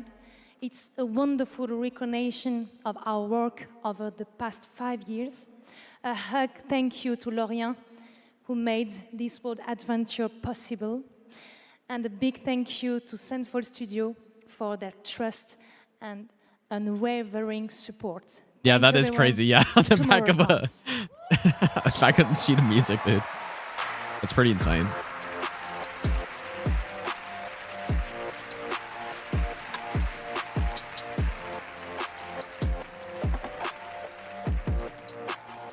For a limited time only, Prime members can go to Amazon.com/thegameawards to save up to 25% on select gaming hardware and accessories from brand Turtle Beach, Lenovo, Samsung, and more. Please welcome from Warframe, Community Director Okay. Megan Everett and Creative Director Rebecca Ford. I remember when I was playing Warframe a lot, I would listen to what this girl says all the time on all of, like the dev, like Reb, how many whatever they were called. users is Warframe at? No, that's an inside joke for Warframe Twitch chat, Megan. All right, hi Twitch chat, hi Game Awards. We're here for Warframe. We launched our biggest update of the year, the old piece, just yesterday, and all things considered, the update went smooth. So we're not here to finally announce that we're coming out of open beta 12 years later. No, we're still in beta, 12 years, and you know, in those 12 years, all we have learned is that Ben Starr will do anything for money. But in all seriousness, we have No, I an don't think I'd go amazing back to community Warframe, of dude. Tenno and Warframe. I don't have time and for now it, man. Envoys with Soulframe, and we truly wouldn't be I don't here have without time. them. So Reb, why are we actually here? We are here to outsource the question of what is Warframe. We have completely given up answering it ourselves. Warframe was once ninjas in space, which it still is, and we clung to the tagline, ninjas play free. But it's time to let a legend tell you what is Warframe. Doesn't even know who Verso. No, what are you talking about, dude? What? But yeah, I haven't I played with him a tiny bit. Cursed to walk through this senseless universe in living metal. But yeah, I don't even know what Warframe is at this point, dude. When I last played it, it looked like a totally different game. Like 100% different game. Vault. Names that echo an ancient purpose, now lost to them. The war they were created to fight is long forgotten. And yet, they wake. They stir. What drives them? Their residual instinct or some separate conscious force? We may not know, but there's one who does. Fubu, thanks for the 2-month reset. Their voice, a blanket against the horror. They insist blindly upon humanity and its worth, even in the face of ultimate indifference, but with so little understanding of what they have taken, what they still owe to me.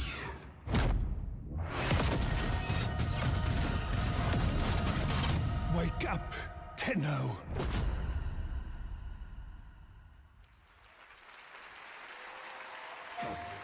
After 1,000 years. Yeah, surely Warframe stream tomorrow, dude. The world finally regained peace. However, the Book of Stars disrupted the flow of time, and a new darkness awakens. Yeah, surely Geno game, this one. What kind of gacha game is this?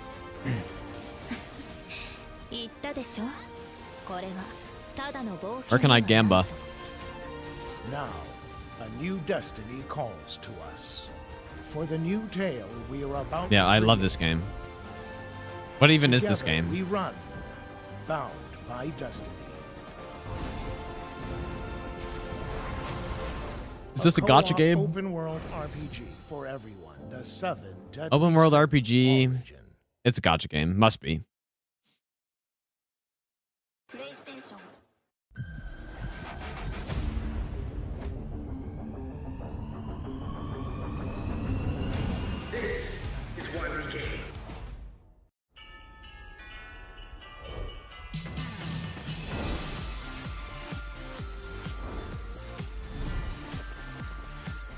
Yeah, that has to be a gacha game, dude. It has to be.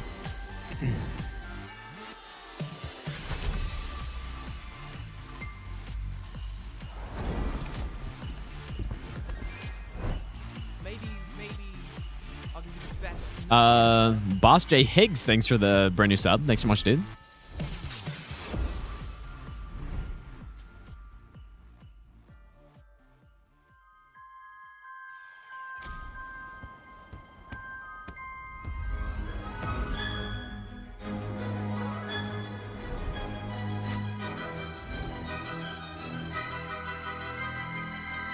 Is any game not Souls-like? Yep. True.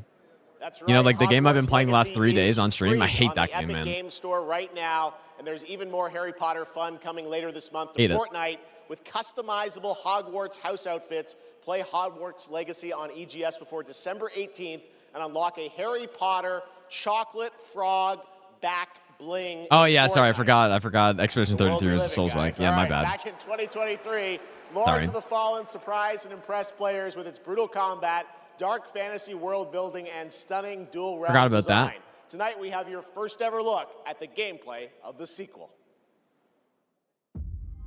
Lamp bearer, This certainly looks like gameplay. one must travel many paths. Wait, what is this again? I wasn't listening. Oh, it's Lord of the Fallen? Paths through light. I did start Lords of the Fallen, but then I stopped. So, I don't know.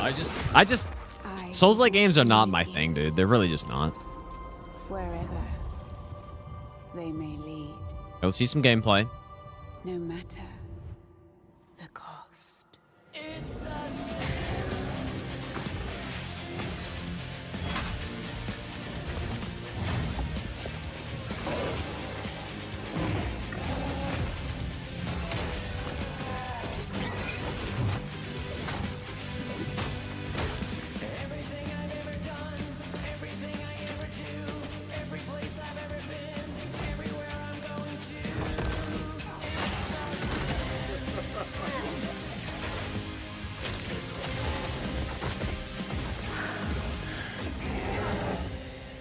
Father, forgive me.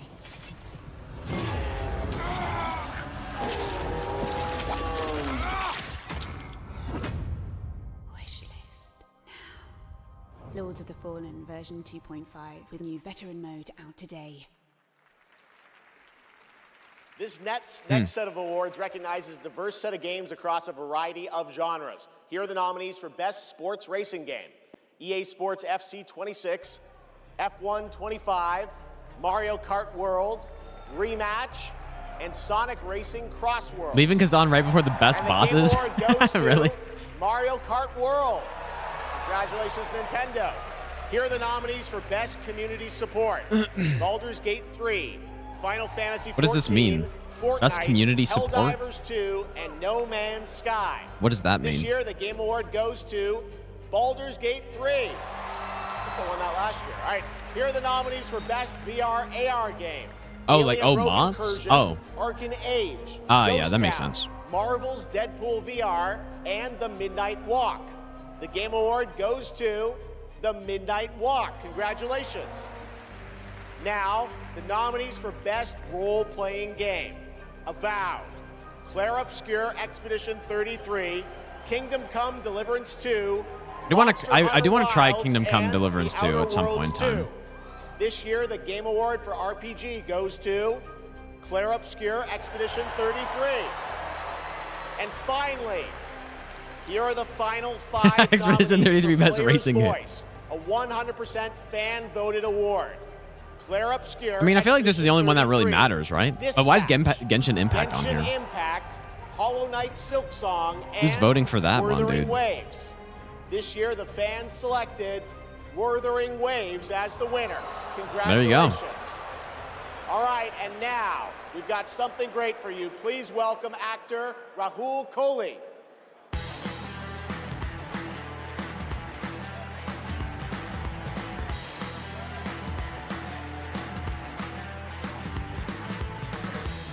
Wait, is Wuthering Waves? Wuthering Waves some like gotcha game? No way, dude. Upcoming Saros from Surely the not. amazing teams at Housemarque and PlayStation. For the last 30 years, the Housemarque name has been synonymous with thrilling action, satisfying gameplay, and of course, bullet hell. It's been an honor working with them, not just as an actor, but as a fan of Stardust, Returnal, and literally everything in between. We cannot wait for you all to play when Saros lands next year. And here's the debut of our new story trailer. Wait, really? It's a Genshin clone? Oh my god, dude, that's crazy. The sun is forever.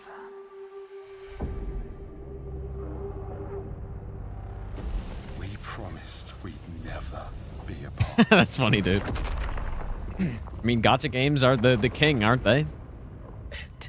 Pretty much. It was promised. I need to know that I just made the right decision. Oh, they give awards if the game gets voted. Ah, I see. Okay, yeah. I see. Yeah, that makes sense. It's like, oh yeah, make sure you go vote and then confirm you vote and you get this free item in game. This is what it does. It gets in our heads, and it twists, and it turns. Oh, Souls-like. I won't break. Dodging. Born to Raid, thanks for the 5 gift subs, dude. Make sure you thank Raid if you got sub right there. Thanks so much, dude. I know you're here, and I will find you.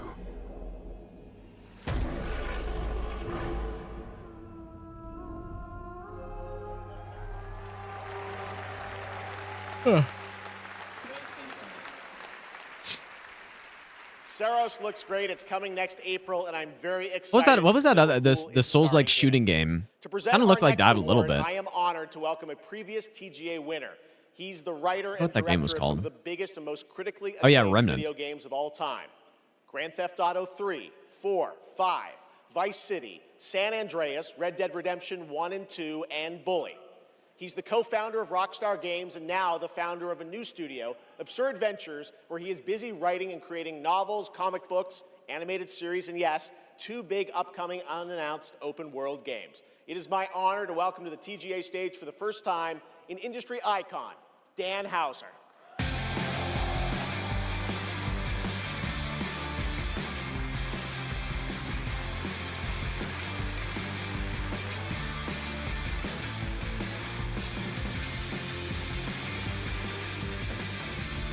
Souls-like shooting game so far. Yeah, but it actually was though. Like Remnant was definitely Souls-like game, bro. Good evening. It's a real pleasure to be here. In the 29 years I've been doing this, we've seen games emerge as the premier art form of the 21st century. More than any other medium, video games have the power to take the audience on a journey, both physically and emotionally. Games don't just tell us a story, they let us live it. The story becomes the experience, driven and shared by the player's choices. Jimmy It's a level Rockstar, of dude. shared authorship that's unique to video games. And when that all comes together, it's almost magical. And so here are the nominees for Best Narrative. Best Narrative. One stroke, and everyone of that age vanishes into nothingness. This Actual huge spoiler, dude. It was a mistake. Not really. I will find every last member of the Yotei. That's what I'm genuinely like concerned about getting spoiled on some Expedition 33 stuff. Becoming more than a peasant. Because that, I mean, that actually kind of was a little spoiler, maybe, but not quite. And the Game Award goes to The baguette. Claire Obscure, Expedition 33.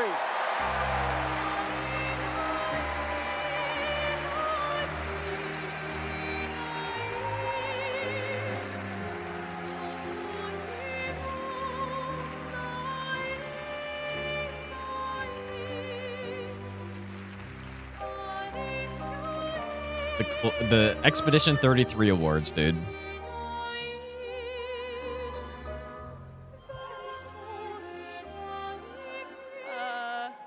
Wow, there are a lot of people here. Hi.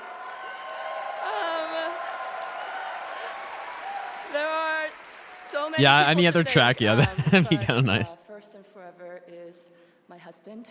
He is my light in the darkness. Thank you to our beautiful player community. Did it not just show the completely wrong thing on the bottom there? To your hearts. In games, a story is a shared creation. It starts with words on a page. What is on the but screen right player now? Experiences it through the work of each of our teams. What is this, bro? Character and environmental design, quests, combat, What is that? UI, cinematics, acting, music, VFX, and through localization into other languages. All of that is supported by our producing and our technical teams. The last ingredient is our players, who interpret the story in the context of their own lives, and who keep our story alive through their own creative expression and discussions. The marvelous thing about games is that we create that experience together, our team with our players. Thank you so much.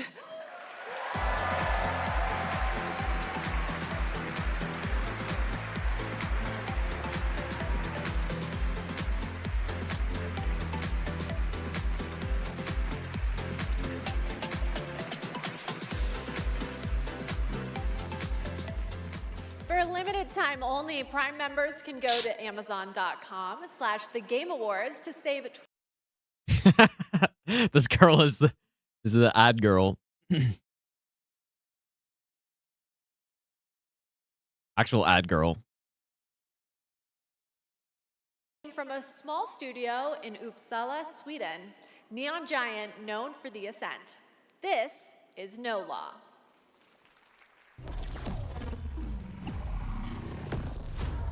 Port Desire, a city that don't belong to anyone, but everyone wants a piece. No laws, no oversight, just the jungle creeping back in, both the vines and the people. The mayor stepped in where the government couldn't. Said the city needed order, and they'd be the ones to bring it, keeping the peace on their terms. I walked away from it all, kept my hands in dirt instead of blood. But desire is a fickle mistress. The city won't let me go. It won't forget my name. I asked for nothing, and they still came and took everything. Zibbies, thanks for the 14-month Prime sub, dude. Thanks for the marathon, Gino. Thanks, man. Every last one of them. They're gonna learn something real simple.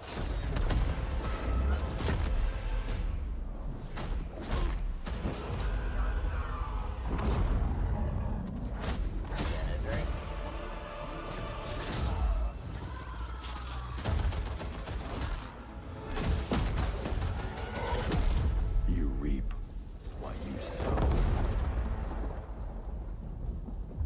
Guy's jacked, man. We'll all be looking forward to that, and good morning to everyone in Sweden and Europe. I know it's a late night. We got a lot more show for you, but coming up, we've got more awards like Best Game Direction. Todd Howard is here to present that. Oh, Bethesda. shit, dude. And God more Howard's here. including one I promise you that Legend. nobody could have anticipated. But right now, Game Awards, get ready to get on your feet.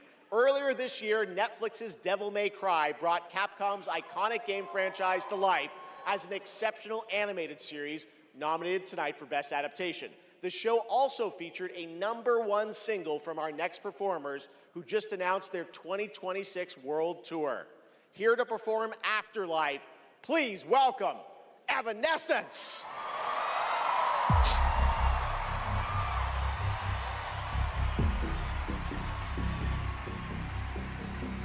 Yeah, Morrowind remake.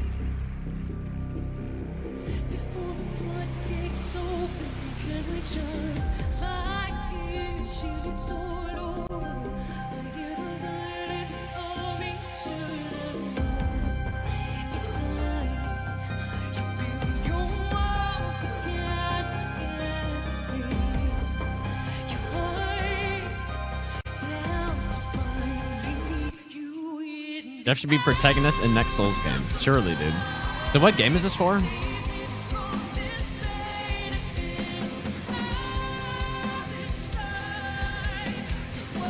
Quite a cape she's got.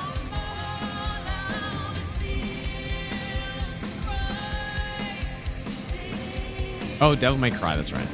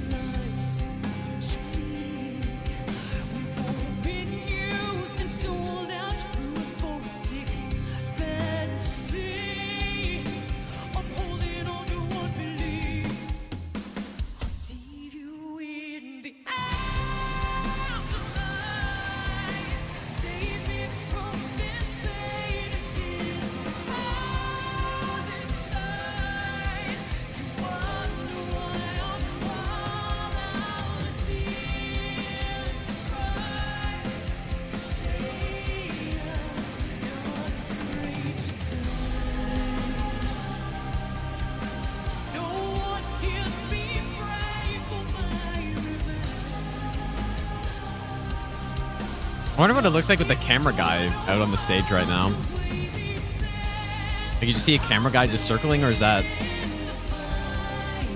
something else?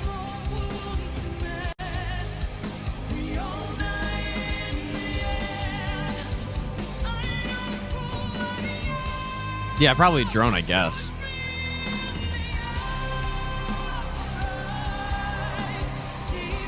Or I don't know, maybe not.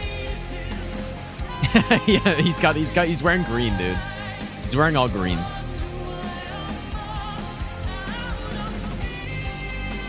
I mean, I don't know if they would do a drone though. Because there were some guys on the right over there.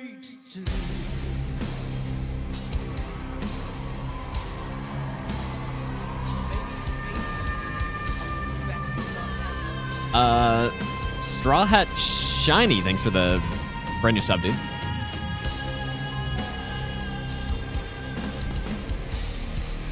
Yeah, hit him body.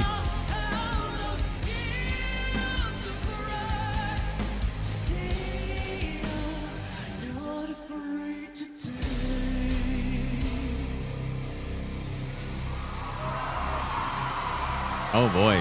Seizure warning.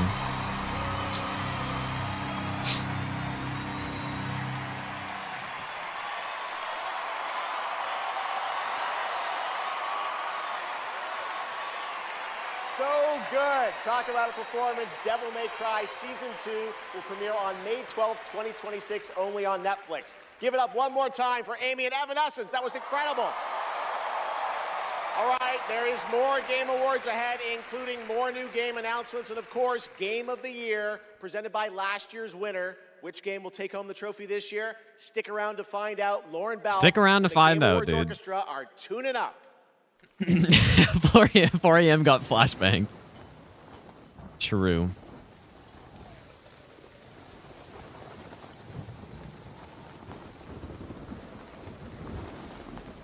This Where Winds Meet? Ah, it is, dude. I want to play this game, man. More.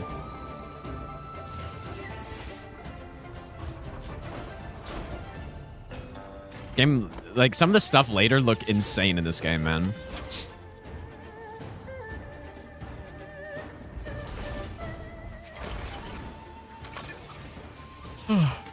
No, I don't think it's a gacha game, dude. Or well, I think you can get cosmetics, but...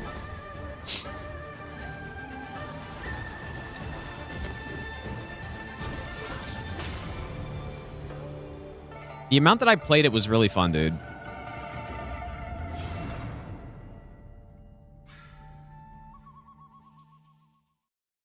Seffi in chat with the hashtag ad.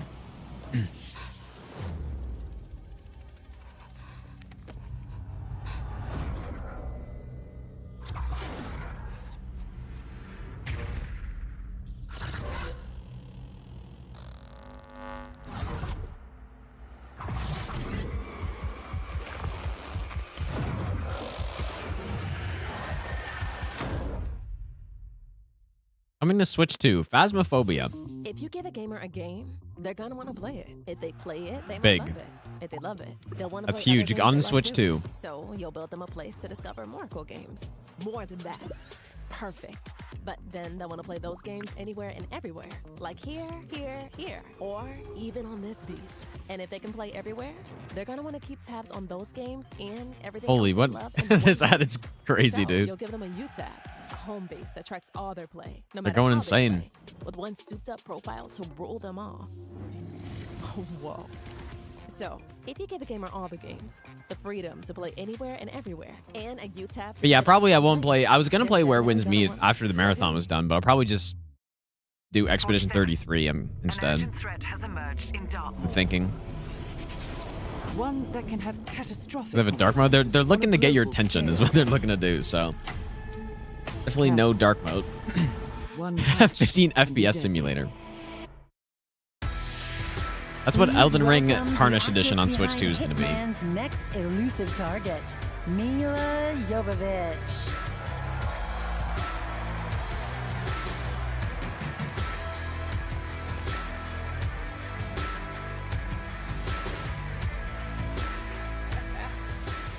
Hi, Los Angeles! And hello to gaming Ogre, fans thanks so much for the around the 29 month tier 2 Teamwork. reset. Thanks so much, Much dude. love, all the respect. Howsa dude. Here's hoping you and yours have an amazing holiday and end of the year.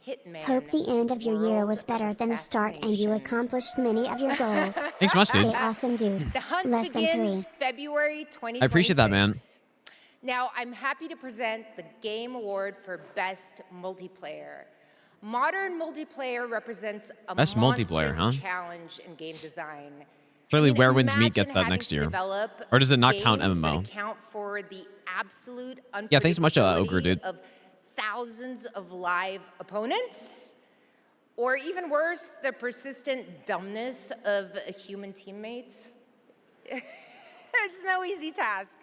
And tonight's nominees all pull it off in their own inspiring way. Here they are. Oh, yeah, Night Rain, maybe. Best multiplayer game. They said the world above had ended. I mean, has Night Rain gotten nominated for anything? Kind of forgot. Oh, yeah, here it is, dude. Holy, the FPS even in the trailer is really bad. Have to do a sprint jump. Crazy, man. I mean, I will say, Night Rain co-op is pretty fun, dude. I haven't played these other games, but... I mean, I can't Wow. imagine. I see people have a lot of favorites out here. Who do you want? Oh, my All lord. right. I got it right here. And the game award goes to Arc Raiders!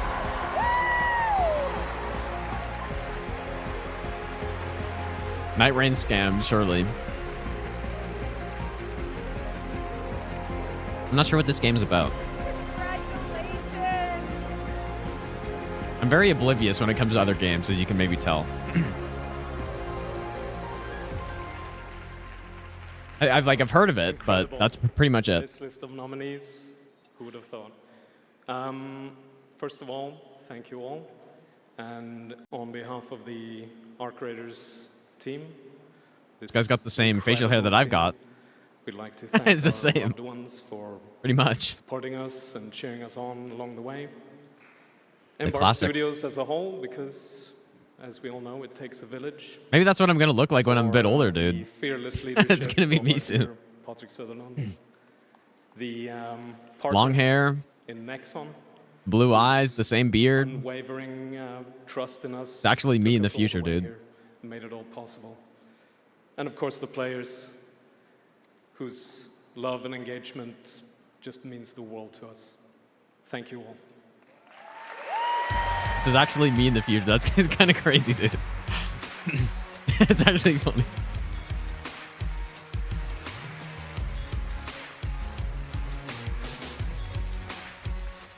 Congratulations, Arc Yeah, Raiders. me in 10 years. You know him from the Marvel Cinematic Universe and Stranger Things. Please welcome to the Game Awards, David Harbour. That is funny.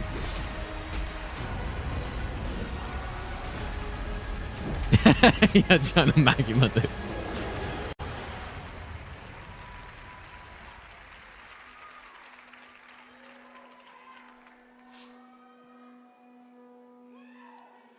For 25 years, Creative Assembly has entertained millions of people all around the world with the Total War franchise. Today, I'm here to help announce where Total War is going next. And it'll be in a universe that is so close to my heart. I'm excited to reveal that Total War is headed to the grim, dark future with Total War Warhammer 40K!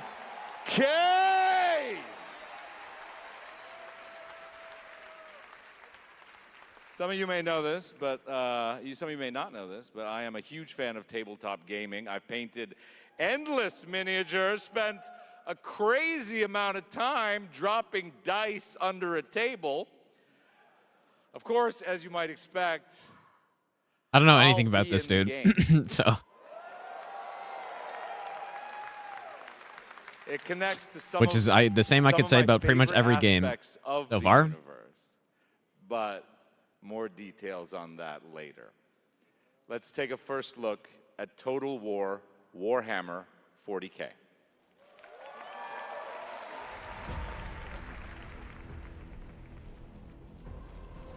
In the grim darkness of the far future, every soul's survival hangs by a thread.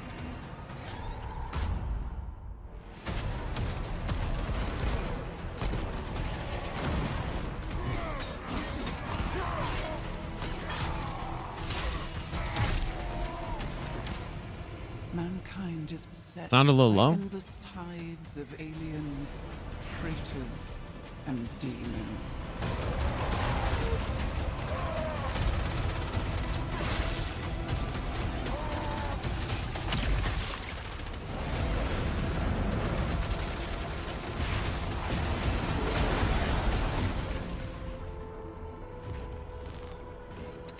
it's an RTS, believe it or not.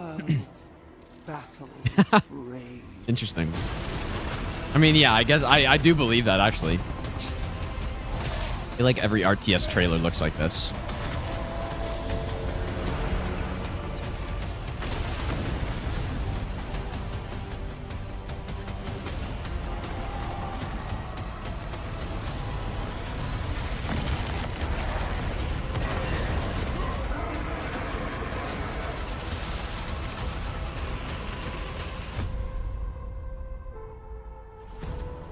Lead your armies.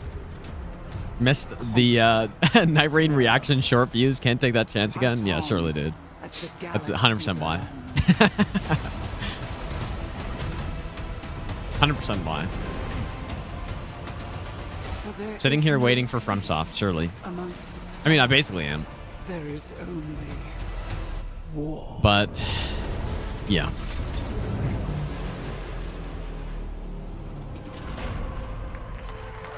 Yeah, I should have made another event. Nah, just the timing of the Game Awards was basically just 30 days after I planned on starting the stream. So I was like, oh, I guess it makes sense. It does make sense, but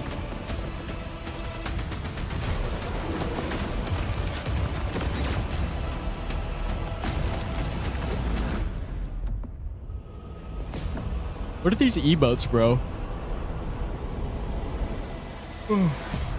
Is this that Twitch bitrate thing? Or the Twitch bit thing? Is that what that is? Like, I haven't actually seen that.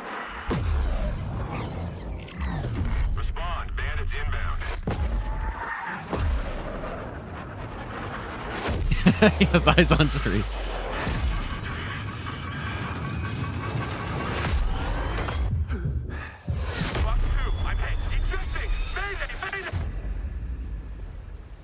Take a look. What a sight to behold. Whew, it's all over. The last lands of the FCU, the Federation of Central Usia. First of all, thank you for joining us on this ship. Hello there, my dear newcomer. You are very lucky, you know. Yes, we are critically undermanned on this ship. Don't worry at all. The man in front is Jan Rexco, the Wings of Thief. You're riding shotgun with the legendary Ace of Aces. He's a mass delusion fabricated by the rumor mill of social media. Radar contact. We think it's the Shadows. Our lone target is Wings. All dogs fire. Time to pull out. 22. Roger that. God damn it. Start swimming, soldier. Make it home alive. Just keep at it, Rex. Ray, heads up! On your orders, Rex. To keep hope alive, Wings of Thief must stay on the mission. Must fly on. I can make up your kill count to be whatever. Right. From now on, you'll be the greatest ace Tom Cruise sim. we'll ever know. Really?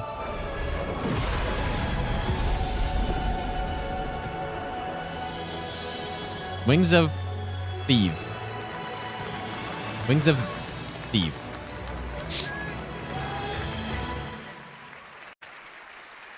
Yes, that's right. Ace Combat is back in 2026. Thanks to Bandai Namco for that. Over the past few weeks, fans have been visiting the Game Awards vote in Fortnite to help us select the best creator-made island of the year, and Genesis Squid Game came out on top. What does that Congrats mean? to that team, and head over to the Game Awards island now live in Fortnite to play all the nominees with the island code that you're seeing. What does that mean, dude? Right, I don't understand creative that. minds at Fuse Games. Like they made a map Some or of the key something? folks behind Burnout and Game Need for Awards map? Speed comes an all-new racing experience. That's funny, dude. I want it back. From Star Wars something? The way it was before the Empire shut it down. Definitely care about that as well. Lightning fast. Lives on the line. The pilots were incredible. Best of the best.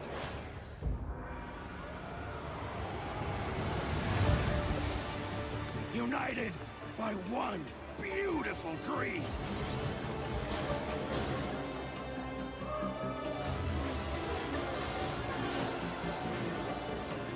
Wait, is it a pod racing game? Really? The galaxy needs racing. Kind of cool, I guess.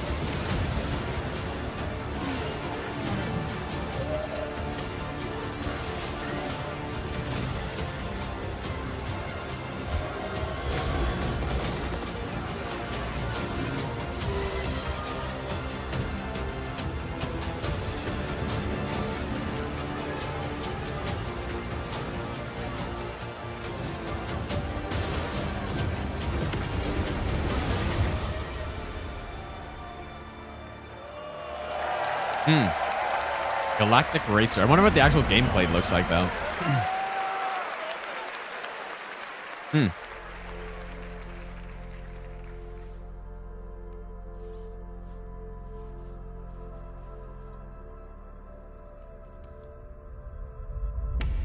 You? What were your names again?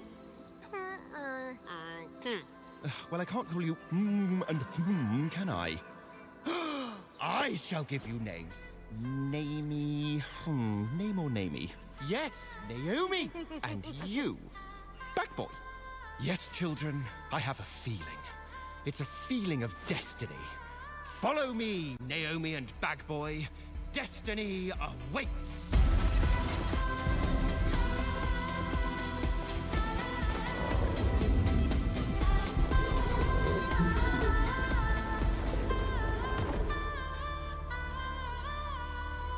There are a lot of these games now, huh?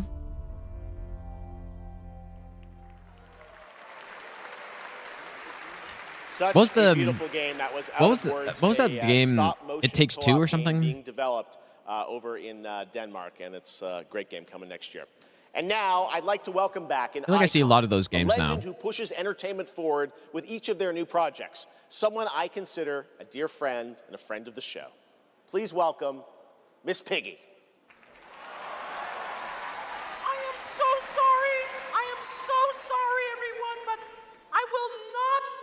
It was called, what, Galactic Racer, I think? No, Pod racing game? so sorry. It's all because of my my accompanisters. This dog was late, as usual. Hey, sorry, I lost track of time. I was out taking myself for a walk. Oh, ha. Same old excuses and jokes. Hey, they liked it. Let's go. It's time for you to sing, pig. Sing? That's pretty funny. We haven't rehearsed anything. And where's Remember, you just sing pig. That's pretty Yeah, good. wouldn't fit in my hatchback. Listen, what are you worried about? You know, we'll just, we'll wing it. Wing it? Sure. Who knows? Maybe it'll all work out. How about, something like this? In a world where gaming games are so exciting, waiting all year long until the time will come. Your turn. What? I can't just make up any words without some meaning. Pretty good. This is stupid. This whole thing is really dumb. Hey, you got it. So if you're looking for some friends, just stick around. Oh yes, the Game Awards will... Never let you down? Good luck. Excuse me? As we all now come together across the Great Divide. Oh, from Tokyo to London, we're all watching side by side. So if you're looking for some fun, the time is now. Here we go. Oh yes, the Game Awards will never let you down. Yeah, we'll see. What? Go ahead. It's a night of magic and online chats galore. Exactly. It's a shame that host Jeff Keighley's such a bore. Hey! Kidding. All the trailers and celebs and big awards. Really rigged. Oh. Don't forget about all our friends on Discord. Oh boy, I'm getting so excited about this wonderful world of gaming. Well, here's some awesome titles you simply can't ignore. You mean the names of all the games that I'll be playing? Yeah, now let's get ready, let's get set, you guys keep score. Let 'em have it! Oh, there's Mario, Minecraft, Legend of Zelda, Nominee, Donkey Kong, Bonanza, Kingdom Hearts Peak, Shovel Knight, Fortnite, Overcooked, Tomb Raider, and Tomodachi Life, Indiana Jones, Marvel Robinson, Shenmue, Fall Guys, XCOM, Undertale, It Takes Two, and I know you've all been waiting so long for the delayed release of Hollow Knight Silksong. Glad I didn't have to do that. 1, 2, 3. So when I'm Princess Peach wearing my super crown. Oh yes, the Game Awards will always let you down. Stop it! Your turn. Oh, I can't think of anything now. I need to know. Oh, the Game Awards will never let you down. But the pig just did. You'll have a place to wear your sparkly gown. Surely won't let us down. Game Awards will never let you down.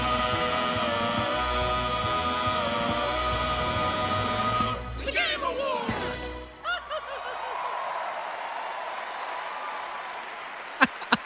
Oh my Gotta god. love them. The Muppets, everybody. Thanks, Miss Piggy and Ralph the dog. It all worked out in the end for them. All right, the Game Awards will be right back after this new look at Duet Night Abyss. Oh boy. Staying up for this. Oh, brother.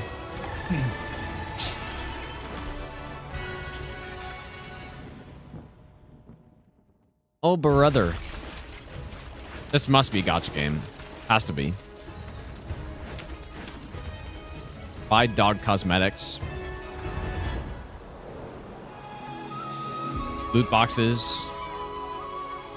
Has to be.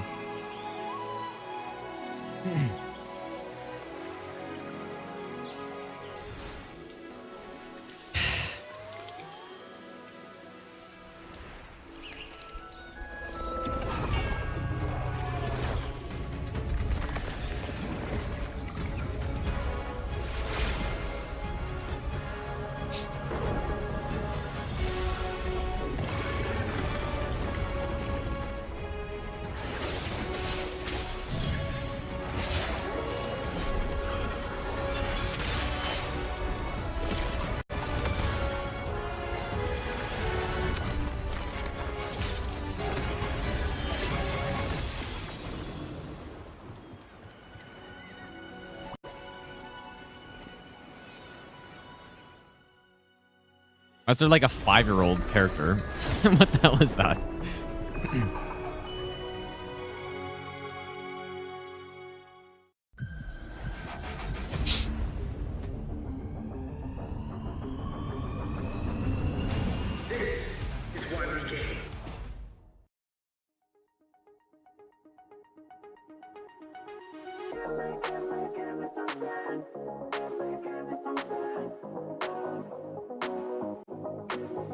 Switch the light, crack the door, started wishing, found a mission, break a glass, ring the bell, superstition, but I've been wishing for someone that I can see with my humanity in the mirror, just a little clearer, so sick of the warning signs, I see the good eye, yes, nearer, I won't shed a tear, I look for gold, then it turned to rust, I'll look for faith. Is this another gacha game? It looks kind of like it looks kind of weird with the like it's like I don't know. Looks like a normal game, but then there are just anime characters in it.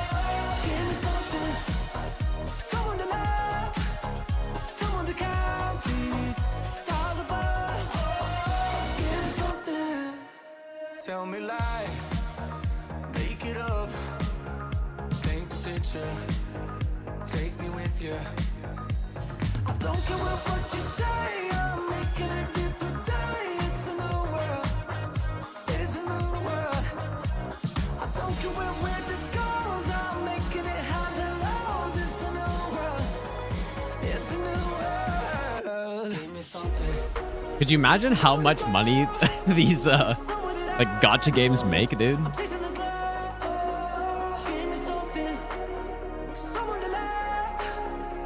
I mean, surely they're like the highest profiting game category. Like people just spend thousands on them, dude.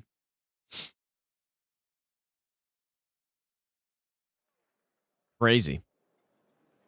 That was the announcement of One Yeah, Republic's infinite partnership and a new dollars. song with Arknight Enfield, which arrives January Can't 22nd, relate. 2026 on PlayStation 5, PC, and mobile. You can pre-register now and be the first to join the frontier. Okay, here's another world premiere only for you here at the Game Awards.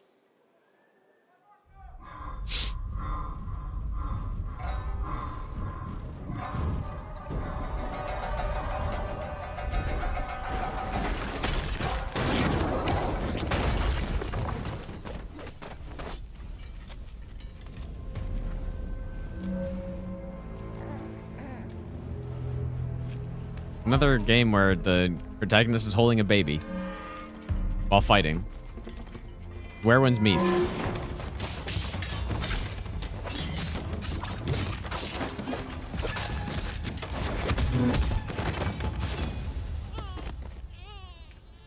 Wait, this wouldn't be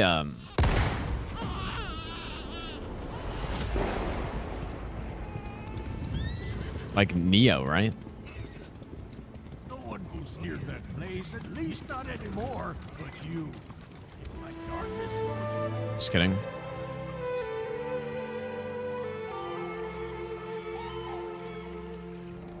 Yeah, we're Earth meat. You'd never break so easily. But why did you come back? The Order's blades are coming. They failed once, but they won't fail again.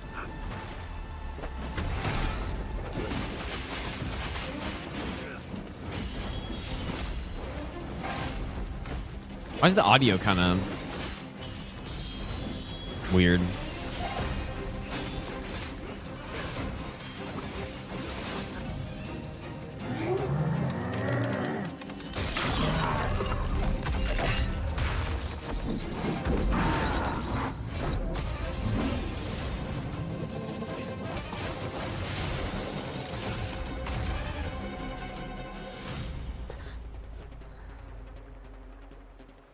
Please, take it. Save our people. The girl's nothing but a shell now. She'll never be the same. You broke my blade. But we broke your spirit! Drunken style, dude. His movement. Striking from where none expect.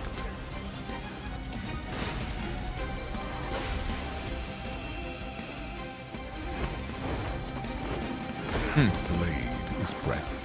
We channel it into steel, turning any blade into a divine weapon. Yeah, it does look pretty cool. I mean, this trailer isn't great, but the game looks cool. Surely that means I'll play it, even though I won't, probably. Unite. No enemy stands.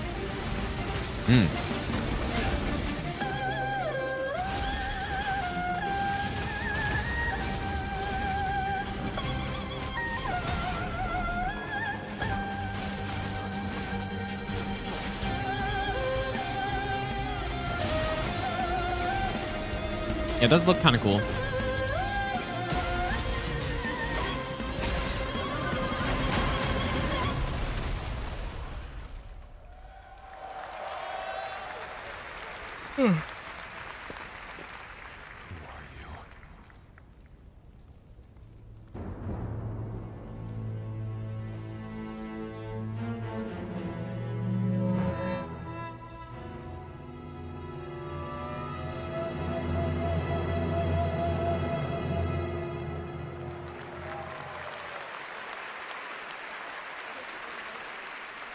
Phantom Blade Zero looks incredible, and I cannot wait to play that on PlayStation and PC when it comes out next September.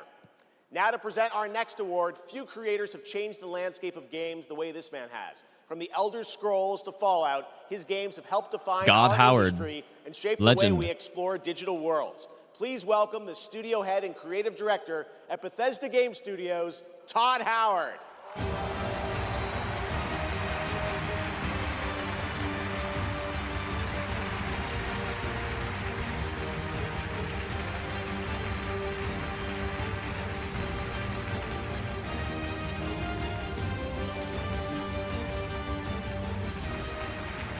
Game development is the ultimate team sport.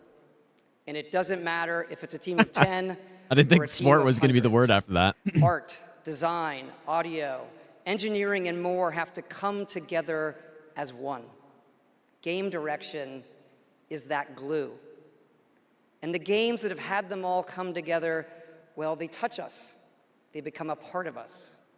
And that's why we're here tonight to honor How many them. hours do I have on Here are Starfield? the nominees for Like Best Game Direction. 15? Maybe, I don't know. Best game direction. Everyone vanishes into nothingness. I couldn't protect you. Rip Death Stranding 2, huh? Just losing everything to Expedition 33. Same with Ghost of Yotai, I guess. Time itself is against us. I haven't played Hades 2 yet. I have it. I haven't played it yet.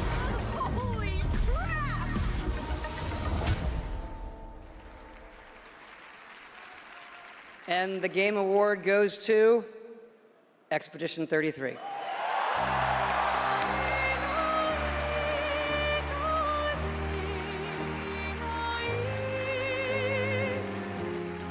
Who would have ever thought that it would be Expedition 33?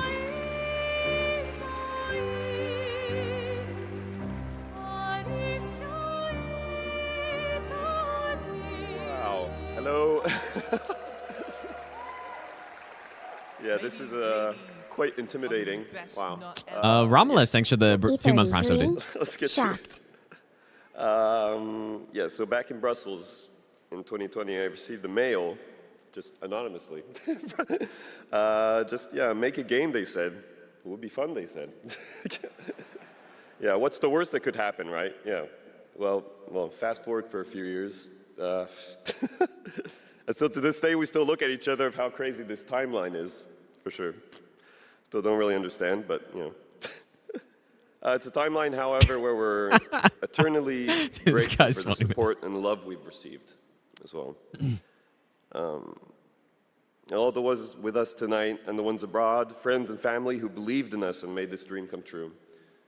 And yeah, I love to thank my wife as well. She couldn't make it here tonight, but I think she's watching it. She's in Brazil, so the time difference is quite huge. But yeah, anyway. It's not that huge. Thank you all so to be much. fair, Have but... a lovely evening. Yeah.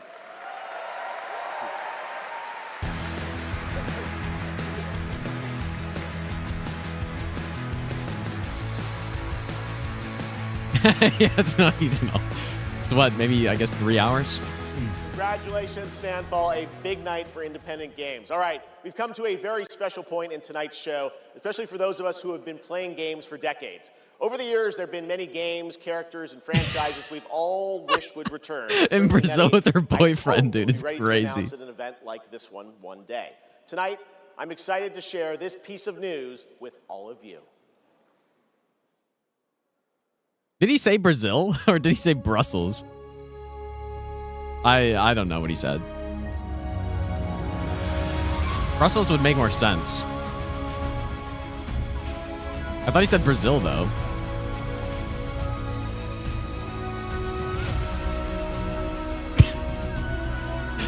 The world needs you again. I missed what game this was for.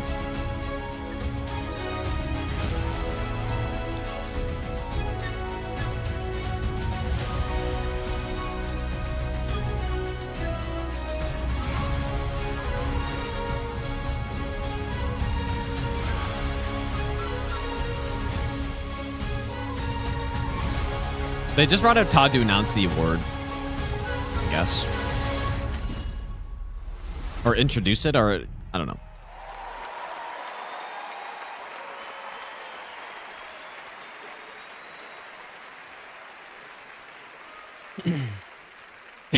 Another anime game? Are you sure? I don't think so, dude.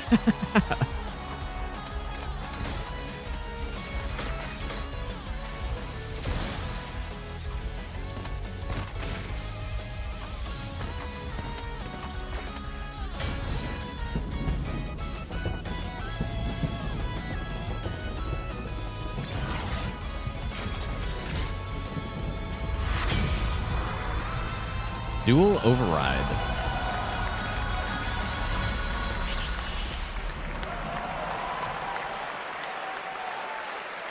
$2027, huh? That's pretty far away.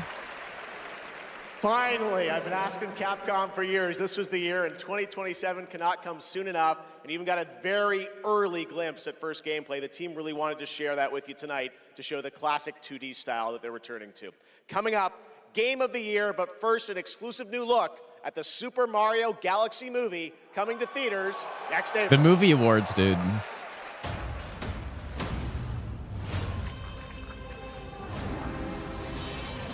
I'm Bowser Jr., and I'm gonna be taking my father now. Is that Jack Black again? Luigi?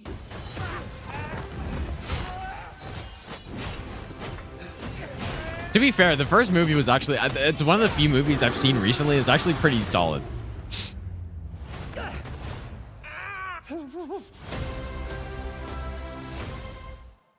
I trust you'll be able to rid us of this crucible. The light.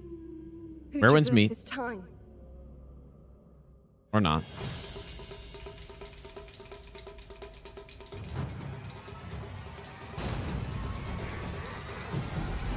Is this Neo? I don't know. I haven't played any Neo game.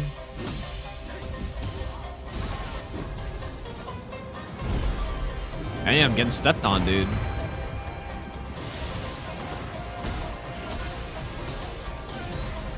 None shall interfere with my cause. I think the reason I didn't play the other Neo games is because they didn't come to PC for a while or something. Like they were on PS5 only.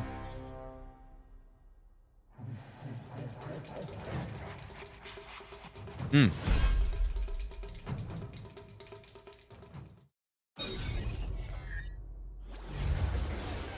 But yeah, I mean, maybe I should play them. As an inevitable conclusion, one that is only a matter of time. And the culmination. Yeah, they're on PC now. Yeah, but that's just the reason I never played them when they came out, because I probably would have played it when it came out. But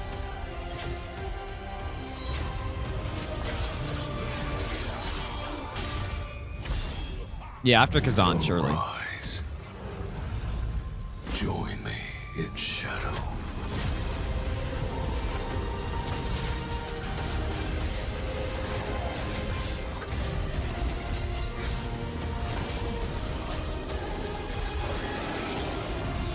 I am the Monarch of Shadows.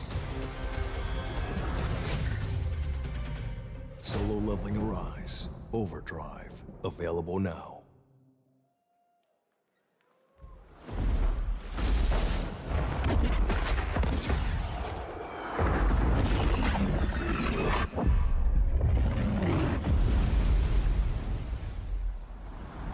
Elder Scrolls 6. Surely. You know, sometimes our last reveal at the Game Awards is a teaser for something years and years away. But not tonight. Elder Scrolls 6. Our final world premiere comes from 61 members of the team that built Apex Legends and Titanfall. 4 years ago, the principals founded a new independent studio with the hopes of pushing the shooter genre forward with a new original game. They've done it Nope. in complete secrecy, which is even more amazing because the game is very deep into development. The power of independent self-published I mean, it looked studios nothing to like push Elder this Scrolls, to medium be fair. forward But is a growing when he and I said think they announced positive something theme that in our comes in industry. years in the future or So something, I was tonight, like, oh shit, it's you're not only gonna surely. get the announcement of the game, It was but only also announced your like first look at the 7 years gameplay. ago. I've played it, and after you see this trailer, I think you're going to want to as well. Welcome to Highguard. Elder Scrolls 6 High Rock is what he said, surely. And dangers untold. I venture without fear. And ride without rest. For coin or for cause, I fight to the end. No, he said High Rock, I think.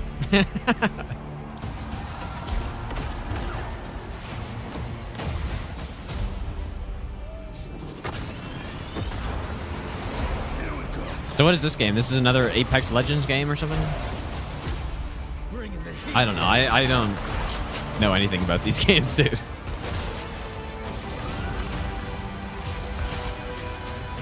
light belongs to me. Another Overwatch clone. With horses. Or wait, is it? I don't know. I wasn't really listening to him.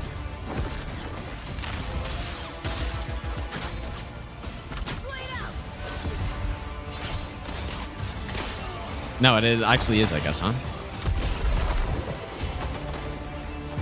Strike fast. Siege tower coming in.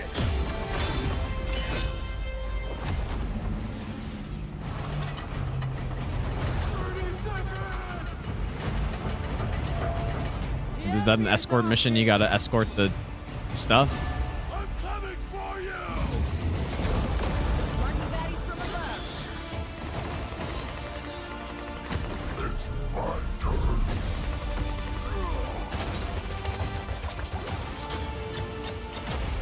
This is funny stuff, dude. I am the coming storm.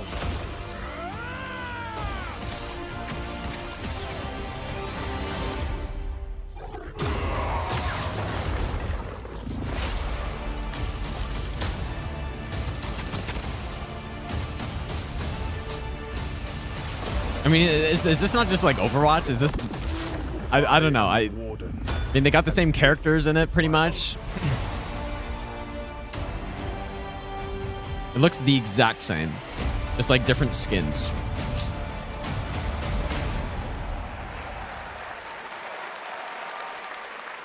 Pretty crazy, that's right. High Guard launches in just 7 weeks on PC, PlayStation, and Xbox. I look like... Well, no, you literally had the like McCree right there, and then you got the... Now, it's time what's for our final award. Last year, Astrobot took home the Game ultimate of of the the... year. So the tradition goes, like this Missile year we're lucky Girl. to have that game's director Like, it present looked like all Game the of same Year type of this skills and stuff. Team Look the exact Asobi, same. Please welcome Nico Doucet.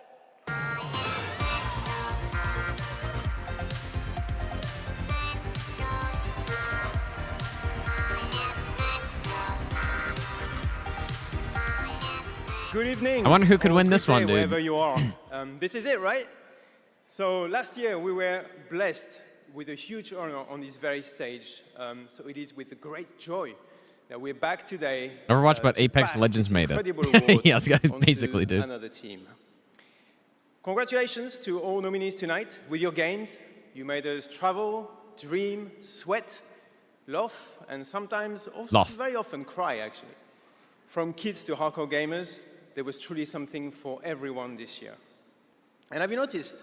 The games nominated this year were created by teams. I can't believe from Astrobot all won last over year. the But world. what else would have won, though? This is a Like, what else was testament there? that our industry feeds from various world cultures. And in this day and age, this is something we should really, really appreciate and celebrate.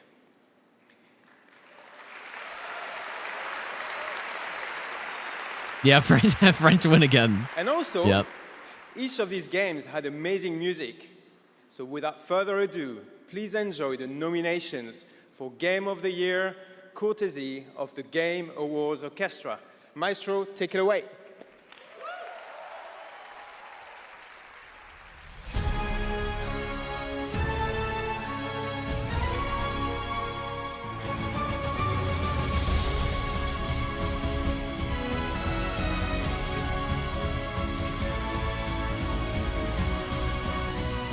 This game looks pretty sick, man.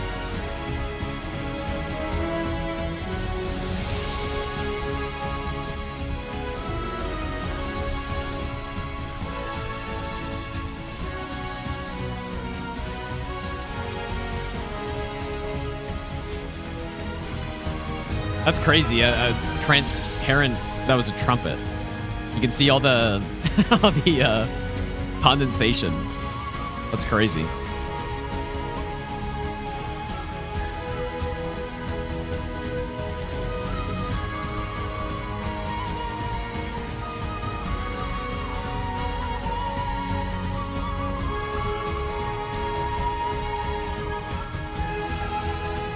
Orchestra's good at least, dude.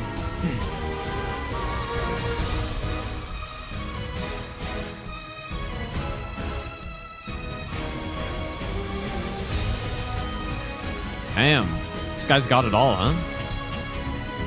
Like, what even was that?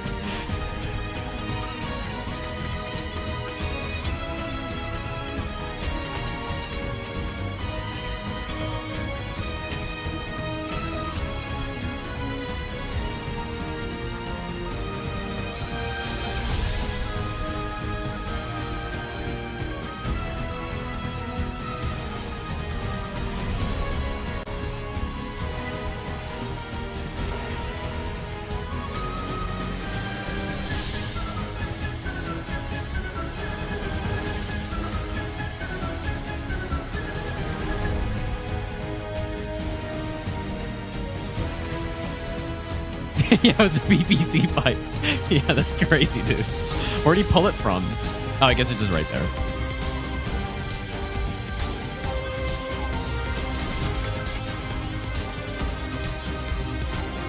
I haven't played all these games, obviously, but it feels like very solid picks this year, though. For Game of the Year. Like, at least compared to last year.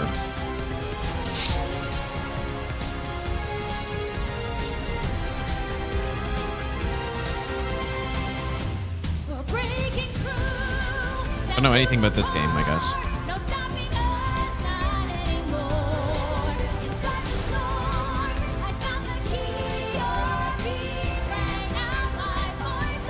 What's Hades 2 rated at?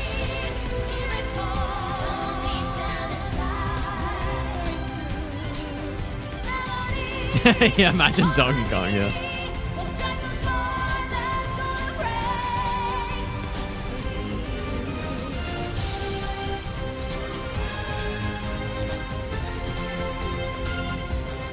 My God, dude, what is he pulling out there?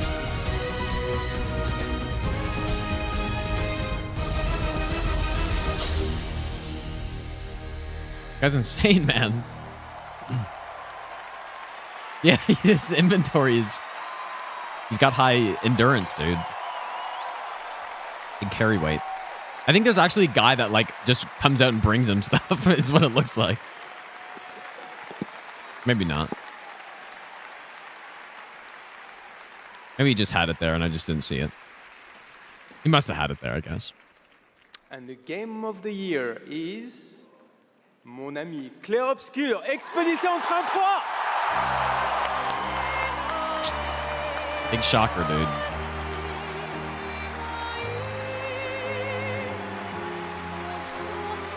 Mon ami.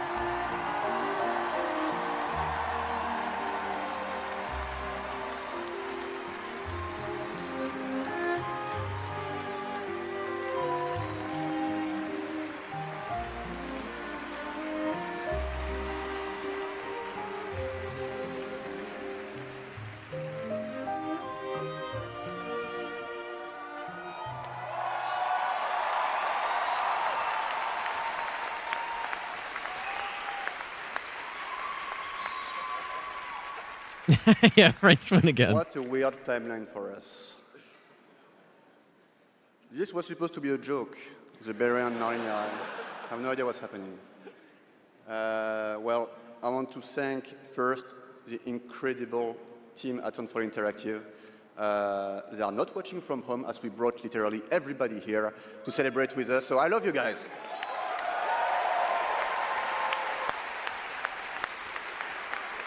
Yeah, I want to thank. Yeah.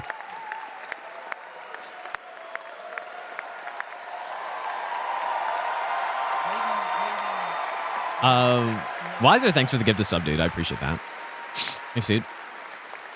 I also want to thank Kepler Interactive, our publisher, but also our localization teams, our playtesters, our wonderful cast for both motion capture and voice, and all the people who worked on this game to make it happen. It's really a teamwork, so just thank you to everybody who contributed. And also, I want to extend a thank to the unsung heroes of this industry, the people who make tutorials on YouTube on how to make a game, because we had no idea how to make a game before, so thank you. Pretty crazy, dude. That's true. And I'll extend a personal thank you to an important man in my life, Mr. Hironobu Sakaguchi, who made me fall in love with games and inspired me to become a game dev. So thank you, Mr. Sakaguchi-san.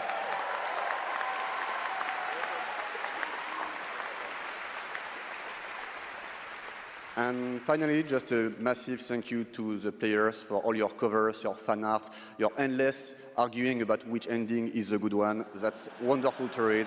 Thank you so much. And surely you won't spoil it. Actions are worth more than words. So if you remember, we promised some content a few months ago. So I'm very happy to say that it's releasing now. And you can just go home and play. It's free. New weapons, new quests, new boss. So just wait, what? Really? So just thank you so much. You changed our lives. You changed the studio's life, and it's really wonderful. So thank you, and for those who come after.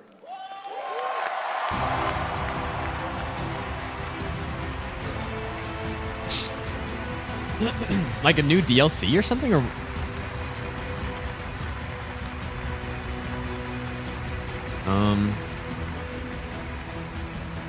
where's the game?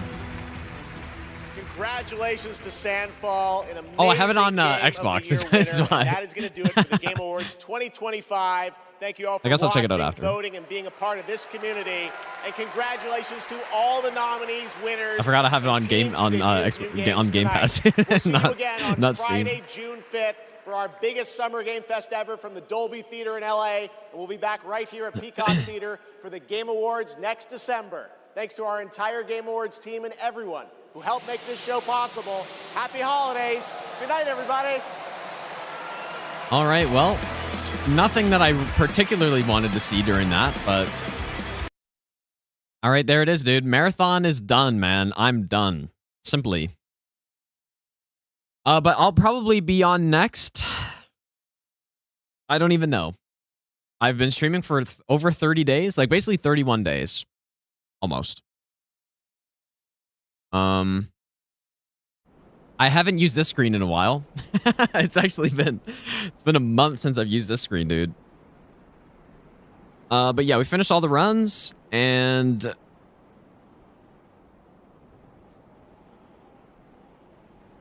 yeah, Expedition 33 lost the fan vote, dude. But yeah, I'll probably be back. Yeah, surely back tomorrow, surely. I don't know when. Like probably a couple weeks, like 2 or 3 weeks maybe. Maybe like after Christmas or something. Seems like it makes sense.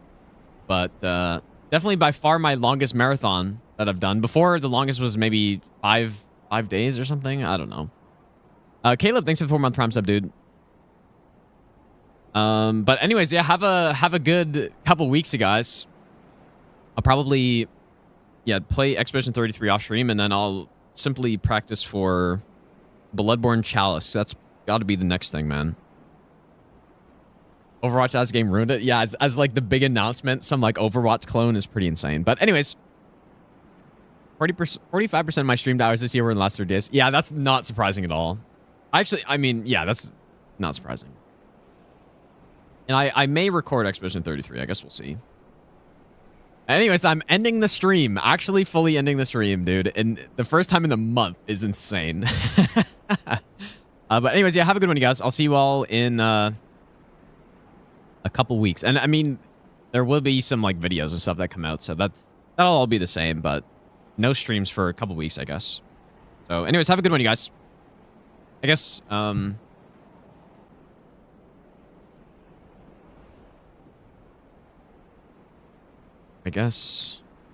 think my chat's broken. Nice one, dude. But anyways, yeah, have a good one, guys. I'll see you all in a couple weeks.